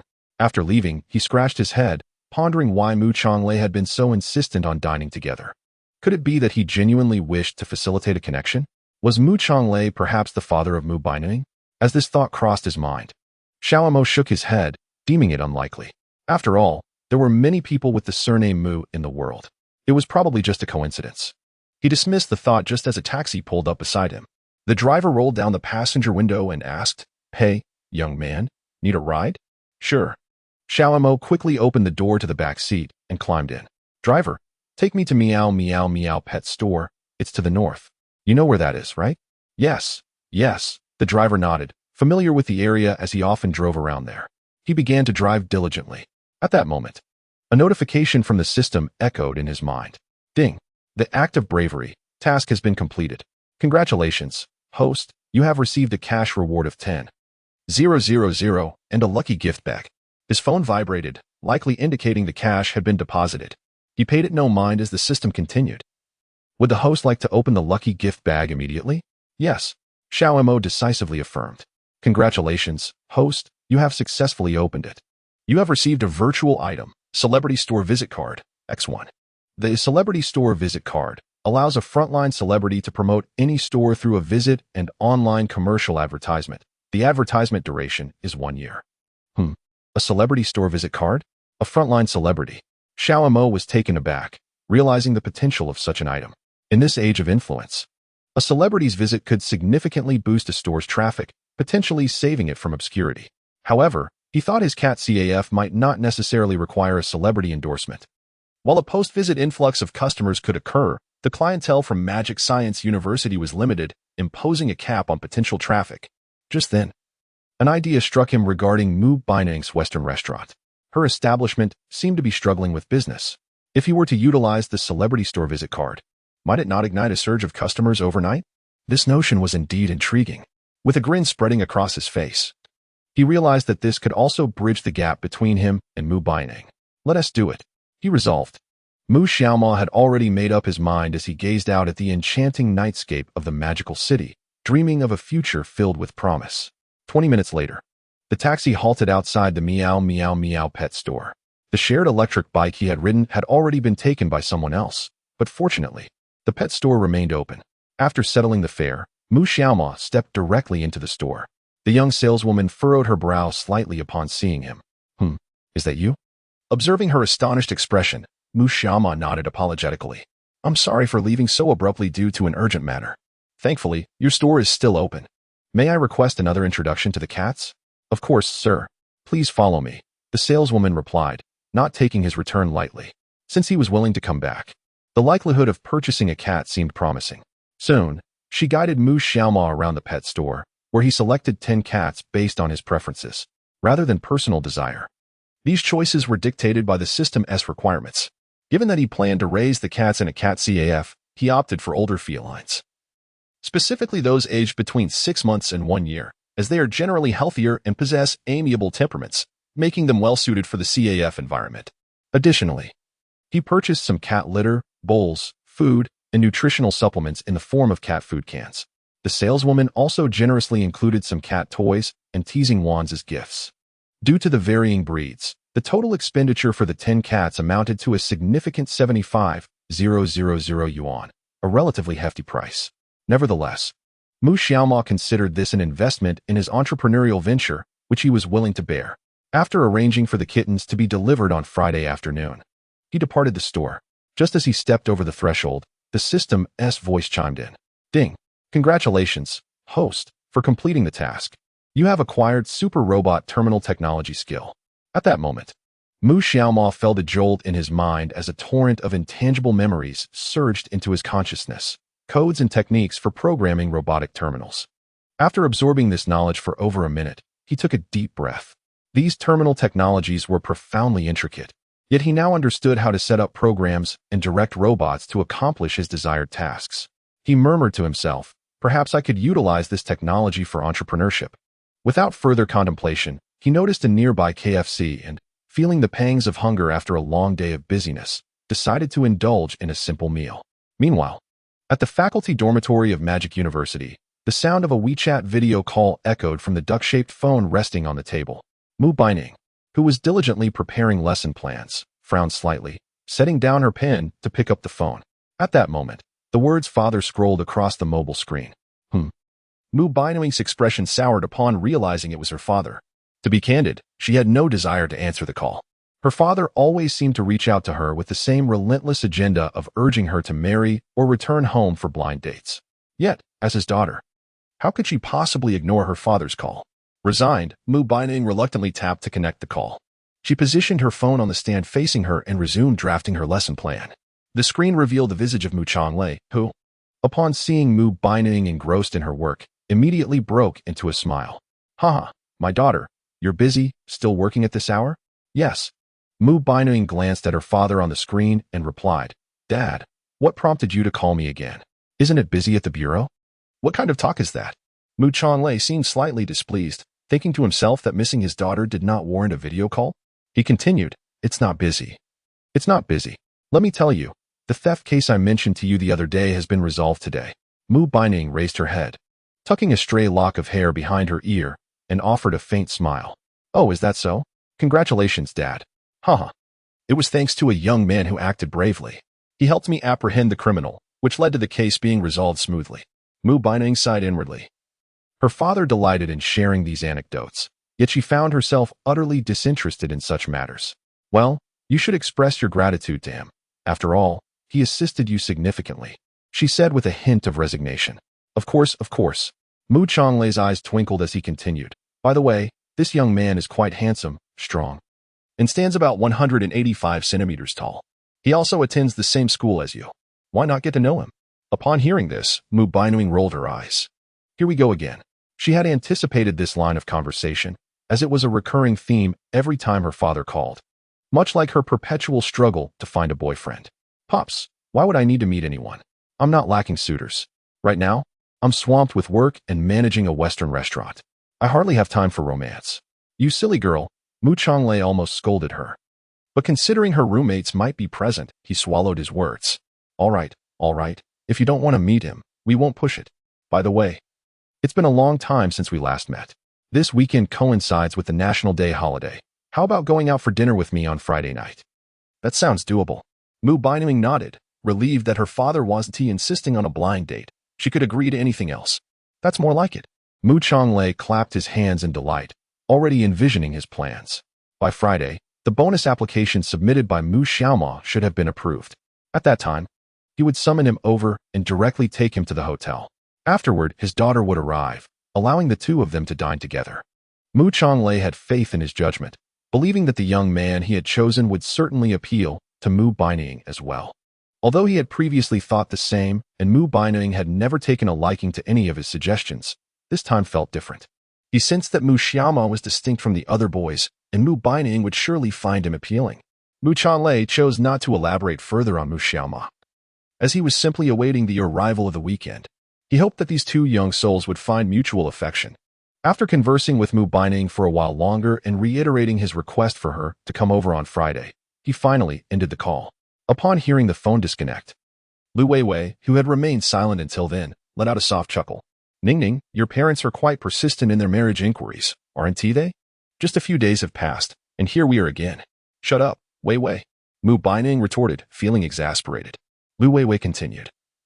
But why don't you mention Mu Xiaoma to your father? That way, he might ease up on the pressure. Mu Baining shook her head. Let us not go there. My dad has only introduced me to civil servants or people working in state-owned enterprises. I doubt he would approve of me dating one of his students. Lu Weiwei chuckled. Oh dear, your dad is quite anxious. I think he would come around. If all else fails, you could let Mu Xiaoma give you a surprise with a baby to truly astonish your father. Hearing Lu Weiwei's words, Mu Baining rolled her eyes. Weiwei, you're barking again, always rambling about these absurd notions. If I were to unexpectedly end up pregnant with Mu Xiaoma's child, my father would surely break his legs. She preferred to establish a relationship first and get to know him better. Though she was currently a student without a job, Mu Baining believed in Mu Xiaoma's potential. His culinary skills were exceptional, and together they could one day open a restaurant. She was well aware of the saying, man is iron, rice is steel. A meal skipped leads to hunger. Even if Mu Xiaoma did not earn much, she would still worry. Her family owned property in Modu, so there was no need for him to buy a house. After graduation, they could indeed partner in running a restaurant. The salary post-university was often modest. It would be wiser for Mu Xiaoma to be the boss right away. In truth, her desires were simple: a home for 2, 3 meals a day, and the changing of seasons together. Ding! Congratulations, host, you have triggered a task.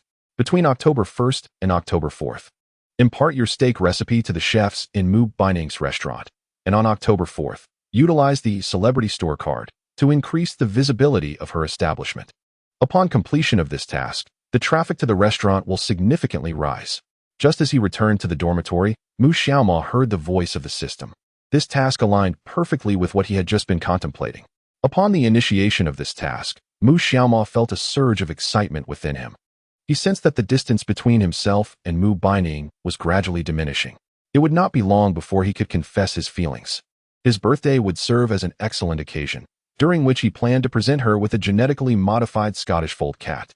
The mere thought of this made him break into an affectionate smile, reminiscent of a doting aunt. Observing Mu Xiaoma's grin, Huang Wenxiu remarked, "What has got you grinning so lewdly, Brother Imo? Are you thinking about your Professor Mu again?" Mu Xiaoma rolled his eyes in disdain, retorting, "Go away, stop bothering me. I'm off to take a shower." "Oh, so you're off to rendezvous with your five-fingered lady?" "I get it," Huang Wenxiu shot back. Mu Xiaoma rolled his eyes again, finding Huang Wenxiu's antics utterly ridiculous. True to his surname, Huang's every fifth word seemed to carry a hint of indecency. How refreshingly innocent. After showering, Mu Xiaoma retired early to bed, for he had classes the following day. As a contemporary university student, diligent study was his responsibility. "Turn off the lights and stop creaking the bed, Huang Wenxiu," he called out. Time flew by swiftly, and before he knew it, Friday had arrived. The system had been consistently malfunctioning over the past few days, failing to assign any new tasks. He had a premonition that the perfect life system was on the verge of activation, and he was particularly curious about just how perfect this so-called perfect life could be. Would it bestow upon him a fortune of 100 million? Or perhaps a residence in the bustling metropolis? Or would his life simply ascend to its pinnacle? At 2 o'clock in the afternoon, Mu Xiaoma was well prepared at the CAT CAF. The establishment housed 4 individuals, Xiao Ming and 3 employees. 2 of the employees were students from Magic University, working part-time. One was his sophomore senior, named Chen Xiuqi, while the other, a fellow classmate, was named Jiang Han. Both young women were ardent cat lovers, which was crucial for ensuring the well-being of the CAF's feline inhabitants. Additionally, there was a long-term female employee in her 30s, possessing experience in managing a milk tea shop, whom Mu Xiaoma appointed as the store manager. Although the cat CAF had yet to officially open, the ingredients for milk tea and coffee were already prepared. Mu Xiaoma planned to commence operations the following day, October 1st. Boss, when will the cats you ordered be delivered? Chen Xiuqi inquired, unable to contain her curiosity. It was common knowledge that cats were not allowed in the dormitories at Magic University, and as a devoted cat enthusiast, she had not petted a cat in over a month, leaving her hands itching for the experience. Yes, Jiang Han chimed in. You mentioned a Garfield cat. I've never seen one before. Does it look like it does in the cartoons? Pretty much, Mu Xiaoma replied thoughtfully. He considered the appearance of a Garfield cat, noting its large head and short nose, which, while not conventionally beautiful, possessed a distinctiveness that set it apart from other felines. Observing the two employees, Mu Xiaoma couldn't help but smile. Let's wait a little longer. The kittens will be here soon. Both young women were particularly fond of cats and were eagerly anticipating the arrival of the furry companions they had longed for. Mu Xiaoma glanced at the time. The pet shop owner had just sent a WeChat message stating that they would arrive shortly. Upon hearing this, Jiang Han exclaimed with excitement, "That's wonderful. Soon, we'll have some kittens to play with." After approximately 10 minutes, 3 individuals suddenly approached from outside, clad in red short-sleeve shirts. They carried bags containing the kittens both in their hands and strapped on their backs. They've arrived. Chen Qi and Jiang Han, along with the store manager Zhao Chunhua, hurried forward to greet them and opened the glass door to the kitten play area. The area for purchasing milk tea and coffee was separated from the kitten zone for safety, ensuring that customers were not disturbed. Upon opening the bags, the first sight was a golden-shaded British Shorthair, its fur shimmering with golden hues. Curiously, it surveyed its surroundings before beginning to groom itself with its tongue. Following this, a silver-shaded British Shorthair, 2 British Shorthairs, 1 American Shorthair, 2 Persians, and 3 ragdolls were released as well. Simultaneously, the manager of Meow Meow Meow Pet Shop handed Mu Xiaoma a document. This is the vaccination certificate for the kittens. Remember to vaccinate them every 6 months and deworm them every 3 months. Understood, Mu Xiaoma nodded, and soon, with everyone's assistance, the cat litter and food were all set up. Chen Qi and Jiang Han began to play with the kittens, and at that moment, Mu Xiaoma's phone rang. It was an unfamiliar number from the local area in Magic City. He answered the call and placed the phone to his ear. Hello, who is this? Haha. This is Mu Chonglei, Captain Mu. The voice on the other end was unmistakable. Mu Xiaoma was taken aback. Oh, it's Uncle Mu. What can I do for you? Of course. Mu Chonglei continued. Your 10,000 yuan bravery award has been approved. Come and collect it right away. I also want to treat you to dinner tonight. Treat me to dinner? Mu Xiaoma was puzzled, wondering why Mu Chonglei was so insistent on this meal. Sensing his confusion, Mu Chonglei quickly added, You can't refuse this time. Remember what we discussed on Monday? You said next time we had the chance, we would eat together. Well, that opportunity has come, so you must come, understand? His tone carried a sense of authority, not merely posing a question, but issuing a command. All right then, Mu Xiaoma reluctantly agreed. Primarily, he had few friends in Magic City, and establishing connections could be beneficial for his future endeavors. After all, Mu Chonglei was the captain of the criminal police team, and cultivating a good relationship with him could prove advantageous should any matters arise. Indeed, social connections were quite significant. Upon hearing Mu Xiaoma's words, Mu Chonglei's tone grew somewhat exuberant. All right, we have an agreement. Just come directly to the police station at 5 this afternoon. After you collect your reward, I will take you to the hotel. Do not stand me up. I've already booked the hotel, and it will just be the two of us. We shall have a drink. After exchanging a few more pleasantries with Mu Chonglei, Mu Xiaoma ended the call. Since he had already promised Mu Chonglei, he decided to proceed. Boss, this golden British Shorthair is absolutely adorable. As soon as Mu Xiaoma finished his call, Jiang Han approached with the golden cat cradled in her arms. Mu Xiaoma, upon seeing the charming little feline, nodded in satisfaction. How could it not be lovely? If his memory served him right, this golden cat was worth over 10,000 yuan. That's exceedingly expensive. Boss, I am so fond of this golden cat. By the way, our CAF's cats still lack names. How about I name them? That would be fine. Mu Xiaoma had no objections. Jiang Han gazed thoughtfully at the cat in her arms and proposed, how about we call this one Su Bing? Su Bing. Mu Xiaoma pondered the name. Indeed, Su Bing was rather melodious. Jiang Han nodded in agreement. Yes, let us name it Su Bing. Su Bing. Do you like your new name? At that moment, Su Bing meowed softly from Jiang Han's arms, seemingly quite pleased with its new moniker. Jiang Han was filled with excitement. She quickly set Su Bing down on the floor and took out her phone. Su Bing, look at the camera. Let me take your photo. Soon, she was capturing one picture after another of Su Bing. Meow, meow, meow, that's me. Subsequently, the three of them became engrossed in petting the cats, forgetting their own duties. Mu Xiaoma was not a particularly strict person, as long as his employees were happy. That sufficed. Of course, tomorrow marked the official opening of the CAF, and he had yet to promote the establishment. Nevertheless, the cat CAF had already garnered a certain reputation. Over the past few days, numerous cat enthusiasts had come inquiring about the opening, and even some classmates had posted the news on forums. He could only wonder how business would fare the next day. Mu Xiaoma felt a sense of anticipation regarding the prospects, though the most crucial task was to fulfill the mission assigned by the system. First, he needed to ensure that Mu Bining's CAF thrived. At this moment, the staff had already begun to play with the cats. Mu Xiaoma announced, "Ladies, I have some matters to attend to this evening. Since we are not opening today, you may leave once it's time to clock out." He then turned to Jiang Han. "Please take care of the cats, ensuring they have food and water. Rest assured." "Boss," Jiang Han nodded, confident in her decade of experience as a cat caretaker, finding it a simple task to look after these little felines. "Very well. I shall take my leave now. See you tomorrow." "See you tomorrow, boss." The three waved farewell, and soon Mu Xiaoma departed, returning to his dormitory. At this moment, his three good friends were engrossed in their video games.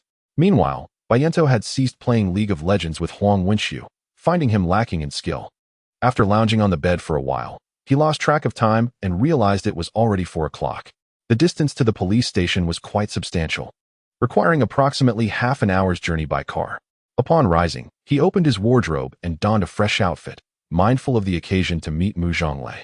Given the cooling weather, he opted for a white t-shirt complemented by a black striped jacket, paired with simple, loose-fitting dress pants and a pair of Air Force One sneakers. His overall appearance was particularly minimalist, exuding an air of youthful innocence.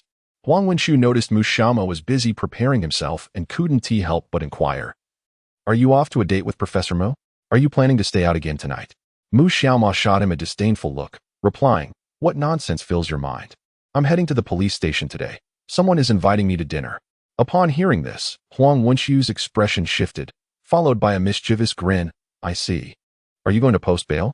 How could you get yourself in trouble for secretly meeting a girl?" Before long, the dormitory echoed with Huang Wenxiu's dramatic cries. "Oh, damn it, it hurts. Wait, I was just joking. I swear I won't do it again. Help, murder. Woe is me." At 15 minutes past 4, Mu Xiaoma clapped his hands and exited the dormitory.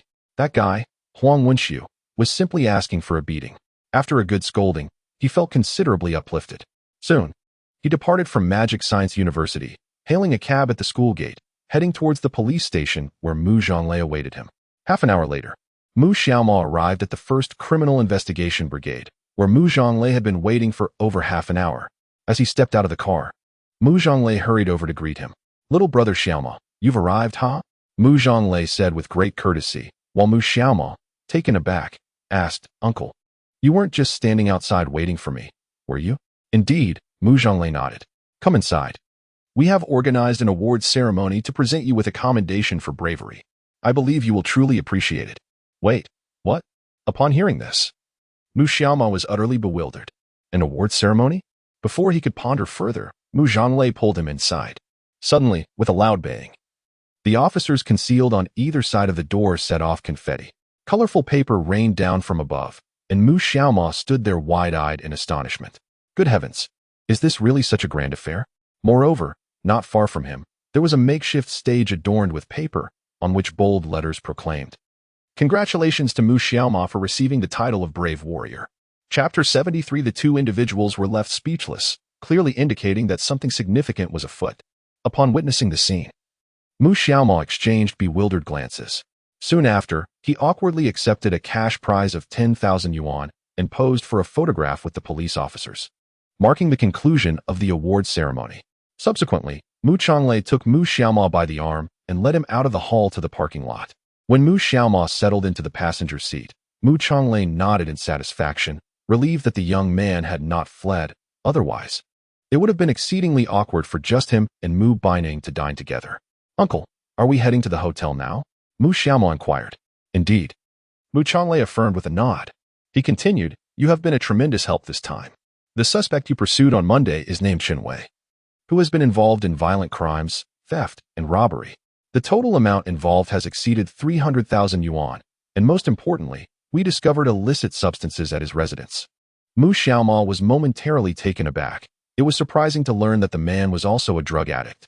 Unable to restrain his curiosity, he asked, "In that case, how many years will he be sentenced?"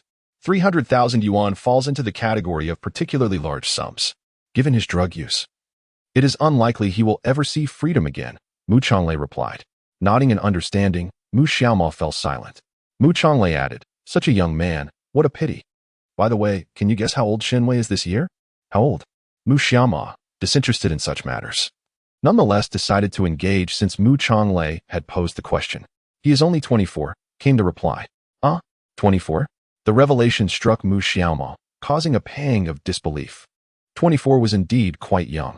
Mu Changlei continued, gazing ahead. "He has a girlfriend, but is not yet married. It is truly unfortunate at 24. But he brought this upon himself."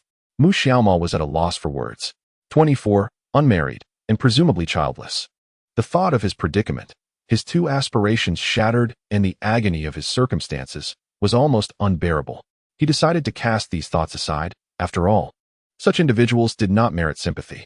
Before long, Mu Changlei drove Mu Xiaoma to the Phoenix Hotel in the Pudong district of the bustling city.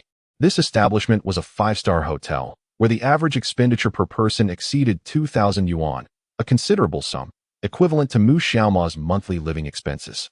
Why would Mu Changlei bring him to such a luxurious venue? As he gazed at the imposing structure of the Phoenix Hotel, Mu Xiaoma could not help but ask, "Uncle, are we dining here today?" "Indeed." Mu Changlei chuckled, nodding. "I have an old acquaintance here who will offer me a discount. It won't be expensive at all. Let us head inside." Mu Xiaoma hesitated to decline. After all, they had arrived at this exquisite venue. If necessary, he could always cover the cost later. Upon ascending the staircase, Mu Changlei indeed greeted numerous individuals within the hotel. Shortly thereafter, he accompanied Mu Xiaoma to the 6th floor, entering room 666.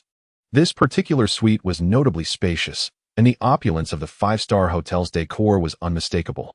The table within room 666 was a magnificent slab of marble, capable of accommodating a dozen diners. Notably, it was a singular piece of marble, uncut and seamlessly whole, undoubtedly an extravagant choice. Mu Changlei had already reserved a set menu. Once seated, he retrieved his mobile phone and dialed Mu Baining. The call was quickly answered, due to an unexpected meeting at school. She was slightly delayed, but was en route. "Dad, I'm almost there, but there's a bit of traffic. Please wait a moment." "All right, my daughter, I'm already at the restaurant. Once you arrive, we can begin the meal," he replied. "Okay, I'll hang up now, as I'm driving."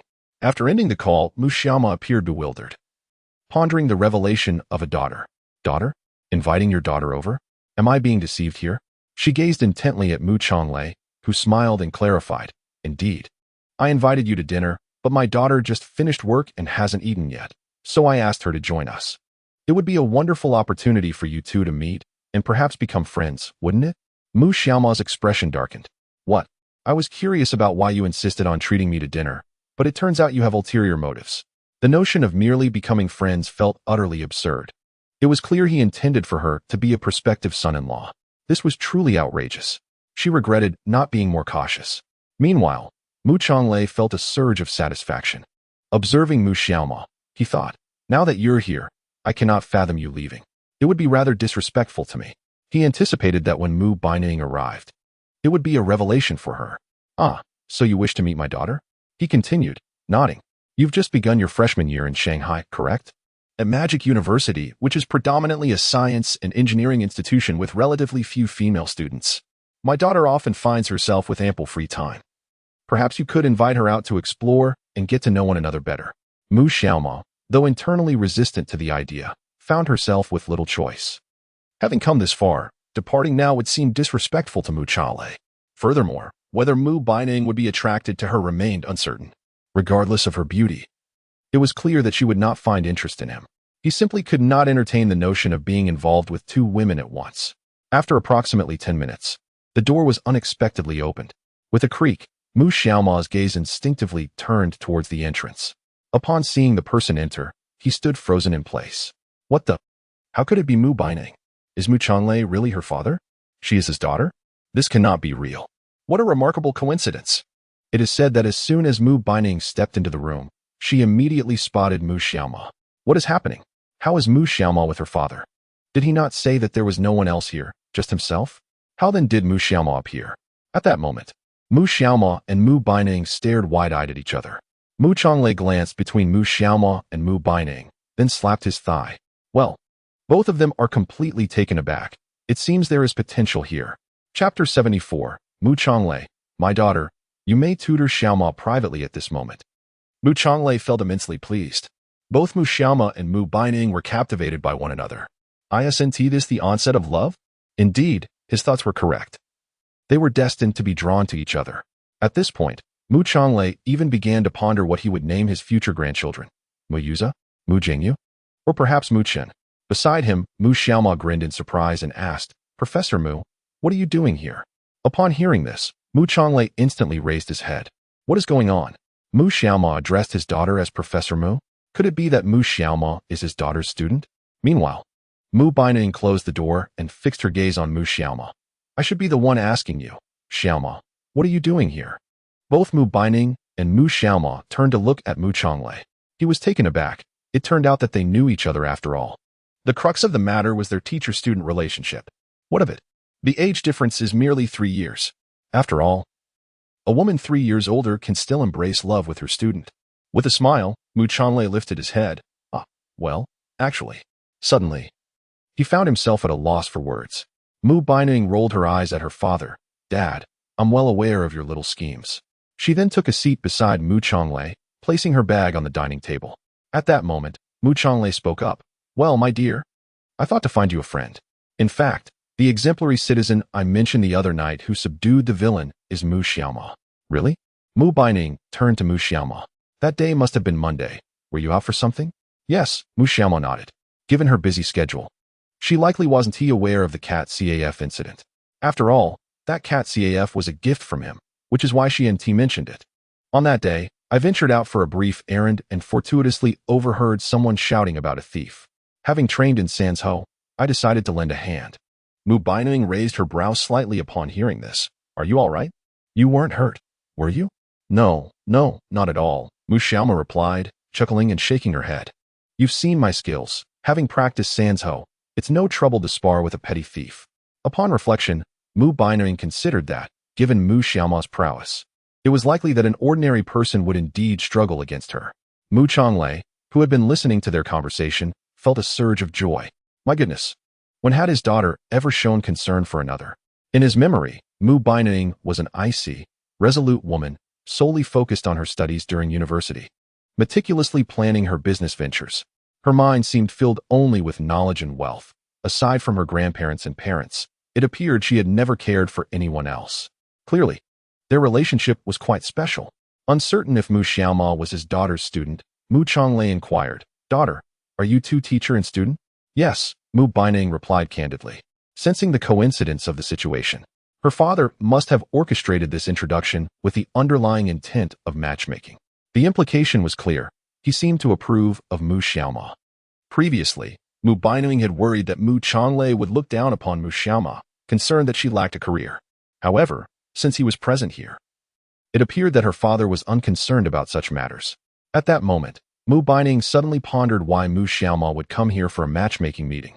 As this thought crossed her mind, her expression soured slightly, yet she managed to maintain a faint smile as she spoke.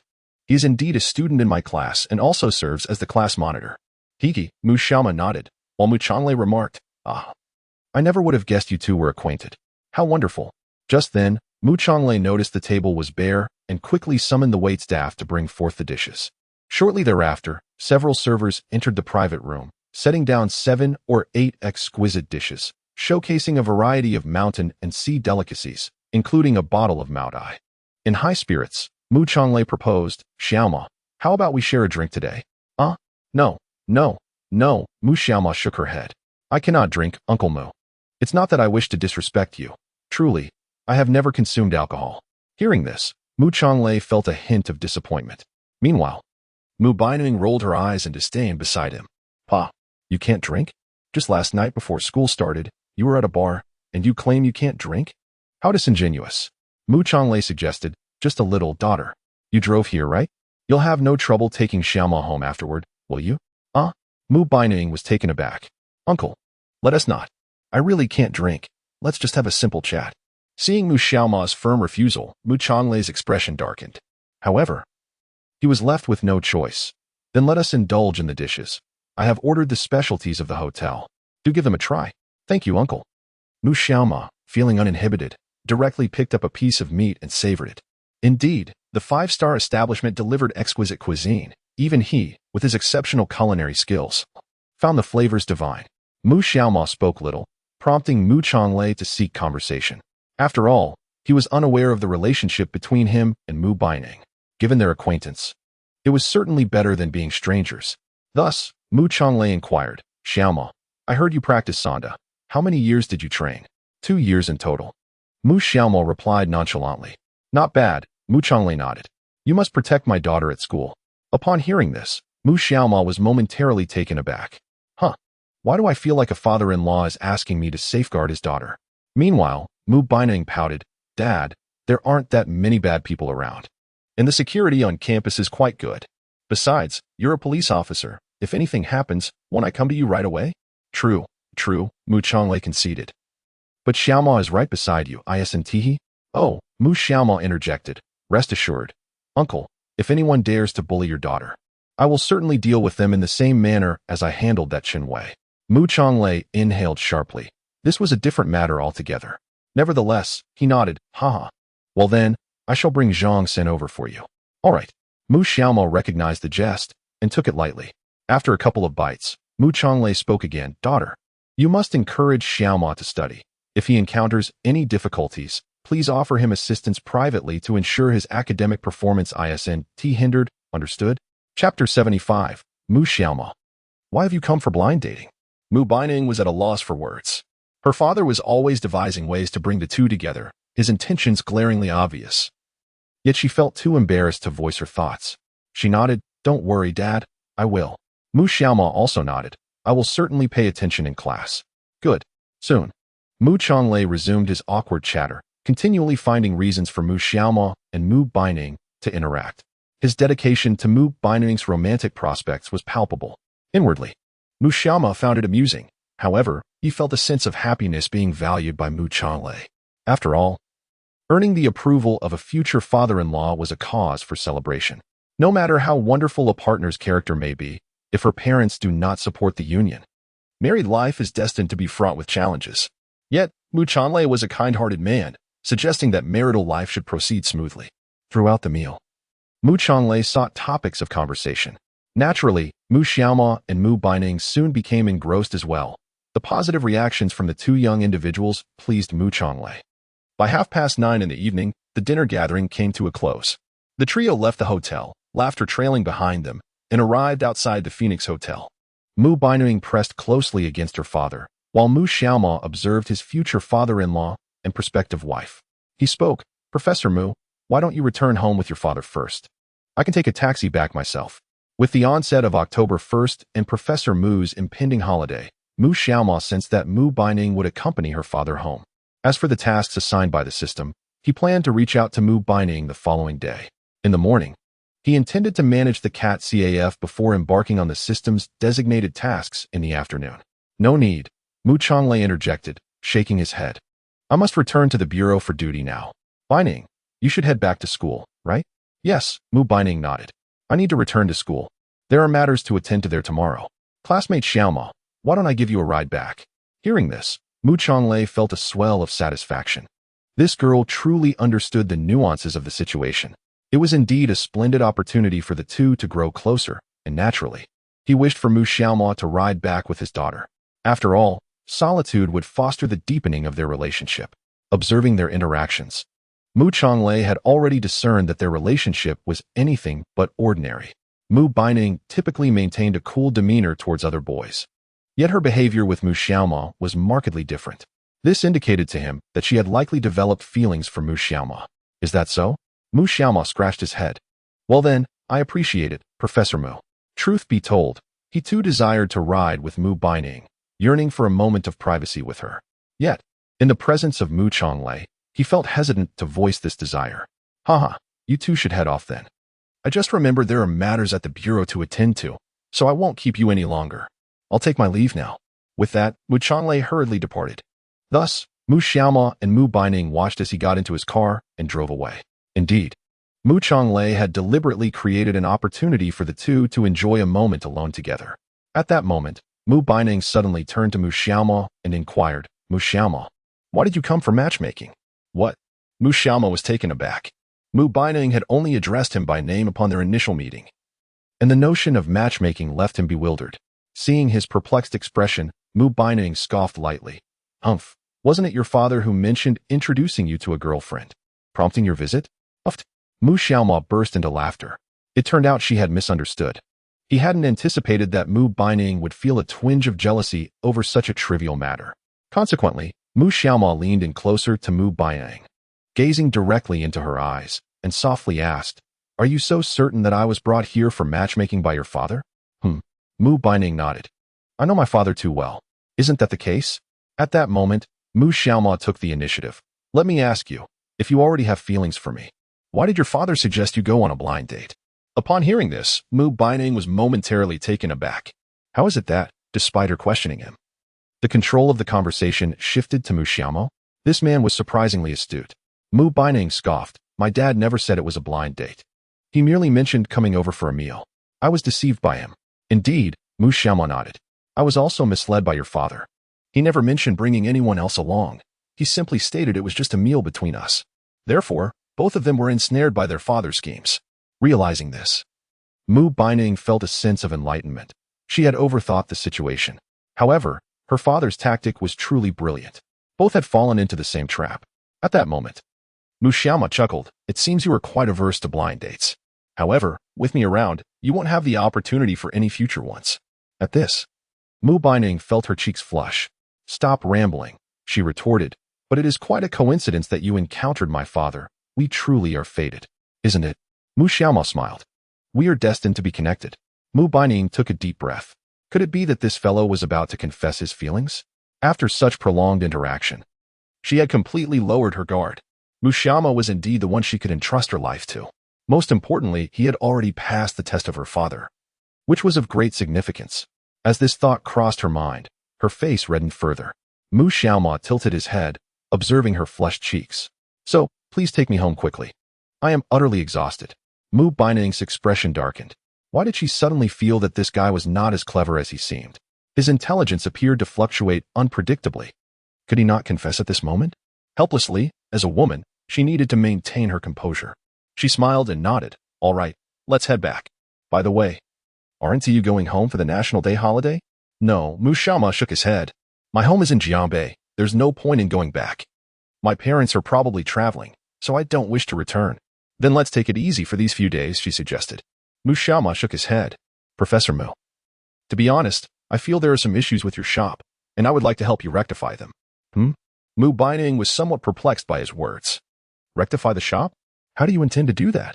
Chapter 76. Unexpectedly, Mu Xiaoma was rather gentlemanly. Observing the confusion on Mu Baining's face, Mu Xiaoma thoughtfully articulated his inner thoughts. Professor Mu, your investment in the shop must have been substantial. When you invited me for dinner, it was on a weekend.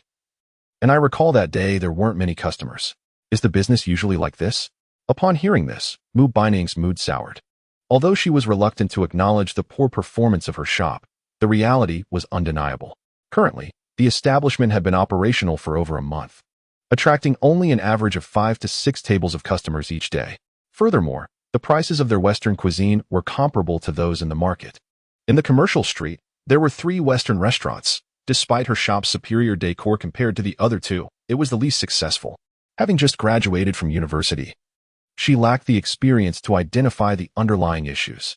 Perhaps the absence of promotional efforts was a contributing factor? However, the cost of commercial advertising was quite steep. She sighed. Let us get in the car. All right. Mu Bailing led Mu Xiaoma to a nearby bail car, which was indeed well suited for female drivers and quite favored among women. Professor Mu, why don't I drive? He had just obtained his driver's license after the college entrance examination and had even taken his father's car on a trip during the summer vacation.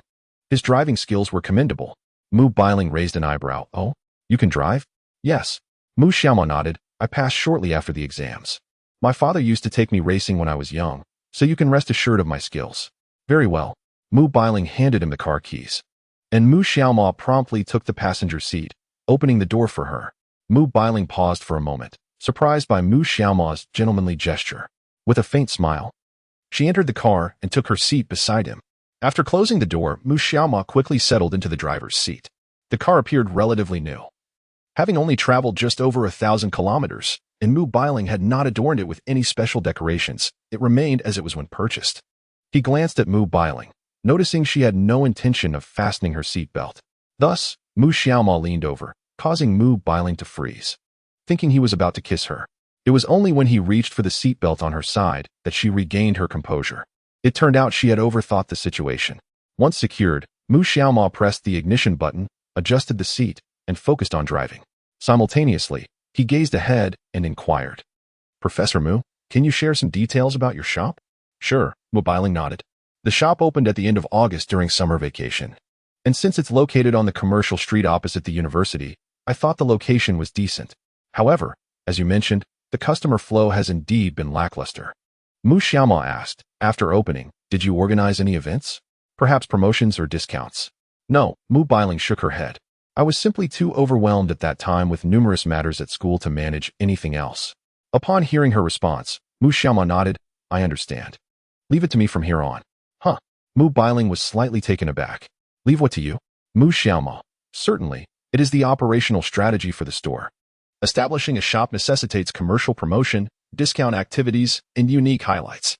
As you mentioned earlier, there are 3 Western restaurants on the commercial street. Yet the other 2 establishments have managed to retain their clientele. When patrons crave Western cuisine, they are likely to think of those 2 first. Our objective is to enhance the visibility of our store and organize various events to ensure we keep our visitors engaged. Mu Baining nodded. Although he acknowledged the validity of her points, he understood that execution would require considerable effort. Mu Xiaoma continued, Professor Mu, could you accompany me to the restaurant tomorrow afternoon? I wish to sample the steaks prepared by the chefs. That is acceptable. Mu Baining was somewhat puzzled by Mu Xiaoma's sudden enthusiasm for this matter. Yet her words brought her joy. This younger brother was beginning to take an interest in the operations of his own establishment. If I find the food to my liking, I may need to conduct some training for the staff, and I will hire someone to evaluate the restaurant and facilitate some commercial promotion. At this, Mu Baining was taken aback. Evaluate the restaurant? In truth, she had considered inviting some celebrities or internet influencers for a promotional visit. Perhaps a few minor celebrities or influencers with 1 million followers.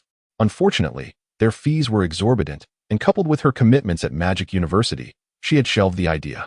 Hiring someone for an evaluation? That could be quite costly. Professor, you need not worry about that. I will cover all expenses. To be honest, he was unsure how he would explain hiring a top-tier celebrity to Mu Baining should it come to that. He would have to think of an excuse later. Upon hearing Mu Xiaoma's words, Mu Baining slightly nodded. This mischievous brother was even keeping secrets now. However, she did not dwell on it further. Mu Xiaoma would likely seek local media influencers who had little to no following for the promotional visit. Such influencers generally charged modest fees or would even accept a complimentary meal in exchange for their services. As the car made its way towards Magic University, half an hour later, they entered the campus. By this time, the campus had grown somewhat desolate, as it was past 10 o'clock and most students had returned to their dormitories. Beside her, Mu Baining quietly suggested, Xiaoma, please park the car beneath your dormitory. I will walk over shortly. All right.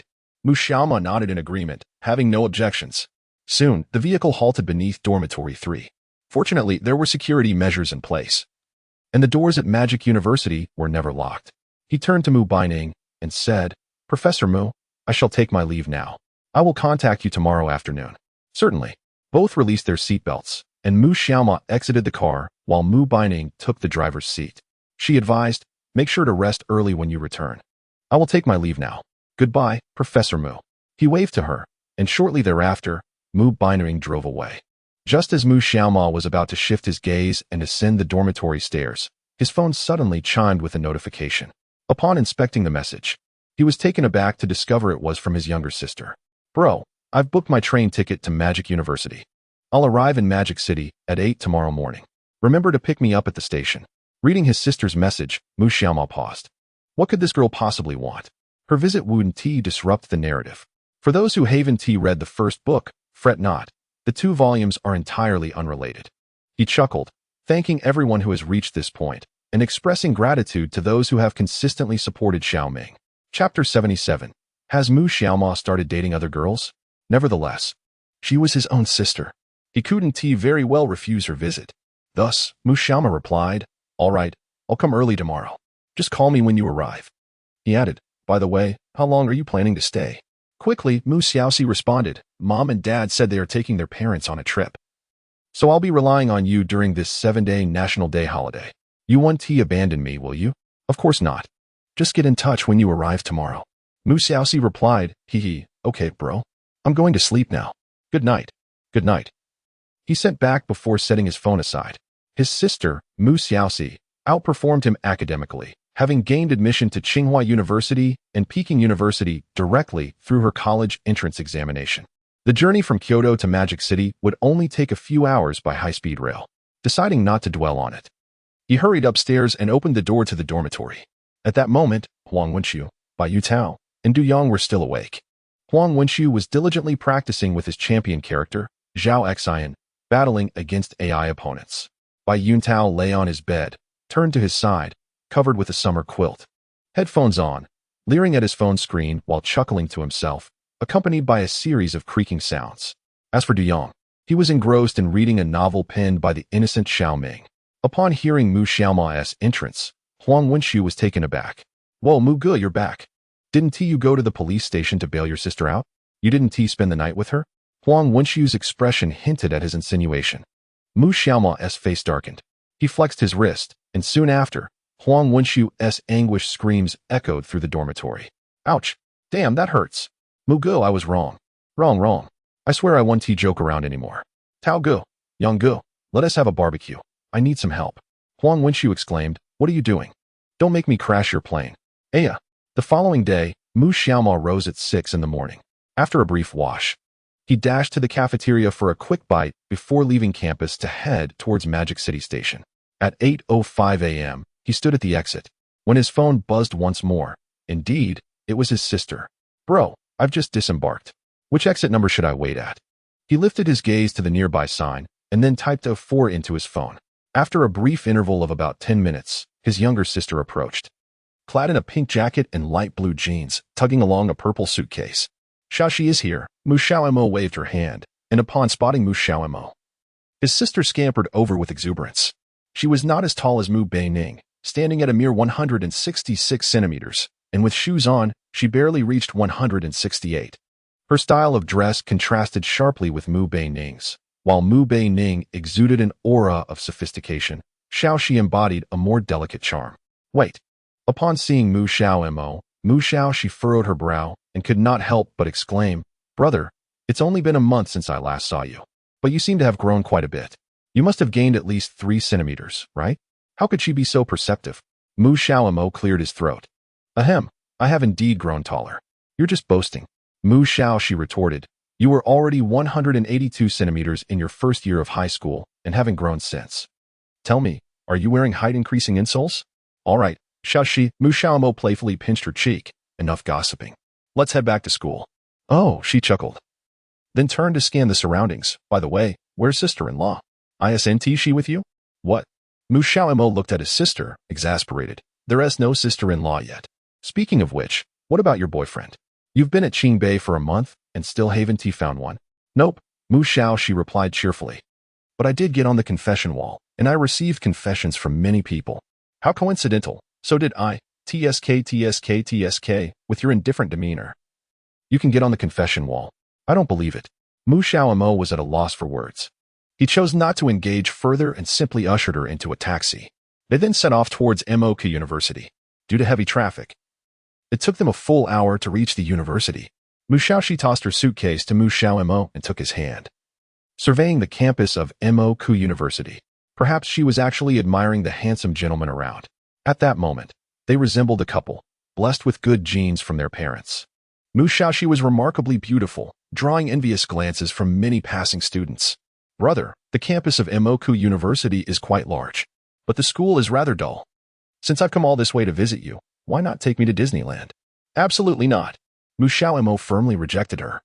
The National Day holiday was a busy time for him, and if he had to choose between his sister and Mu Beining, he would undoubtedly choose Mu Beining. Oh, come on, brother, just take me. Mu Xiaoxi unleashed her charm offensive, tugging at his shirt with her fair hands and gazing at him with pleading eyes. Brother, I'm begging you. Mu Xiaomo's expression darkened. Be good, little sister. I really have things to attend to this holiday. I've opened a cat CAF at school, and I need to help your future sister-in-law this afternoon. Huh, future sister-in-law? Mu Xiaoxi was taken aback. Brother, you're really in a relationship? Still pursuing? Mu Xiaomo replied. Mu Xiaomo did not conceal this matter. After all, she is his sister, and there is nothing worth hiding. Mu Xiaoxi pouted. Then you must take me to see her this afternoon. I want to offer my advice. Not everyone is fit to be my sister-in-law. Is she tall? Slim? Beautiful? In response to Mu Xiaoxi's inquiries, Mu Xiaomo pondered carefully. Well, she is taller than you, has a better figure, and is certainly not as plain as you. What? Upon hearing this, Mu Xiaoxi playfully punched his chest with her small fist, indignantly exclaiming, You rascal! Who are you calling plain? Mu Xiaomo chuckled, All right. Even a flat-chested girl has her merits. I opened a cat CAF. Come on, let us go and pet some cats. With that, he took hold of her arm and headed towards the CAF. Meanwhile, not far away, Mu Beining looked on in bewilderment at Mu Xiaomo and Mu Xiaoxi. She had just returned from buying lunch and was surprised to see Mu Xiaomo. It was normal to see him, but the presence of a stunning girl by his side was unexpected. Moreover, they were holding hands. Was he dating someone else? Surely not. Yet, their intimate demeanor stirred a wave of jealousy within Mu Beining. Chapter 78. Mu Beining's misunderstanding. The more Mu Beining thought about it, the more distressed and wronged she felt. Who was that girl? It was so confusing. At the cat CAF, as Mu Xiaomo opened the door, 10 adorable kittens instantly captured Mu Xiaoxi's attention. Wow, so many kittens. Her eyes sparkled upon seeing them. Brother, I can't believe you opened a cat CAF and have so many cats. Once inside, Mu Xiaoxi immediately scooped up a ragdoll cat. How much did this cost you? Huh. Mu Xiaomo rolled his eyes. This is all my hard-earned money. I don't believe it. Mu Xiaoxi did not dwell on that issue and continued to play with the cats. Meanwhile, Mu Xiaomo prepared a drink for her, and before long, 3 employees arrived to start their shifts. After a brief introduction, Mu Xiaomo didn't let Mu Xiaoxi rest. He had her join as a staff member. Who wouldn't want free labor? Due to prior promotional efforts and the National Day holiday, the cat CAF was quite busy, primarily attracting female customers. During lunch, Mu Xiaomo secured a private room for his sister, as she had a good friend from high school attending Magic University. He was soon left alone as Mu Xiaoxi dashed off to meet her friend. Without this bothersome presence, Mu Xiaomo felt significantly relieved. At 4 in the afternoon, Mu Xiaomo exited the cat CAF and promptly dialed Mu Beining's number. Soon, she answered the call. Hello. The voice of Mu Beining emanated from the phone.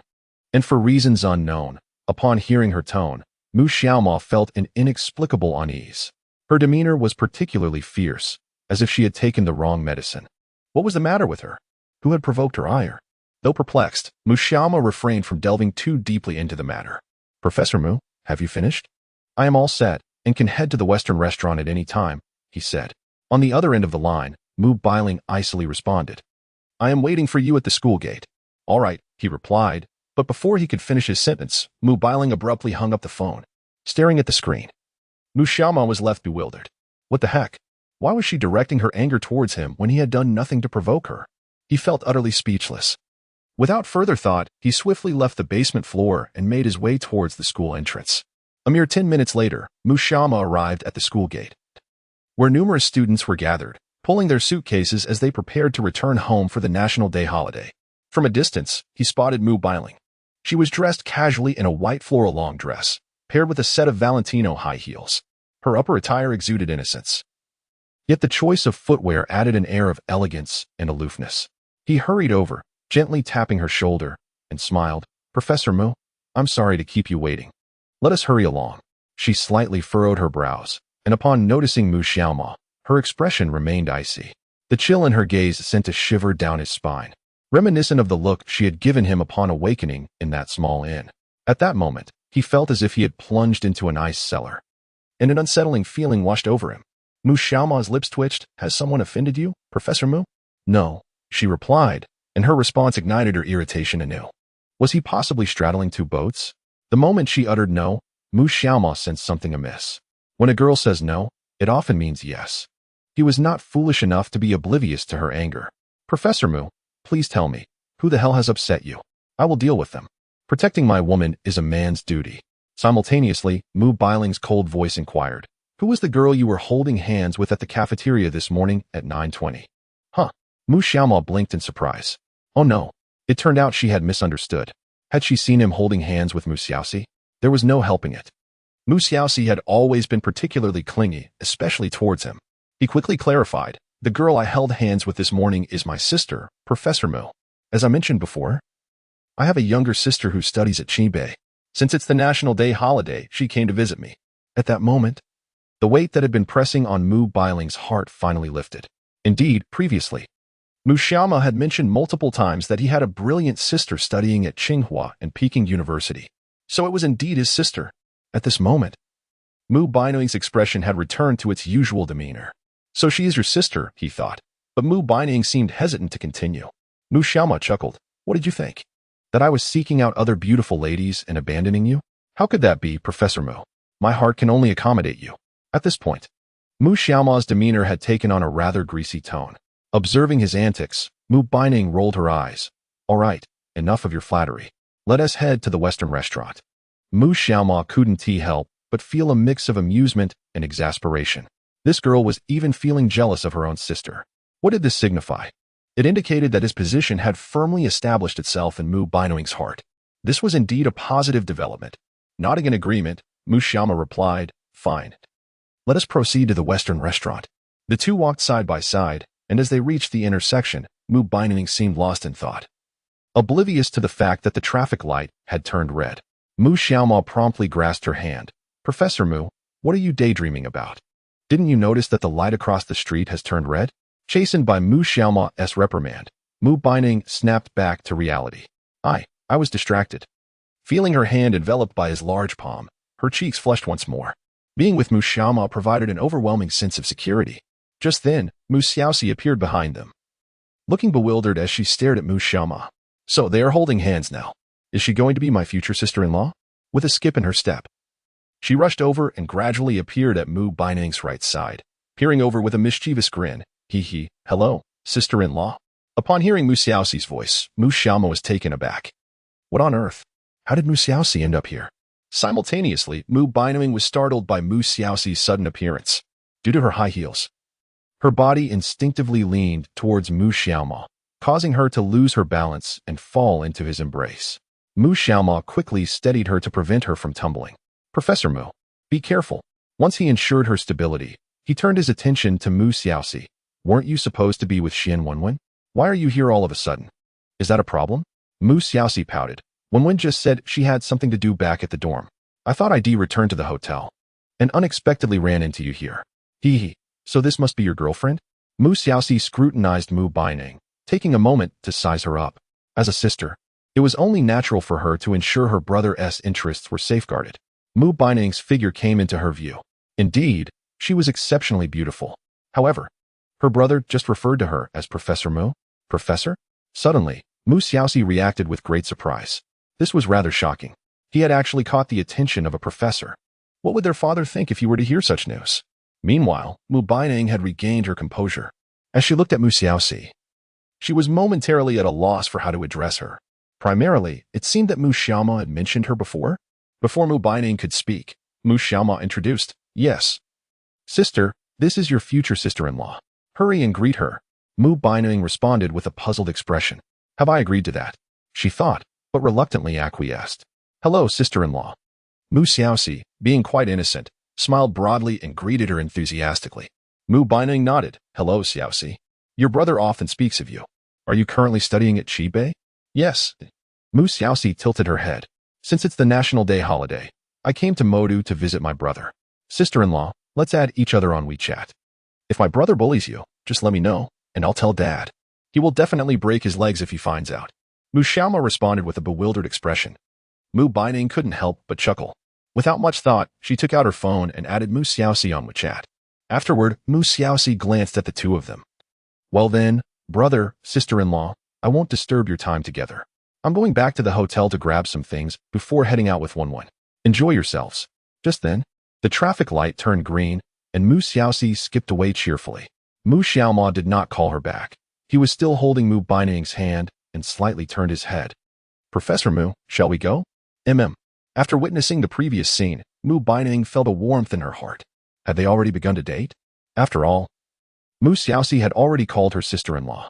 She chose not to dwell on this question and allowed herself to be led by Mu Xiaoma to the Welsh Western restaurant. Upon entering, they found only 4 other patrons in the establishment, 2 couples enjoying their steaks. The business remained as quiet as ever. After entering, Mu Xiaoma turned his attention to Mu Baining and said, Professor Mu, please call all the chefs over. I would like to sample their steaks first. Certainly. Moments later, Mu Baining summoned 3 chefs to the second floor. The 3 chefs were rather plump, standing with a slouch, giving Mu Xiaoma the impression of being lifeless and devoid of energy. At that moment, Mu Baining spoke with a serious tone, Masters, as you all can see, the current situation of our establishment is evident, and I am actively seeking solutions. She fixed her gaze upon Mu Xiaoma and said, This time, my students and I would like to savor the steaks you prepare and see if we might offer you some suggestions. Is that acceptable? Upon hearing this, the 3 chefs furrowed their brows slightly. It was, after all, a subtle challenge to their culinary skills. Chefs, particularly those of advanced years, often harbor a disdain for having their expertise questioned.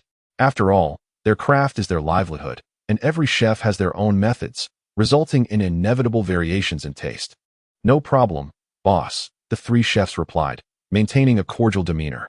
They had previously witnessed Mu Xiaoma's steak preparations and, truth be told, did not hold his culinary prowess in high regard. How exceptional could the skills of a mere child be? Before long, the 3 chefs descended to the kitchen. Once they departed, Mu Baining remarked, The chefs here possess strong pride in their abilities. If there are indeed flaws in their cooking, when you address them later, they might. I understand, Professor Mu Xiaoma interjected. Chefs are often like this. The best solution is to conquer with culinary expertise. I shall visit the kitchen and prepare 2 servings of steak for them to sample my skills, and you shall partake as well. With that, Mu Xiaoma made his way downstairs to the kitchen. At that moment, the 3 chefs were engrossed in their signature steak preparations, and Mu Xiaoma joined them. Retrieving fresh steaks from the refrigerator, utilizing his extraordinary culinary skills, he commenced the cooking process, preparing 2 steaks in total. He intended to divide the steaks into portions for all present to taste, including the 3 chefs. Approximately 40 minutes later, Mu Xiaoma's steaks were ready. After slicing them into pieces, he arranged them on a small plate, while the other 3 chefs did the same. At this juncture, the establishment was devoid of customers, save for the 3 chefs, 3 waitstaff, and a cashier. Upon exiting the kitchen, Mu Xiaoma announced, Everyone, please set aside your tasks and come to the second floor to sample our steaks. The 3 waitstaff, intrigued by his call, gathered around and followed him upstairs. Upon reaching the second floor, Mu Baining was occupied with her phone. Noticing Mu Xiaoma's return, in the 2 plates he carried, she inquired, Is this the steak you prepared? Indeed, Mu Xiaoma nodded. I have invited all the staff to join us and serve as judges. Sounds good, Mu Baining responded affirmatively. Soon, the 3 chefs appeared on the second floor, carrying their own steaks. The 3 waitstaff and the cashier also joined them. Given that the establishment had only recently opened, they had yet to experience the steaks served here. After all, the wages for the waitstaff and cashier were only around 3,000 to 4,000 yuan. The steak at this establishment costs 198 yuan per serving, which undoubtedly deters them from indulging, as it is exceedingly expensive, equivalent to over 2 days' wages. Chapter 80. A middle-aged man seeks my guidance? Please, everyone, take a seat, Mu Xiaoma said, as those present settled into their chairs, forming a circle. Mu Baining addressed the group. I have gathered you all here to sample the steaks from our restaurant and compare their flavors. This statement was directed towards the 4 waitstaff. Knowing they might not articulate the merits or demerits of the steak, but a comparative taste test should pose no difficulty. Meanwhile, Mu Xiaoma turned his attention to the steak, Allow me to have the first taste, as I happen to be a bit hungry. He retrieved a knife and fork, cut a small piece of steak prepared by the three chefs, and placed it in his mouth. After a meticulous tasting, his exceptional culinary skills quickly revealed the faults. He remarked, "The first piece is overly salty, and the cooking time on each side of the steak was inconsistent. The front side was seared for approximately an additional minute compared to the back." Upon hearing his words, the surrounding individuals furrowed their brows slightly. Could this be mere conjecture? The chef responsible for the steak, however, widened his eyes in astonishment. Indeed, Mu Xiaoma's observations were entirely accurate. During the steak's preparation, he had been distracted by replying to several messages on his phone, thus losing track of time. The duration spent on those messages was indeed around a minute. How could he discern that? Astonishing. Mu Xiaoma continued. Furthermore, the meat is slightly undercooked. It appears there was a lack of diligence in the preparation, and the seasoning is subpar. He expressed his unfiltered thoughts without concern for the opinions of those around him and proceeded to sample the steak prepared by the second chef. After tasting it, he found it similar in flavor to the first. Without further elaboration, he moved on to the steak made by the third chef. Ultimately, this last steak was significantly better than the previous two. Mu Xiaomo remarked, "I must say, all three steaks were mediocre, wholly unworthy of the price tag here. The first two chefs' creations were comparable to the flavors of a 34 yuan steak from a street vendor. The last one was decent, but only deserving of a price below 100 yuan.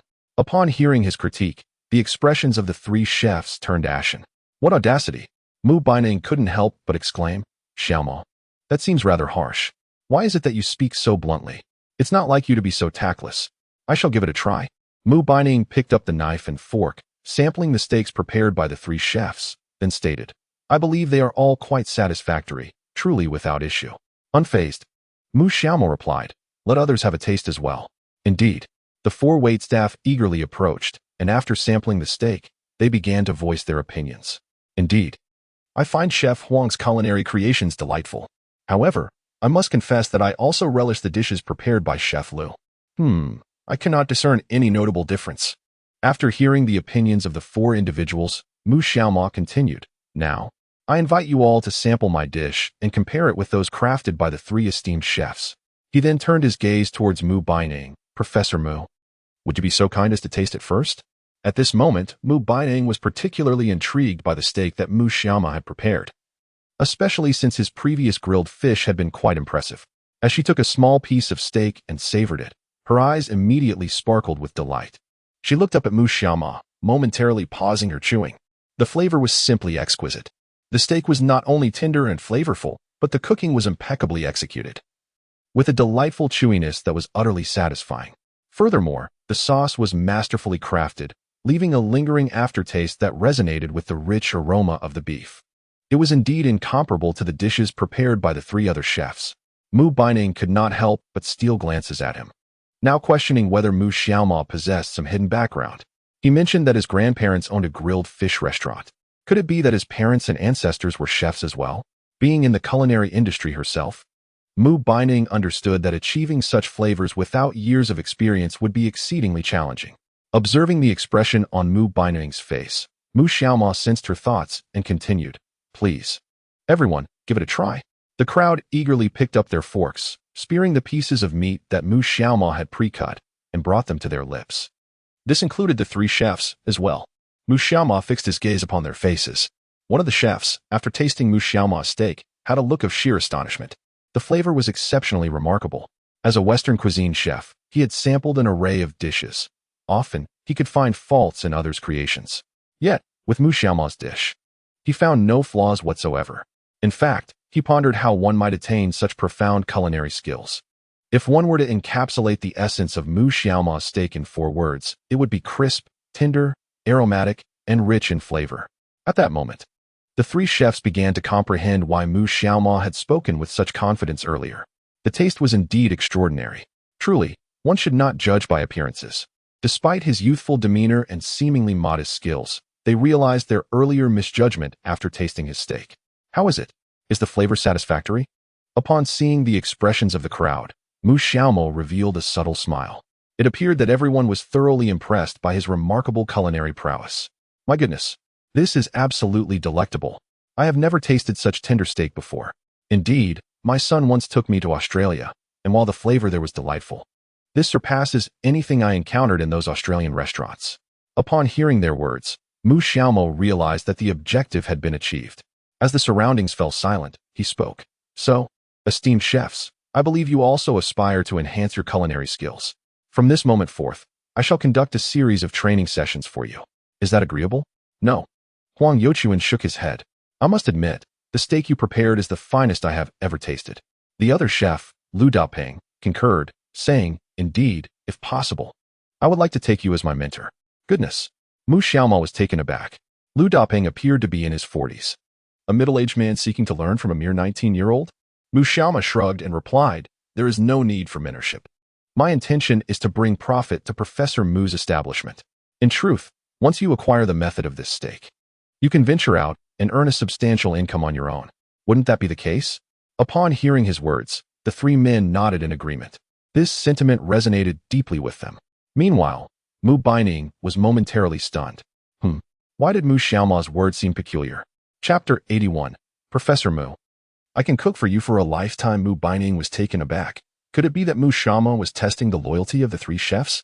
The thought made her uneasy. If Mu Xiaoma were to teach them, and they resigned to pursue their own ventures, she shook her head, contemplating that she was perhaps overthinking. If the chefs left, it would simply be a matter of having Mu Xiaoma train new ones.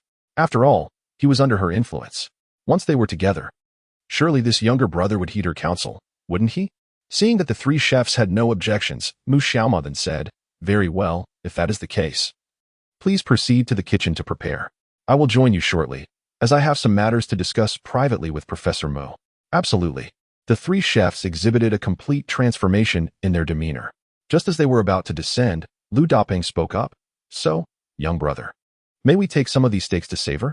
Mu Xiaomo was momentarily taken aback. Had he not had his fill? However, he did not refuse and readily nodded. Of course, please take some to enjoy. Thank you. Lu Dapeng grinned, taking the plate of steaks and departing with a spring in his step. Mu Baining watched him leave, her lips pursing in discontent. What was this? She had intended to enjoy the remaining steaks. Why had Lu Dapeng taken them? Instantly, her spirits dampened.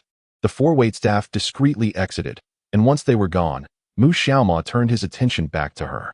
Observing Mu Baining's furrowed brows, Mu Xiaoma expressed his bewilderment and inquired, What troubles you, Professor Mu? It's nothing, Mu Baining replied, shaking her head. It's just that Lu Dapeng took the steak you prepared, and I am somewhat displeased. Mu Xiaoma paused momentarily. Truth be told, Mu Baining was quite agreeable, at least in that she voiced her feelings openly. For instance, she had directly addressed the misunderstanding from earlier that day, unlike her sister, who would merely sulk and dismiss any inquiries with a curt "it's nothing." He chuckled softly. Really, Professor Mu, this is what makes you unhappy? Furthermore, that steak was crafted by my hand. Rest assured, I can prepare meals for you for a lifetime. After saying this, he gently tousled her hair, causing Mu Baining to blush slightly. Observing her reaction, Mu Xiaoma continued, Very well, I shall prepare a signature dish for you shortly. However, we must first discuss matters concerning the restaurant. Is there an issue with the restaurant? Mu Baining asked. Indeed, Mu Xiaoma nodded. The restaurant will not operate tomorrow and the day after. During this time, I will provide a comprehensive training for our three chefs. Additionally, Professor Mu, the staff of servers and chefs is woefully inadequate. Please recruit 6 more servers in the next couple of days. We can also hire additional chefs at a higher wage.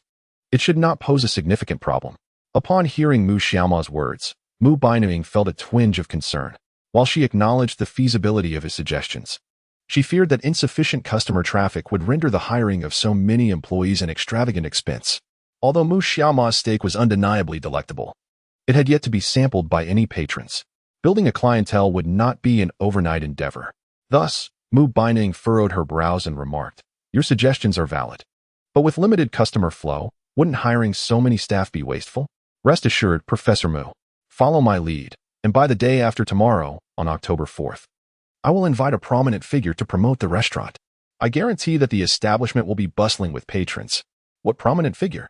Mu Baining could not help but inquire. I won't disclose that, Mu Xiaomo replied with a slight smile. You'll find out in due time. Just follow my guidance. I shall head downstairs to prepare some food and impart my methods to the chefs. You may wait here. With that, Mu Xiaomo descended the stairs. Mu Baining, frowning as she watched him depart, found herself curious about the identity of the influential person he had mentioned. Moreover, she pondered whether Mu Xiaomao possessed any notable family background. Both he and Mu Xiaoxi appeared to have sound principles. Although he often wore a playful demeanor, there was an inexplicable air of maturity about him. Her instincts suggested that Mu Xiaomao's demeanor indicated a well-to-do family. Not wishing to dwell on it further, she settled into a chair, opened her recruitment platform, and began posting job listings as Mu Xiaomao had advised. Though she found the matter somewhat dubious, she resolved to give it a try. After all, what if Mu Xiaomao could surprise her? Below, Mu Xiao had already commenced preparing dinner for Mu Baining, given that it was a Western restaurant. Most of the ingredients were indeed related to Western cuisine, which was quite normal. At this moment, Mu Xiaomao was searing a steak, while 3 chefs gathered around him, closely observing his technique. He first seared the bottom of the steak to create a pattern, then rotated it by 70 degrees to continue cooking. Afterward, he sprinkled ground black pepper and sea salt before flipping it over. Mu Xiaomao spoke earnestly, not merely fabricating words, but rather demonstrating the steps of culinary mastery. The 3 chefs nodded in agreement, noticing Mu Xiaomao's remarkable seriousness in crafting the dish. He even timed his cooking with his phone. Mu Xiaomao continued. It's best to alternate cooking the front and back to enhance the flavor. I use my phone to help you observe. After several minutes, the medium-rare steak was ready. Let me taste it. Mu Xiaomao had not finished his sentence when Huang Youqian could no longer contain himself. This is for your boss, Mu Xiaomao stammered. And upon hearing this, Huang Youqian was momentarily stunned. What? This is for the boss? Mu Xiaomao replied. You all witnessed my process. Now it's your turn to take the knife. Just follow the ingredient quantities I've written down. He had just detailed the necessary ingredients for preparing the steak. As long as they adhered to his method, there shouldn't be much of an issue. The 3 chefs promptly returned to their respective stations to sear their steaks, while Mu Xiaomao prepared a chicken salad for Mu Baining. The chicken salad was also Western fare, though somewhat less common. To his surprise, he found the necessary condiments in Mu Baining's restaurant. Once completed, Mu Xiaomao carried a plate of steak and a bowl of chicken salad upstairs. Peering in, he announced, Professor Mu, your culinary delights have arrived. Upon hearing Mu Xiaomao's voice, Mu Baining lifted his head. He placed the sirloin steak and chicken salad on the table, saying, Professor Mu, thank you for your patience. Please, do indulge. Wow. Seeing the sumptuous dishes spread before him, Mu Baining could not resist leaning in to take a whiff. Then looked up and said, Xiaomao, you can even make chicken salad? And it looks quite appetizing. Please, I can make anything. Mu Xiaomao replied with a hint of narcissism. Professor Mu, I'm not bragging. I can cook every dish you can think of. Curious, Mu Baining inquired, can you make handcrafted fish paste? To which Mu Xiaomao responded. Puzzled, what is that? It should be similar to handcrafted shrimp paste. He nodded. Yes, I can. Mu Baining then inquired, what about the 9-turn large intestine? Certainly. Mu Xiaomao nodded, explaining that the 9-turn large intestine, a specialty from Jiangbei, primarily consists of pig intestines. Although the preparation is somewhat cumbersome, it is certainly achievable. And what of the crispy lotus root? Mu Xiaomao, unfamiliar with this dish, was taken aback. Nevertheless, he maintained a serious demeanor and declared, this is exceedingly simple. I can surely manage it. Stop boasting, Mu Baining retorted, rolling her eyes in disdain. The name crispy lotus root is something I concocted. That dish does not even exist.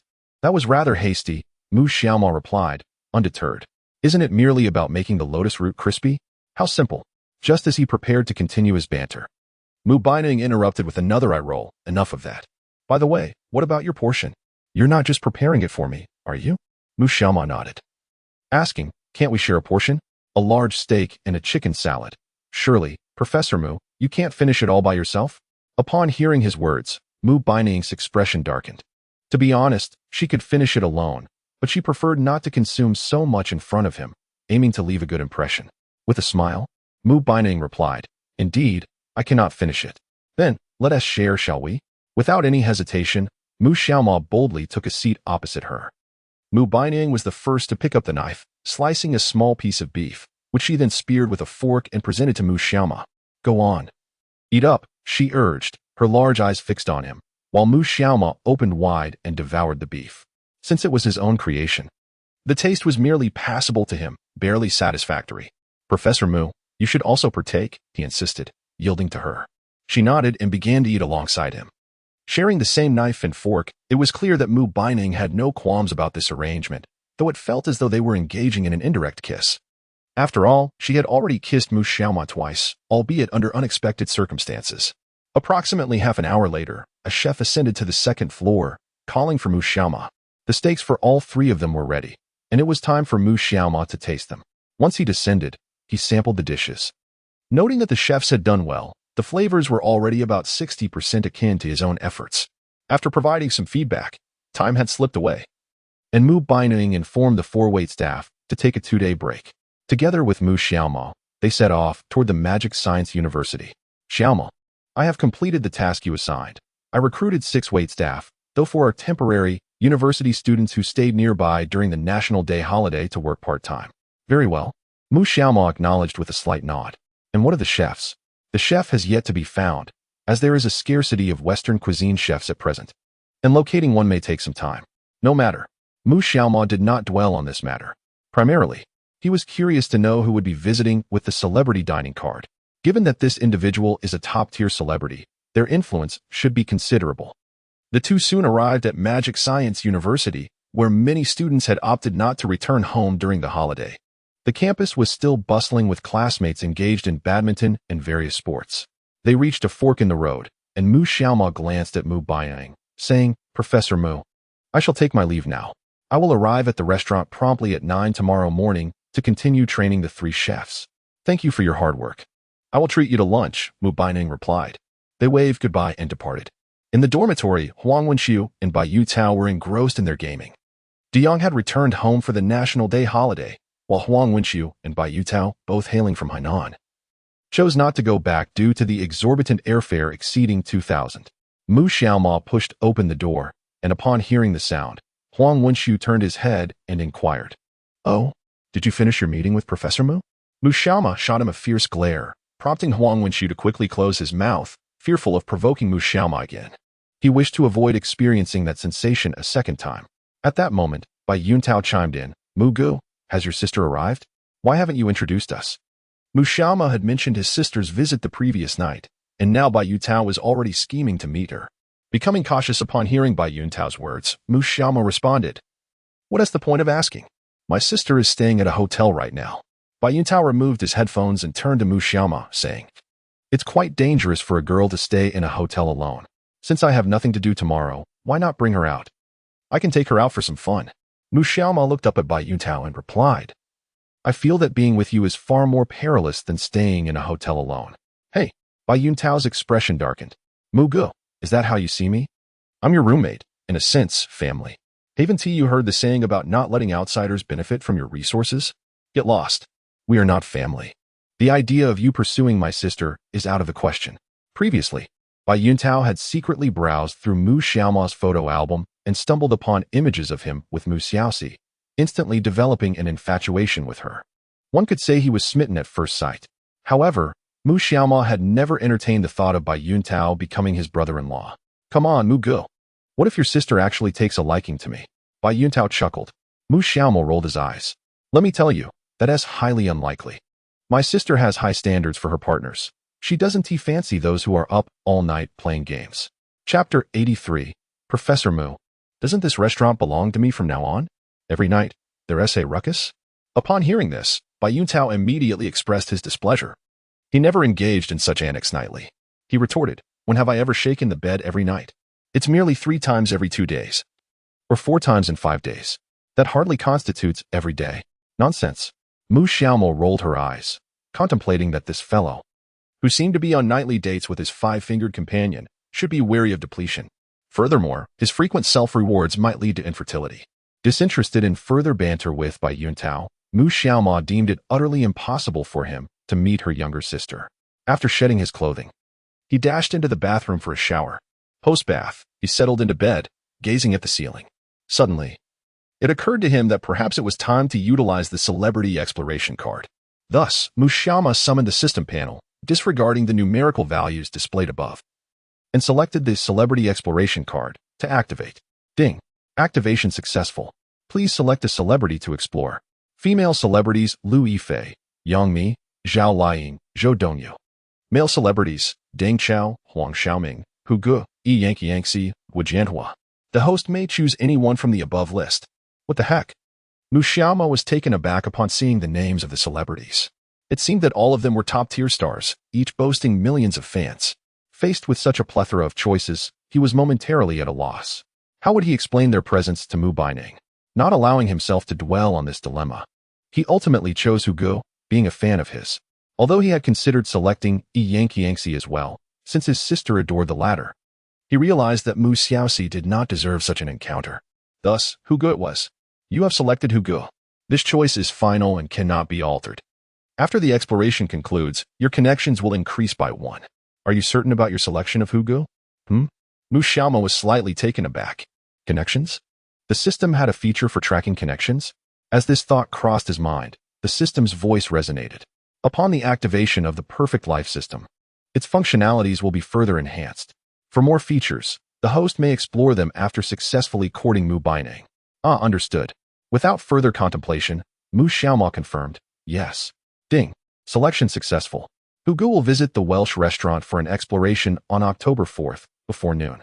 Please prepare accordingly. The exploration script will be arranged by Mr. Hu.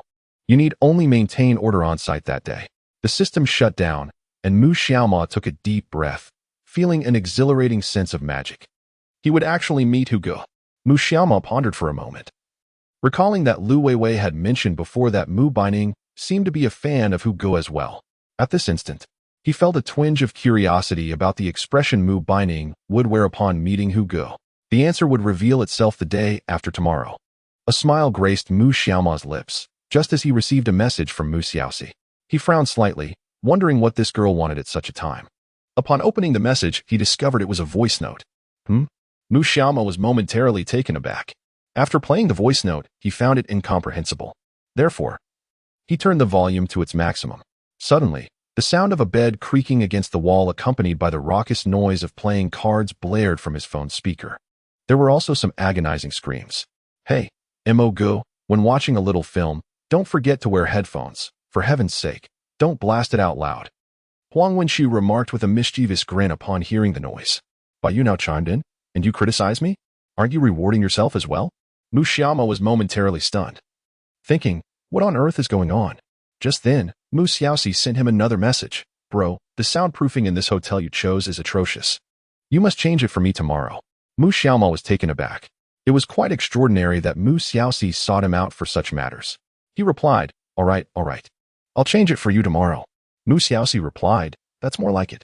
Soon after, she sent another message. Hee, bro, your girlfriend is indeed very beautiful. I acknowledge this sister-in-law. I was just chatting with her, and she sent me a red envelope of 1,000 yuan. You two should have kids soon. Actually, I feel you should have one before graduation. Once you graduate, it would be a delightful surprise for Dad. Upon reading Mu Xiaoxi's flurry of messages, Mu Xiaoma was utterly bewildered. What on earth? She received a 1,000 yuan red envelope from Mu Baining, and she suggested they hurry to have children? A surprise for Dad? Ridiculous. Mu Xiaoma's expression darkened as he replied, stop talking nonsense. It has been 3 minutes, and your neighbor should be finished by now, right? Hurry and go to sleep. On the other side, Mu Xiaoxi lay on her bed, momentarily stunned by Mu Xiaoma's message. It really has ended. Finally, I can sleep soundly. Mu Xiaoxi typed rapidly on her screen. It really has ended, bro. Tomorrow, I'm going to Disneyland with Xin Wenwen, so I'm heading to bed now. Good night. Don't take 3 minutes like my neighbor. After sending her last message, Mu Xiaoxi tossed her phone onto the bedside table, turned off the light, and fell asleep. In the dormitory, Mu Xiaoma's face darkened upon reading Mu Xiaoxi's final message. When did this girl learn such things? However, she was indeed at the right age. To be honest, the topics discussed among the girls in the dormitory could sometimes be even more explosive than those in the boys' dormitory. Mu Xiaoma did not ponder much and cast aside her phone. In the following 2 days, she diligently trained the chefs according to her plan. The training encompassed not only steak, but also a variety of Western delicacies, for it was imperative that Mu Baining's restaurant adopts a high-end approach in the future. A restaurant endorsed by Hugo certainly could not afford to compromise its prestige. During this period, Mu Baining remained closely by Mu Xiaoma's side. Indeed, she wished to acquire some culinary skills from Mu Xiaoma, for when the two were wed, it would not be fitting for only Mu Xiaoma to handle the cooking. On October 3rd, at 9:30 in the evening, In the kitchen, Mu Xiaoma tasted the Western dishes prepared by the three chefs and remarked, in just 2 days, everyone has made significant progress. Tomorrow, our establishment will be welcoming a large number of guests. I hope you will all attend to them with utmost diligence. Rest assured, Master Mu, although he was not their official instructor, the three chefs had already begun to refer to him as such. The trio brimmed with enthusiasm as Mu Xiaoma continued. All right, thank you all for your hard work. You may clock out now. Soon, the three chefs exited the premises. At that moment, Mu Baining suddenly produced a stack of cash and declared, Xiaoma, you have worked hard these past 3 days. This is your remuneration. Mu Xiaoma was taken aback. Professor Mu, what are you doing? Isn't this restaurant going to be mine in the future? Chapter 84. Mu Xiaoma actually invited Hugo? Upon hearing Mu Xiaoma's words, Mu Baining was momentarily stunned. This restaurant was to be hers in the future? Goodness, she had not anticipated that Mu Xiaoma was already eyeing her establishment. Observing Mu Baining's expression, Mu Xiaoma added, just kidding. I haven't contributed much. I don't need the money. What matters most now is preparing to welcome tomorrow's visiting influencers. They will arrive promptly at noon, so we must be ready. Mu Baining nodded, furrowing her brow as she inquired, who is coming? She had asked Mu Xiaoma previously, but he had remained tight-lipped. You will find out tomorrow. Mu Xiaoma stretched and yawned. I'm a bit tired. Professor Mu, I shall return to my dormitory for some rest. Please make sure to prepare for tomorrow. With that, he swiftly departed from the restaurant. Mu Baining stood in place, utterly perplexed. Who could be coming that would attract significant attention? Surely, it wasn't a popular influencer from Douyin?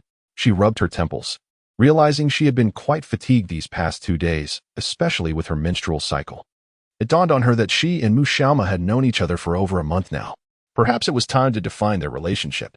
The following day, at 11 o'clock in the morning, Mu Xiaoma arrived at the Welsh Western restaurant accompanied by Mu Xiaoxi. The commercial street on October 4th was still bustling with people. However, perhaps due to a lack of foot traffic, Mu Baining's restaurant remained as quiet as ever. At this moment, the restaurant hosted only 5 or 6 tables of patrons, predominantly university students from nearby campuses, treating their girlfriends to delectable steak. Each guest, upon savoring the mouth-watering dish, was utterly astounded by its exquisite flavor. This taste was nothing short of invincible.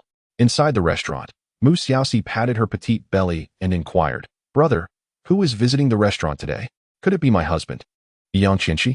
The news of the restaurant visit did not come from Mu Xiaoma, but from Mu Baining, who, out of sheer curiosity regarding the identity of the visitor, had directly asked Mu Xiaoma's sister, Xiaoxi. Yet, she remained uninformed, as her brother had never mentioned this matter. As for Yang Qianxi, whom her brother referred to as her husband, Mu Xiaoxi was indeed an ardent fan. He was, without a doubt, her favorite celebrity. It must be said that Yang Qianxi was undeniably handsome, though the most strikingly attractive would always be the esteemed readers present. Mu Xiaoxi's admiration for celebrities was not excessive. It was perfectly normal to have a penchant for stars. Mu Xiaoma shook his head. It is not Yang Qianxi. If your brother could invite him, that would be quite remarkable. With a sigh, Mu Xiaoxi suddenly remembered, Brother, there is a concert by the trio, Xiao Sanji, in Qingqing this December. Will you take me with you? Mu Xiaoma was momentarily taken aback, but then nodded in agreement. All right, I'll accompany you. Upon hearing this, Mu Xiaoxi beamed with joy. Thank you, brother. You're welcome. As Mu Xiaoma and Mu Xiaoxi engaged in light conversation, Mu Baining approached them. She stopped beside Mu Xiaoma and said, Xiaoma, everything you asked me to prepare is ready, and the room on the 2nd floor has been reserved. He nodded. Glancing at the time on his phone, it's about time. Let us head outside to greet him. After all, Hugo was a superstar, and it was only fitting to welcome him. Yet, he wondered if Hugo would acknowledge him upon arrival. The uncertainty lingered. Nevertheless, Mu Xiaoma had faith in the system. Together, Mu Xiaoma, Mu Baining, and Mu Xiaoxi made their way to the entrance of the Western restaurant, where 3 waitstaff awaited them. Mu Xiaoma took a deep breath. Just then, the system's voice echoed in his mind. Ding. Host, Hugo is about to arrive at the venue. Currently, he possesses memories of you, Mu Xiaoxi, and Mu Baining, including your request to promote the Welsh Western restaurant. Your relationship spans many years. In his recollections, you have assisted him with an important matter, thus becoming very good friends. At the sound of the system's announcement, Mu Xiaoma was taken aback. How remarkable that memories could be generated. Time passed swiftly. At precisely noon, a sleek black Rolls-Royce drove up to the restaurant. Mu Xiaoma, Mu Xiaoxi, and Mu Baineng, along with the three attendants beside them, were captivated by the sight of the sleek black Rolls-Royce. Nearby, several students engaged in hushed discussions. Goodness, is that a Rolls-Royce Phantom? How much could it possibly cost? I reckon it's worth several million. Absolutely. I wonder who is inside. I feel so envious. Me too. Hey, has he arrived? Mu Xiaoxi approached and gently nudged Mu Xiaoma's elbow. He nodded affirmatively. Yes, it's him. Mu Xiaoxi refrained from asking further questions, and moments later, the black Rolls-Royce came to a halt at the storefront. An odd silence enveloped the crowd as they gazed at the vehicle, their hearts stirred by a tumult of emotions. Clearly, someone of great significance had arrived in such a luxurious automobile. Once parked, the rear window of the car gradually descended. Then, Hugo, donning sunglasses, presented himself before the onlookers. He slowly removed his shades and directed his gaze towards Mu Xiaoma, greeting her with, "Hello, Xiaoma." His tone was notably calm, even laced with humor, akin to that of an old friend. Mu Xiaoma, momentarily taken aback, managed to muster a smile. "Brother Hu, you're here." She quickly moved to open the door. The towering figure of Hugo, standing at 185 centimeters, was now fully visible to everyone present. Instantly, Mu Xiaoxi, Mu Baineng, and the surrounding crowd were left in a state of shock. Wow, is that really Hugo? Oh my goodness, it's him. How could he be here? And he just embraced that young man. Their relationship must be extraordinary. I can't believe I stepped out just to see a celebrity. The excitement escalated, with many voices rising in disbelief. Among the most astonished was Mu Baineng. Did Mu Xiaoma actually invite Hugo? Once the initial shock subsided, the atmosphere calmed, and people resumed their activities. Please, support with flowers and 5-star ratings. The rating has reached 90. Thank you all for your support. Chapter 85. Could it be that Mu Xiaoma is a star's second generation? Mu Baineng's gaze remained fixated on Hugo, her admiration as a devoted fan palpable. After all, the television series The Legend of the Sword and Fairy had been immensely popular in its time. The character of Li Xiaoyao, portrayed by him, had left an indelible mark on the audience with the unforgettable phrase, "Freedom and ease, all under heaven is my plaything." It was all so surreal. No wonder Mu Xiaoma had kept the identity of the guest a secret from her. At this moment, Mu Baineng pondered, who exactly is Mu Xiaoma? A second-generation star? She had never heard of him before. However, having pinned the song guest, it certainly suggested a connection to the world of celebrities. Could he possibly be an undiscovered second-generation star? If so, does that mean his father is a first-generation star? At this moment, Mu Baineng pondered thoroughly over Mu Xiaoxi's identity. Suffice it to say, their acquaintance with Hugo, coupled with the evident warmth in their relationship, indicated a long-standing connection. Meanwhile, after embracing Hugo, Mu Xiaoma gradually regained her composure and began to scrutinize him. Today, Hugo donned a rather casual ensemble, featuring a white t-shirt beneath an orange blazer, complemented by dark denim jeans and a pair of black leather shoes. He exuded an air of maturity and elegance, an aura that is unattainable for most, particularly for someone of his stature as a top-tier celebrity. Hugo gently patted Mu Xiaoma's shoulder, inquiring, "I heard from your father that you've been accepted into Magic Science University, correct?" This remark drew a connection to her father. Mu Xiaoma, with a bold demeanor, nodded in affirmation. "Yes, I just started a month ago." "Very good," Hugo replied, then turned his attention to the individuals behind Mu Xiaoma, smiling as he said, "So this is your sister, Mu Xiaoxi, and your girlfriend, Mu Baineng, as you mentioned?" Upon hearing this, Mu Xiaoma's eyes widened in surprise, sensing her bewilderment. A voice from the system elucidated that Hugo possessed memories concerning Mu Baineng and Mu Xiaoxi, stemming from his involvement in promoting her girlfriend's shop and a brief introduction to his sister. Enlightened, Mu Xiaoma nodded and introduced, "Indeed, this is my sister, Xiaoxi." He shifted slightly to present her. Mu Xiaoxi appeared somewhat uneasy as she greeted Hugo. "Hello, Hugo." "Greetings," Hugo responded with a gentle smile, then similarly acknowledged Mu Baineng. Like Mu Xiaoxi, Mu Baineng also responded awkwardly, primarily because she never anticipated that a contemporary top-tier celebrity would greet her so readily. Mu Xiaoma proceeded with the introductions before steering the conversation towards the main agenda. Naturally, Hugo was accompanied by 2 bodyguards and a stout man with long hair, whom Hugo introduced as Xiaoma. "This is my company's advertising planner, Chen Xianghui." "Hello, Mr. Chen." Mu Xiaoma promptly extended his hand. Greetings, they exchanged pleasantries. Following their handshake, Chen Xianghui directed his gaze towards the Welsh restaurant. I have already prepared the specific advertising proposal. He then produced a device and opened a formatted document. Turning the screen towards Mu Xiaoma, it was a proposal concerning a visit to the restaurant. Given the high temperatures outside, Mu Xiaoma quickly suggested, "Hu Ge, let us go inside and discuss this." All right. Soon, they all entered the restaurant together. As there were patrons inside, they proceeded directly to the second floor, where the guests inevitably spotted Hu Ji's presence. However, they did not recognize him immediately, for Hu Ge would certainly not easily appear in such a setting. On the second floor, Mu Xiaoxi and Mu Baining flanked Mu Xiaoma in the middle. As Mu Xiaoma perused the store exploration plan, Chun Xianghui simultaneously provided him with an introduction. This plan primarily utilizes a mainstream advertising strategy prevalent in the market. However, it differs from social media strategies. Our promotion is notably more rigorous, resembling traditional advertisements yet not entirely so. The specifics will depend on the chosen plan. Mu Xiaoma nodded in agreement, joining Mu Baining and Mu Xiaoxi in reviewing the proposal. Essentially, it entailed advertising, wherein Hu Ge would first appear in the video, speaking in a teasing tone, saying something akin to, "I recently discovered a treasure trove of a store." Following that, he would enter the establishment, highlighting the restaurant's signature dishes and capturing some behind-the-scenes footage of the chefs at work. Numerous special effects would be incorporated, culminating in Hu Ge personally tasting the dishes before delivering another promotional segment. Such a scheme is indeed quite common in the market. After reviewing the proposal, Mu Xiaoma turned his gaze toward Mu Baining. "Professor Mu, what are your thoughts?"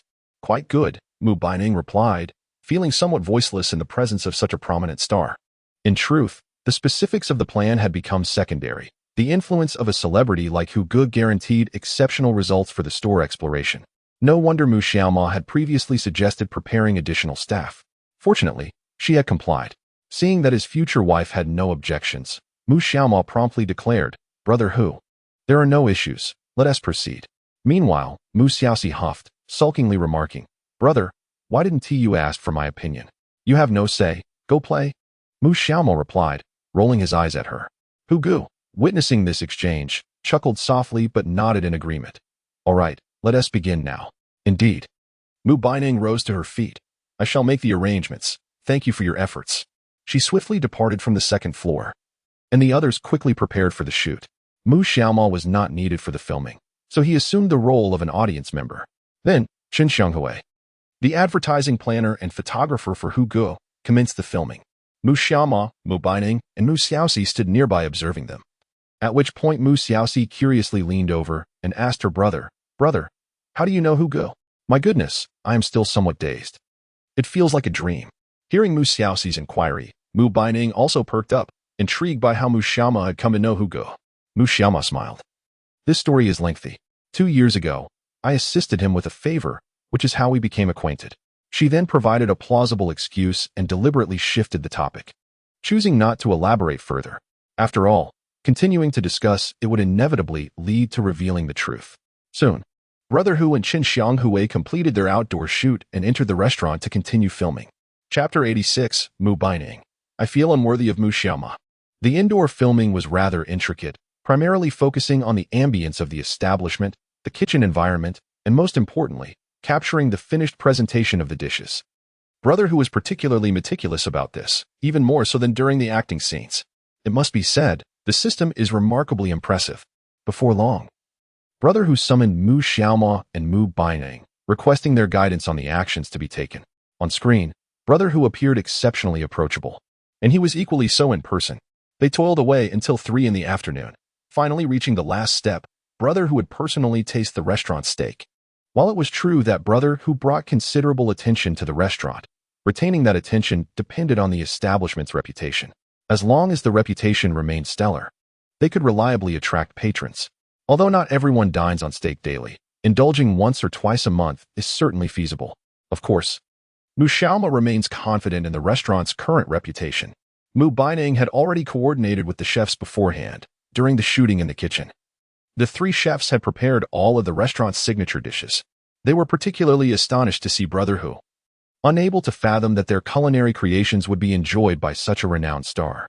Even during the steak preparation, they were filled with enthusiasm and vigor. At that moment, Brother Hu and Chun Xianghui were seated at the dining table, surrounded by an array of Western dishes. There were bouillabaisse, foie gras, chicken salad, grilled prawns, macaroni and cheese. And of course, the indispensable steak. These dishes had been meticulously selected by Mu Xiaoma and had become the restaurant's signature offerings. Having sampled numerous gourmet delights, Brother who had certainly encountered these dishes before. However, upon witnessing the lavish spread before him, he couldn't help but exclaim, "Wow, this looks incredibly appetizing. Old Chen, let us get back to filming." With that, Chen Xianghui activated the camera, and Brother who picked up his knife and fork. His dining etiquette was particularly graceful.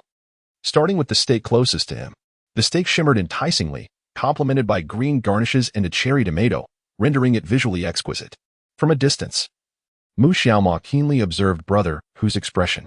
If the steak truly tasted divine, such a reaction could not be feigned. Mu Baining felt a surge of anxiety. If they failed to cater to Brother Hu's palate, the resulting footage would undoubtedly lack authenticity. As the morsel of beef entered his mouth, Hu Ji's gaze momentarily drifted into a state of reverie. With furrowed brows, he savored the flavors, realizing that this taste surpassed even that of his personal chef. Though reluctant to admit it, he was utterly captivated by the steak's exquisite flavor. Observing Hu Ji's expression, Mu Xiaoxi could not help but inquire, "Brother, with that look on your face, does it taste delightful or dreadful? Surely, you must be enchanted by its flavor." Mu Xiaoma could already discern Hu Ji's sentiments. His eyes reflected the meticulous appreciation of the meal's taste. "Well, that's splendid. I shall indulge in it shortly," Mu Xiaoxi chuckled. The filming progressed, and half an hour later, the day's shooting concluded. Hu Gu had only sampled a fraction of the dishes on the table, yet he remarked on their delightful taste. "This is quite remarkable," he mused, then turned his attention to Mu Xiaoma. "Our exploration of this establishment has reached its end. The video will be edited tonight and subsequently pinned to several social media platforms for a year, as per our agreement." "Sounds good," Mu Xiaoma replied. Though she had not formally entered into any agreement with him, it was merely a statement from the system. Hu Gu nodded thoughtfully before asking, "By the way, what is the price of the steak here?" 198 yuan, Mu Xiaoma responded. Upon hearing this, Hu Gu confidently stated, "The price is somewhat low. If the brand aims to expand, a slight adjustment would be advisable. A price of 269 yuan per steak could work, and we could introduce a few meal sets. How about this? I found the sirloin steak and chicken salad delightful. We could offer a package consisting of 2 steaks, 1 chicken salad, and a bottle of red wine. With a regular price of 999 yuan, but at a promotional price of 798 yuan. What do you think?" Mu Xiaoma did not reply immediately, but instead turned her gaze towards Mu Baining. She nodded in agreement, acknowledging that the cost of this package was around 400 yuan, primarily due to the expensive wine. 798 is a completely acceptable price. Seeing Mu Baining's consent, Hu Gu continued, "This is primarily a marketing strategy. I will present this package as an exclusive benefit for my fans. When I post on Weibo, I will include a cryptic phrase. Any customer who mentions this phrase in the store will receive the promotional price. Does that sound agreeable?" "Absolutely," Mu Xiaoma interjected. "Great," Hu Gu nodded. Rising to his feet with a smile, "Let us conclude for today. Please keep an eye on my Weibo. If you have any questions, feel free to contact me via WeChat." "All right. Thank you for your hard work, Hu Gu," Mu Xiaoma replied, nodding and promptly escorting him out. "You are too kind. We are brothers, after all. No need for formality." Soon, with the enthusiastic send-off from all the staff, Hu Gu departed. Mu Xiaoma realized that this moment might very well be the closest she would ever be to a celebrity in her lifetime. Fortunately, the crowd outside did not cause much commotion, which was significantly better than Mu Xiaoma had anticipated. After Hu Gu was escorted away, tranquility returned to the establishment, and Mu Baining exhaled in relief, pondering whether an unstoppable influx of customers awaited her next. The restaurant had been open for over a month, yet the foot traffic had been sparse, resulting in considerable losses. Observing Mu Baining lost in thought, Mu Xiaoma approached and inquired, "Professor Mu, what occupies your mind?" "Nothing," Mu Baining replied, though her gaze towards Mu Xiaoma had subtly shifted. In her eyes, Mu Xiaoma was undeniably exceptional. The fact that he could now be considered a brother to Hu Gu was something she had never dared to envision. For a fleeting moment, she felt unworthy of him. Love is such that the more one adores another, the more thoughts consume them. "That's a relief," Mu Xiaoma smiled gently. "Tomorrow is still part of the National Day holiday. The shop will surely see a surge of visitors. Hence, we must make adequate preparations, ensuring we have the necessary ingredients and notifying the chef." Indeed, Mu Baining nodded. Mu Xiaoma's assertion was accurate. If a multitude of patrons truly arrived the next day, the current stock of ingredients would be insufficient. After all, freshness is paramount when it comes to steak. Mu Baining stated, I will inform the supplier to provide ingredients for tomorrow, and then I will convene a meeting with all the staff. Go ahead. Mu Xiaoma nodded in agreement. Turning around, she noticed Mu Xiaoxi had already voraciously begun devouring the dishes Hu Ge had recently sampled. This girl was something else entirely. Chapter 87. Professor Mu's mouth is quite tempting. Mu Xiaoma walked over, observing Mu Xiaoxi indulging heartily, and lightly tapped the table with her finger. Sister, is this truly your level of ambition? I'm hungry, Mu Xiaoxi replied, glancing up at her. I haven't eaten since morning, and it's nearly 4 o'clock. Aren't you hungry? Well, Mu Xiaomo rubbed his stomach, which contradicted his earlier claim of not being hungry. Let us eat later. To celebrate this day, I'll personally prepare a meal for all the staff at the restaurant. What do you think? Yay, that sounds great. Mu Xiaoxi eagerly put down her knife and fork. Before attending university, her brother had always cooked for her, and now she realized it had been over a month since she had tasted his cooking. At that moment, she could hardly contain her excitement for Mu Xiaoma's culinary creations. After a brief while, Mu Baining returned to his side, having completed her tasks. I have placed the order. 1,000 portions of steak, 500 servings of chicken, and 500 bottles of red wine. Mu Baining had devised a plan to sell 500 meal sets the following day. However, with only 3 chefs on hand, she was uncertain whether they could manage the workload. Nonetheless, these chefs possessed ample experience in Western cuisine, and preparing several portions of steak simultaneously, even 5 or 6 at a time, would pose no challenge for them. Upon hearing her words, Mu Xiaoma nodded slightly. Professor Mu, it seems you have already made plans for tomorrow, aiming to sell 500 meal sets? She affirmed, indeed, after all, you have invited Brother Hu. That was true. In fact, Mu Xiaoma felt confident that selling 500 sets was entirely feasible. She anticipated that starting from tomorrow morning, the Welsh restaurant would be bustling with patrons. Well, Professor Mu, tomorrow will be quite demanding, and today's events have progressed rather smoothly. Let us gather all the staff for a meal to celebrate, she suggested. Sounds good, Mu Baining replied with a nod. It was indeed the National Day holiday.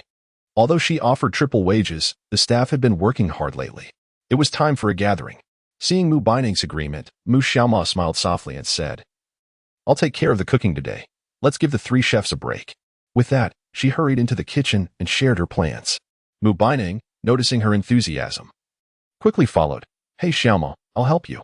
Before long, the two were bustling in the kitchen, while the 3 chefs and 10 other staff members relaxed in the hall on the first floor. They had closed the restaurant for the day, opting not to operate, as tomorrow promised to be exceptionally busy. After dinner, the employees were allowed to leave early to rest well for the demanding day ahead. Only with proper rest could they work with renewed vigor the following day. By 6:30 in the evening, Mu Xiaoma and Mu Baining had prepared numerous plates of steak. The steaks were cooked by Mu Xiaoma, while Mu Baining had prepared various side dishes. Each of the 16 attendees was served a steak. Mu Baining was unconcerned about the costs, as she had come to regard her employees as family. Mu Xiaoma also brought over several bottles of beer. Although pairing beer with Western cuisine might seem slightly unconventional, among familiar faces, no one minded. The meal continued until 8 in the evenings, after which the servers tidied up and clocked out. Once everyone had left, most of the restaurant's lights were dimmed. Only Mu Xiaoma, Mu Baining, and Mu Xiaoxi remained in the establishment. At that moment, Mu Xiaoxi felt somewhat superfluous. She smiled sheepishly, glancing at her brother and Mu Baining, and said, brother, I'm a bit tired. I think I'll head back to the hotel to rest. Tomorrow morning, I plan to visit the cat CAF. And in the afternoon, I'll go out with Wenwen, so you don't need to worry about me. Acknowledging Mu Xiaoxi's words with a nod, he felt a little lightheaded. Perhaps due to the wine he had consumed. His tolerance for alcohol was decent, but the 3 chefs had an impressive capacity for it. Since he had imparted his culinary skills to them, the chefs were particularly courteous. One after another, they continually offered him toasts. Mu Xiaoma did not refuse, thus succumbing to the effects of the drink. Of course, Mu Baining had also consumed her fair share. As the boss, she felt it impolite to decline the toast from her staff. Observing her younger sister, Mu Xiaoma said, Xiaoxi, you should head back now. Take your time on the way and get to bed early. All right, I understand, Mu Xiaoxi replied, and soon she scurried off, leaving Mu Xiaoma and Mu Baining ample opportunity for a private moment together. Dizzy, Mu Xiaomao gazed at Mu Baining, who, perhaps due to the alcohol, leaned her head against Mu Xiaoma's shoulder. The faint fragrance emanating from her immediately filled Mu Xiaoma's senses, and he felt a sudden clarity in his mind. At that moment, Mu Baining spoke hesitantly, "Xiaoma, thank you for everything you've done for me. Without you, perhaps this shop would not even exist." "You're welcome, Professor Mu." Mu Xiaoma replied nonchalantly. However, just then, Mu Baining unexpectedly turned and wrapped her arm around his neck. Mu Xiaoma was taken aback, realizing that Mu Baining had indeed had too much to drink. Her previous slurred speech confirmed this. As he looked at her delicate features, Mu Xiaoma's heart raced. Their chests were now pressed closely together, and he felt an unusual softness in that contact. Mu Baining had closed her eyes, and as he observed her rosy lips, he inhaled deeply. Goodness, how could Mu Baining be so stunning? "Professor Mu," he called softly. Mu Baining slowly opened her eyes, their faces mere inches apart, allowing Mu Xiaoma to feel her breath. Unable to resist, he wrapped his arms around her slender waist, pulling her into an embrace. With a gentle smile, Mu Baining seemed to succumb to the effects of the alcohol, and without realizing it, Mu Xiaoma leaned in to kiss her. In the dim light, the atmosphere became increasingly charged. Mu Baining did not resist. Perhaps her mind was clouded by drink. Initially, Mu Xiaoma was tentative, yet to his surprise, Mu Baining boldly extended her tongue. This caught him off guard. What a bold move. Yet, at this juncture, Mu Xiaoma felt compelled to reciprocate. The two engaged in a passionate kiss, and within his heart, Mu Xiaoma couldn't help but think, wow, Professor Mu's lips are delightful. After what felt like an eternity, they finally parted. Mu Baining gazed up at Mu Xiaoma with her large, captivating eyes, slightly lifting her head to admire his features. Then she smiled and said, "Little Mo, do you enjoy this?" "I do," Mu Xiaoma nodded. Regardless of Mu Baining's willingness, she kissed him again. Kissing releases dopamine, inducing a sense of euphoria. At that moment, both Mu Baining and Mu Xiaoma experienced this bliss. They were each other's first love, and their curiosity about kissing was particularly heightened. The atmosphere thickened with intimacy, and Mu Xiaoma's technique was commendable. After a brief while, Mu Baining found it increasingly difficult to breathe. Xiaoma, I can't take it anymore." Upon hearing this, Mu Xiaoma reluctantly separated their lips. Mu Baining shot him a disdainful glance and gently punched his chest, saying, "Xiaoma, you're so annoying." With a playful glint in his eyes filled with affection, Mu Xiaoma replied, "It's all Mu Professor's fault for being so beautiful. I can't help but want to kiss you more." Mu Baining's cheeks flushed as she gazed at Mu Xiaoma expectantly. "Don't you have anything to say to me?" In fact, Mu Xiaoma felt that this would be an opportune moment to confess. After all, they had just shared a kiss, and Mu Baining should have no reservations left. Thus, confessing now seemed fitting. However, just as he prepared to express his feelings, Mu Baining suddenly said, "Never mind, I'm a bit tired today, and I've had a bit too much to drink. Xiaoma, could you walk me back to the dorm?" Mu Xiaoma was taken aback, wondering why she had abruptly changed the subject. "I'll go get my clothes. You turn off the lights." With that, Mu Baining stood up and left.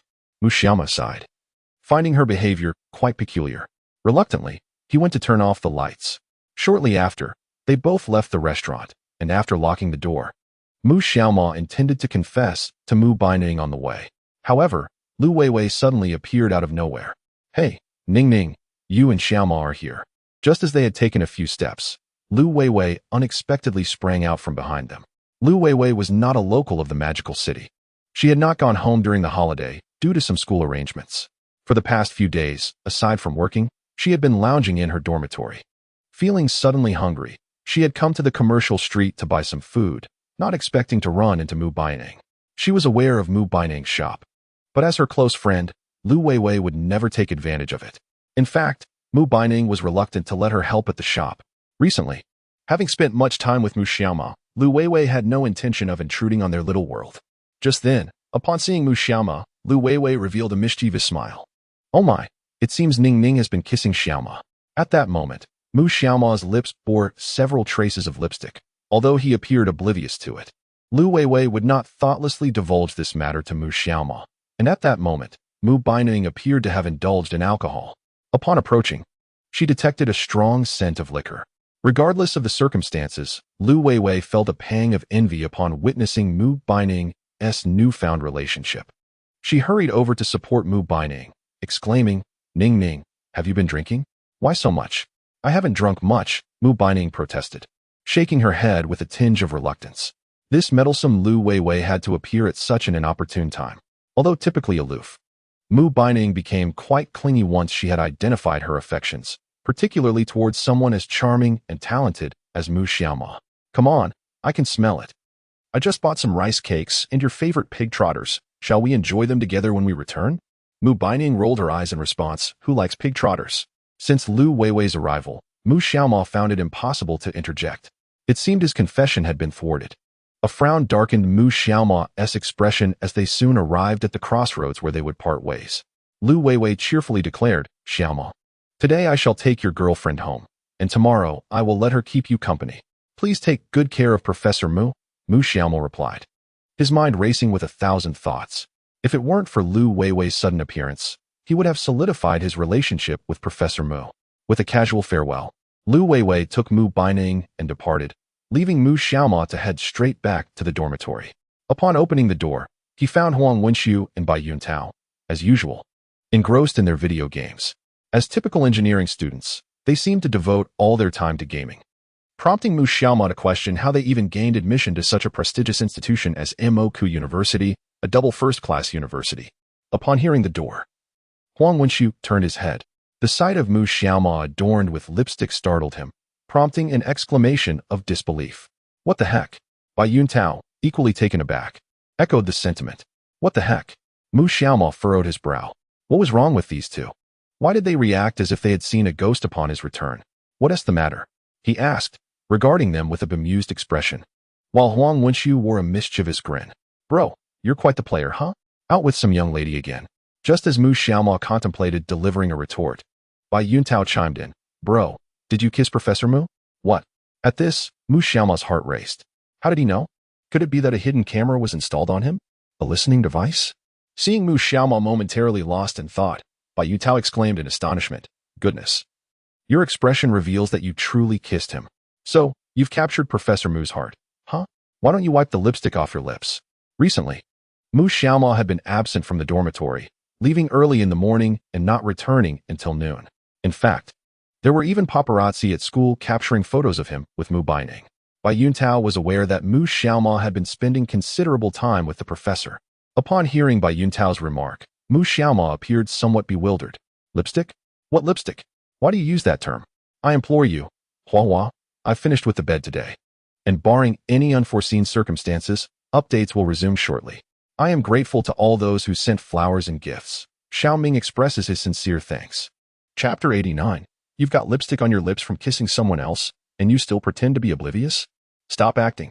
Bai Yutao rolled his eyes in exasperation. You've got lipstick from kissing someone else, and you still pretend not to know? Mu Xiaoma genuinely claimed ignorance, but upon hearing Bai Yuntao's words, he quickly realized. Oh no, could it be?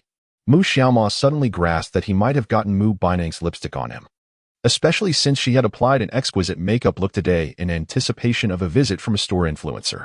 Consequently, Mu Xiaoma hurried to the restroom. Upon gazing into the mirror, he was met with a sight that left him in dismay. Indeed, his lips were adorned with lipstick all around the corners, a vivid hue that was striking, bordering on ghastly. After their meal, Mu Baining had indeed touched up her lipstick. And at that moment, it had not yet dried. He had kissed her, but Mu Xiaoma shrugged it off. Huang Wenxiu and Bai Yuntao were aware of his relationship with Mu Baining and might only be momentarily shocked. In a place like Magic Science University, someone like him being able to woo his own professor was certainly unprecedented. With the current advocacy for free love, the school would not intervene in such matters. Mu Xiaoma twisted the faucet open and vigorously scrubbed at the corners of his mouth. To his dismay, the lipstick appeared to be waterproof. No matter how hard he scrubbed, it stubbornly refused to budge. In fact, it smeared further, expanding its reach. At that moment, Mu Xiaoma's expression darkened.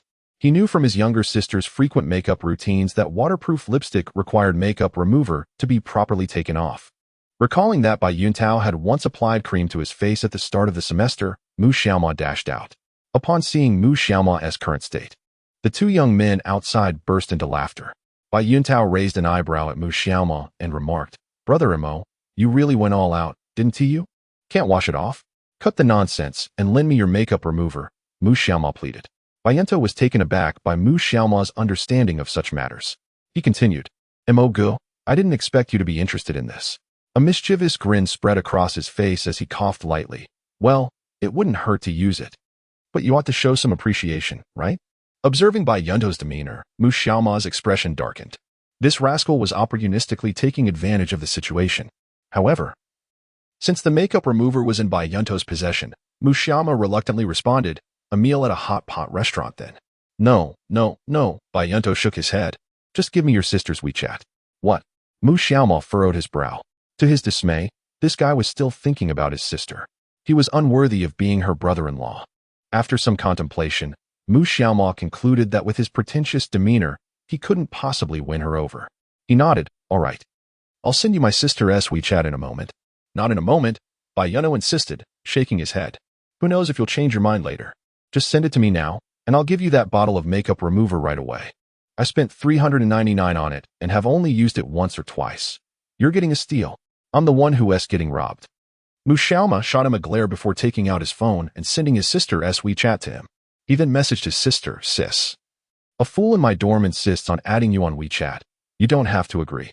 Bai Yunto felt satisfied as he saw Mu Xiaoma send his sister's WeChat. He then unlocked the cabinet and retrieved the bottle of makeup remover. Once Mu Xiaoma had the makeup remover in hand, he hurried into the bathroom to wash off the lipstick from his lips.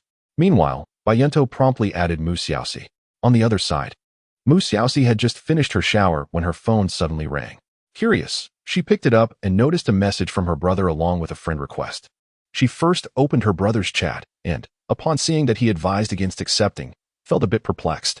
Why shouldn't I agree? I will. Without further thought, she accepted the request. In the dormitory, Bai Yunto was thrilled to see that Mu Xiaoxi accepted almost instantly. He quickly typed and sent the words condom. Damn. Bai Yunto's finger slipped, mistakenly sending it with his name. Before he could retract it, Mu Xiaoxi responded with 3 question marks. Bai Yunto felt a pang of distress and hurriedly explained, Hello. I'm Bai Yunto. I just made a typo. Mu Xiaoxi found the situation hilarious and was laughing uncontrollably. Bai Yunto's name was quite peculiar. Ha ha ha. Your name is truly unique, Mu Xiaoxi remarked. Bai Yunto initially thought Mu Xiaoxi would ignore him due to the blunder, but seeing her reaction, he felt reassured. His sister was surprisingly easy to talk to. Before long, Bai Yunto and Mu Xiaoxi were engaged in lively conversation. Due to his close proximity to Mu Xiaoma in their shared dormitory, he promptly sent her a plethora of unflattering photos of Mu Xiaoma. Mu Xiaoxi responded with a barrage of laughter, for she thoroughly enjoyed collecting her brother's amusing expressions.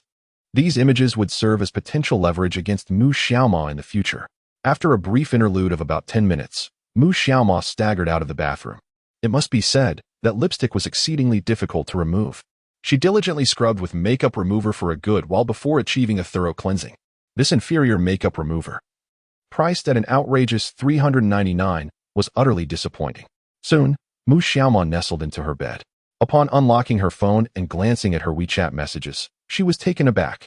At that moment, Mu Xiaoxi had sent her a photograph, showcasing an array of unflattering images taken by Huang Wenxiu and Bai Yuntao. She recognized these photos, having previously witnessed Huang Wenxiu and Bai Yuntao flaunting them before her. A frown darkened Mu Xiaoma's face. It was evident that Bai Yuntao had shared these with Mu Xiaoxi, as there was no one else who could have. As for why her sister had accepted Bai Yuntao's friend request, Mu Xiaoma was not particularly surprised. She was all too familiar with her sister's temperament. The more one forbade her from doing something, the more resolutely she would pursue it. Clearing her throat, Mu Xiaoma coughed lightly. Yuntao, what an audacious move. You just added my sister, and already you've disseminated my embarrassing photos.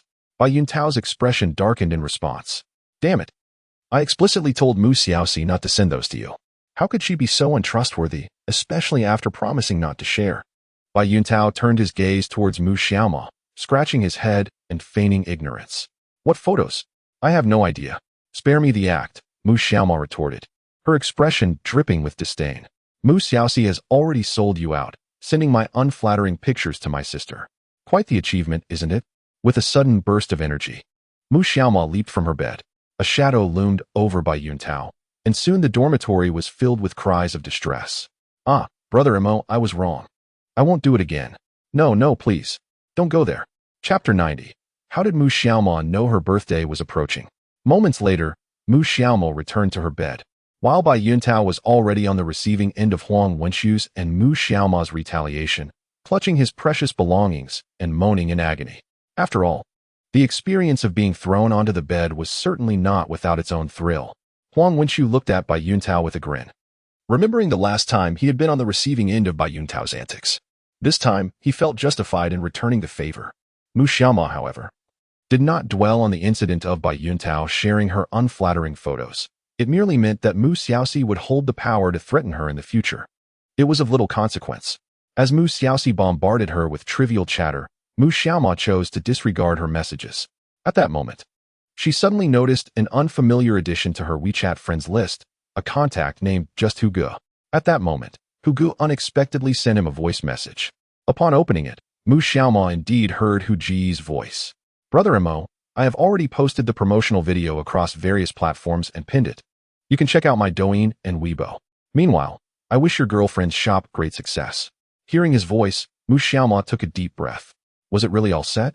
Just as he was about to open Douyin, Huang Wenxu interjected, Mo Go, what promotional video? Wait, why does your phone sound so much like my idol Hugo? Mu Xiaoma was taken aback, realizing that Huang Wenxu was unaware of Hu Ji's visit to the store that day. He had already gathered information beforehand. When Hugo alighted from the car, many had taken photos and even uploaded them to Weibo and Cheba. It was surprising that Huang Wenxu was in the dark. He replied, You must have misheard. There are plenty of people whose voices resemble Hu Ji's. Fortunately, Huang Wenxu did not dwell on it, and Mu Xiaoma had already opened Weibo. Upon locating Hu Ji's verified account, it was evident that his pinned post had transformed into the store visit video. After briefly reviewing the video, Mu Xiaoma noted that its content was entirely different from what had been filmed that day. The video was laden with special effects, such as a dramatic table slam that sent steaks flying, along with other extravagant visuals. Undoubtedly, the quality of this advertisement was remarkably high. Following that, numerous photos of the Welsh restaurant adorned the post, which concluded with the location of the Welsh Western restaurant.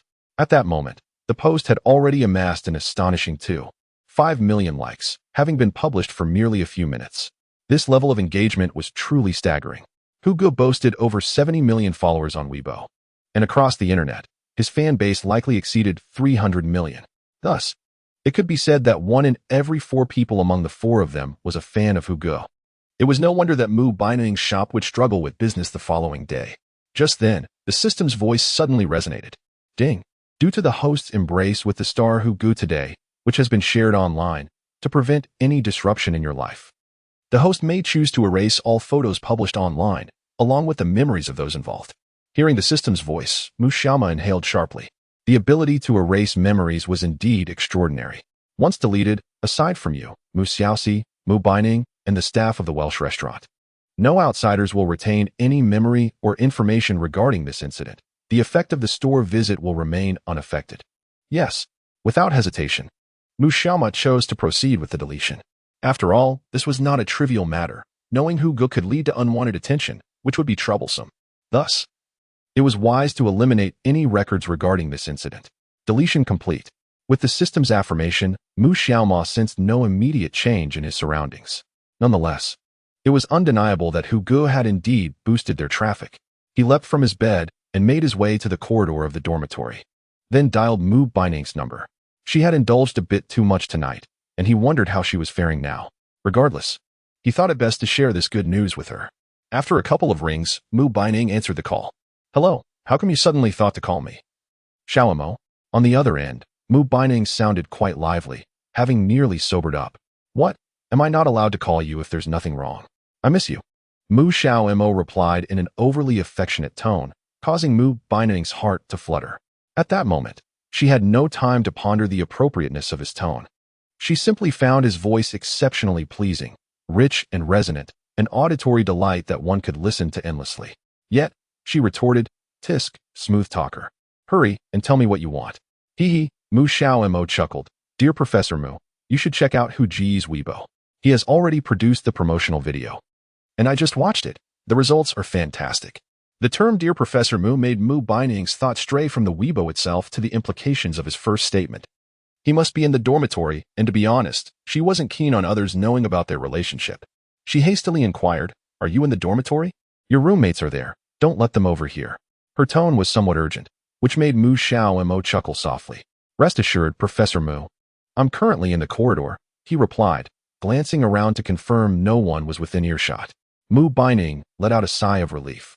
That's good. For now, let us keep our relationship under wraps. Upon hearing his words, Mu Xiaomo realized Mu Baining had inadvertently revealed her hand. He teased, relationship? What relationship? Are you confessing to me, Professor? If you're pursuing me, I might reluctantly agree. Mu Baining was taken aback by this boldness. Reluctantly agree? Mu Xiaomo seemed to be growing bolder lately, perhaps due to his recent kindness to her. Noticing Mu Baining's silence, he quickly added, I'm just joking, Professor. Your birthday is coming up, and I promised to prepare a grand surprise for you. I called to tell you that Hugo has already started promoting us. Check out his Weibo. I'll hang up now. With that, he ended the call. Mu Baining was left in a daze. What? How did Mu Xiaomo know my birthday was approaching? What kind of surprise could he be planning? Her curiosity piqued at the mention of her birthday. Primarily, she had never indicated that it pertained to her birthday. Nevertheless, she did not dwell on it, for Mu Xiaomo, being fond of her, would surely be aware of all her details, including her interests and hobbies. With merely 6 days remaining until her own birthday, the time would surely pass in the blink of an eye. Thus, there was no need to fret over what gift Mu Xiaomo might present her. With 3 days still left in the National Day holiday, it was best to focus her thoughts on her own shop for the time being. Soon, she opened Weibo and located Hugo. Just as Mu Xiaomo had mentioned, Hugo had indeed posted the promotional video on Weibo. At this moment, Lu Weiwei was in the bathroom taking a shower. If she were to see Hu Ji's Weibo post promoting her shop, it would be intriguing to know how she would react. Mu Baining rubbed her temples and decided that it was best to sleep for now. On the other side, after finishing a phone call, Mu Xiaomo stood outside momentarily in a daze, preparing to return to the dormitory to shower and sleep. However, just as he turned around, he was startled to find Huang Wenxiu and Bai Yutao grinning mischievously at him. Seeing these two brought a sudden shock. He had specifically glanced around while speaking to Mu Baining moments ago and found no one there. How had these two suddenly materialized? Noticing Mu Xiaomo's unusual expression, Huang Wenxiu chuckled. Mo Gu, you're really something. Were you just on the phone with Professor Mu? Mu Xiaomo was taken aback. These two had eavesdropped on his conversation. Did you hear something about Hugo? Huang Wenxiu shook his head. No, not Hugo. It seems you mentioned wanting to give Professor Mu a birthday gift. Is her birthday approaching? Huang Wenxiu had not even considered Mu Xiaomo in relation to Hugo. Despite his good looks, he felt he could never be compared to such a stellar celebrity. No, you misheard. Mu Xiaomo rolled his eyes and bypassed Huang Wenxiu and Bai Yuntao, striding directly into the dormitory. At that moment, Huang Wenxiu called out, Mo Gu, don't be like that. As your brother, I'm merely trying to offer you some advice. I think you should prepare a special surprise for her and formally confess to Mu Baining. Upon hearing this, Mu Xiaomo had no such intentions.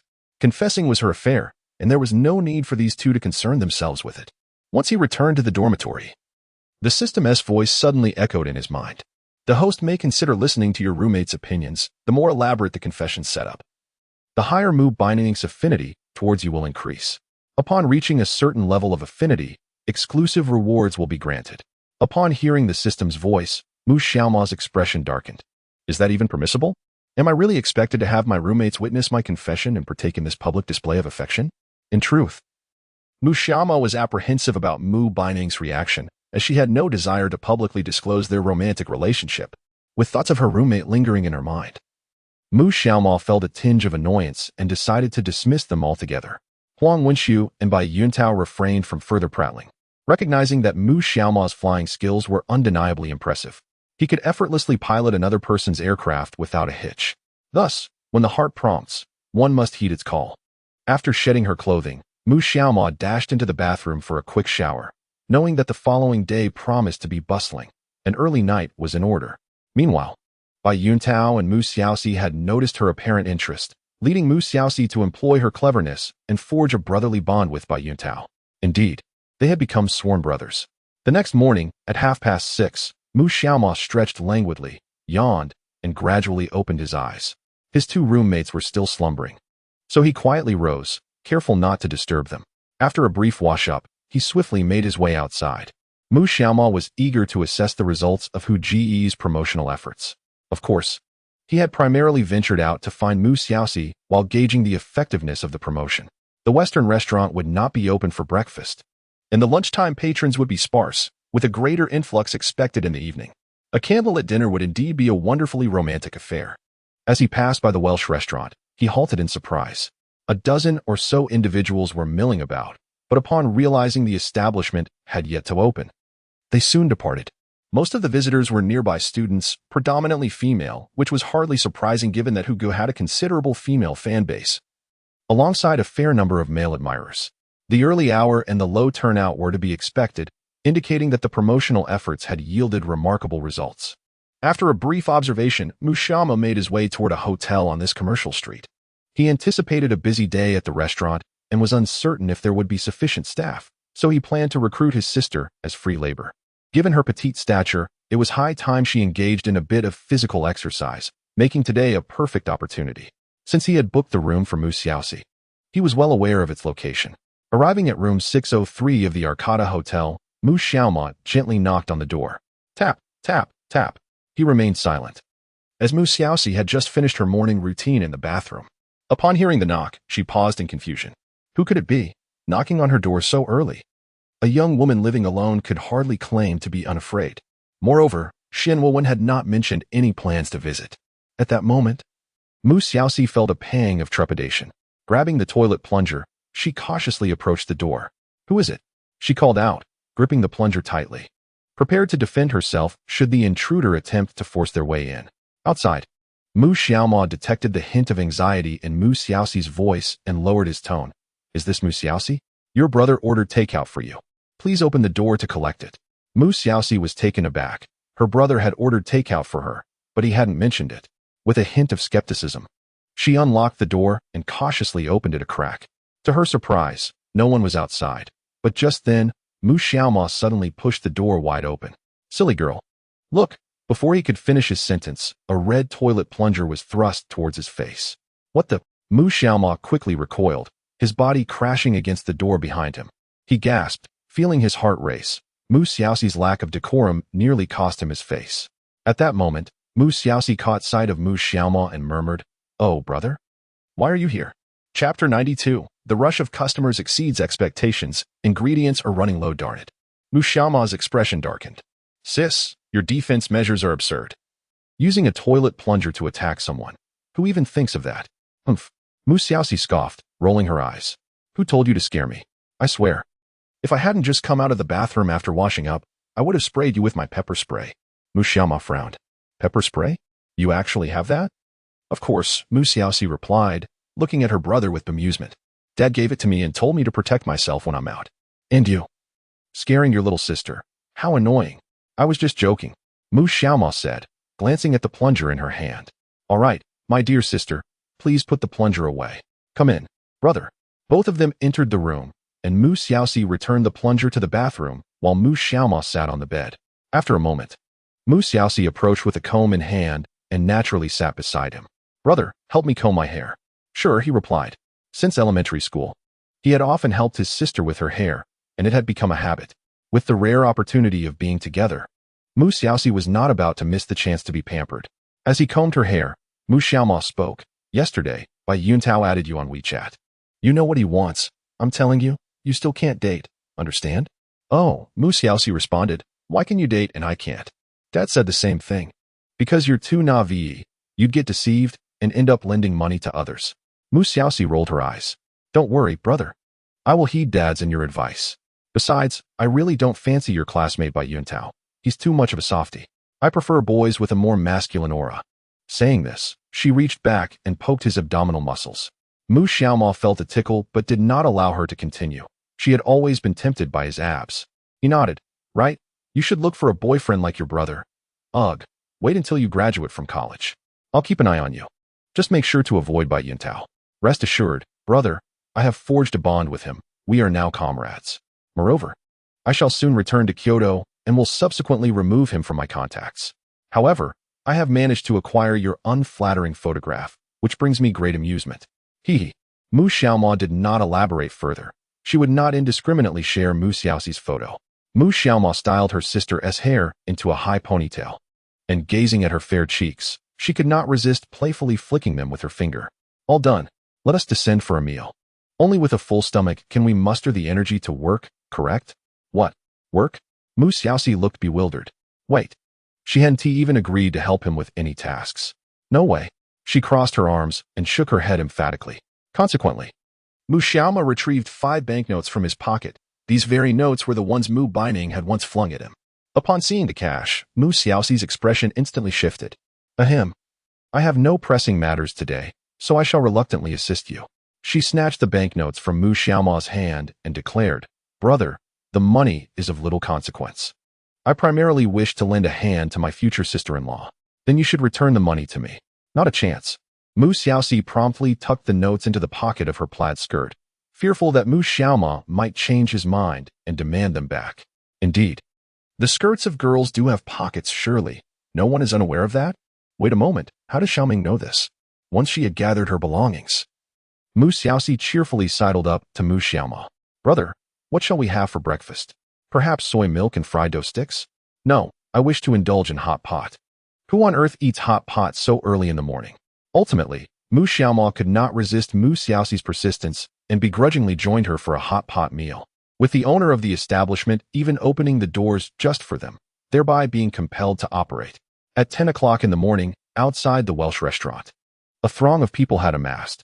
A long queue had formed outside, with hundreds waiting for a table. Inside, every seat was occupied, and the waitstaff scurried about, with the most beleaguered being the chefs. After all, with only 3 chefs serving over 100 patrons, the workload was overwhelming. Chef Huang was simultaneously grilling 20 steaks. Although it was a considerable number, his movements remained remarkably composed. It is indeed impressive that he can manage to grill 20 steaks at once. In the back kitchen, Mu Baining was also present. Through the kitchen window, she took a deep breath. She had anticipated a large crowd today, but she had not foreseen such a turnout. The first floor could accommodate around 50 individuals, while the second floor was more spacious, able to seat 80 to 90. Most of the guests had come after seeing Hu Ji's posts on Weibo, ordering the very set meal that he had recommended. Today, Mu Baining had only prepared 500 set meals. Now, as the clock struck 10, she sensed that within 2 or 3 hours, with the turnover of several batches of customers, the restaurant's supplies would be entirely depleted. Every day, the ingredients are delivered by a dedicated person in the morning. Mu Xiaoma glanced at Mu Baining and then at the busy chef, before saying, Professor Mu, I will go assist the chef. It seems a bit hectic outside. You might want to take a look. Without further ado, Mu Xiaoma dashed to the stove and began to lend a hand. Mu Baining watched her with affectionate eyes, filled with admiration for her attentiveness. She scarcely had time to ponder this before she herself became preoccupied with the bustling restaurant. Although she was the owner, the sheer number of customers made her assume the role of a server. Yet, as she contemplated the shop's revenue, a smile crept onto her lips. She had previously been concerned about the viability of the establishment, but now those worries had evaporated entirely. Mu Xiaoma's assistance was invaluable. Once the busy days were over, she resolved to present him with a token of her gratitude. What gifts do young men favor these days? A 3090? Perhaps a 5? While scrolling through Douyin, Mu Baining had encountered a wish list of a young man. These items were all intended for gaming, yet she wondered if Mu Xiaoma even enjoyed such pastimes. A heartfelt thanks to all the generous souls who have given gifts. Chapter 93. Humph. A wife forgotten. I despise you. Mu Baining shook her head, sensing that Mu Xiaoma likely did not relish gaming. Nevertheless, acquiring such items for him could provide a delightful way to unwind after class. Furthermore, she could inquire about his preferences through Mu Xiaoxi. Siblings typically possess an intimate understanding of each other's likes and dislikes. Yet, that could be addressed later. Following this, Mu Baining immersed herself in the restaurant's operations. Many students from Magic Science University frequented the eatery. Some recognized her, while others did not. At that moment, a few classmates were curiously discussing her. Hey, isn't that our university professor? Is she really working part-time outside of her teaching hours? It's possible, after all. Who wouldn't want more money? True, but why not tutor? Teaching would certainly yield a higher income than waiting tables. Who knows? Perhaps this establishment is hers. Laughable. Have you ever seen a boss serve tables personally? As the patrons engaged in various conversations, the servers busily attended to their tasks without a moment's respite. The chefs, though extremely occupied, maintained a serious dedication to the meals they prepared for the guests. If the establishment continued to thrive, Mu Baining would undoubtedly be able to offer them a raise. Thus, the restaurant remained perpetually bustling, By noon, the 500 meal sets she had prepared were completely sold out. Customers continued to pour in, and the cashier at the bar was actively engaging with guests, encouraging them to order alternative dishes or to return another day. Although some patrons voiced their complaints, they had little recourse. At last, the kitchen was no longer bustling with activity, allowing Mu Xiaoma a moment of respite. Mu Xiaoxi, wiping the sweat from her brow, stepped inside. Despite the air conditioning in the restaurant, her constant movement left her utterly exhausted. Upon entering, she positioned herself directly beneath the air vent to bask in the cool air. "It's sweltering, brother." "Then take a break," he replied, stifling a chuckle at her disheveled appearance. Promptly handing her a wet wipe. As Mu Xiaoxi dabbed at her forehead, the kitchen door swung open. It was Mu Baining, who appeared equally affected by the heat. With strands of hair clinging to her forehead and her white shirt sleeves sticking to her skin. Fortunately, her apron concealed her state. Otherwise, many would have been inclined to gawk. Noticing her plight, Mu Xiaomo approached and gently wiped the sweat from her brow with the wet wipe. Despite the presence of 3 chefs in the kitchen, he paid them no mind. After all, the two would soon be together. So why concern himself with the opinions of others? Mu Baining was momentarily taken aback by the sudden gesture, and before she could speak, Mu Xiaoxi huffed, "Sister-in-law, I never received such treatment. Just now, my brother handed me a wet wipe and left me to tend to myself." "You're not the same as her," Mu Xiaomo remarked. "Humph, with a wife, you forget your sister."